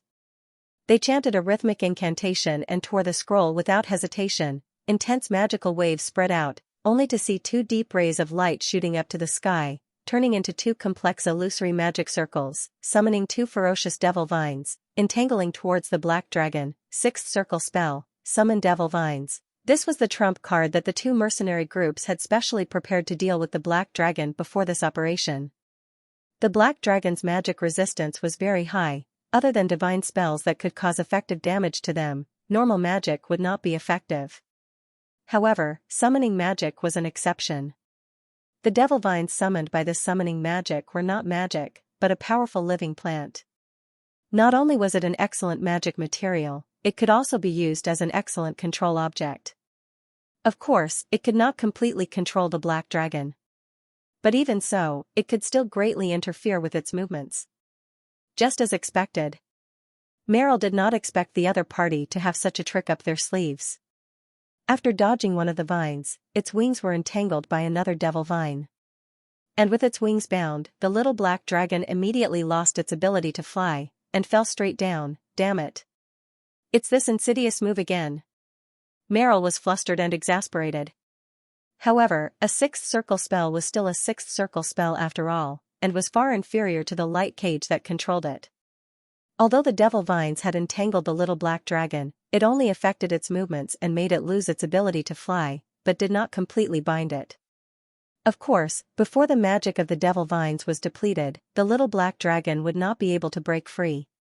But Keynes and the rest were already satisfied. Being able to slightly affect the other party was already enough to create an opportunity for them. The 10 silver ranks quickly seized the opportunity. The silver-ranked warriors raised their long swords, their bodies flashing with the radiance of their skills, and rushed towards the furious black dragon. The mages began to chant, and a strong magic power gathered on their bodies. Skills and magic were formed one after another, and attacked Meryl. Meryl let out an angry roar, and extended his sharp claws to block the attacks of the warriors, and spat out a terrifying dragon's breath to drown out the magic that was coming towards him. The two sides clashed, and faintly entered a stalemate. The battle between the silver-ranked existences entered a stalemate, and the battle between the mercenaries and the elves became more and more intense. And at this time, the 10 figures hidden among the mercenaries began to move quietly. They were the mages that the butler of the border earl sent to the mercenaries. They gradually squeezed to the periphery, and stood in different positions, faintly forming the shape of a hexagram, surrounding most of the mercenaries and Meryl. Their faces were fanatical, and they quietly chanted a mysterious spell. And at this moment, no one noticed their actions. The battle between the players and the mercenaries was still ongoing. The battle between the black dragon Meryl and the dozen silver mercenaries was reaching its climax. Every moment, there were players and mercenaries dying in battle. Their blood splattered all over the ground, and their corpses slowly disappeared or turned into ashes that were blown away by the wind. Myrtle had also received many more wounds under the siege of the crowd. Of course, the dozen silver mercenaries who were attacking Meryl did not have much of an advantage. They realized that the young black dragon was much more powerful than they had imagined. Even though the 13 of them attacked together and used a sixth circle spell to control the black dragon, 2 of the weaker silver professionals were killed by the black dragon's sharp claws and dragon's breath. The battle between the black dragon and the silver mercenaries was in a stalemate. However, the normal mercenaries' battle became more and more difficult due to an unexpected incident. Hundreds of mercenaries suddenly drew their weapons from the heavily protected archers and mages in the mercenary camp. They turned around and attacked the long-range mercenaries who were focused on dealing with the enemies on the outer perimeter. They were the beta gamers who had disguised themselves as mercenaries and infiltrated the mercenary group. As the battle continued, they gradually moved to the side of the magicians and archers, who had the weakest defense and vigilance. Under the shocked and confused gazes of the other mercenaries, the powerful beta gamers started to rebel. They laughed and gave the mercenary group a good beating. With the killing of the first beta gamers, the situation on the battlefield became more chaotic. The gamers on the periphery cheered while the mercenaries were on the verge of collapsing. The fierce battle became more and more intense, and the ground was already stained with blood. What no one noticed was that the blood on the ground seemed to be pulled by some unknown force and began to move along a certain path. Just like that, a huge and complex magic array was formed below the battlefield. The moment the mana formation was formed, the dozens of Border Earl's magicians who were hidden among the mercenaries took out a dagger and stabbed themselves in the heart. The surrounding mercenaries were stunned by their sudden suicide. Then, they were horrified to discover that black blood was spurting out from the magicians' chests. The bodies of the magicians melted like snow in the face of fire and turned into a pool of black sludge that emitted a foul smell. The mud quickly fused with the formation on the ground, and the silent formation emitted a deep glow, emitting wisps of black mist. An evil and chaotic aura spread throughout the battlefield. The mercenaries who were engaged in battle felt their bodies sink, as if something was pulling at their legs. They instinctively lowered their heads, only to discover to their horror that numerous black arms had drilled out of the ground, grabbing onto their bodies and emitting a sinister and dark energy that continuously corroded their bodies. Along with the corrosion, the mercenaries were horrified to discover that their bodies had begun to swell and grow layers of sinister black scales. The gamers were also being corroded by this strange power. However, the black arms could only grab onto the gamers' bodies and were unable to invade their bodies. But even so, the players were shocked by the sudden change. Gosh! What? You scared me when you lowered your head. Shadow? Shadow? It's pulling my legs. Kill them. The weapons redeemed from the merchant shop were surprisingly lethal to the strange arms. The players didn't have to spend too much effort to get rid of the strange hands that were pestering them. The mercenaries in the center of the mana formation were mutating into monsters. As the black energy corroded their bodies, most of them lost their minds and roared like beasts. The beta gamers finally recognized the changes in the mercenaries. Not good. They're mutating into the scaled monsters of despair. Don't let them mutate. Kill them. The silver mercenaries who were fighting the black dragon discovered the changes in the battlefield. They were shocked and furious when they saw the mercenaries being corroded by the strange power and turning into monsters. However, they couldn't care less about the others. They were horrified to discover that their bodies were being corroded by the black energy. At this moment, the mercenaries who started to mutate had finally turned into complete monsters. They had hideous black armor and an iconic dragon tail. They were the scaled monsters of despair that the gamers had encountered before. After turning into the scaled monsters of despair, their bodies didn't stop mutating. Instead, they continued to expand. As they expanded, countless cracks appeared on their bodies, and black fog spread out from them. In the end, they finally reached their limits. Accompanied by painful howls, their bodies exploded into puddles of sludge surrounded by black fog. The sludge seemed to have a life of its own as it charged towards the black dragon Meryl, who was being controlled by the devil's vines. Meryl was also being corroded by the strange power. At this moment, although there was no change in its body, its eyes gradually became empty and lifeless. He didn't resist as he was engulfed by the strange sludge. I've caught you. In a hidden space, an old voice slowly rang out with a trace of complacency. Then, Meryl's body surged with strong spatial ripples. Under the deep light, its huge body suddenly became illusory, distorted, and gradually disappeared. It was a teleportation spell. It wasn't magic, but a teleportation spell that belonged to mythical creatures. Every existence that stepped into the mythical realm could use their divine power to teleport to places where their power could reach. However, this time, it wasn't Eve who teleported, but the Dragon of Despair, Nidhogg. Using the mercenaries to hunt the Black Dragon was fake. His real goal was to infiltrate the battlefield with his power and the chaos, capture the Black Dragon, and teleport him back to where he was. He didn't need to show himself, nor did he need to show himself. No matter who the other party was, no matter what kind of trap the other party had set, Nidhogg would not step into it. All he needed to do was to bring his target back. Nidhogg believed that no one knew that he could teleport like this.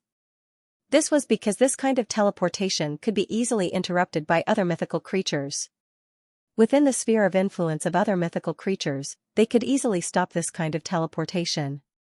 However, with the power of the Abyss, Nidhogg had a way to use the power of the Abyss to simulate the divine domain from a distance, temporarily isolating the power of other true gods.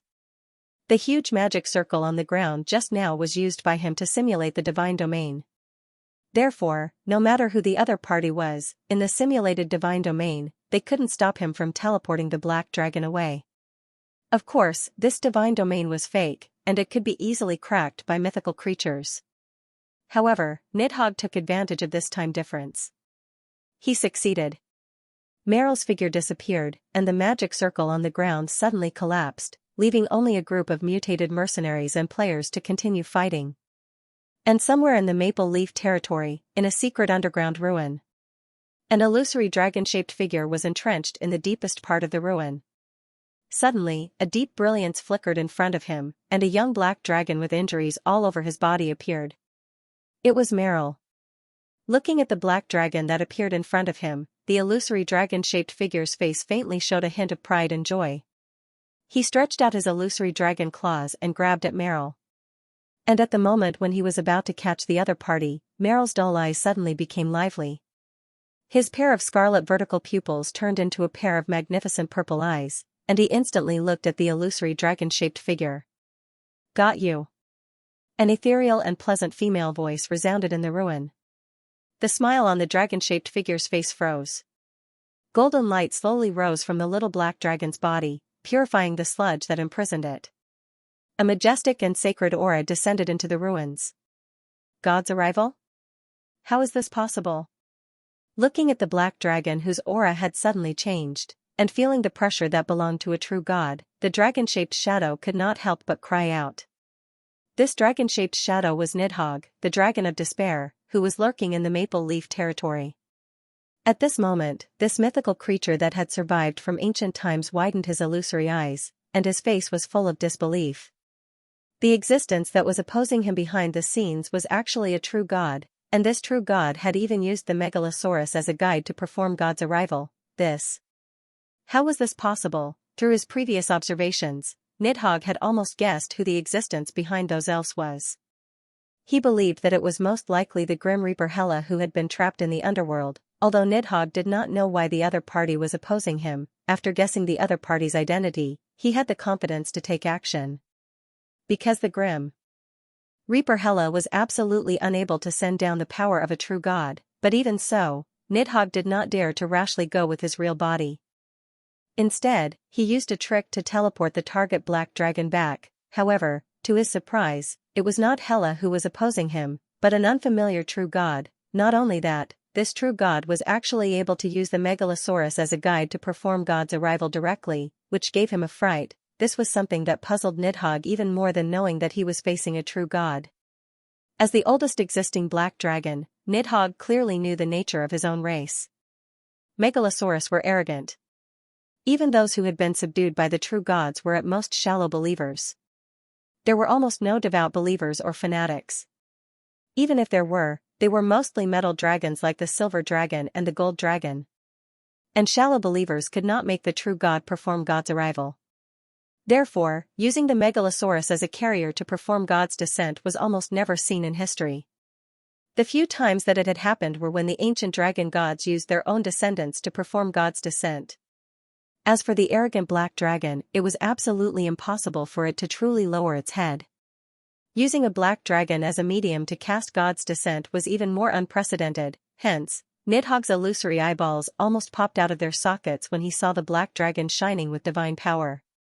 What's with this black dragon? It had actually become a follower of another true god. Furthermore, it wasn't just a shallow believer, it was even willing to allow the other party to use its body to perform God's descent. Where was its pride? Where was its dignity? Had it forgotten that it was a noble black dragon? For a moment, Nidhogg couldn't tell if he was surprised or angry. At the same time, a trace of vigilance rose in his heart. He had just fought with the projection of the will of the Lord of Eternity and was now in a very bad state. He could barely maintain the level of weak divine power.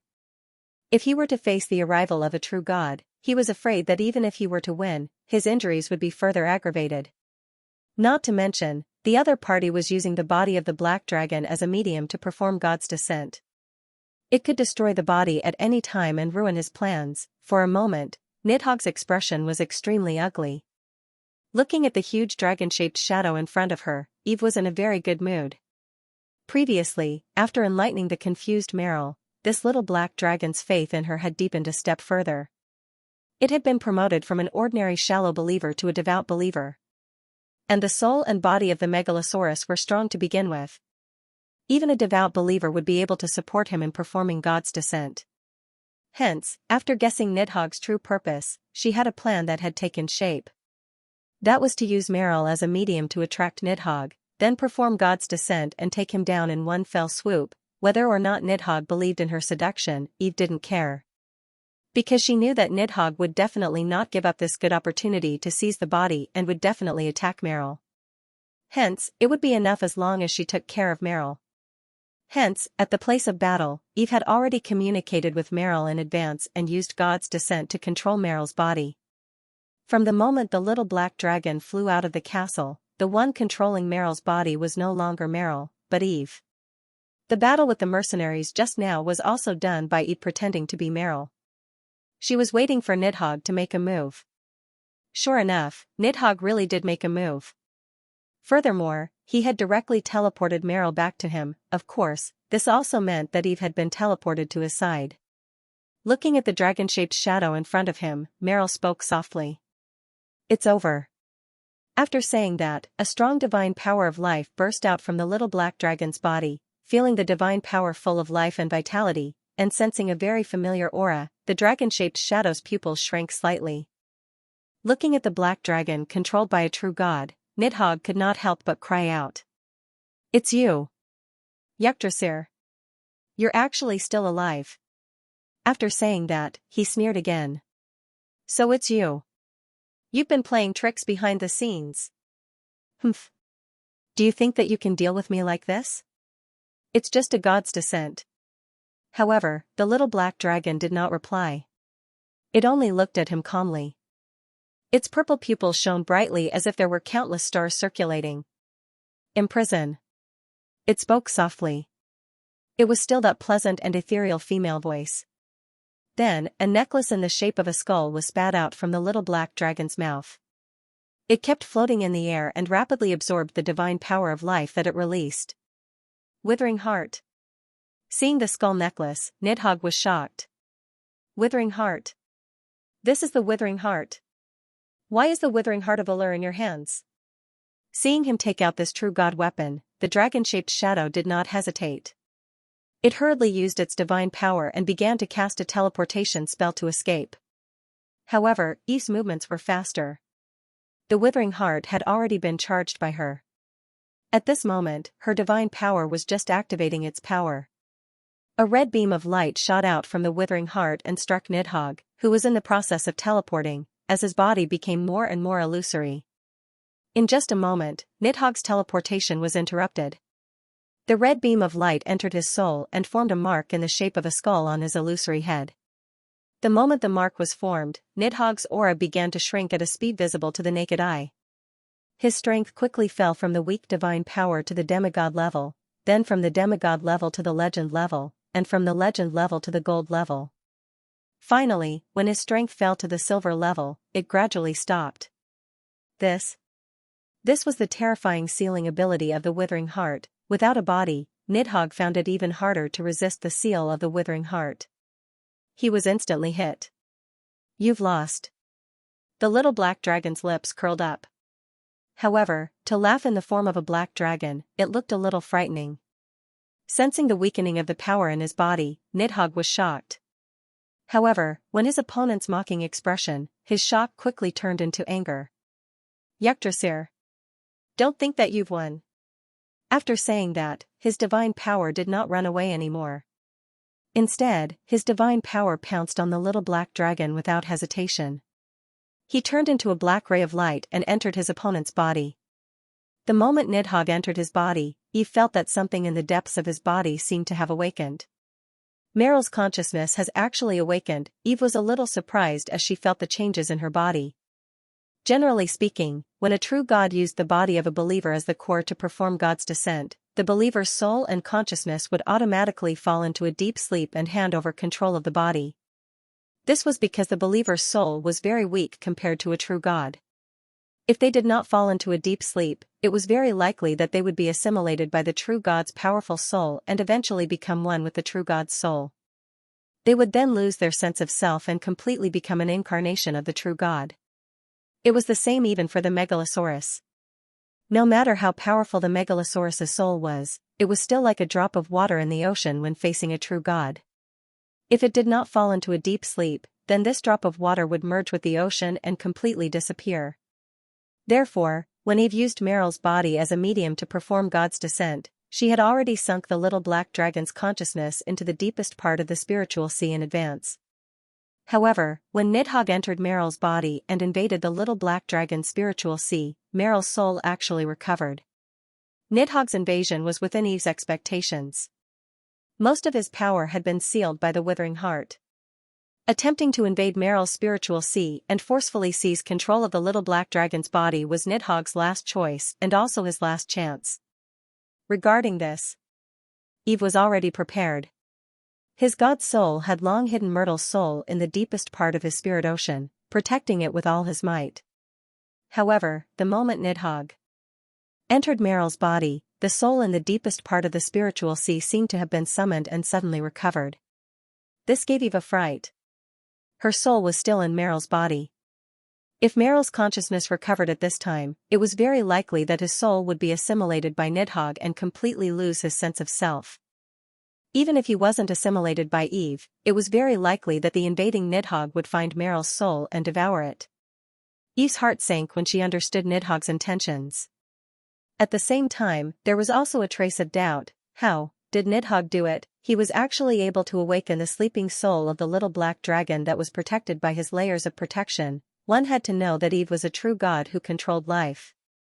She had an incomparable understanding of soul laws. Under his control, even if the other party was an ancient black dragon, even if the other party might be Meryl's father or grandfather, it would not be so easy to bypass him and awaken Meryl's consciousness. Furthermore, he was able to awaken Meryl's soul. Wasn't he worried that Meryl's soul would be assimilated by Eve after he awakened? Once Meryl's soul was assimilated by Eve, then Meryl's body would truly become one of Eve's incarnations, and Nidhogg's invasion would naturally fail. Under such circumstances, the best thing for him to do would be to break through the layers of barriers that Eve had placed in Meryl's spiritual world, directly find the sleeping soul, and devour it. Of course, from Eve's point of view, it would be equally difficult for Nidhogg to achieve this. Eve was not someone to be trifled with. She was powerful to begin with. Faced with the soul of a true God whose strength had been sealed, Eve could not think of how the other party could break through her blockade. However, what happened next was far beyond his expectations. The moment Meryl's consciousness awakened, Eve noticed that it seemed to have formed some kind of inexplicable connection with Nidhogg. The two of them actually began to rapidly approach each other, and there was actually a tendency for them to merge into one. This discovery made Eve's heart sink. Nidhogg wanted to use this method to devour Meryl's soul. No. This was no longer devouring. He wanted to merge with Meryl's soul.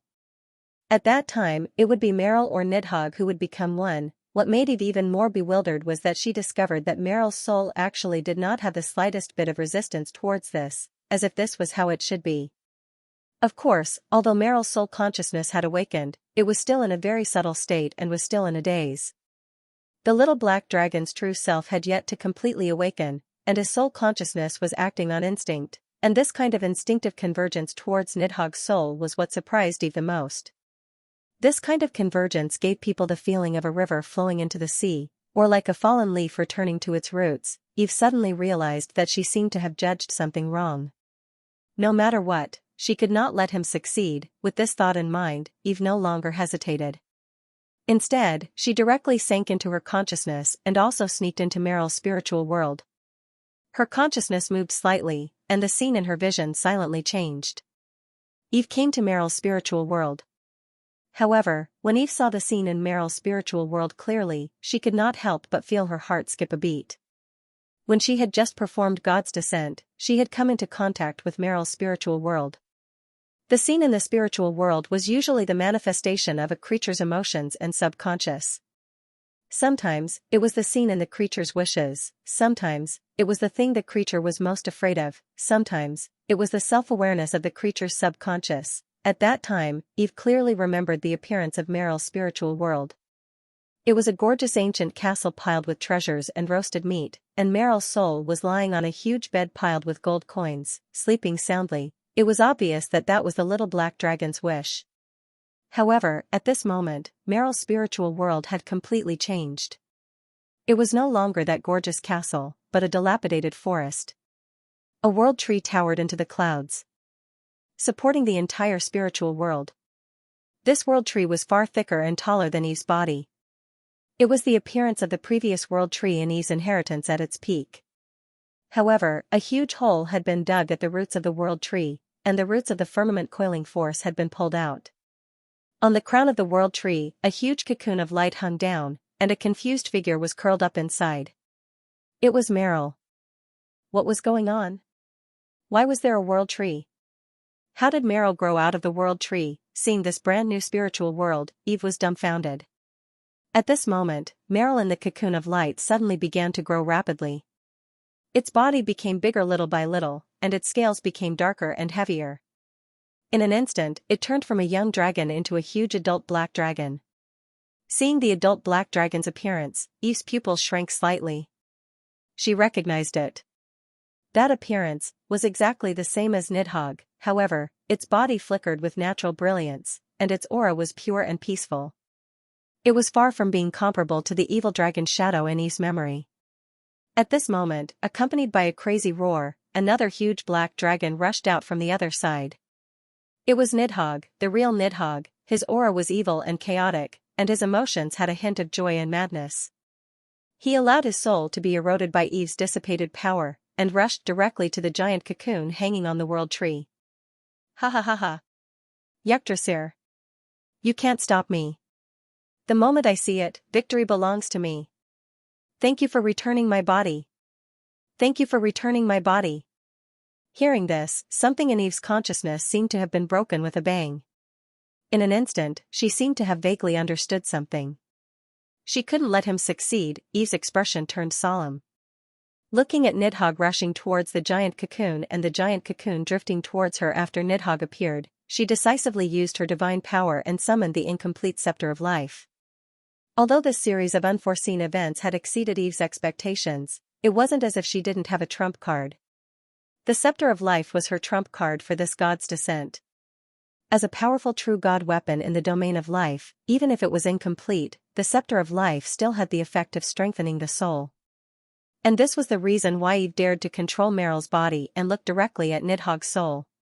Scepter of life? How is that possible? You stole the scepter of life. You did it. The moment he saw the scepter of life, Nidhogg's expression changed greatly, and he shouted in horror. Eve didn't answer Nidhogg's words. Because she sensed that as Nidhogg approached the giant cocoon, Meryl, who had grown into Nidhogg's appearance in the giant cocoon, was gradually losing consciousness. If this dragged on, she was afraid that the soul of the little black dragon would completely lose its original self. Eve decisively injected her divine power into the scepter of life, activating the power of this true god weapon. Then, a golden light enveloped her body, causing the soul that had descended into Meryl's body to become more solid and powerful. Immediately after, Eve also rushed towards the giant cocoon without hesitation.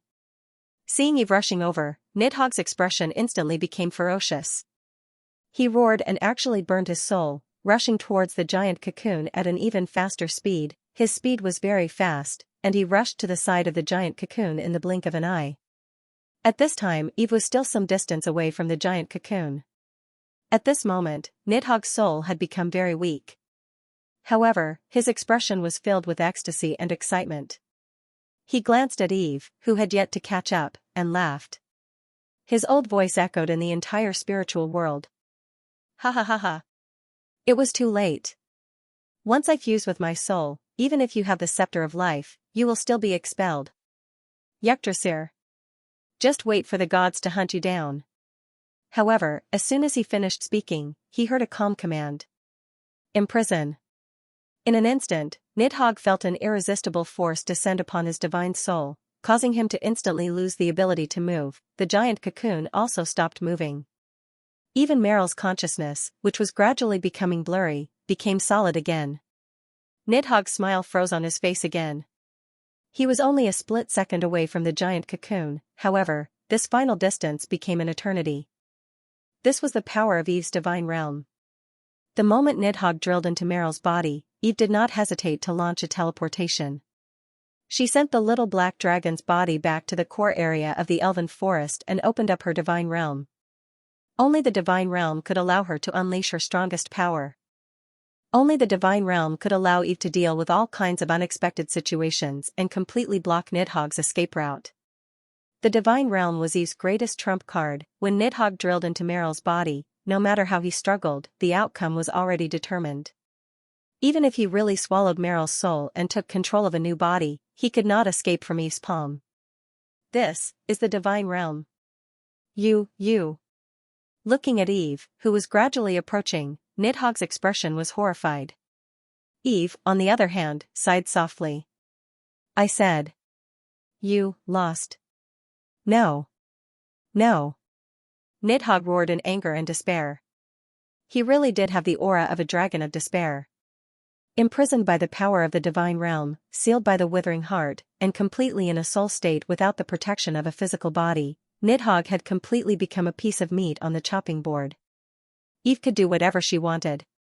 Under such circumstances, Nidhogg couldn't even commit suicide. Eve decisively reached out and entered Nidhogg's soul.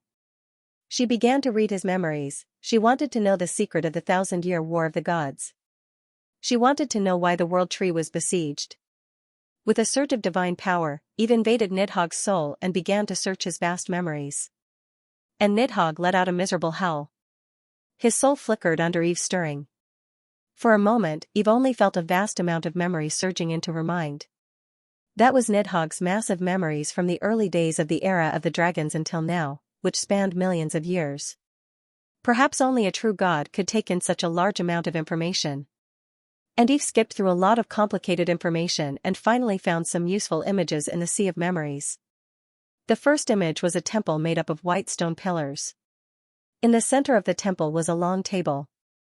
Figures with majestic auras sat at the table and seemed to be discussing something. A majestic and sacred voice echoed in the temple. The world tree must fall. Otherwise, we will be the ones to fall.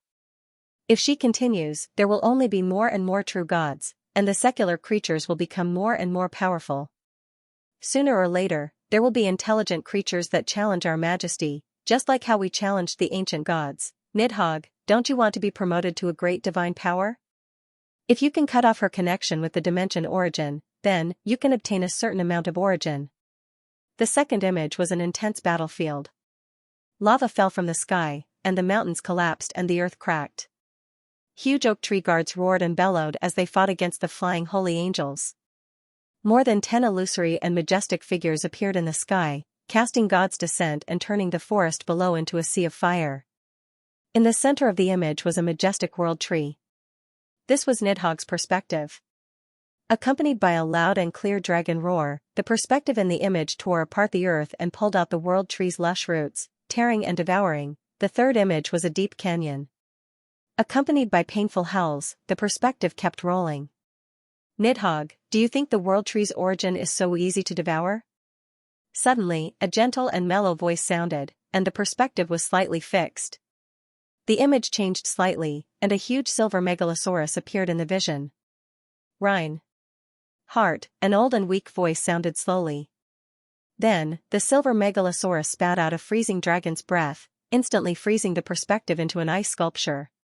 Then, accompanied by a furious roar, the vision changed, and the illusory dragon's soul escaped from the body and fled into the distance, and when it fled, the perspective looked back and saw that the huge frozen dragon body in the middle of the canyon suddenly shattered, but the remaining dragon crystal and part of the flesh and blood merged with a pale green glow, forming a huge egg. After watching all the images, Eve fell into deep thought.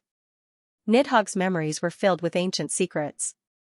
However, what Eve was most concerned about was the reason why the world tree was besieged. Thinking of the first memory fragment she saw, Eve frowned slightly. The existence of the world tree will lead to more and more true gods. The gods of faith are worried that the existence of the world tree will continuously increase the strength of the plane creatures and eventually threaten their position, so they chose to attack the world tree? This is the truth of the 1,000-year war of gods? The first reason surprised her. However, it was understandable after thinking about it. The normal operation of the Seeker's plane required suitable intelligent creatures. And the normal operation of the Seeker's universe also required suitable mythical creatures. Hela had once told her that the world tree had indirectly created the true gods of faith and could be called the mother of the gods of faith.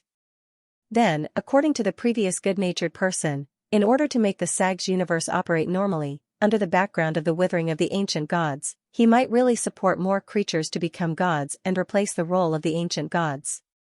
To her predecessor, perhaps the role of the true gods of faith to the entire Seeker's universe was like the role of the elves she created to the Seeker's plane.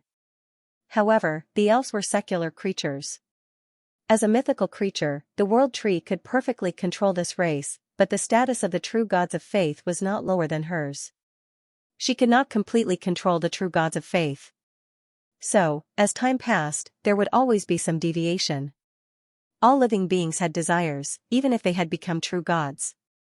True gods who had already become gods naturally did not want to see more existences become gods and share the law and authority of this world. Of course, this was only Eve's guess. As for the second reason, it was similar to her earliest guess. The world tree's absorb ability could indeed continuously increase the energy level of the entire plane, and ordinary intelligent creatures would also benefit from the increase in the plane's magic power level. Faith came from reverence. If the overall strength of the believers was too strong, theoretically, it was possible to threaten the gods. However, Eve felt that this reason was still a little inappropriate after thinking about it carefully. This was because from the various signs in history, even if the world tree could raise the energy level of a plane, it would take a very long time. The world tree could only affect one plane, and this was not the only plane in the entire universe of Seekers.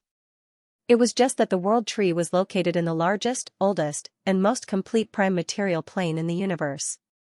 Under such circumstances, the true gods had the opportunity to gradually shift their believers, establish new faiths in other planes, raise more sheep, and get rid of their dependence on the Seeker's plane. There was no need to fight the world tree to the death. In particular, there was the risk of destroying the Seeker's plane.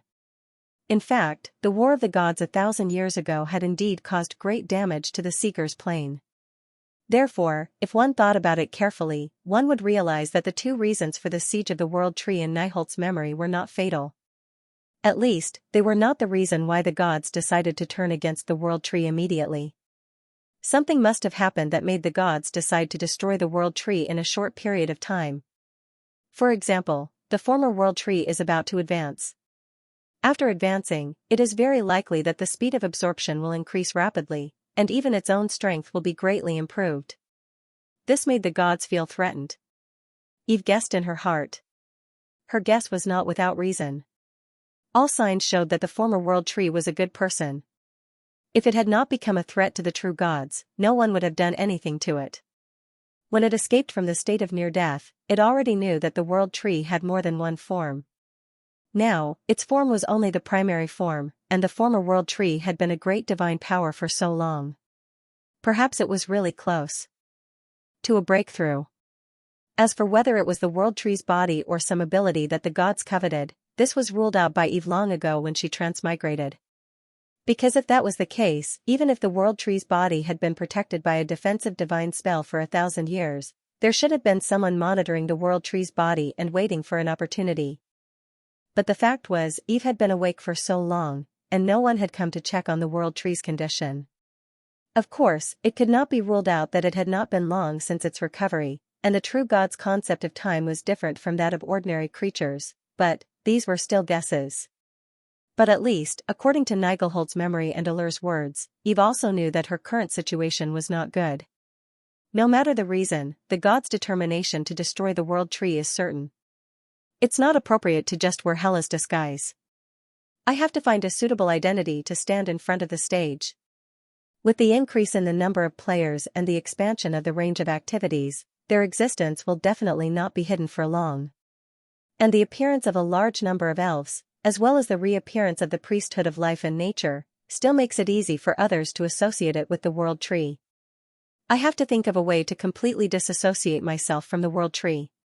It's best to even eliminate the risk of my body being discovered, and then give the players a reasonable identity, judging from the attitude of the god of death Hela and the god of winter and the hunt, Allur, towards me, they can still distinguish the difference between me and my predecessor.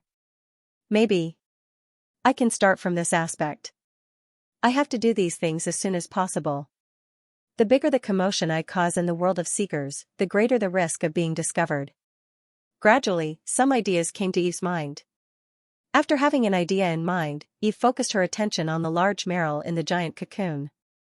I didn't expect. Marrow was actually formed from Nidhogg's dragon crystal and part of his flesh and blood, combined with the life origin of the world tree. No wonder I felt an inexplicable sense of intimacy when I first saw it, and subconsciously wanted to take it as my dependent. Thinking of some of the images in Nidhogg's memory, Eve had a slight realization. The life origin had the effect of enlightenment, and when it went out of control, it fused with Nidhogg's dragon crystal and part of his flesh and blood, and finally turned into a new dragon egg, giving birth to a new life. This was a very normal thing. In other words, Meryl was an existence closer to Nidhogg than his blood relatives. No wonder their souls were attracted to each other. This also explained why the little black dragon, although not yet an adult, was comparable to an adult black dragon, and its strength was far beyond that of a megalosaurus of the same age. Its origin was not simple to begin with. It was a piece of flesh that fell from Nidhogg's body and became a spirit, and it was the most essential piece. As for the silver dragon in Nidhogg's memory that attacked him, Eve found relevant information from the inheritance of the world tree. It was an ancient dragon god, and its strength was not much different from Nidhogg's. It was Nidhogg's old enemy. He had a nice name, Platinum Dragon King, Reinhardt. The Platinum Dragon King, Reinhardt, was an ancient silver dragon that had survived from the Megalosaurus era. He had the strength of an intermediate god. He was an ancient god that advocated justice and did not tolerate any evil acts. He was Nidhogg's mortal enemy. Reinhardt was very keen on protecting the inheritance of the Megalosaurus and was keen on teaching the younger generation of his race. All kind dragons respected him, especially the metal dragons. It was not an exaggeration to call him the leader of the metal dragons. But even the evil color dragons had to admit that Reinhardt was wise and powerful. They also respected him very much. In addition, like many silver dragons, Reinhardt especially liked to be active in human society in human form and left all kinds of legends in human society. After looking at this information, Eve had a strange feeling in her heart. This Platinum Dragon King. I'm afraid he's Meryl's adoptive father? There was no doubt about it. Meryl was now completely in the shape of a silver dragon. No matter how she thought about it, it should be this person's doing, to be honest. The desire to destroy and dominate in the black dragon's bones was as stubborn as the Megalosaurus's greed for wealth. And to be able to raise a black dragon's worldview into a silver dragon, this ancient silver dragon was also quite powerful. The Megalosaurus race is still very strong. And from the inheritance of the world tree, although this ancient silver dragon and the world tree did not have much interaction, they are not enemies. His worldview is also very righteous. If there's a chance in the future, maybe I can try to befriend him. After sighing slightly, Eve focused her attention on Nidhogg again. She pondered for a moment and first pulled the imprisoned Nidhogg out of Meryl's spiritual world. Then, she withdrew from Meryl's spiritual world. After a round of soul-searching, this miserable ancient black dragon had become weaker. At this time, Eve noticed that Nidhogg's dragon's soul was gradually emitting an evil and depraved aura, and his consciousness was gradually becoming chaotic and crazy. You can't suppress the erosion of the abyss? The ancient gods that were corroded by the abyss would eventually lose their sense of self and become paranoid, crazy, evil, and depraved. In fact, it was already beyond Eve's expectations that Nidhogg could maintain his consciousness until now. However, after looking at his memories, Eve had a faint guess in her heart. He did not hesitate any longer. Instead, he chose to erase Nidhogg's consciousness and completely obliterate him. An ancient dragon god who had dominated the Seeker's universe for millions of years, had fallen just like that. Even if he still had a backup plan somewhere, even if he still had a trump card to resurrect, but with the soul of his main body being devoured, he might not be able to return. And after erasing his consciousness, Eve decisively devoured Nidhogg's divine soul power. As he devoured, he felt an enormous amount of soul power pouring into his spiritual world. This divine soul power was chaotic and powerful. Nearly half of it had been contaminated by the power of the abyss, but it had reached a certain balance under the maintenance of a ball of pale green energy. Eve recognized it. It was a part of the world tree's origin. Back then, when he bit the roots of the world tree, Nidhogg had successfully swallowed a part of the world tree's origin. Although Nidhogg could not bear the mighty power brought by the world tree's origin, he had more or less absorbed a part of it and integrated it into his own divine soul. The reason why Nidhogg could maintain his consciousness and why his believers could use the divine spell of life, other than the scepter of life, was because of this part of the world tree's origin. Of course, now it was time to return it to its original owner. As Eve absorbed, Nidhogg's divine soul was quickly decomposed. The part of the divine soul that had been corroded by the power of the abyss turned into the purest energy. After absorption, it was absorbed by the main body and strengthened Eve's divine power. An ancient god was an ancient god. Although it was weak and only a divine soul, the power that this divine soul could transform into was still terrifying. As he devoured, Eve's divine power increased rapidly. In the blink of an eye, it broke through 2,000 and began to approach 3,000. Feeling the rocket-like divine power in his body, Eve was pleasantly surprised. However, the surprise was not only the increase in divine power. The part of the divine soul that had not been corroded by the power of the abyss was decomposed into the purest soul power and was devoured by Eve to strengthen his divine soul. For a moment, Eve only felt that his consciousness seemed to have become clearer and sharper. He could faintly sense that his control over the players, the domain of faith, and the control of divine powers were all rapidly strengthening. These were the benefits of the strengthening of the divine soul. As for the part of the world tree's origin that was hidden in the depths, it returned to the main body of the world tree. And the moment the origin returned, Eve's divine power completely broke through the 3,000 mark and reached the lowest standard of lesser divine power. At that moment, Eve felt his entire body cheering with joy. Then, it began to grow rapidly, in the elven forest. With the world tree as the center, a powerful pressure, accompanied by a vigorous aura, constantly spread to the surroundings. The players and elves who stayed in the city of Heaven's Chosen subconsciously raised their heads and then fell into deep shock. They saw the main trunk of the world tree suddenly begin to rise rapidly, straight into the clouds. In the blink of an eye, the body of the world tree had nearly doubled in size, and on the branches of the world tree, new branches began to sprout, and new leaf buds began to sprout, gradually forming a rich green. The ground rumbled. It was the root system that had once been broken that also began to grow rapidly and continue to take root, a miracle. This is the miracle of Mother Goddess. Mother Goddess's power has been further restored. Seeing the changes of the world tree, the elves were excited. In the blink of an eye, they faced the world and knelt down one after another. At the same time, a huge and rich divine power of life turned into countless flying green photons and began to drift to the surroundings with the world tree as the center. Those drifting green photons entered the bodies of the players and elves, making them feel refreshed as if all their fatigue had dissipated in an instant, and the plants in the city of Heaven's Chosen once again welcomed a second activation. Countless plants sprouted branches and leaves, and the entire city fell into a sea of greenery and flowers. All things bowed, however, this was not the end. Just as the divine power of life continued to spread, some of the roadside trees in the city of Heaven's Chosen suddenly underwent new changes. Those were the oak trees that the players had transplanted from the forest. These oak trees began to grow and strengthen rapidly. Soon, they grew from less than 10 meters to at least 30 meters tall. Then, they pulled out branches from both sides of their bodies and turned into a pair of thick arms. Then, they pulled out roots from the soil and turned into a pair of huge legs.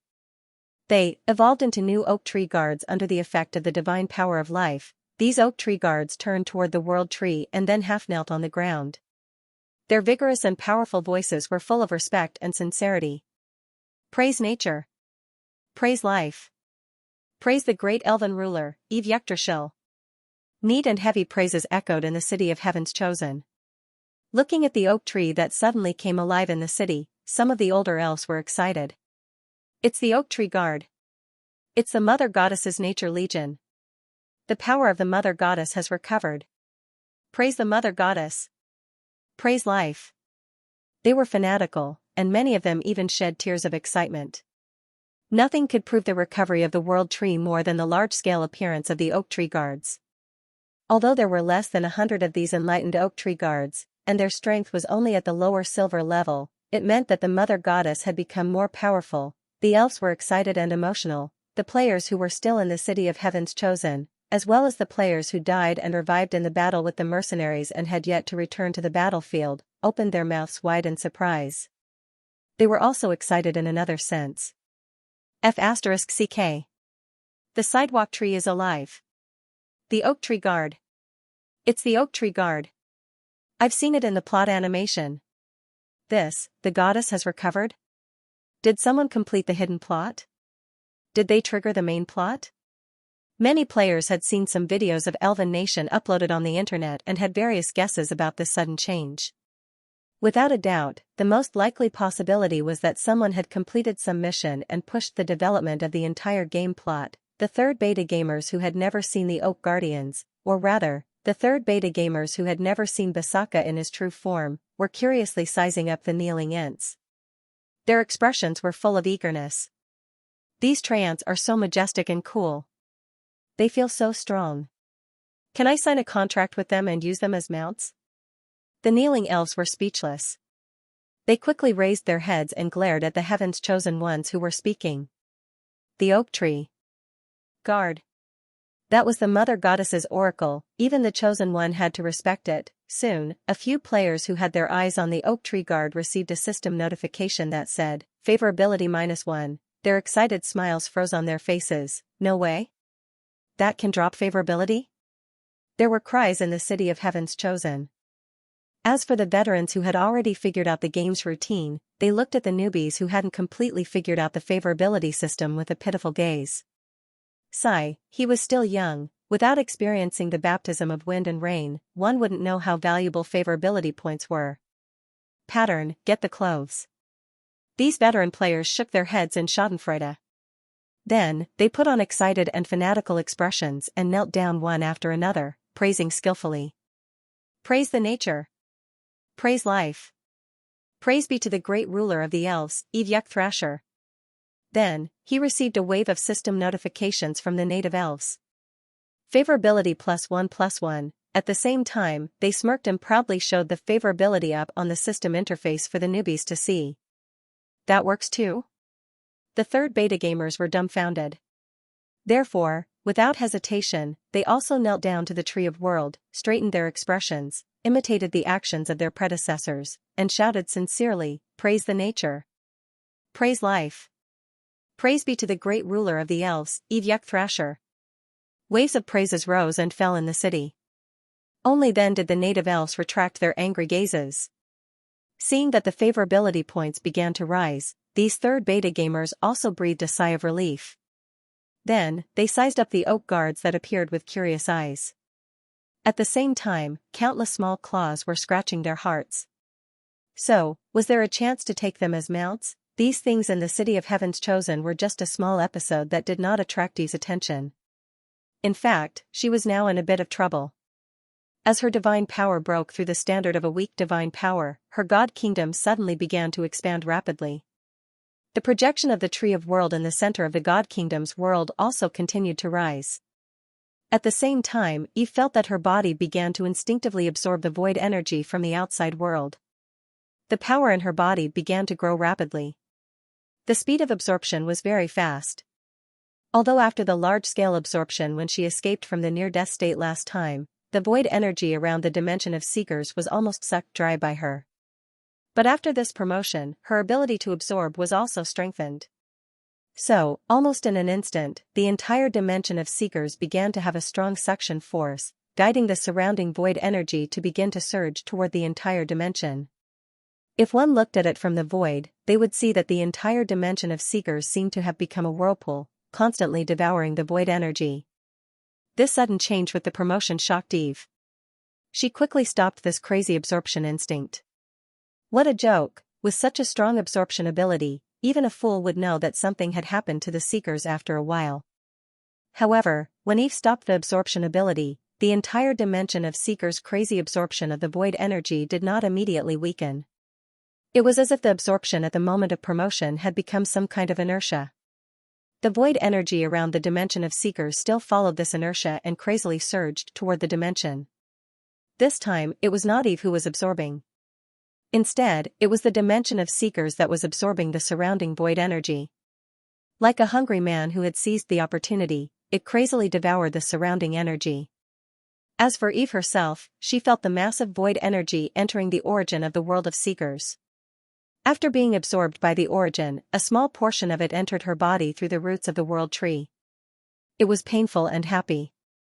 Her divine power was rising at a speed visible to the naked eye. In less than a moment, Eve's divine power had increased by several hundred points, and it was still increasing. Even the plants and magical beasts around the world tree benefited from this change. The former became more luxuriant, while the latter's aura soared. Their strength soared, and many even broke through on the spot. The native elves were no exception. As a silver race, they also enjoyed the energy change that affected the entire core of the elven forest, and their strength soared. On the other hand, the players' experience bars had been completely locked by Eve to the game system after the previous incident. This large-scale promotion did not affect them. At the same time, Eve also clearly felt the magic power level of the entire world of Seekers increase by more than 10% almost instantly. Finally, it seemed to have reached a critical point, and the entire world shook slightly. Only then did the crazy absorption gradually disappear. At this time, Eve's divine power had soared by a large margin. It actually increased by 1,000 points, and the area of her divine kingdom had expanded to nearly 3 times its original size. Of course, his main body had also grown further in the crazy absorption just now. He was already close to 3,000 meters tall. Even Fei Lingxue, who was dozens of kilometers away, could clearly see the appearance of the world tree after climbing up the tower in the city. However, at this moment, Eve was not very excited. The promotion this time seemed to have caused a bit of a stir. She was afraid that she was in big trouble. However, at this moment, Eve suddenly felt the entire world shake slightly again. Vaguely, he seemed to have a feeling of falling. The feeling of falling came and went quickly, as if it was just an illusion. However, as a true god, Eve could sense that it was not an illusion. Just now, the whole world was sinking. Eve's heart skipped a beat. The sinking of the world was not a good sign. Eve, who had received the world tree's inheritance, knew that the sinking of the world only meant one thing, and that was that the entire plane was closer to the endless abyss at the bottom of the world of Seekers. In the universe of Seekers, the process of a plane's birth to its destruction was the process of constantly absorbing the energy of the void to strengthen itself. As time passed, it was gradually attracted to the bottom of the abyss and finally fell into the abyss. The abyss meant destruction. Thinking of this, Eve frowned. The increase in magic power accelerated the fall of the world of Seekers into the abyss? This was different from what she saw in the world tree's inheritance. In the inheritance she received, the more energy the plane absorbed and the higher the level, the stronger the plane's resistance to the attraction of the abyss. Therefore, the stronger the energy and the more complete the laws of the plane, the longer its lifespan. This was also why the world of Seekers was still strong even though it was the oldest. Just now, the world of Seekers had absorbed so much energy of the void, and the magic power of the entire plane was soaring like a rocket. Logically speaking, the resistance to the attraction of the abyss should be stronger, and there should not be such a fall. Could it be, some unforeseen event has occurred outside the plane?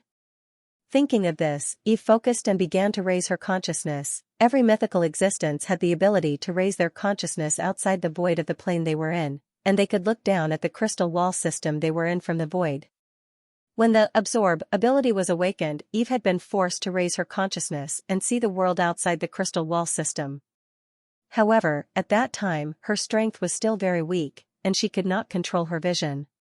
What she saw was only the endless void outside the world of Seekers. But at this moment, her strength had reached low-level divine power, and she could control this transcendental observation very well and adjust her vision. As her consciousness continued to rise, Eve quickly saw her huge body, and the increasingly prosperous city of heaven's chosen below her body, as well as the small players in the city. His vision continued to rise, and his body gradually became smaller.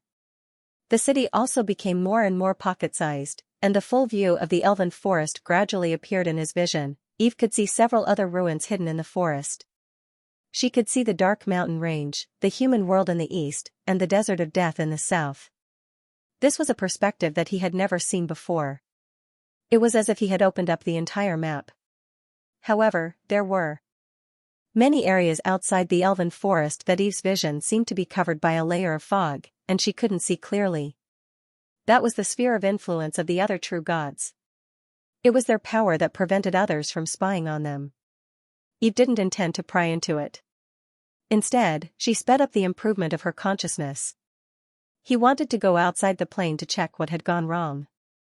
His body was bound to the Seeker's plane. If the Seeker's plane really slipped into the abyss, then even if he could absorb the power of the abyss, he couldn't guarantee that he could still resist the erosion of the abyss while after sinking into the abyss. It could be said that the Seeker's plane would rise or fall together with him. As his vision continued to rise, Eve soon saw the entire continent. She saw another small continent in the south of the continent, and she saw the boundless ocean surrounding the two continents. Then, with a slight tremor, Eve felt that his consciousness seemed to have passed through some transparent medium, and the consumption of his divine power suddenly accelerated. He realized that he had passed through the crystal wall system of the Seeker's plane. Then, Eve's vision suddenly changed. What he saw was no longer the map of the world of Seekers, but a giant amber-like bubble. The bubble shimmered with a beautiful luster, faintly refracting magnificent colors. This bubble was the world of Seekers. And around this bubble, he could see countless tiny bubbles attached to it. Those were half-planes of various sizes attached to the world of Seekers. This was the first time Eve looked at the world of Seekers from outside the plane. Different from the celestial bodies in the universe of his previous life, the crystal wall world in this kind of plane universe looked more mysterious and more beautiful. And near and far from the bubble that represented the world of Seekers in front of Eve, there were also bubbles that represented other planes. Eve even saw the center of the universe further away. There was a ball of light that flickered with golden light. It was surrounded by small bubbles of various sizes that emitted a holy aura. That was the heavenly realm. Eve took a few glances, then looked away and focused on the world of Seekers. The world of Seekers. There was nothing unusual. On the contrary, when her consciousness came to the outside of the crystal wall system, Eve could still sense the active vitality of the world of Seekers. It was different from the last time she sensed the decline of the entire world when she raised her consciousness. Now, the world of Seekers was really gradually recovering. Not only that, even without deliberately calculating, Eve could roughly sense that this wave of energy absorption was probably the opening time of the world of Seekers' plane channel would be brought forward again. It might have taken 20 years, but now, it seemed that this time would be shortened by at least half. Time was even more pressing. Eve's heart tightened slightly. But at the same time, she also breathed a sigh of relief. The problem was not with the world of Seekers. Then, Eve looked below the world of Seekers. Over there was a deep darkness. One could see deep and cold planes, like ghosts in the universe, rising and falling in the darkness. From time to time, dim amber-shaped bubbles fell into it and were eroded and swallowed by the darkness, that was the endless abyss, the end of all planes. When she sensed the faint attraction from the endless abyss, Eve's heart skipped a beat. It's not that there's a problem with the world of seekers, but the attraction of the abyss has increased. Is it a coincidence? Or is it because of my promotion just now? Eve frowned slightly. There was not much information about the abyss in the World Tree's inheritance. She did not know why she encountered such a situation. Fortunately, the world of seekers was still very far from the abyss. Even if it had just sunk a little, it did not have much impact. However, this was enough to arouse Eve's vigilance. From now on, I have to pay attention to the changes in the abyss. Whether it's a coincidence or not, this is not a good sign. The strengthening of the abyss power would undoubtedly accelerate the destruction of the various planes. It was the same for the world of seekers. Perhaps I should ask Hela again. The underworld is at the edge of the abyss and is the bridgehead against the power of the abyss. She should know some secrets. Looking at a plane emitting a gray light at the edge of the endless abyss, Eve was deep in thought. At this moment, she suddenly felt many powerful auras coming from the direction of the heavenly realm. It seems that the gods were also alarmed by the changes just now.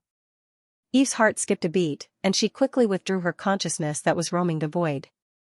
Her vision sank rapidly, and Eve's consciousness quickly returned to her body. I've concealed my aura just now.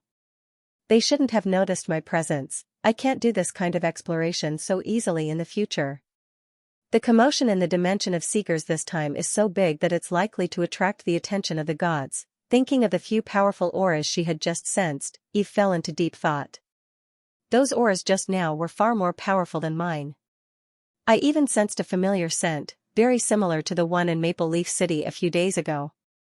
It's very likely that they're the eternal overlords. Moreover, the first thing they checked was the abyss.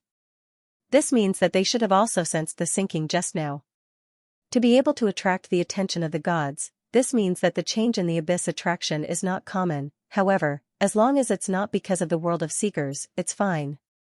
Even if the sky falls, there are tall people to hold it up. Right now, I'm just a weak, ownerless world tree waiting to be fed. It's not my turn to worry about the abyss.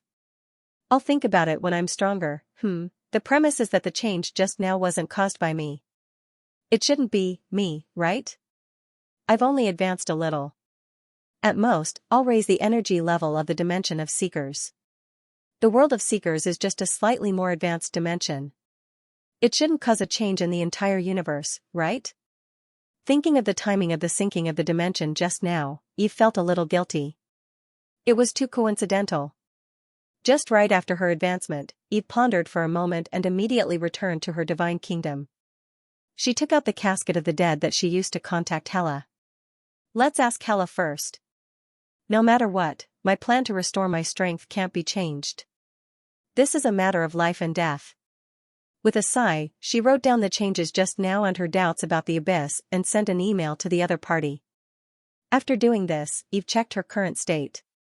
She took out her information card. Frowny face. Name, Eve Yggdrasil. Race, World Tree, Ancient God. Level, 150, Mythical. Status, Low-level Divine Power. Clergy, Nature, Life, Elf. Titles, Mother Nature, Goddess of Life, Elven Ruler. Divine Power, 412410000. Number of believers, 1421. 1 Saint, 108 Fanatic, 453 Devout, 859 Shallow. Abilities, Absorb, Communicate, Bestow, Enlighten, Heal, Summon, Divine Descent, Divine Domain, True God Weapon, Withering Heart, Incomplete, Scepter of Life, Incomplete.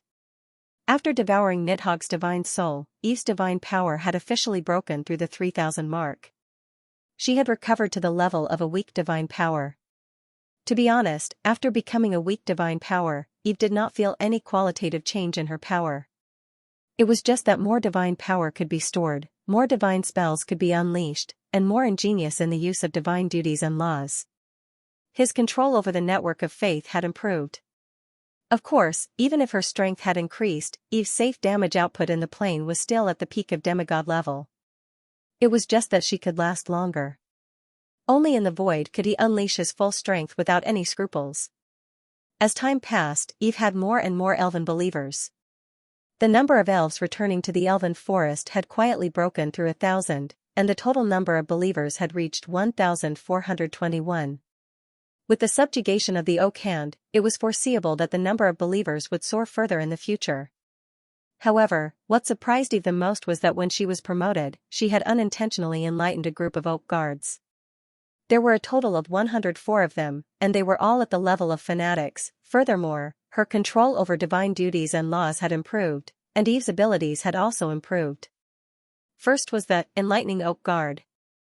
After enlightening Basaka, Eve did not continue to enlighten new oak guards, considering that it would consume too much of her divine power. Later on, although her divine power had increased, Eve considered that the oak guard's identity was too sensitive, so she cast it aside. Now that she had been promoted to lesser divine power, Eve could feel that the amount of divine power she needed to enlighten the oak guards had greatly decreased. Not only that, she could even enlighten gold-ranked oak guards. Of course, considering the sensitive identity of the oak guards, they could not appear in front of other intelligent beings. Sigh, I suddenly have so many silver-ranked dependents, but I can't show them off. What a pity. If I let them hide their identity and not attack, they'll be completely useless. It's a little useless. Eve shook her head. But soon, she had an idea. Wait, perhaps I can let these oak guards help me take care of my divine kingdom.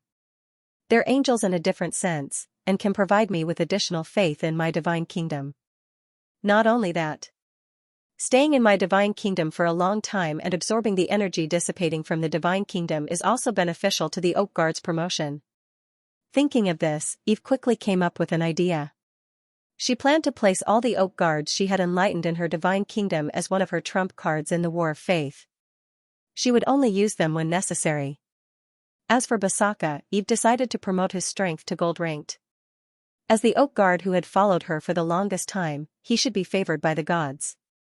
These oak guards can be slowly accumulated. Although they're not very useful now, one day, they'll become a powerful help to me. Eve had a plan in her mind.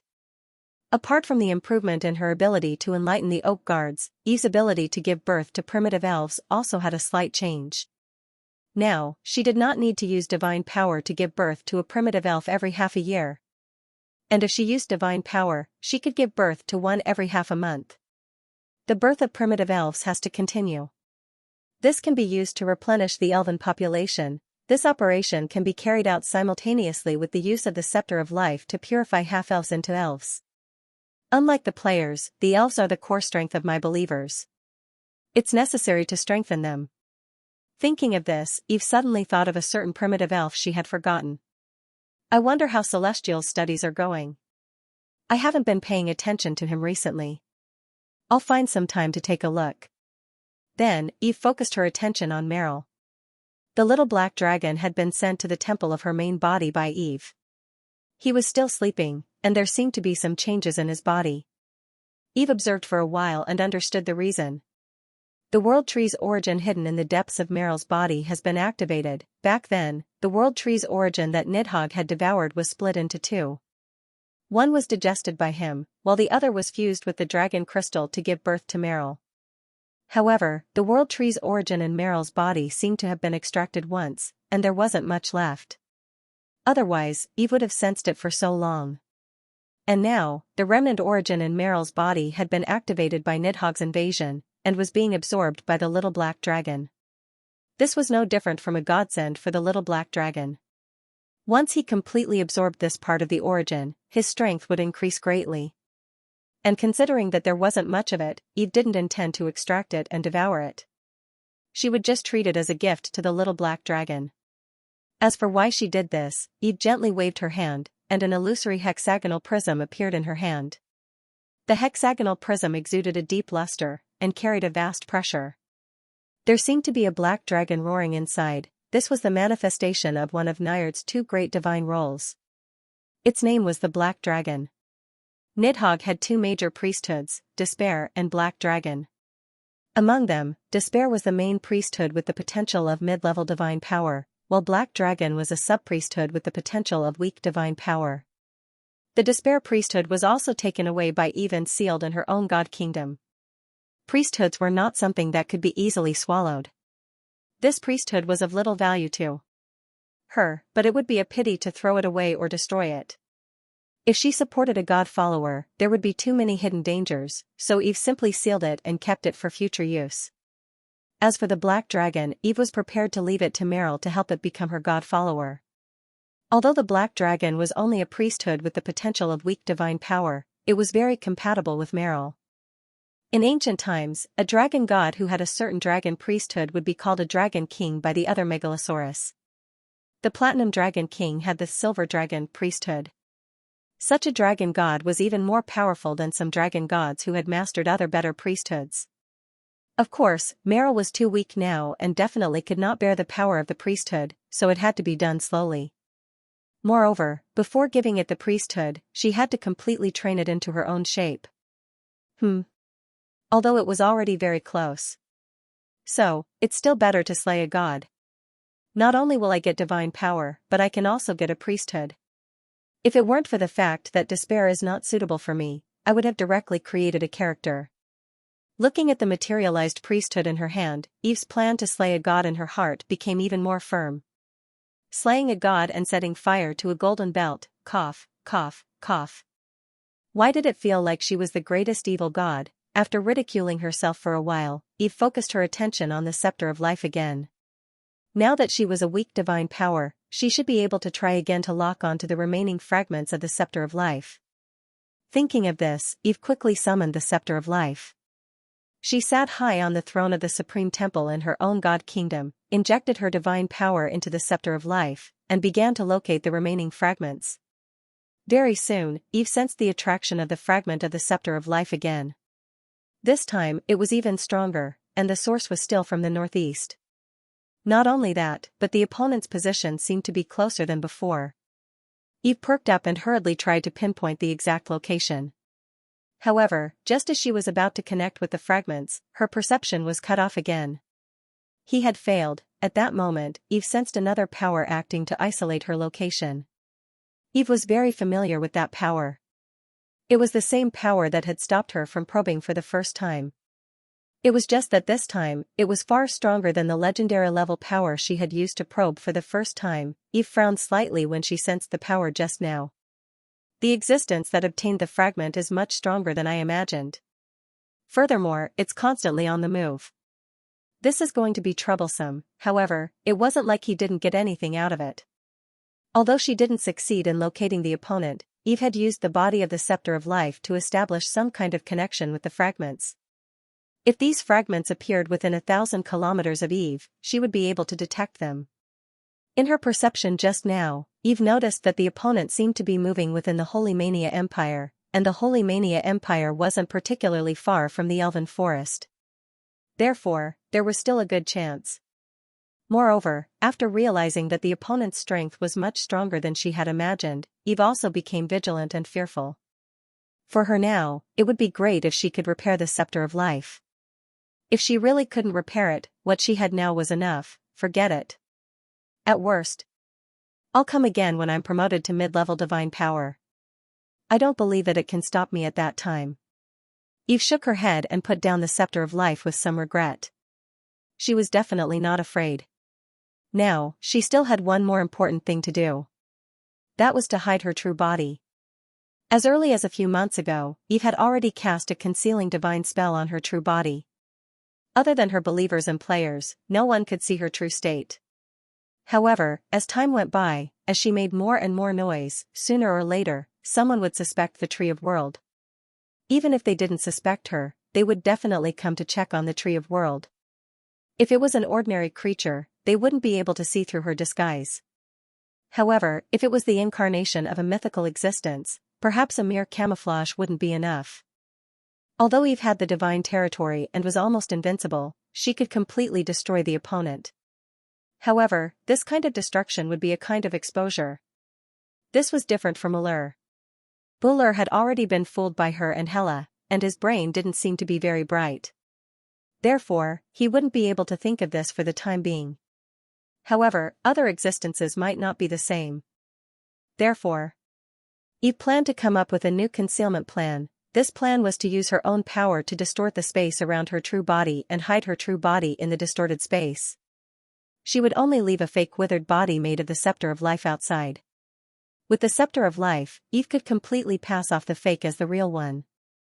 This was what Eve had planned for a long time. It was only after she had advanced to a low-level divine power that she had the confidence to do so. Because, this space distortion consumed a lot of divine power.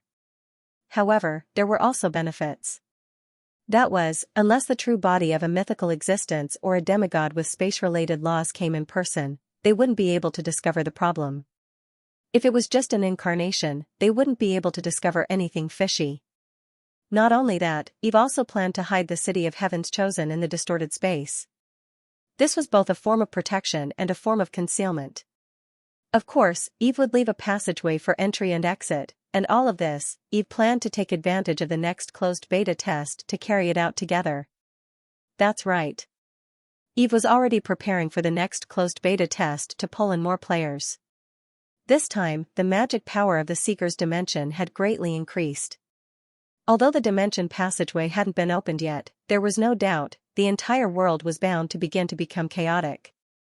From Nidhogg's memories, Eve already knew that in the past 6 months, ancient sleeping existences had awakened in various parts of the Seekers. Among them, there was no lack of evil gods hiding in various places. And the further increase in magic power meant that they would awaken further. The belief system established by the believers and gods in the Seeker's dimension was bound to be challenged. And this was bound to attract the attention of most of the gods. Eve could take advantage of this opportunity to blend in and fish in troubled waters. For Eve, chaos meant more opportunities. And more opportunities also meant more coolies and cannon fodder. 10,000 players were already faintly not enough. In order to expand her influence, she needed more tools. This time, Eve planned to change into a suitable true god avatar and lead her army of players to officially appear with a legal identity. Early morning. The sunlight was like a strand of golden sand, passing through the layers of branches and leaves and sprinkling mottled on the grassland in the forest. The water vapor exhaled by the trees lingered in the air like a white veil, refracting the golden sunlight and making it even more hazy. Occasionally, the pleasant chirping of birds could be heard from afar, accompanied by the faint tinkling of spring water, adding a touch of liveliness to the tranquil and beautiful elven forest. Shapeshifter Ji Gang strolled in the forest. He was wearing the shiny, golden legendary black iron middle-tier armor that he had just redeemed. He carried the herbs that he had just harvested on his back as he hopped around according to the mini-map in the system navigation. As a child who had lived in a big city since young, Shapeshifter Ji Gang liked the natural and pleasant scenery of the elven forest, as well as the unique fragrance of the various flowers and pines in the forest. It was a faint, refreshing smell, the complete opposite of the never-ending exhaust fumes in the big city. Every time he went to the forest to complete a mission, he would listen to the game system's leisurely and cheerful tune, look at the lush green scenery of the forest, and breathe in the fresh air that was far from the real world. Shapeshifter Ji Gang felt that his soul was completely relaxed and sublimated. At this moment, he would forget all the troubles in the real world, and his mood would be unprecedentedly calm. It's spring, looking at the wildflowers that emerged from the grassland, as well as the beautiful butterflies that fluttered and played among the flowers, Shapeshifter Ji Gang's face unconsciously showed a trace of a smile. Spring had arrived. It had been half a month since the last hidden mission to resist the mercenary group's invasion. As usual, the players had successfully completed the hidden mission this time, wiping out all the attacking mercenaries. No, to be more precise, halfway through the battle, the mercenaries had already been contaminated by a strange power. Later on, the players were fighting the mercenaries that had turned into despair-scaled monsters. Of course, the mission wasn't all smooth sailing. Meryl's disappearance in the middle of the mission caused the players to faintly fall into chaos. But later on, for some reason, the mercenaries that had turned into monsters suddenly became panicked and helpless, and that gave the players an opportunity. They then called for Air and Zero's help, and only then did they manage to defeat the monsters one by one. Later on, Ji Gang the shapeshifter found out from some beta gamers that the goddess had defeated the evil dragon god that they had been plotting against. That was the reason for the subsequent changes. After that mission, Ji Gang, like many other players, obtained a large amount of EXP and contribution points, as well as plenty of equipment. At this point, he was already level 30 and was only one step away from upper iron rank. Glancing at his almost full experience bar, Ji Gang's mood became even better. He hummed the same light tune as the background music and quickened his pace. The shoes on Ji Gang's feet flickered slightly. Ji Gang had used the speed special effect of the shoes. His body became even lighter as he shuttled through the forest at lightning speed. The trees on both sides retreated behind him, and the sound of the wind could be heard. The scenery in his field of vision gradually became familiar. Ji Gang's eyes lit up.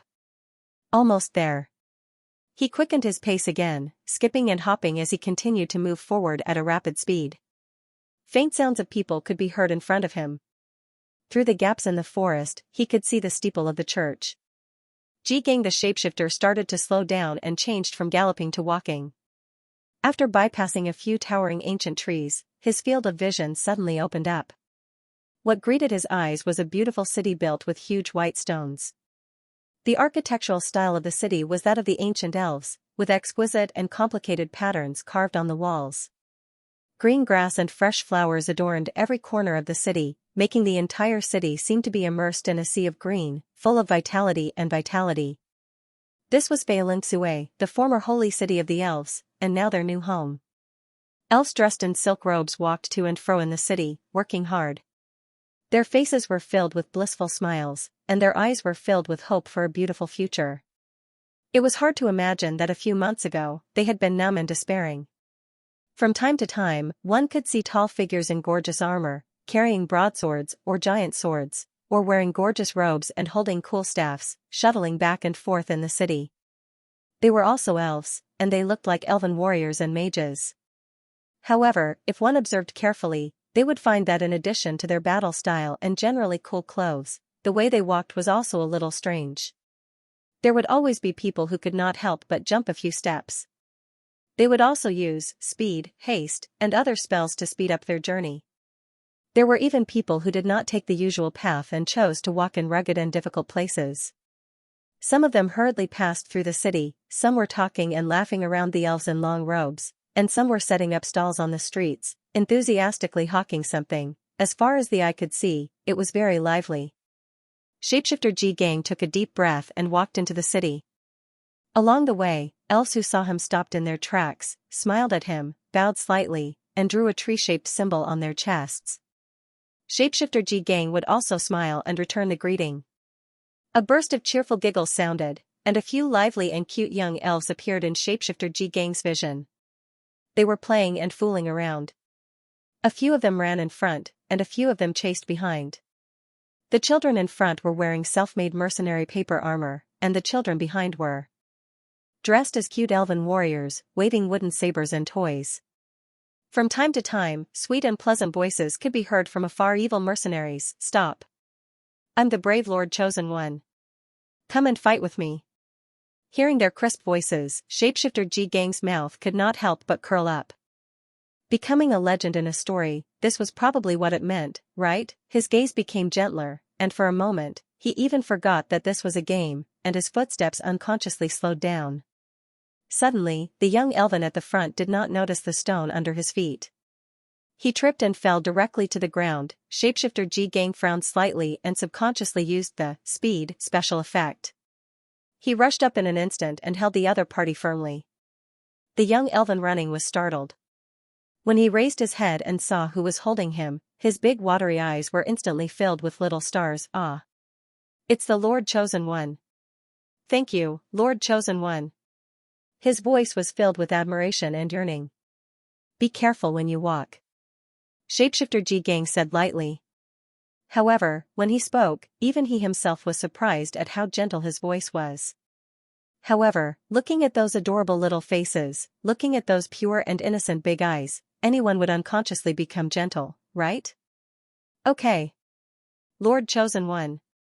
The young elves giggled, bowed to Shapeshifter Ji Gang, and then clumsily drew a tree-shaped symbol on their chests. Go on and play. Shapeshifter Ji Gang said gently. The little ones nodded and then ran away while chattering. Looking at their backs, Shapeshifter Ji Gang's eyes flashed with a smile. He felt that he might not be able to quit the Elven Kingdom game in this lifetime. A sense of accomplishment and recognition was a wonderful thing. After playing Elven Nation for so long, shapeshifter Ji Gang unknowingly felt that this place had become his second home. He liked those idiotic players who acted stupid and caused trouble together, liked those lively and kind NPCs, and liked every blade of grass and every tree in the elven forest. Shapeshifter Ji Gang stood in place and watched the bustling scene of Fei Lin Sui for a while. Seeing the happy expressions of the elven NPCs and their heartfelt smiles, shapeshifter Ji Gang's mood became even more cheerful and relaxed. The warm sunlight shining on his body was very comfortable. He squinted his eyes and thought that if time could stop at this moment, how good would that be? However, when shapeshifter Ji Gang's gaze swept across the game system in the corner of his vision, his smiling expression gradually froze.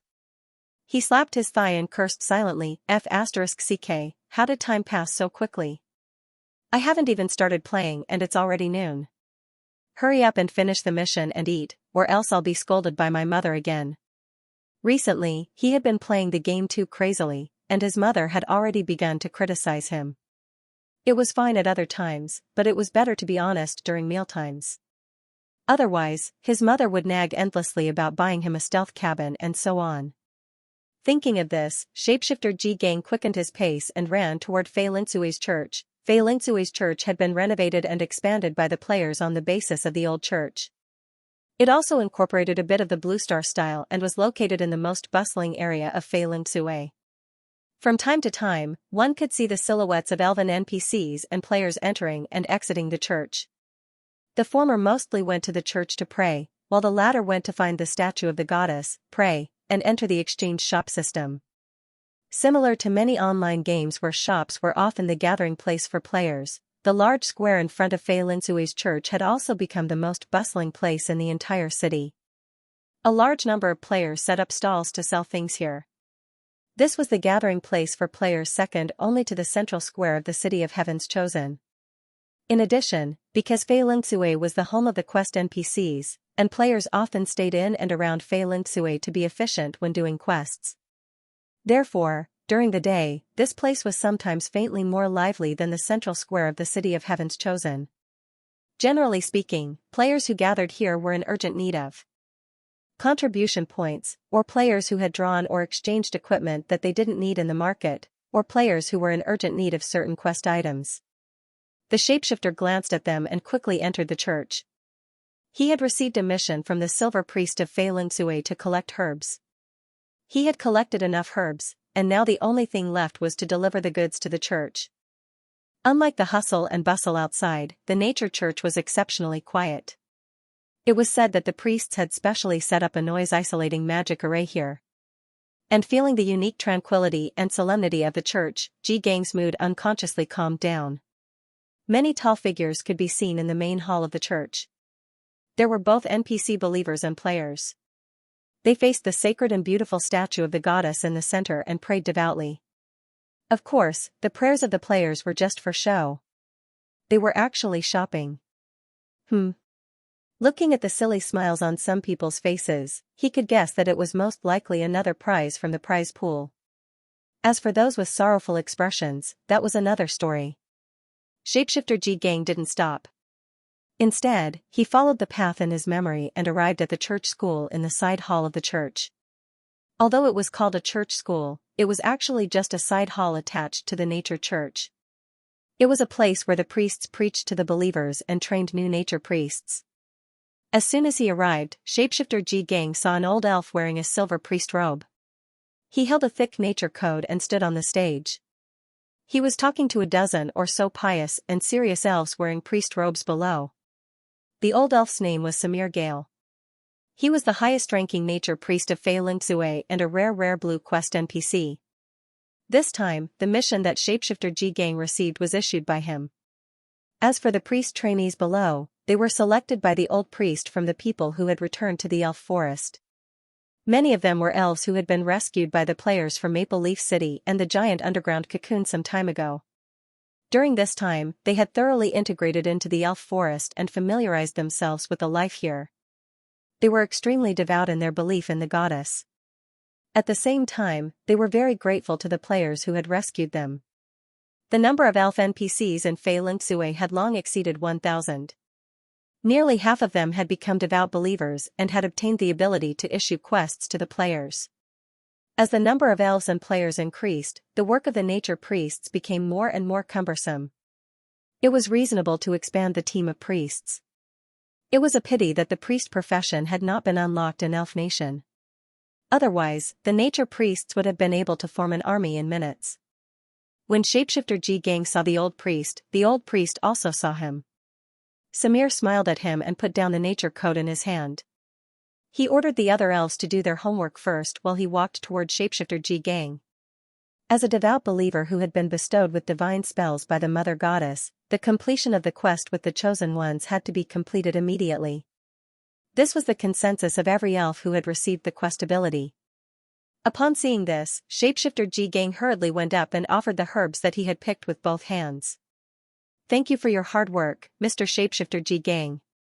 After receiving the herbs, Samir's eyes flashed with a hint of a smile. He bowed slightly to Shapeshifter Ji-gang and tapped a few points on his chest to draw a scepter-like symbol. "May nature be with you."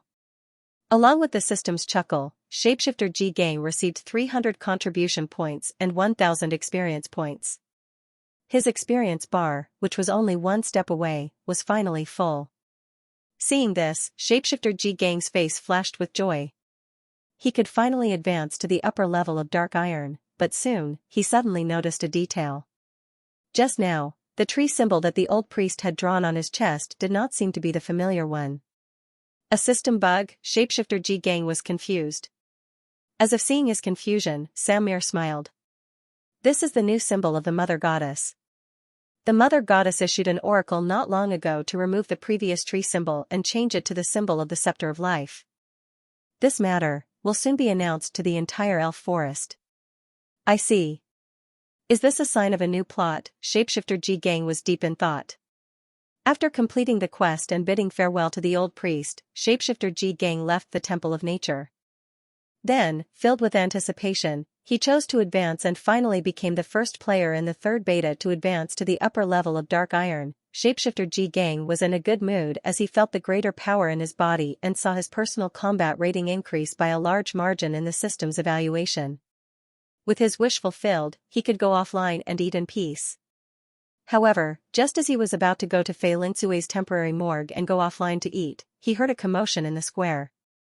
"What's going on?" Shapeshifter Ji-gang was confused. He stopped an excited player and asked curiously, "What's the matter? What's going on? Did someone trigger a new plot again?" That player was suddenly pulled back. He was slightly stunned at first, but after seeing that it was Shapeshifter Ji-gang, he laughed. "So it's Shapeshifter Ji-gang of the Autobots. Boss, look at the official website. There's a new announcement. A new round of beta testing is about to begin. In a gorgeous and dreamy manner in the city of Heaven's Chosen." Little Salty Meow was bored out of its mind as it lay on a custom-made wooden recliner. As it swung its legs leisurely, it swiped open the web page in the game system and browsed through the video network, pondering which movie it should watch today. Since the summer vacation, there was no one at home to take care of her. Apart from eating, she spent all her time in the game. She was pretty much a useless cat. After so many days, she was already level 40. She was the second player after Boxed Lunch to reach the max level. Of course, unlike Boxed Lunch, who was full of liver, Salty Meow's rapid advancement was achieved by using contribution points. She hired other players to farm monsters with her in the Shadow Instance dungeon in the underground world. She did the killing alone and took all the EXP. Rich people could do whatever they wanted. Of course, there were also rumors that this famous one of the two giants of real estate in Elven Nation had earned back all the contribution points she spent by selling houses in the city of Heaven's Chosen. Being able to spend money wasn't a skill. Being able to spend and earn at the same time was considered outstanding. Salty Meow became more and more lazy after she reached the max level and changed all her equipment to the best mid-level Black Iron legendary equipment set in the exchange shop. Sigh, the advancement of a tycoon was so easy and boring. Now, the only things that piqued her interest, apart from the main storyline and hidden plots that she didn't know when would come, were the various entertainment activities that players regularly held in the game and the interactions with elven NPCs. Sigh. I don't know how long Meryl is going to sleep on the world tree. Without it, it's a lot more boring. I can't even fly in the sky to play. After randomly choosing a movie, Salty Meow looked in the direction of the world tree and sighed softly. At this moment, a beeping sound suddenly came from her chat. Salty Meow held her chin with one hand and stirred a cup of homemade milk tea with the other. She listlessly opened the chat interface. When she saw the message in the guild chat group, she was instantly energized and jumped down from the recliner. What? Another closed beta test? 50,000 people will be released this time? Tisk TSK, this is going to become lively. Now that the map has been expanded, it feels like the people in the City of Heaven's Chosen have become much sparser. It was only lively during the bonfire party. I wonder what new storyline will be added in this update. Salty Meow couldn't wait to open the official website. He was looking forward to seeing the announcement of the new version update and the 4th undelete closed beta. Suddenly, she seemed to have thought of something. She slapped her thigh and immediately stood up. Oh, right. It was time to discuss the expansion of the residential area with Sister Gugu. When the new players come, there won't be enough houses in the City of Heaven's Chosen. Make a good plan. This will be a considerable amount of contribution points. After saying that, she drank the milk tea in one gulp. While calling for the cuckoo bird, she excitedly rushed out of her manor. Sister Gugu. Big business is coming. Southwest of the elf forest, in a dense forest. A few tall silhouettes surrounded a huge triangular rhinoceros, attacking as they moved. The triangular rhinoceros was stained with blood, and its speed was getting slower and slower. Suddenly, one of the silhouettes flashed and appeared on top of the triangular rhinoceros. It was Boxed Lunch. The dagger in his hand flashed, and he used serial stab. With a wail, the triangular rhinoceros was stabbed in the neck. Blood spurted out, and it slowly fell to the ground. Awesome. Captain, your attack speed is getting faster and faster. This is a lower silver level defensive demonic beast. Looking at the triangular rhinoceros on the ground, Calabash, who was providing support, was excited. Boxed Lunch nodded slightly and said, "It's not dead yet." He's not dead yet. Finish him off. Calabash froze for a moment, then his face lit up with joy.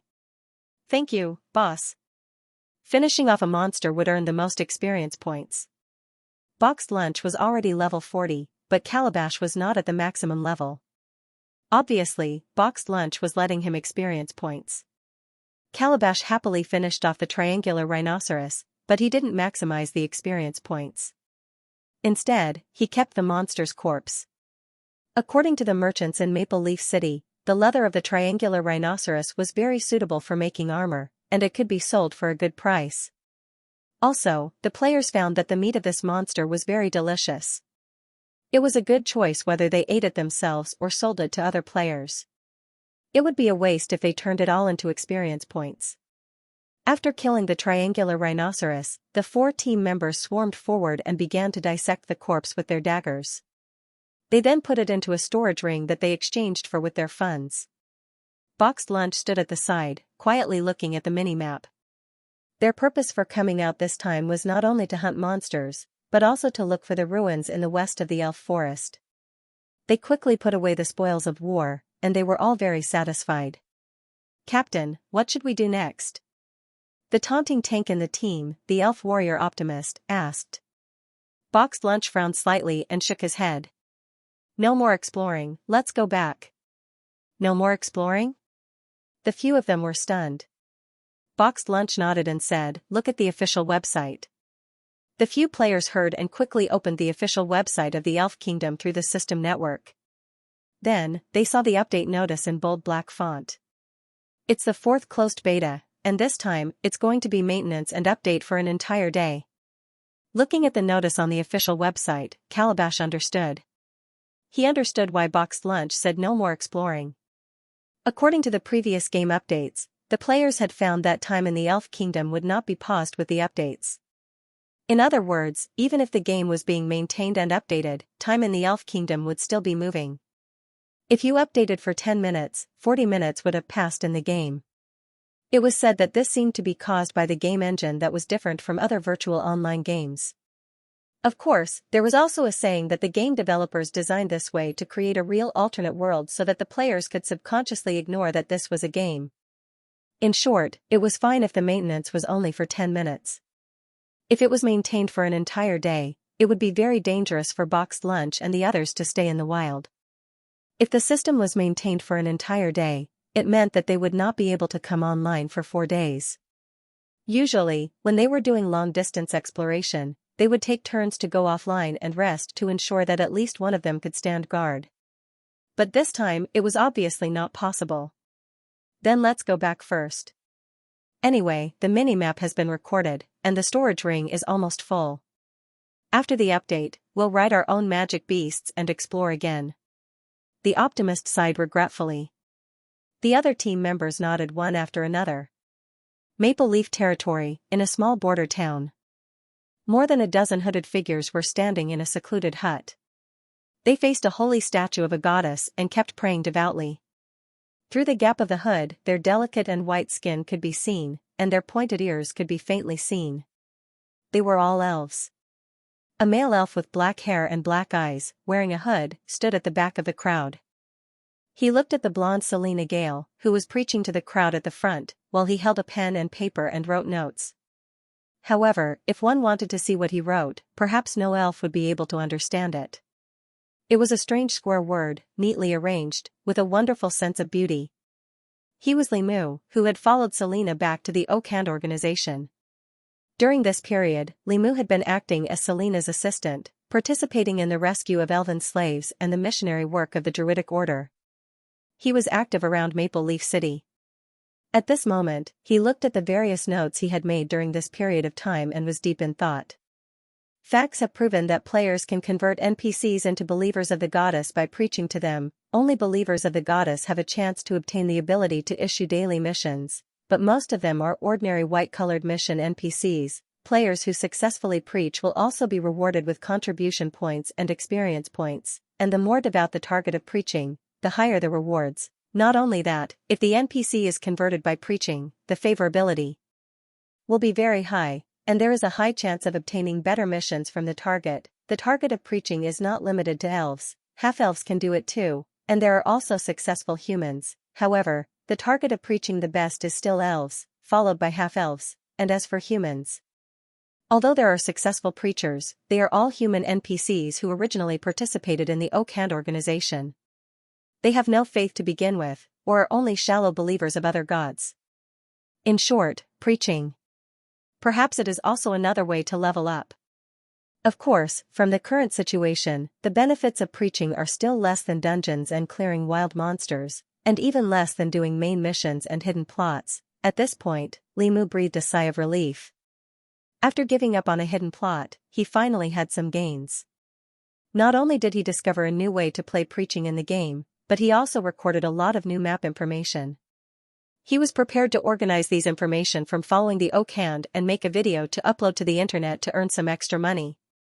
Just as he put down the notes, he suddenly saw a message from Demacia in the chat bar. Limu opened it curiously, and Demacia's extremely recognizable loud voice immediately rang in his ears. Brother Mu. Brother Mu.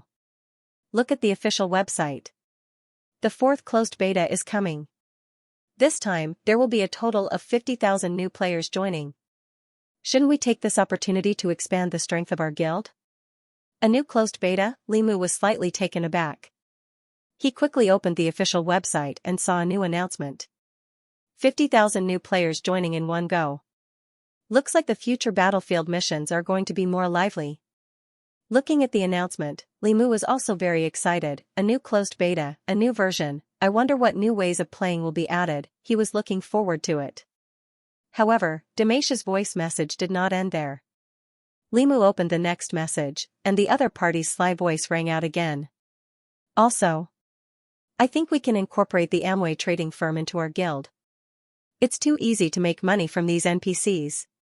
Everyone can make money together. Limu was speechless. Is it because your pyramid scheme organization is short of manpower? The corner of his mouth twitched, and he complained in his heart. Recently, Demacia's reselling in Maple Leaf City had been doing very well, and the whole server knew about it. After closing the chat bar, Li Mu's mood to return became more and more urgent. I've been away from the elf forest for so long, it's time to go back. Salty Meow is already level 40, and I'm only level 34. I'm lagging too far behind.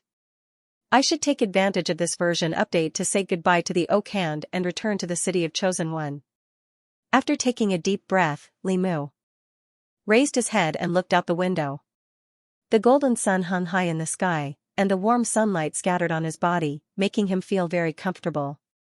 From time to time, the chirping of birds could be heard, and it was very cheerful. Spring is coming, he sighed emotionally.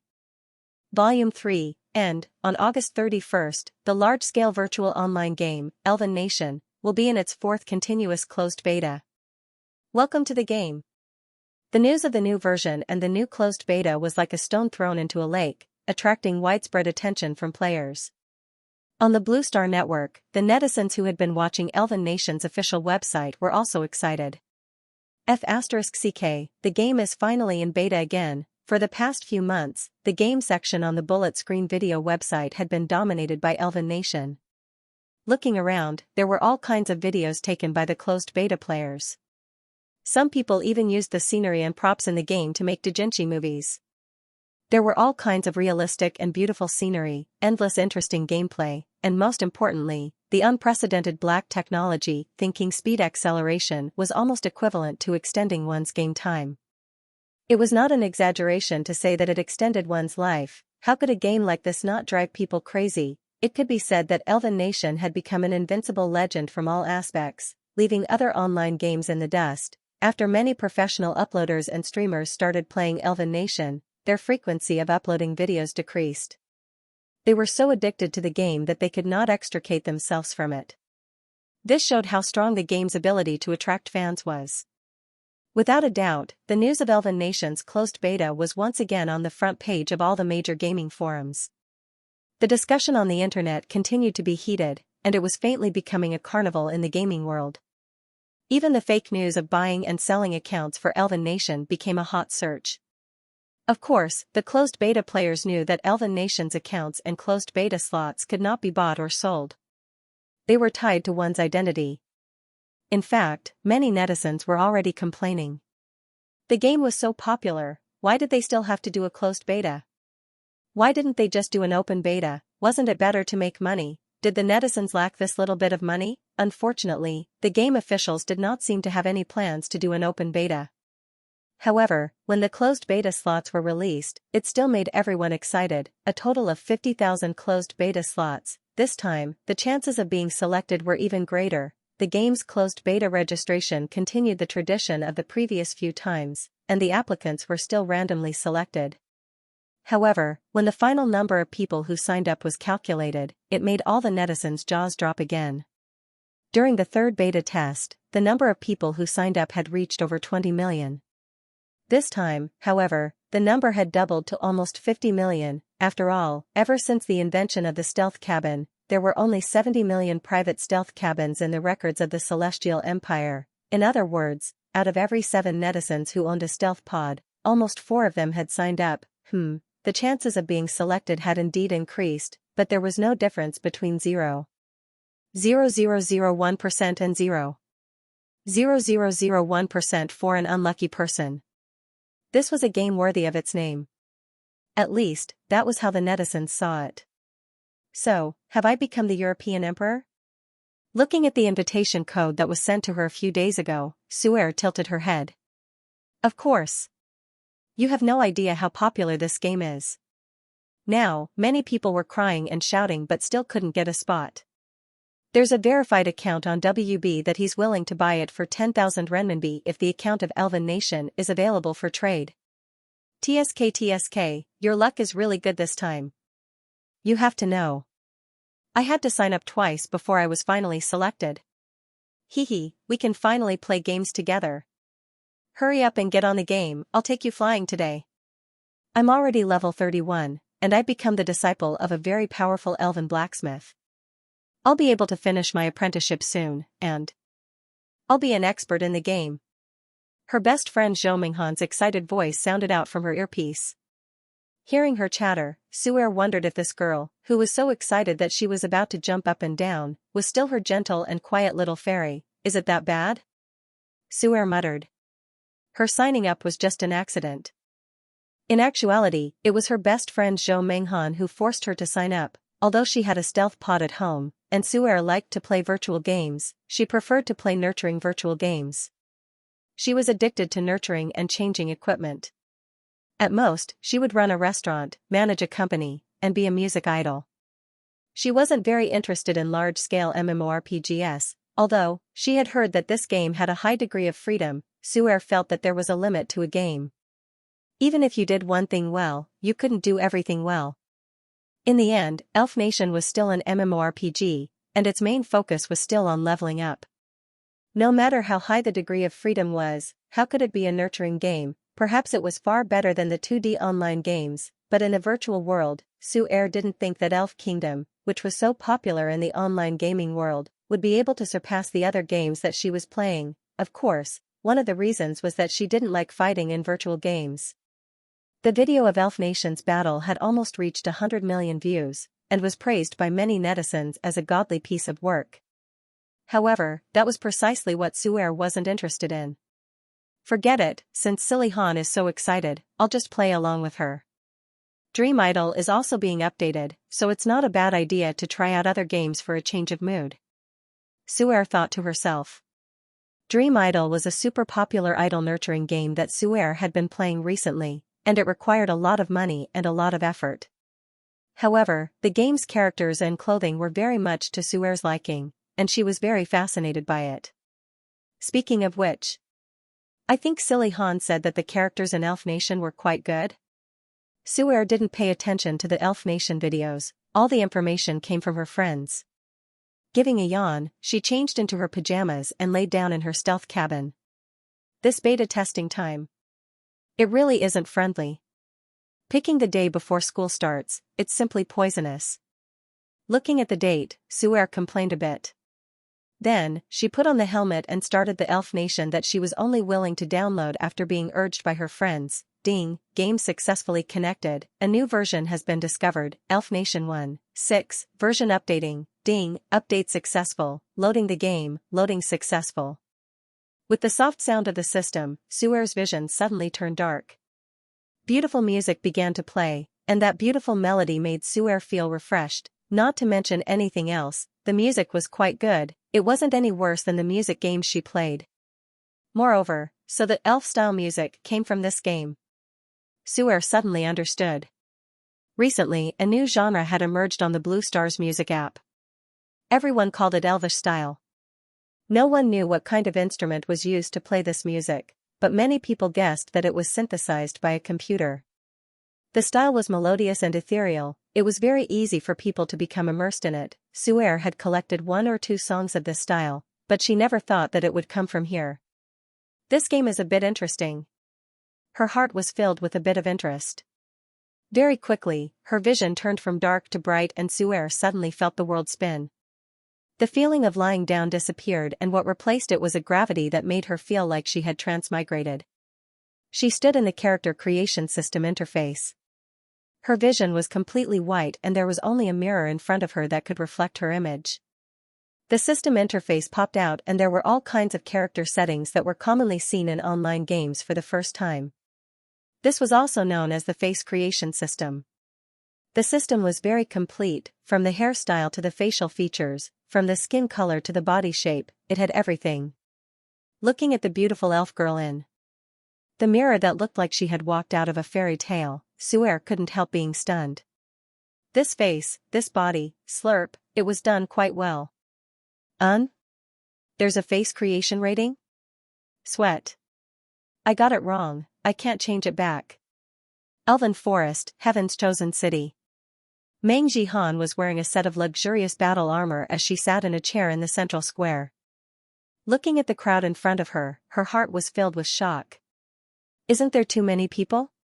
She knew that there were 50,000 people in the 4th beta test and knew that on the first day of the update, these lucky people would be the first to enter the game, but she never thought that the visual experience of 50,000 people would be this shocking. Oh, there were many people fighting the orcs, but there were only 30,000 orcs at that time and they were scattered all over the Black Dragon's castle, so the visual effect was not as shocking as it was now, right? Now in the central square, it really was people pushing against each other, people pushing against each other. This kind of scene made Meng Jihan think of the island country's subway system, and this was under the premise that there were people constantly leaving the square after the descent.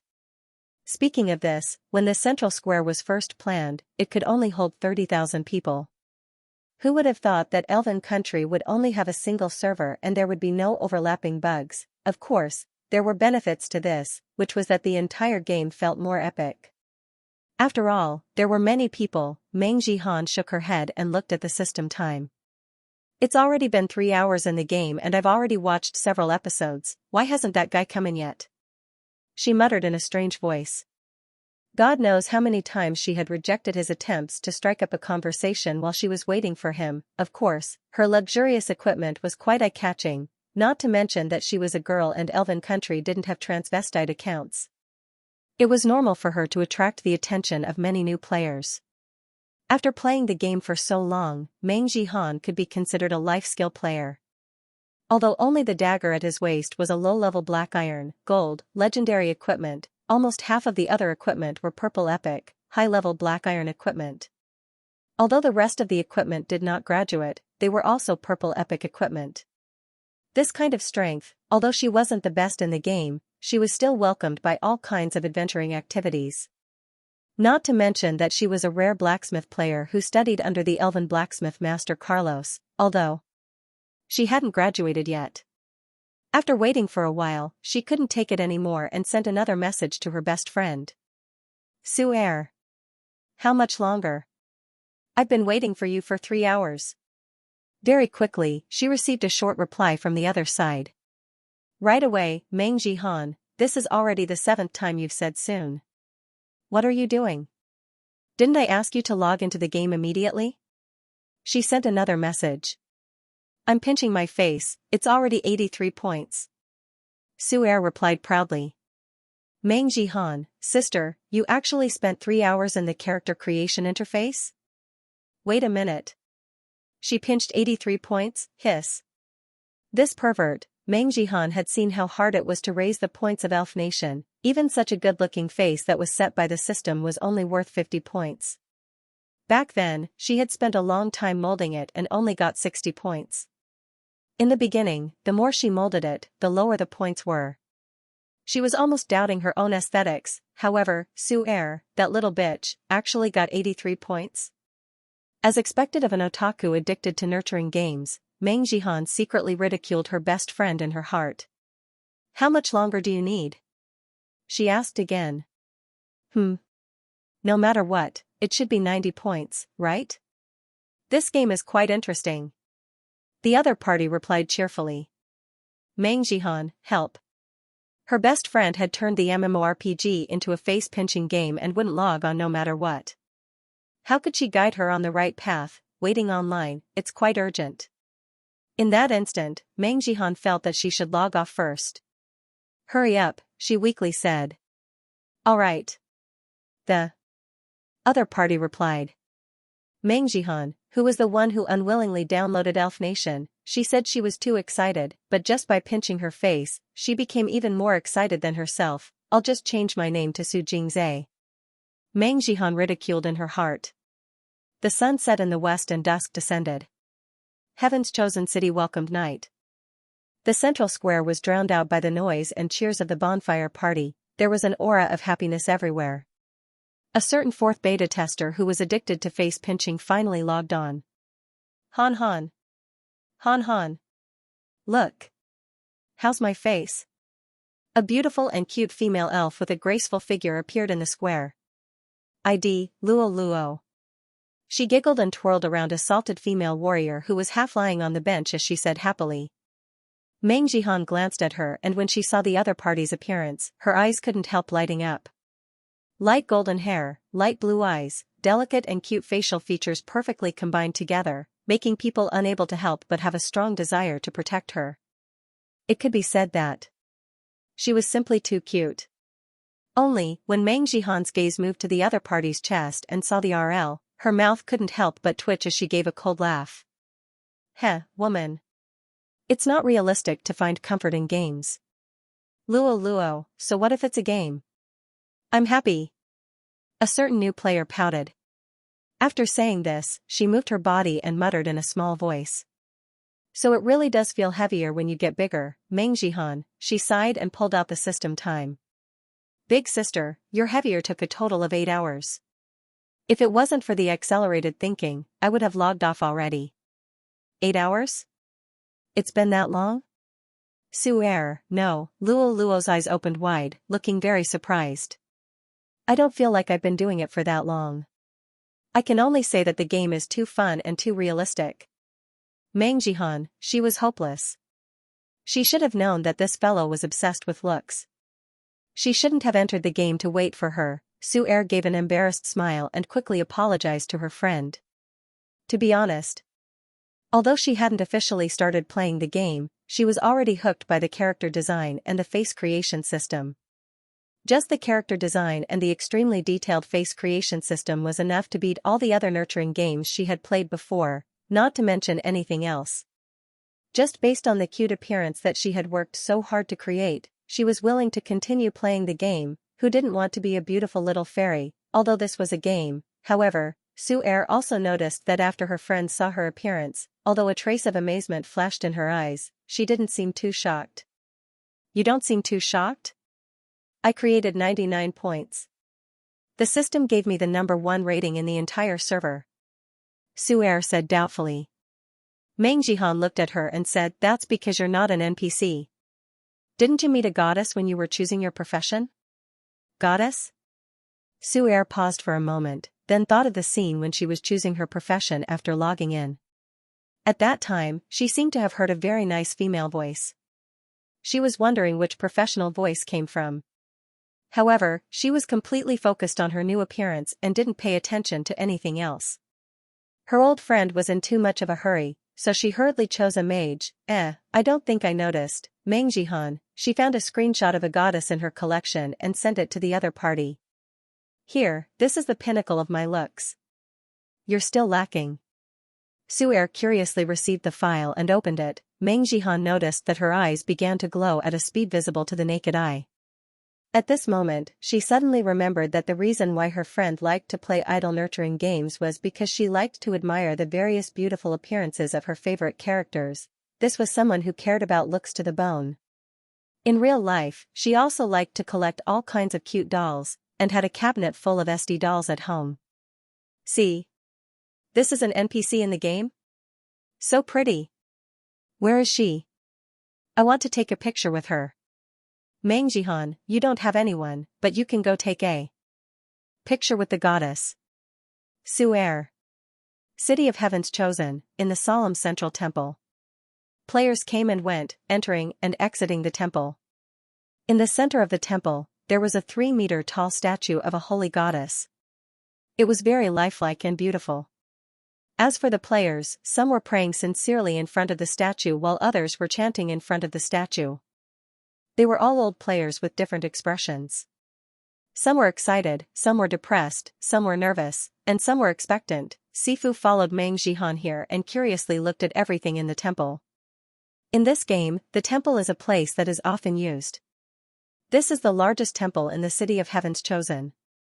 Usually, if you want to go to the exchange store or change your class at level 11, you can come here. You just need to pray in front of the statue of the goddess Eve. Of course, you can also choose to pray in front of the world tree, but us old players believe in metaphysics in the lottery pool. We still think that the chances of directly facing the statue of the goddess is higher, although we don't have any evidence. Mengjihan stayed by her friend's side and explained the use of the temple word by word. Sifu listened while nodding. At the same time, she curiously looked around the temple. When she saw the statue of the goddess in the center of the temple, she couldn't move her eyes away. Looking at her friend's sparkling eyes, Mengjihan revealed an expression of I knew it. Her mouth twitched as she said, this is the statue of the goddess. The goddess is the most important faction NPC in the game and is also our leader. Her name is Eve Yggdrasil. The goddess Eve's original body is the world tree. She often appears as an avatar in the story animation and has interacted with some lucky players before. By the way, the goddess avatar is amazing. I feel like the game developers spent half of their effort on creating the goddess avatar. If there's a chance, I'll show you all kinds of recorded videos. There's quite a lot of them online. You've seen the screenshots. The real goddess avatar looks better than the screenshots. I don't know why, but the goddess in the video seems to lack a bit of flavor and a bit of holiness. It's not as shocking as when you see her in the game, right? The main storyline of Elven Kingdom is to help the goddess recover her strength and rebuild the glory of the Elven civilization. Sifu heard this and her eyes lit up.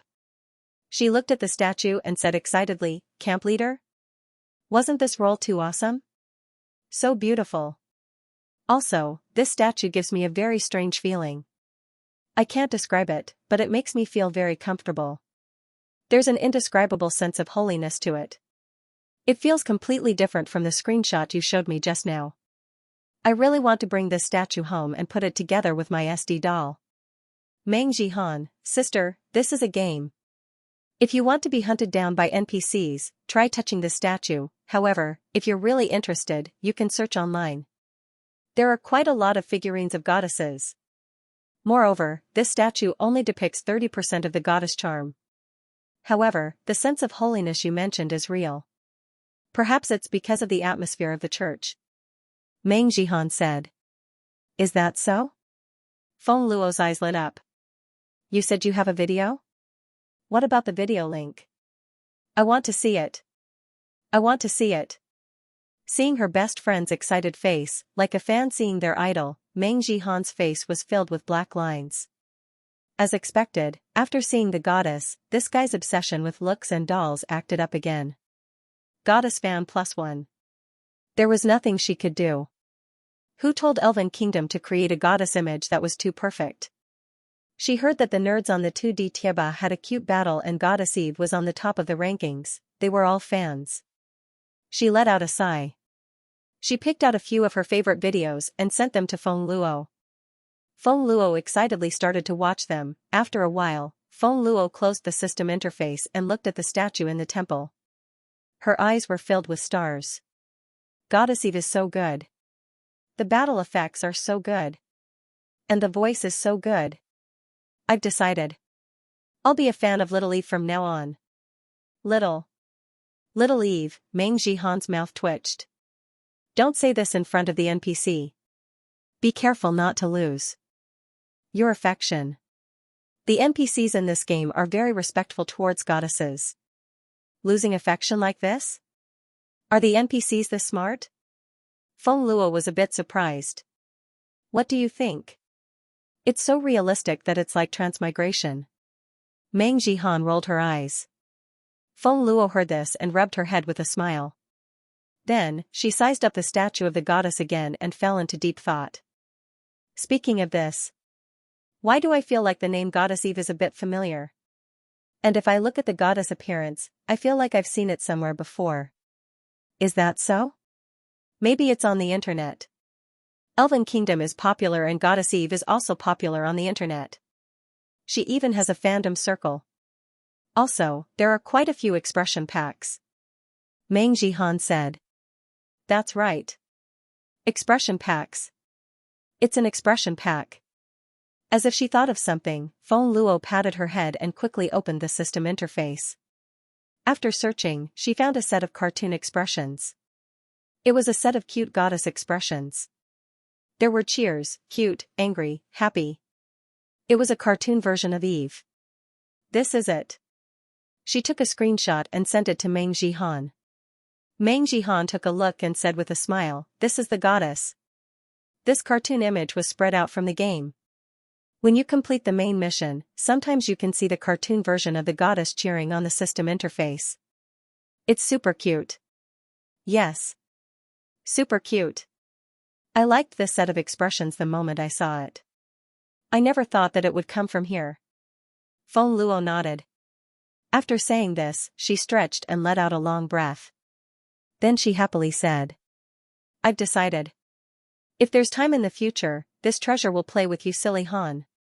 This game is quite interesting.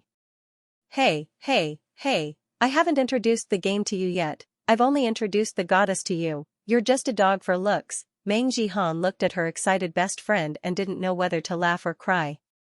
Feng Luo continued to walk around the temple. From time to time, she would reach out and touch the carvings or tables in the temple and slightly sigh. To be honest, this feeling is really good. I never thought that this was a game. Moreover, the interior of this temple is also very good. That's natural. Second Life's slogan isn't just for show. And this temple took a lot of effort from us old players. Meng Jihan's expression was a bit proud. Hearing the other side's words, Feng Luo's movements paused and her expression was a bit surprised. This temple was built by you guys?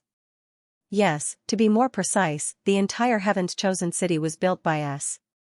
We built it from nothing, brick by brick. The entire city? Feng Luo was stunned for a moment. She swallowed a mouthful of saliva and suddenly turned around, walking towards the entrance of the temple. Meng Jihan felt it was a bit strange, but she still followed. Feng Luo walked out of the temple and came to the square outside. The bonfire party had already reached its end. Other than a few night owls, most of the players were exhausted and had gone to sleep. Feng Luo looked around and saw a high platform in the middle of the square. This was where the players usually held events. She didn't hesitate and walked over. She went up the high platform and looked around. The scenery of Heaven's Chosen City entered her eyes and was shocking. Under the lights, the entire city was covered in a hazy light, looking very beautiful. There were all kinds of buildings, beautiful and exquisite gardens, and Heaven's Chosen City that was decorated with thousands of lights. At this moment, it looked even more dreamy than during the day. This was all built by the players? Is this really AF** King MMORPG game? Feng Luo's eyes opened wide. She couldn't hold back and directly cursed. In Momo's mind, MMORPGs were all about playing as a fictional character, doing quests in the game, fighting monsters to level up, and then being harvested by the operators. As for the degree of freedom, how much freedom could it have? However, as she gradually got to know more about Elven Nation, she realized that she was too naive. How was this an MMORPG game? This was clearly an MMORPG world. The city was built by the players, and the story was driven by the players.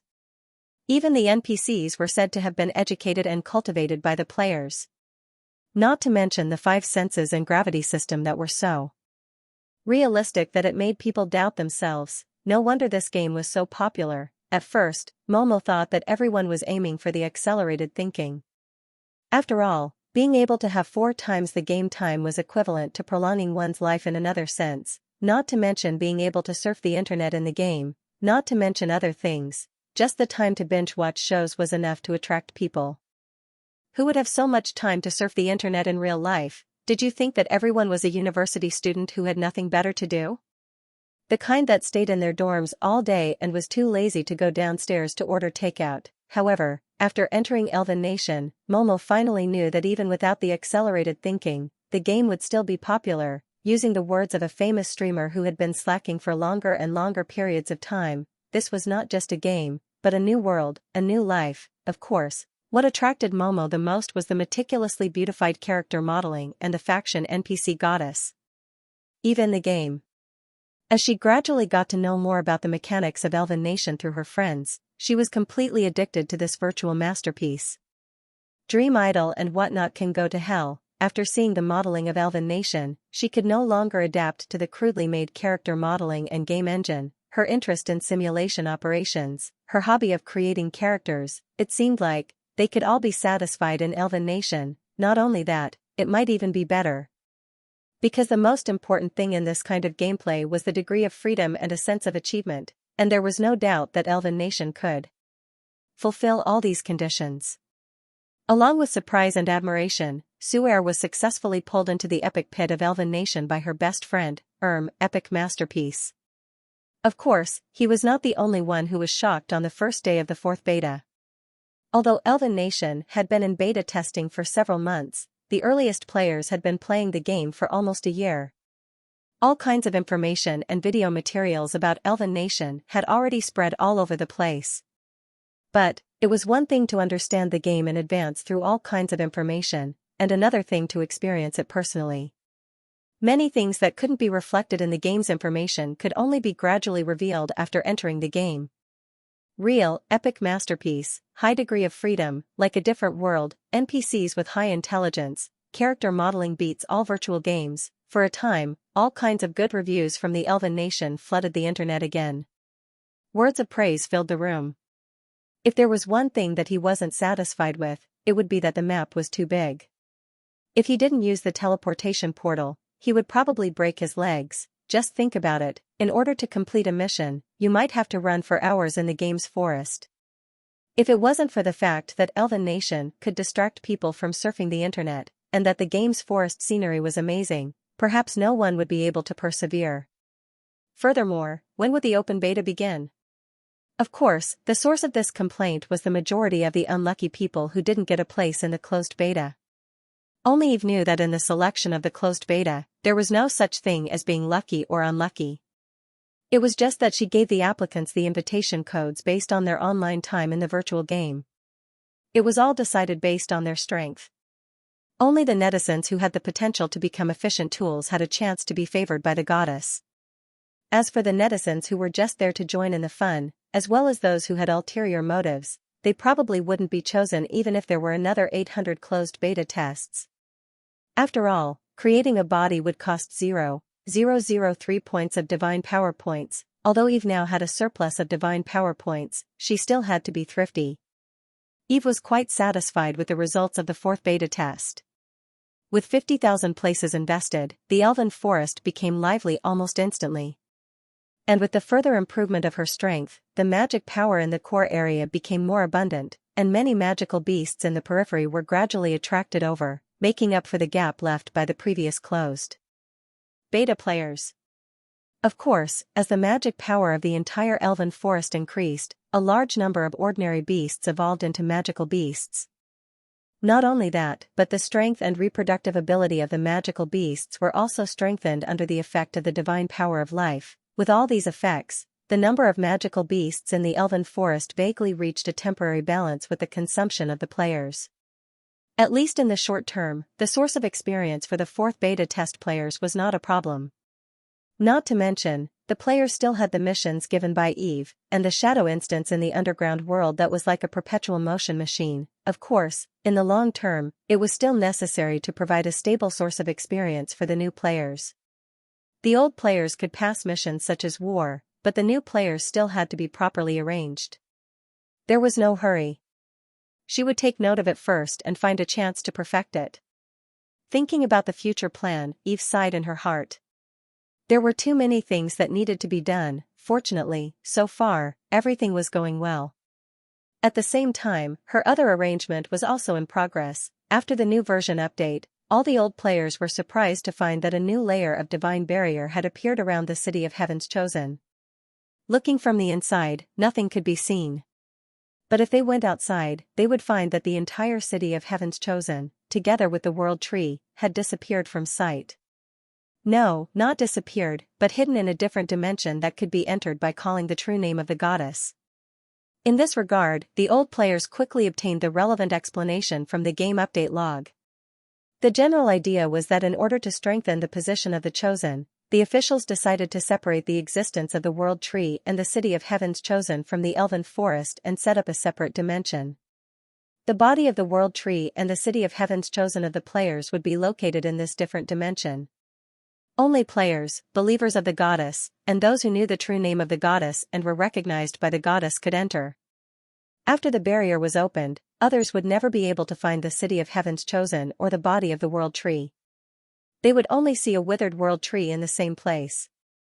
The City of Heaven's Chosen of the players would become the Avalon in King Arthur's legend and the Garden of Eden in the Bible. Of course, the real reason was just that Eve wanted to hide her identity.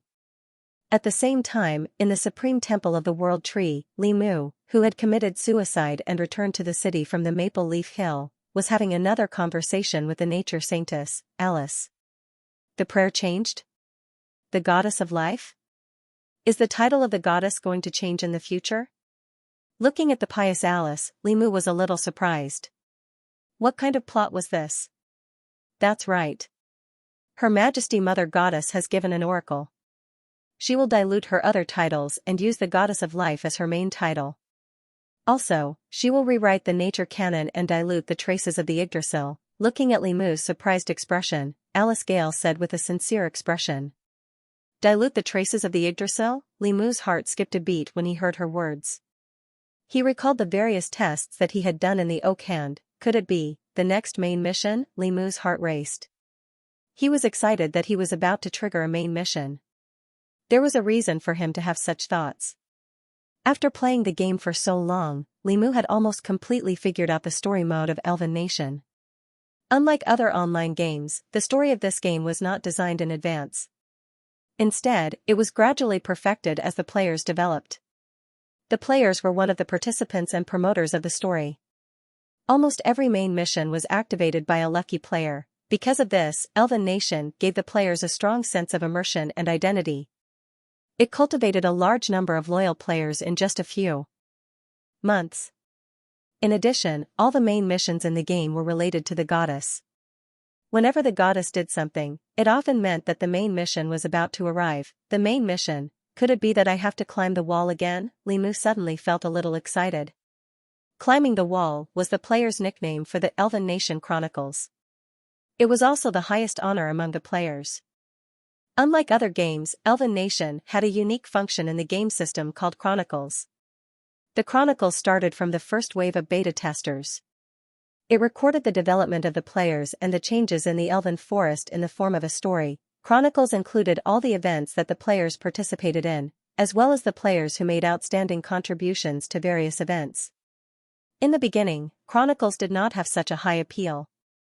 However, as Elven Nation became more popular, the Blue Star Doujinshi Circle gradually formed. Various second creations of Elven Nation gradually emerged. Chronicles had become an official history. Some netizens joked that in a few years, Chronicles could be read as a Western fantasy novel. Of course, the premise was to ignore the players' various weird nicknames. Who wouldn't want to become famous in a game? Not to mention, there would be a corresponding reward for being on the Chronicles, and the NPCs would also think highly of the players who were on the Chronicles. Perhaps one day, you might accidentally hear your name from an NPC's mouth while chatting.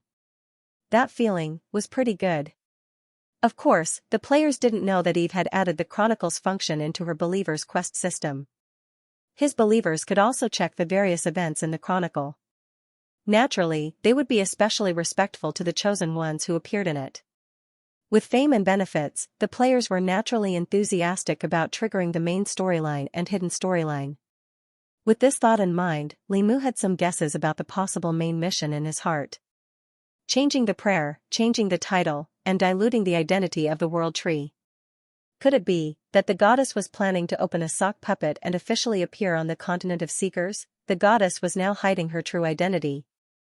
This was something that all the players knew. After all, the background of the game was very clear. The goddess had been besieged by the gods and fell.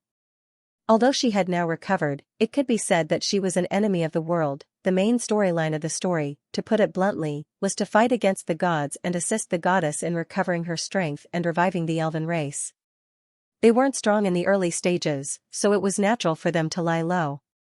But now, it seemed like they were going to change their strategy. For a moment, Li Mu had another realization in his heart, that was, the plot of this game was really driven by the players and NPCs, and it wasn't set in advance by the officials. At most, the officials gave a framework, and all the development changed according to the changes in the plot. This was a real virtual game. The rigid and fixed plots of other games were too lacking compared to Elven Nation. After sighing in his heart, Li Mu looked at Alice and asked solemnly, "Then, what do you need from me?" Looking at Li Mu's serious look, Alice was very satisfied. She nodded in her heart and smiled. "Your Excellency Li Mu, you have a high reputation among the Chosen Ones. I want to entrust you to lead the other Chosen Ones to renovate the temples in various places. Change the symbol that symbolizes the world tree to the symbol of the scepter of life, and change the name of the temple to Life Temple. Not only that, but the name of Her Holiness Mother also needs to be updated. In addition, please select a group of Chosen Ones to assist us in editing the Sacred Book of Life." As soon as she finished speaking, a mission notification popped up in front of Li Mu. Ding, you have triggered the main mission, Life Goddess, mission objective, renovate the temples of the goddess in the city of Chosen One, Fei Lungsue, Rivendell, Black Dragon Castle, and other places, assist the Life Priest in editing the new Sacred Book of Life, mission requirement. The renovated temples have to be different from the nature temples in history while ensuring that they are solemn and solemn. They have to reflect the three major priesthoods of life, nature, and elven. Mission requirement 2. The written sacred book will be scored by the system with a full score of 100.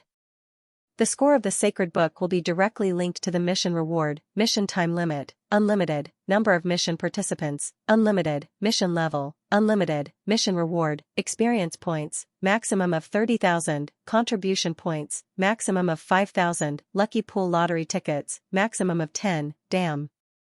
This reward is good enough, but the content of this mission is a little interesting. It actually requires me to write a book. Limu had a strange expression. How is it? Can you complete it? Alice looked at Limu, who had a strange expression, and tilted her head slightly. Of course. I guarantee that I will complete the mission. Limu subconsciously saluted. It's a main mission. I'll take it first, and this mission can also expand the influence of the heart of nature. Limu did not hesitate to choose to accept the mission on the interface. At the same time, the relevant system announcement once again flashed across the interface of all players in the form of floating text. Thank you for your hard work. Alice drew a symbol of the scepter of life on her chest. May the goddess be with you. May the goddess be with you. Limu learned the new symbol and said as he drew. After accepting the mission, Limu left in a hurry. His chat channel had been flooded with all kinds of private messages. Looking at his back as he left, Alice muttered to herself in confusion, that's right. I can understand why Mother Goddess wants to change the title, but why does writing a new sacred book also require the participation of the chosen ones? She clearly remembered that although these chosen ones were very loyal to Mother Goddess, they were not believers of Mother Goddess. Could they really understand the teachings of Mother Goddess? After thinking for a while, Alice still could not understand and finally gave up. Perhaps Her Majesty Mother Goddess has her own considerations. The Mother Goddess is so wise and great. Her decision must have a deeper meaning. If I can't understand the intentions of Her Majesty Mother Goddess, my saintess cultivation is far from enough. Why did Eve want the players to participate in the writing of the new Holy Bible? Actually, there were some reasons for this. The Holy Bible was equivalent to the Bible of a certain Church of the Cross in Blue Star. The Holy Bible of the gods in the Seeker's universe recorded the true history of the gods. There might be some exaggerations and beautifications, but overall, it was all true. The Holy Bible was not only used by the gods to promote their greatness, but also to spread their ideas. It was a powerful tool for preaching. The former World Tree's Holy Bible of Nature was the same. 4/5 of the book, which was much thicker than a brick, recorded the glorious history of the World Tree. However, when Eve looked at her own Holy Bible, she found that the former Holy Bible was quite rough. The former World Tree did not care about faith. Most of her believers formed spontaneously, and the Holy Bible of Nature was written by the believers themselves. The structure of the church was loose, and the true gods did not care about faith. The end result was that the Holy Bible, which was supposed to be the essence of preaching, was not very good. Rather than a Holy Bible, it was more like a history book that recorded the history of the World Tree. That was fine. It could still be used. However, when Eve planned to change her avatar, she had to rewrite the Holy Bible. Everything had to be rewritten for the new avatar, and it had to draw a line with the World Tree. But at the same time, it had to be acceptable to the elves. At this time, there were very few things that the former Holy Bible could refer to. On the contrary, there were many things that needed to be added. At the very least, if Eve wanted to use the new avatar to preach, she had to strengthen the brainwashing ability of the Holy Bible. And it was better to leave this matter to the players than to the elves. Perhaps the elves had a longer lifespan, but their minds were simple. In terms of the ability to fool, preach, they might not be as good as the players. And with the many precedents and knowledge from Blue Star, Eve also believed that the players could do a good job. Letting the elves grasp some principled issues and letting the players come up with ideas would definitely produce good results. Of course, in theory, Eve could do this herself. But why did the boss have to do something that the employees could do? University professors needed graduate students to write the first draft for a book. Eve could just check on this. Well. Anyway, it wasn't because he was lazy. The appearance of the new main storyline quest caused an uproar among the players. Limu quickly contacted Salty Meow and started working on the main storyline mission with the Meng Meng Committee. The Heart of Nature had always been on good terms with the Meng Meng Committee, and the task of repairing the shrine was quite complicated, so it was most suitable for the construction team of the Meng Meng Committee to do it. That group of big shots built more than 80% of the buildings in the City of Heaven's Chosen. It could be said that each and every one of them was very experienced. Even if many people were busy building new residential areas to make money, it would be enough to send some people to repair the shrine. As for the other task of writing the sacred scripture, Limu had gathered all the major guilds to come up with a plan. In the beginning, he had wanted the Nature's Heart Guild to take it all for themselves.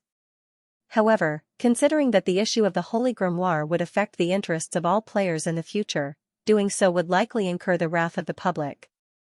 In the end, after careful consideration, they decided to share a portion of the pie with the other guilds. For future main storyline quests, the various large guilds would definitely need to work together. This was especially true for large-scale battles. As the most famous commander in the entire server, Limu still had to take the other guilds into consideration. Of course, Nature's Heart still took the lion's share. They had the most people participating, accounting for half of it. However, when the players really started working on this quest, they realized that it was not as simple as they had imagined. Other quests were fine, but for something like compiling a book, if one did not have a diamond in the rough, one should not take on a porcelain job. Assigning tasks was one thing, but when it came time to actually do it, it was a completely different matter. Using many templates on Blue Star and using the copy-and-paste method that he had learned in university, Limu led a group of university players to compile the first draft of the Holy Grimoire in a short time. However, the system gave a score of less than 30 points. It did not even pass. At this time, they finally realized that this quest was not just for show. It really wanted them to write a decent Holy Grimoire. Many players who had the mentality of just muddling along had to give up in the end. Limu and the other high-ranking members of the various large guilds thought about it and finally started a public recruitment in the entire server and Blue Star's network. Specifically for the Holy Grimoire quest, professional matters should be done by professionals, the core area of the Elven Forest, where players often cut down trees to obtain materials. Two graceful figures were currently busy here. One of them was dressed as a druid and had gorgeous equipment. It was obvious that a veteran player was leading a newbie. As for the other, she was wearing a low-quality blue mage set. She was a novice girl who hadn't even reached level 11. She was on the side that was being led. It was Bayan and her best friend, second beta tester Meng Han. At this moment, the two of them were chopping trees while chatting idly. Suddenly, as if they were talking about a topic of interest, Bayan's eyes lit up. She put down the axe in her hand and asked expectantly, making a holy grimoire? Is it for Goddess Eve? And it's a main storyline? That's right, and it's our guild leader who is in charge of it. Unfortunately, this quest seems to be quite complicated. I heard that our guild leader failed the first time. The system only gave him 22 out of 100 points. Now, he and the other guilds are recruiting players who can participate in compiling the Holy Grimoire. Meng Han replied. Hearing her words, Bayan's eyes lit up. This quest. Is there a level restriction? No. Meng Han shook her head. Bayan's spirit shook as she asked expectantly, Han. Han. Then do you think I can join? I'm very interested in this. Helping the goddess compile the Holy Grimoire. This? If I do well, I should be able to join the goddess, right? Meng Han was speechless. She rolled her eyes at her best friend and her mouth twitched as she said, Wake up. This quest isn't easy to do. The guild leader said in our guild chat that only professionals can do it. Moreover, compiling the Holy Grimoire is very troublesome. Who knows how long it will take? Professional? Bayan's lips curled up as she straightened her back. Is there anyone more professional than me in this kind of thing? You? Meng Han was stunned. She wanted to say something, but then she suddenly remembered her best friend's profession, speaking of which, although they grew up together, Suan was different from her, who only got into a normal second-tier university. Suan was a top student. This girl was a top student at the Imperial Capital University. Her undergraduate major was philosophy, which was relatively unpopular. But that was not the case. Last year, she was guaranteed a master's degree. Religious studies. With the successful start of the fourth closed beta, the new players gradually became familiar with the rhythm of Elven Nation. Eve didn't bestow upon these new players with immense strength. Instead, she let them start from level 0. Even if Eve's divine power was much more abundant now. In a sense, the interval between level 0 to 10 was also a test for the new players by Eve. She wanted the new players to use the time to level up to Dark Iron to familiarize themselves with the rules of the Elven Forest and gradually integrate into it. Of course, with the experience of the old players and the experience points provided by Eve's daily missions, the new players leveled up much faster than the first beta testers. In less than a week, there were already low-level Dark Iron professionals who had successfully changed their occupation. Eve was quite satisfied with this. However, due to the sudden increase in the number of players, there were inevitably some small problems. There were all kinds of birds in the forest. Eve was not surprised to find many strange new players. For example, there were players who ignored personal reputation points and tried all kinds of ways to cheat, steal, and rob. They were determined to become famous celebrities, although under the influence of the system, the players could not use force against the NPCs. Some of them had their eyes on the elves and the old players' property. They used all kinds of methods to break into doors and steal. Another example was that there were players who were not interested in leveling up. Instead, they were interested in the realistic bloody special effects of Elven Nation. They did not do missions every day. Instead, they changed their ways to commit suicide. They even recorded videos and became uploaders. They specialized in all kinds of suicide videos. Another example was that there were players who found out that the NPCs in Elven Nation were so intelligent and that the elves were so hot.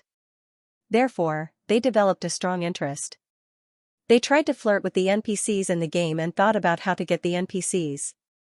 They played an MMORPG into a love adventure game. In addition, there were even players who purely wanted to cause trouble.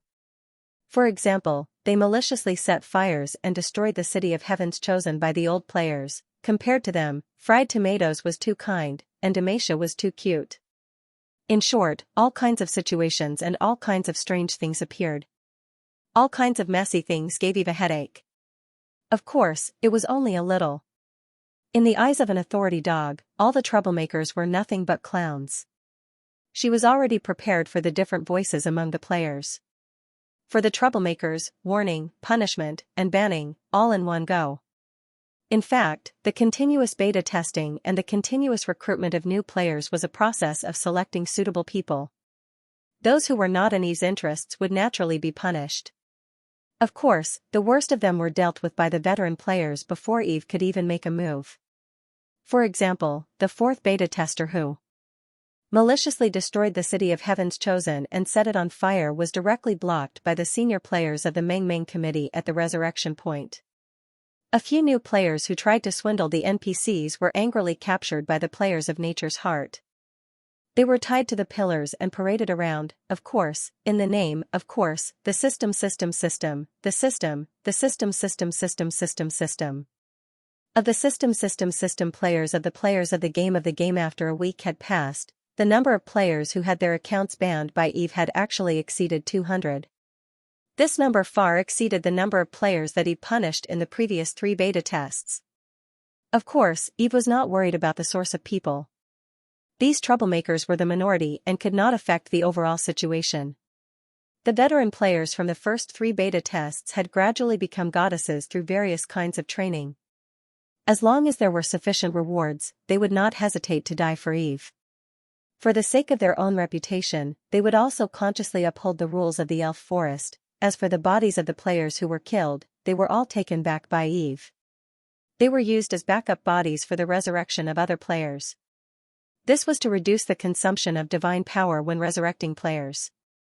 Even if the banned players were excluded, in addition to the players who had abandoned the game due to various reasons, the number of players under Eve's control was still more than 60,000. However, these strange players made Eve realize that even if she had sufficient divine power, the open beta test should not be launched easily.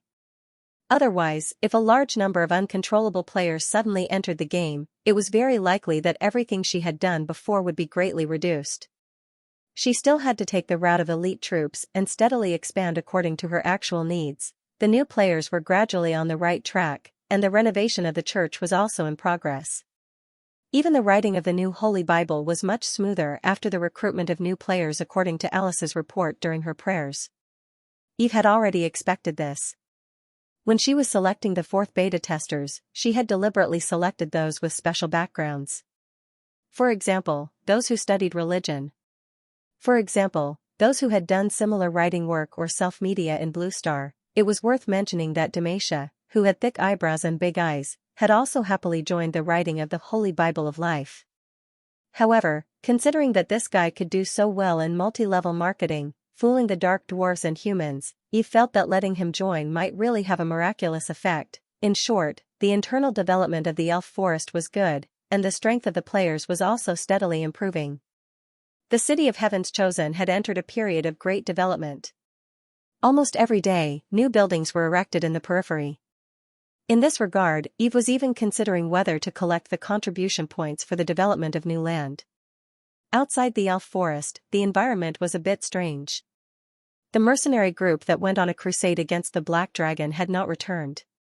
There was no news of more than 5,000 people, and it was unknown whether they were dead or alive. This matter gradually caused panic in the entire Maple Leaf territory. However, the strange thing was that the border of the Maple Leaf territory, Otto von Cappadocia, did not come forward to explain anything.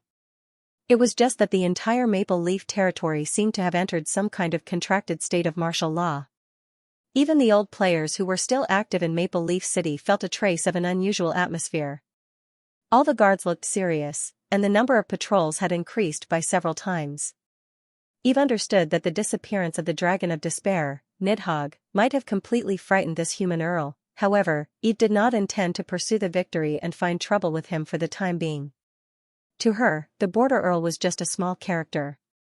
What she really cared about was the human empire behind her and the eternal overlord behind the human empire. The external development was temporarily safe, and the internal development was gradually on the right track. Eve finally recalled the first elf, Celestial Serendir, whom she had forgotten all this while. I wonder how Celestial is doing now. Thinking of the first original elf that she had created, Eve was looking forward to it. Although she had created several new original elves over the past few months, there was only one royal elf that had great symbolic significance. And there was only one elf that was given to the players and NPCs to educate. Let's see what he's doing. With this thought in mind, Eve's consciousness sank into her god's kingdom and searched for the star that the elf represented in the sky. Every player and believer had their own star in the sky of Eve's god's kingdom. However, the believer's star was green, while the player's was blue. Eve quickly found the corresponding star for Celestial Serendir and stealthily cast her gaze on it. Her vision changed, and she quickly saw the location of the original elf. He was staying in the city of Heaven's Chosen. At the same time, a gentle and mellow voice sounded in Eve's ears. That voice was gentle, low, and deep. It was full of magnetism and had a hint of charm. Beautiful girl, you are like the dew-covered petals, bringing me a room full of fragrance. You are like the rainbow that streaks across the blue sky, bringing me the tranquility and pursuit of the soul. How many stars are there in the sky? How many girls are there in the world? But there is only one moon in the sky, and there is only one you in the world. Eve was confused. What the hell? With a bright vision, Eve finally saw Celestial's situation. She saw that the original elf was wearing an elegant and handsome deacon uniform. There was a smile on his handsome face, and he was holding a tall female elf in his arms. He had one hand around her waist, and the other hand was holding a fresh flower that was similar to a rose. He was gently biting her ear and whispering sweet nothings. Obviously, it would be very awkward to say sweet nothings in reality, but with Celestial's handsome appearance and gentle and skilled actions, it seemed so natural. As for the female elf, her face was as red as an apple. She was dizzy, and there seemed to be steam coming out of her head. Her eyes were full of little stars, moist and hazy. If you ignored the green ID above her head, the large number of female players around her, and the screams they let out, perhaps this scene really did have a hint of flirting between lovers. Eve, what? What was going on? Then, Eve saw the surrounding female players screaming as they pushed away the female player in Celestial Randier's arms. Between them, there were cheers of next, and it's my turn. The female player who was pushed away quickly recovered from her emotional state. She blushed, patted her chest, and murmured, "That's right. No, the damage is too great, the damage is too great." At the same time, Eve saw new female players squeezing their way over. She took out a pair of purple epic grade shoes from behind her and handed them to the two little elven Lolas on the other side. As for the two Lolas, they sweetly said to the female player, "Thank you, big sister." If Eve remembered correctly, they seemed to be Air's two younger sisters. At the same time, Eve noticed that the two little Lolas were surrounded by a small mountain of equipment, as well as various fruits and pastries, even. Eve seemed to see meat. Then, the female player who handed over the equipment looked at Celestial Randier and said shyly that, "I want to try the knight and princess." Then, Celestial Randier smiled, knelt on one knee, and kissed the back of the other party's hand. "As you wish, your highness, my princess." "Ah." Screams of young girls sounded around them again. Eve, after watching for a while, she knew what Celestial Randier was doing. This guy was actually acting as a gigolo among the female players. He was getting equipment and various supplies from them. For a moment, she did not know whether to laugh or cry. This guy. How did he think of this? What did he want these things for? She knew that Celestial Randier's appearance was too outstanding and would always be pestered by female players, but she did not expect to see such a scene this time. Celestial Randier was quite familiar with this.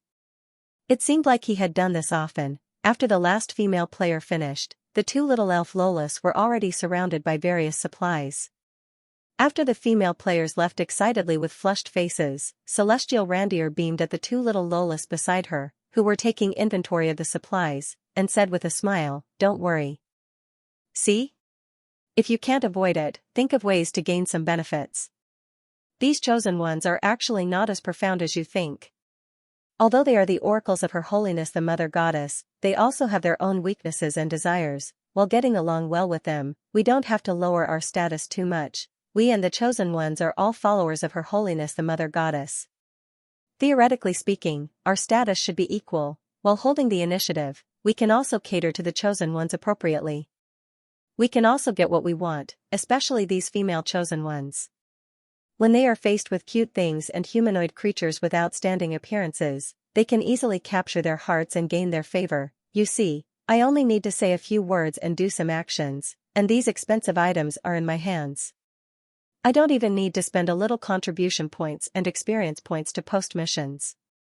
Of course, for you guys, it might be easier for the male chosen ones to take the bait. Keep these equipment and supplies. When the time comes, send them to Xianxia, under my name. Although the chosen ones are powerful, we also need to build our own elven army. We can't rely on them for everything. You have to know that the elves in the past declined because they relied too much on the Nature Legion. Their overall combat power was weak, and that was one of the reasons. Leave the food behind. Call a few guild leaders of the Chosen One Guild. We'll invite them to a barbecue party tonight. It's also necessary to have a good relationship with the upper echelons of the Chosen Ones. If the operation is done properly, they can become excellent tools. Understood. Master. The two little Lolas looked at Celestial Randier with shining eyes as if they were looking at their idol. Eve was speechless.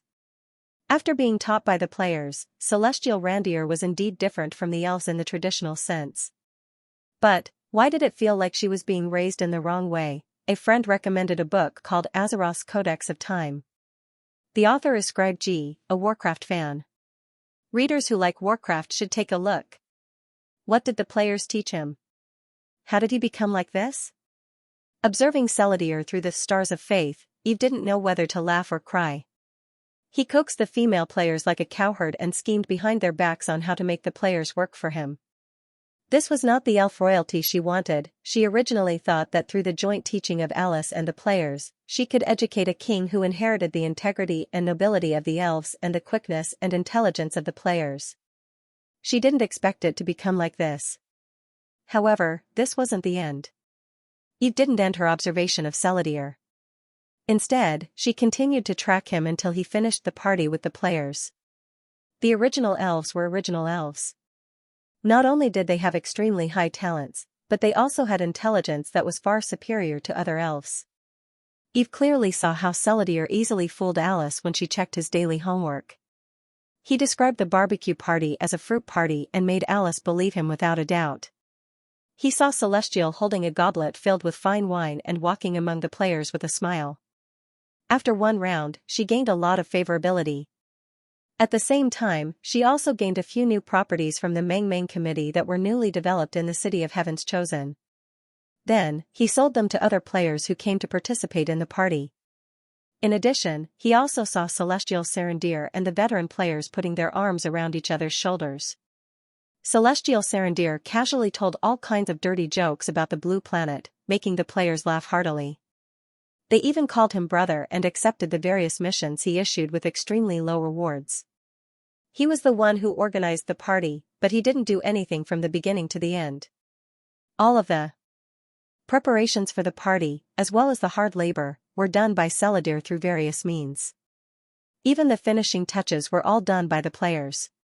Not only that, but the players were also very happy. They didn't realize that they were invited to the party, but they ended up doing hard work in the end. Celadier, on the other hand, was smiling and enjoying from the beginning to the end. He and the two little elf Lolas who had been following Limu since he left the City of Heaven's Chosen were inseparable. The three of them happily ate meat and drank wine at the party.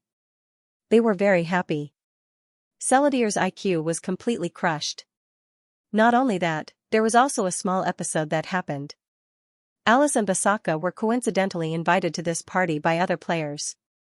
They bumped into the barbecue stall at the party, as well as Therendir and two drooling elves, who were waiting for delicious food at the side. Alice's expression changed on the spot.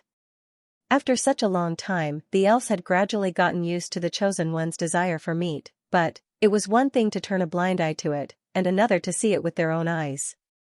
Not to mention, Celestial Randier was also at the scene. However, Celestial Didier managed to pacify the Sanctus with just a few words. She even discreetly placed the blame for the barbecued meat on the players. He even easily found two scapegoats, the two northeastern buddies he had invited to the barbecue party, but in fact, they had become barbecue tools. The two buddies received Alice's reprimand with a dumbfounded expression.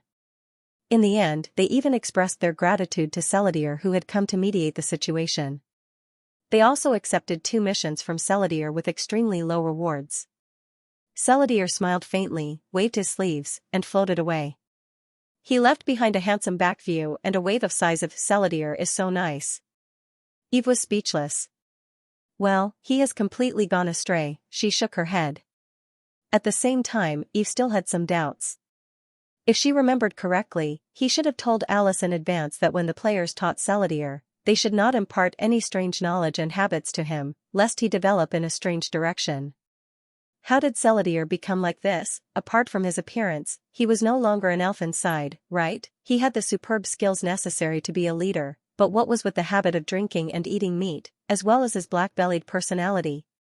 Where did his stomach full of dirty jokes come from? Taking a deep breath, Eve hurriedly checked what knowledge Celestial Didier had been taught during this period of time. She had deliberately made a request in the game system's imparting mission that the players had to record what knowledge was imparted before imparting it. Therefore, she quickly found Limu's records. Eve was speechless. Comprehensive mirror for aid of governance is fine, but what the hell is thick black theory? What is I'm not teaching you to cheat? Is he afraid that the elves he teaches are not black enough? Looking at Limu's records, she was speechless. However, after seeing Limu's reason for imparting knowledge in the mission, Eve understood the original intention of this player. He felt that the elves were too naive and should learn some tricks. Of course, Limu had written this in the system. Eve seriously suspected that this guy had the idea of testing the NPC training function. However, even he would not have thought that Seladier would learn so quickly. Among the players who had just been fooled, there was also Limu himself. He happily accepted the mission of helping Seladier clean her house with 100 contribution points as a reward. By the way, Seladier's home was also in the city of Heaven's Chosen. The 3-story villa was gorgeous, and it looked like it was built by the construction team of the Mangmang Committee. Eve roughly estimated that the house price was worth at least 200,000 contribution points. Anyway, it was definitely not something that a mere NPC could do by issuing a mission. As for the dirty jokes that Seladier had learned, Eve also figured out the source. This guy fooled around with the players every day, so he must have learned it from them. In a sense, he can be considered a talent. Fortunately, as an original elf, his loyalty to me will not change. Eve comforted herself in her heart. At the same time, she decided that she would never let the players teach the other original elves. Even if she wanted to teach them, she had to decide the teaching materials. The 2 little guys have also been taught to look like Seladier. I wonder what expression Air will have when he finds out. Thinking of the 2 little elven Lolas following behind Seladier, Eve shook her head. However, it was not only the original elf Seladier who had changed. After further observation, Eve also found that the returning elves had also changed a lot under the influence of the players. Many elves were influenced by the players and learned the various entertainment activities and living habits of the players. The popular activities such as playing cards and werewolves during the bonfire party had unknowingly become popular among the elves. Eve even saw an old elf setting up a table on the street of Fei-Ling-Sui. The 4 of them gathered together to play mahjong. There was also a group of old people around them who stretched their heads to watch. Looking at the old elf excitedly throwing out the wooden mahjong tiles, at the same time, he cheerfully shouted, "Win." That scene was slightly spicy. The various habits and entertainment activities of the players in Blue Star had unknowingly affected the returning elves. Seeing the scenes that were commonly seen in the streets of the other world playing out in the world of Seekers, Eve was amused, but at the same time, she didn't know whether to laugh or cry. It couldn't be helped. When the protagonists of these scenes changed to Western fantasy elves, it was too out of place. There were even some old elves who had learned to dance in the square. While the city of Heaven's Chosen held a bonfire party every night, there were also old elves exercising in the square of Jade-Ling-Sui. They twisted their bodies to the music and enjoyed it. Elves had high agility, and even though they were old, their flexibility was far superior to the humans in Blue Star. Square dancing actually gave them a different kind of beauty. Fortunately, they were still using traditional elven music, or else, if she heard the man who lassoed the horse, "You are mighty and majestic." In front of the church of Jade-Ling-Sui, Eve felt that she would instantly lose control and fall into the abyss. As for why the elves were dancing in the square, Eve went to find out more about this matter, and found that the cause was completely a prank by the players. After the players discovered that the elves would actively learn their various entertainment activities and even eating habits, they began to teach various Blue Star poses. Square dancing was one of them. In addition, some classic poses and even quirks were passed on to the elves. If you saw an elf win in an entertainment activity and happily made a peace sign and cheered, "Yay!" It wasn't impossible, of course, perhaps it was a prank, but some of the activities taught by the players did indeed make the elves' originally boring lives more interesting. After many years of wandering, the elves only thought about how to survive every day. Entertainment and relaxation were things that were out of their reach. After returning to the elf forest, apart from working hard every day for the future of their race, they did indeed need some relaxation in their lives. For this, many players even received gratitude from the elven believers through teaching entertainment activities, receiving contribution points and experience points. It was a win-win situation. The collision of technology didn't produce any sparks, but the collision of cultures blossomed in the elf forest. Eve could only say that she had never expected this. Not only that, but Eve also noticed that many players and elves had become friends. Long-term interactions were often accompanied by the sparks of friendship.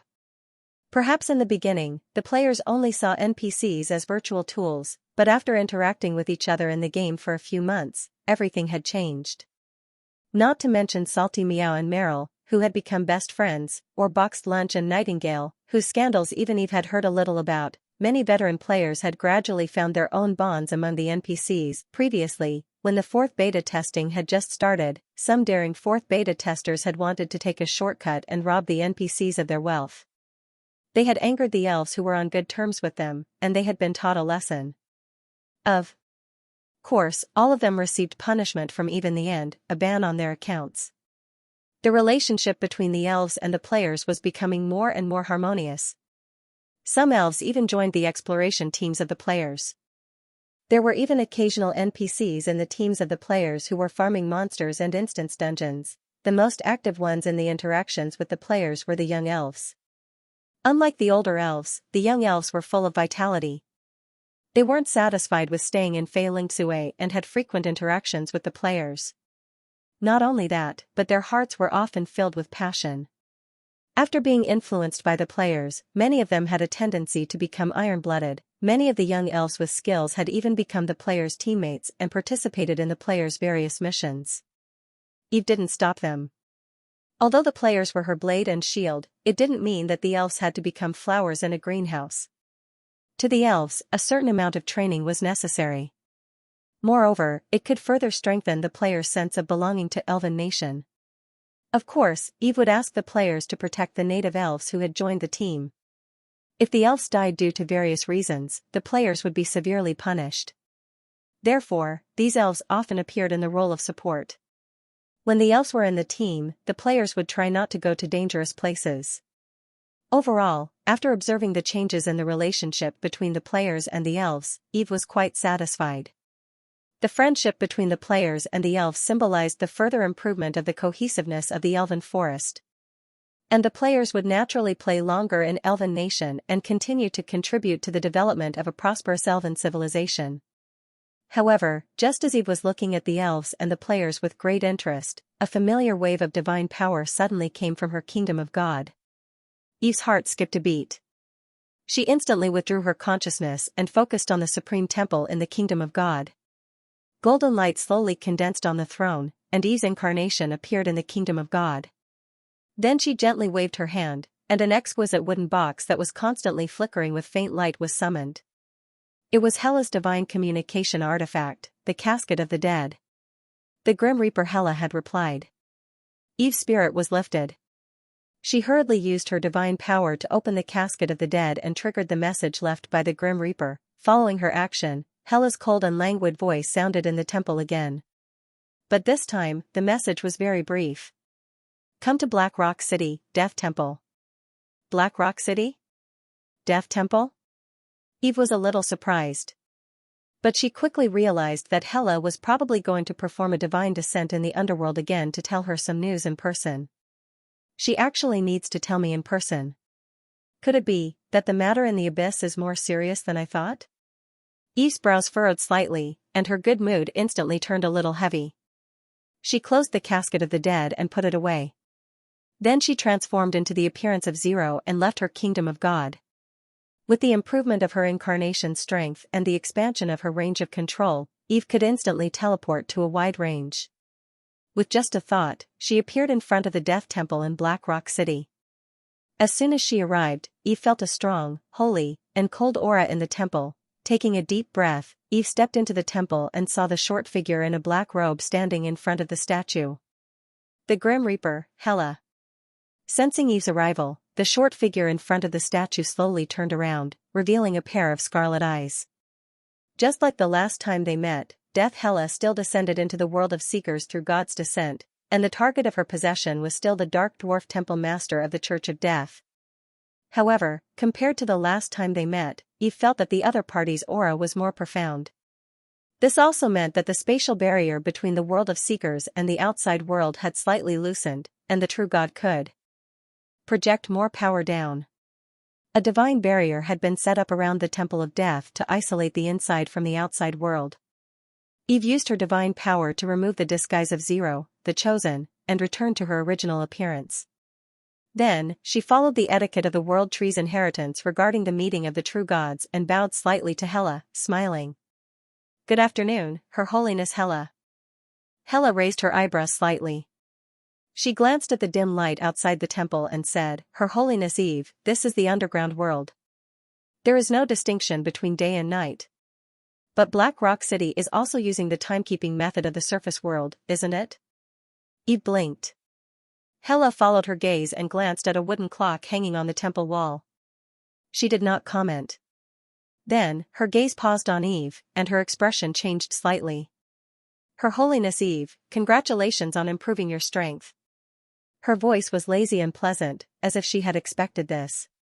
Eve was not surprised that Hela had discovered the change in her strength. After her strength had increased to low-level divine power, her avatar had also been strengthened.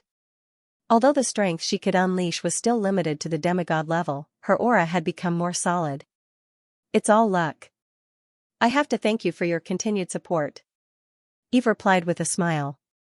Then, she saw Hela's mouth twitch slightly, as if she was rolling her eyes at her. She then sighed and said, "There's no need to say anything more. There's no need to be so courteous.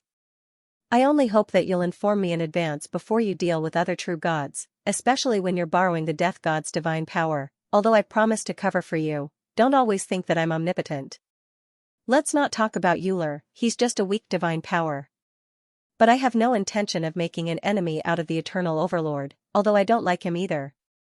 After hearing Hela's words, Eve understood that Hela was reminding her not to simply shift the blame, and that even if she wanted to shift the blame, she had to discuss it with her in advance.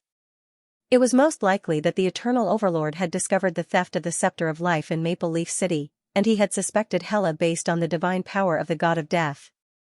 Thinking of this, Eve smiled embarrassedly and said to Hela, "Sorry, I'll definitely do it next time."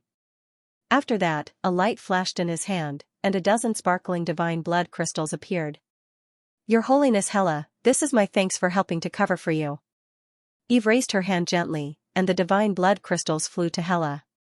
Hela's eyes lit up slightly, and she took them without hesitation, a trace of satisfaction on her face. Seeing that Hela had accepted her gift, Eve was relieved. To be honest, it was quite satisfying to shift the blame to Hela every day, but when Hela really came to see her, she felt an inexplicable sense of guilt. Hela put away the divine blood crystals, thought for a moment, and said, "You've made too much noise. Also, you've caused too much of a ruckus. Let me remind you, it's best if you protect your main body well. The gods in heaven will definitely send someone to check on Segus when the mana in the plane increases. If you want to be active in the Seeker's dimension, it's best to have a more reliable identity. Just using the name of a god isn't perfect." Hearing this, Eve nodded. "Thank you for your reminder. Actually, I already have some plans, including an active identity in the Seeker's dimension. I still need some support in this aspect." With that, she told Hela about her intention to disguise herself as the new goddess of life. The new goddess of life? Hearing this, Hela's expression was slightly strange. She thought for a moment, then nodded slightly. Indeed, such a disguise might make others overlook your identity. After all, you're still different from your predecessor. I understand. I'll cooperate with your disguise when you need it. Seeing that Hela had agreed, Eve was slightly relieved. She thought for a moment, then continued to ask, "Your Holiness Hela, is there anything else you need from me? Is it related to the changes in the Abyss? Do you know what's going on with the Abyss?" Hearing this, Hela shook her head slightly. "This time, I came to the Seeker's dimension mainly because I had some other matters to deal with. I just happened to receive your message, so I might as well meet you. I've seen your message. The entire universe of Seekers has sensed the changes in the Abyss this time. In fact, the gravity of the Abyss has been gradually increasing, but the speed is very, very small, so small that it's negligible. There haven't been many such drastic changes in history. No one knows when the Abyss appeared, but ever since the true gods discovered the Abyss, they observed that it was constantly attracting and devouring the upper planes. It can be said that the Abyss is the end of all planes, and also the nightmare of all living beings. The gravity of the Abyss has almost doubled compared to when I first inherited the deity position.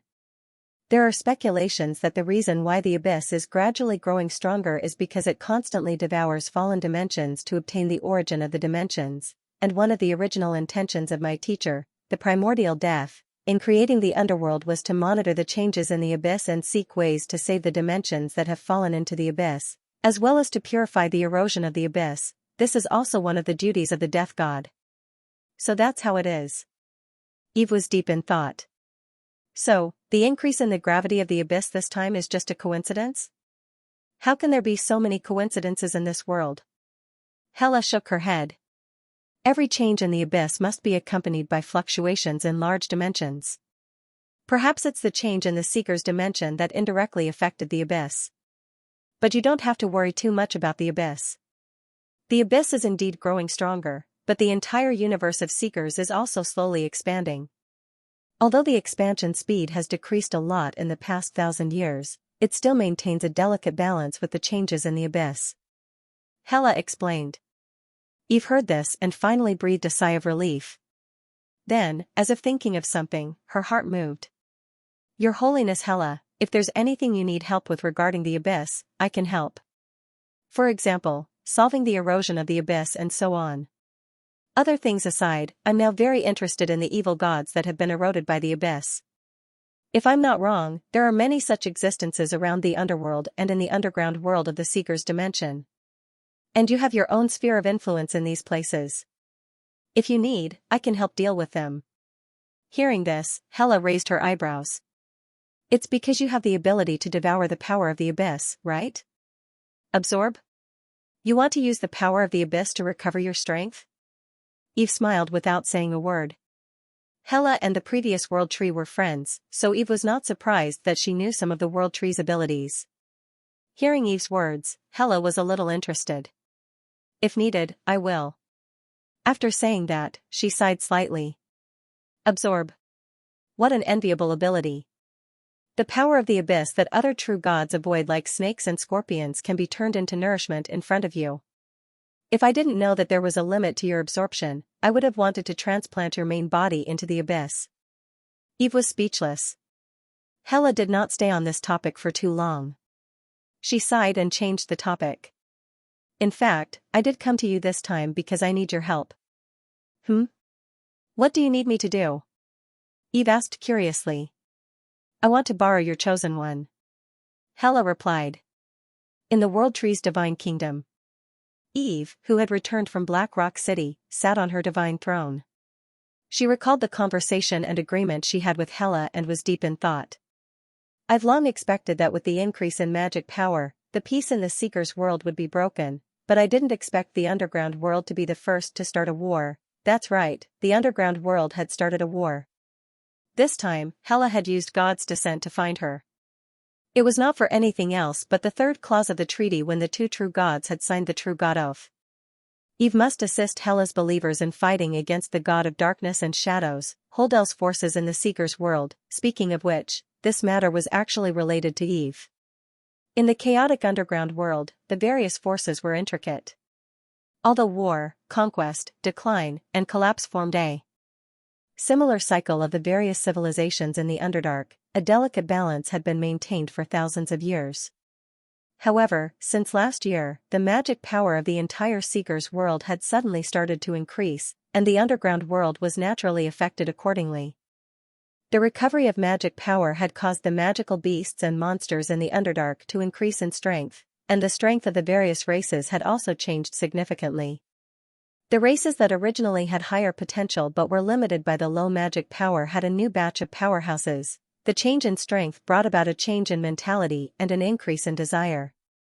Ambition began to expand among the various countries, and naturally, the war began.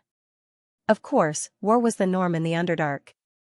It was just that with the increase in magic power, everyone's strength had vaguely become stronger. The intensity of the war and the destructive power to the underground world had naturally increased as well. However, if it was just a competition between the various underground civilizations, everything would be different when the power of a true god was involved. The first to react was the god of darkness and shadows, Holdel. This ancient existence was also a true god of the underworld. He was the most powerful true god in the underground world. After the magic power of the Seeker's world had increased, the forces that worshipped him in the underground world had begun to stir. The war with the various dark dwarves and underground gnomes under Hela's protection was unavoidable. Currently, some of the underground cities had already started fighting, and there were many casualties. It was clear that Hodl intended to expel Hela's forces from the Seeker's plane. The only good thing was that the true gods of both sides hadn't officially shed all pretense of cordiality and started a war of faith, so they sent down their own oracles. Of course, if it really came to that, it would mean that the relationship between the true gods of the netherworld would be completely broken, and a war between the true gods would be unavoidable. Moreover, considering the location of the divine kingdoms of the two true gods, the final result would most likely be the death of a true god. In fact, if it was even more serious, it would not be impossible for the netherworld to be destroyed. Therefore, although the believers were really angry, and the warring city-states were even more furious, the atmosphere in the netherworld was rather subtle. In the end, it was because Hela and Huldel were not ready to completely fall out with each other. Furthermore, they were not true gods with pure faith. Believers were just icing on the cake for them.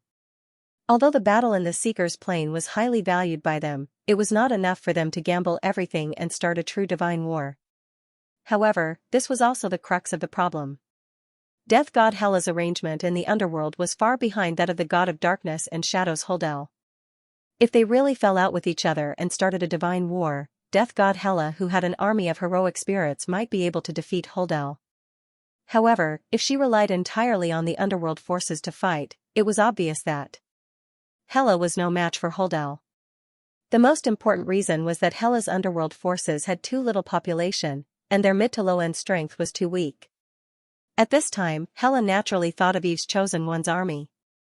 After the battle in Black Rock City and the battle between the orcs and the players that was gradually spreading in the underworld, Death god Hela naturally noticed the combat strength of the players. Although the overall strength of this group of otherworldly visitors was weak, they were not afraid of death. Their combat strength was valiant against those of the same level. More importantly, they were very united, mobilized freely, and could be used repeatedly. For a war in the mortal world, such existences were simply natural cannon fodder. No, they were born to be an army. Therefore, Hela planned to borrow troops from Eve. It should be mentioned that in the universe of Seekers, there was a huge difference in strength between normal creatures and extraordinary creatures. There was also a huge difference in strength between extraordinary creatures of different levels. The weakest level 1 wizard apprentice could only create a small fireball the size of a finger. However, a level 100 sorcerer at the peak of the gold upper level could create a meteor fall that could cause fatal damage to an undefended small city. Not to mention those who had broken through the mortal world and advanced above the legendary level. Those existences could cast a forbidden spell of the kilometer level with a wave of their hand. Demigods could easily destroy a forest or a mountain range. As for true gods, they fought without regard for the consequences and could completely destroy a dimension. However, although there was a huge difference in strength between extraordinary creatures, when two forces with similar high-end strength fought, an army made up of low-end professionals and even ordinary people was still important. This was because while the strong were powerful, they were also destined to be few in number. The universe of Seekers was overflowing with divine artifacts. Some weak existences might be able to defeat stronger opponents with the help of some powerful divine artifacts. Therefore, when faced with an army made up of weaklings from a force with a deep foundation, every extraordinary creature could be defeated if they were not careful. Not to mention, if both forces had true gods behind them, then they had to be even more cautious. Generally speaking, wars between large forces in the universe of Seekers had formed a faint consensus. That was, soldiers against soldiers, generals against generals. The army would naturally be dealt with by the army, and the extraordinary creatures would deal with the extraordinary creatures. Of course, if one side did not have any extraordinary creatures, then naturally, there was no need to fight and just surrender. As for which side only had extraordinary creatures and did not have low-end or mid-end forces, well, in that case, it was almost impossible to fight. That was because there were no forces that only had extraordinary creatures in the universe of Seekers. Even if there were, their needs were already different from ordinary forces, and it was almost impossible for both sides to clash. In short, the god of death Hela and the god of darkness and shadows, Huldel, had begun their underground battle. They both hoped to uproot each other's forces in the Underdark. And to obtain the final victory and reduce the casualties of her few believers, Hela naturally set her sights on Eve's army of chosen ones. In response, Eve naturally agreed. On the one hand, it was because both sides had a true god's oath. On the other hand, it was also because both the players and her could benefit from the war sacrifice. Of course, there was also another point. Hela also mentioned that Holder, the god of darkness and shadows, was close to some evil gods, and there might be evil gods in his forces. And for that, Eve was naturally very interested. Alright, it's time to design a new large-scale mission for the players. Perhaps it could even be a dungeon. I hope they like it, and I hope it can surprise me. Sitting high on her divine throne, Eve already had a clear plan for the next step. End of chapter 346. Don't forget to subscribe, like, and share the video to support the channel.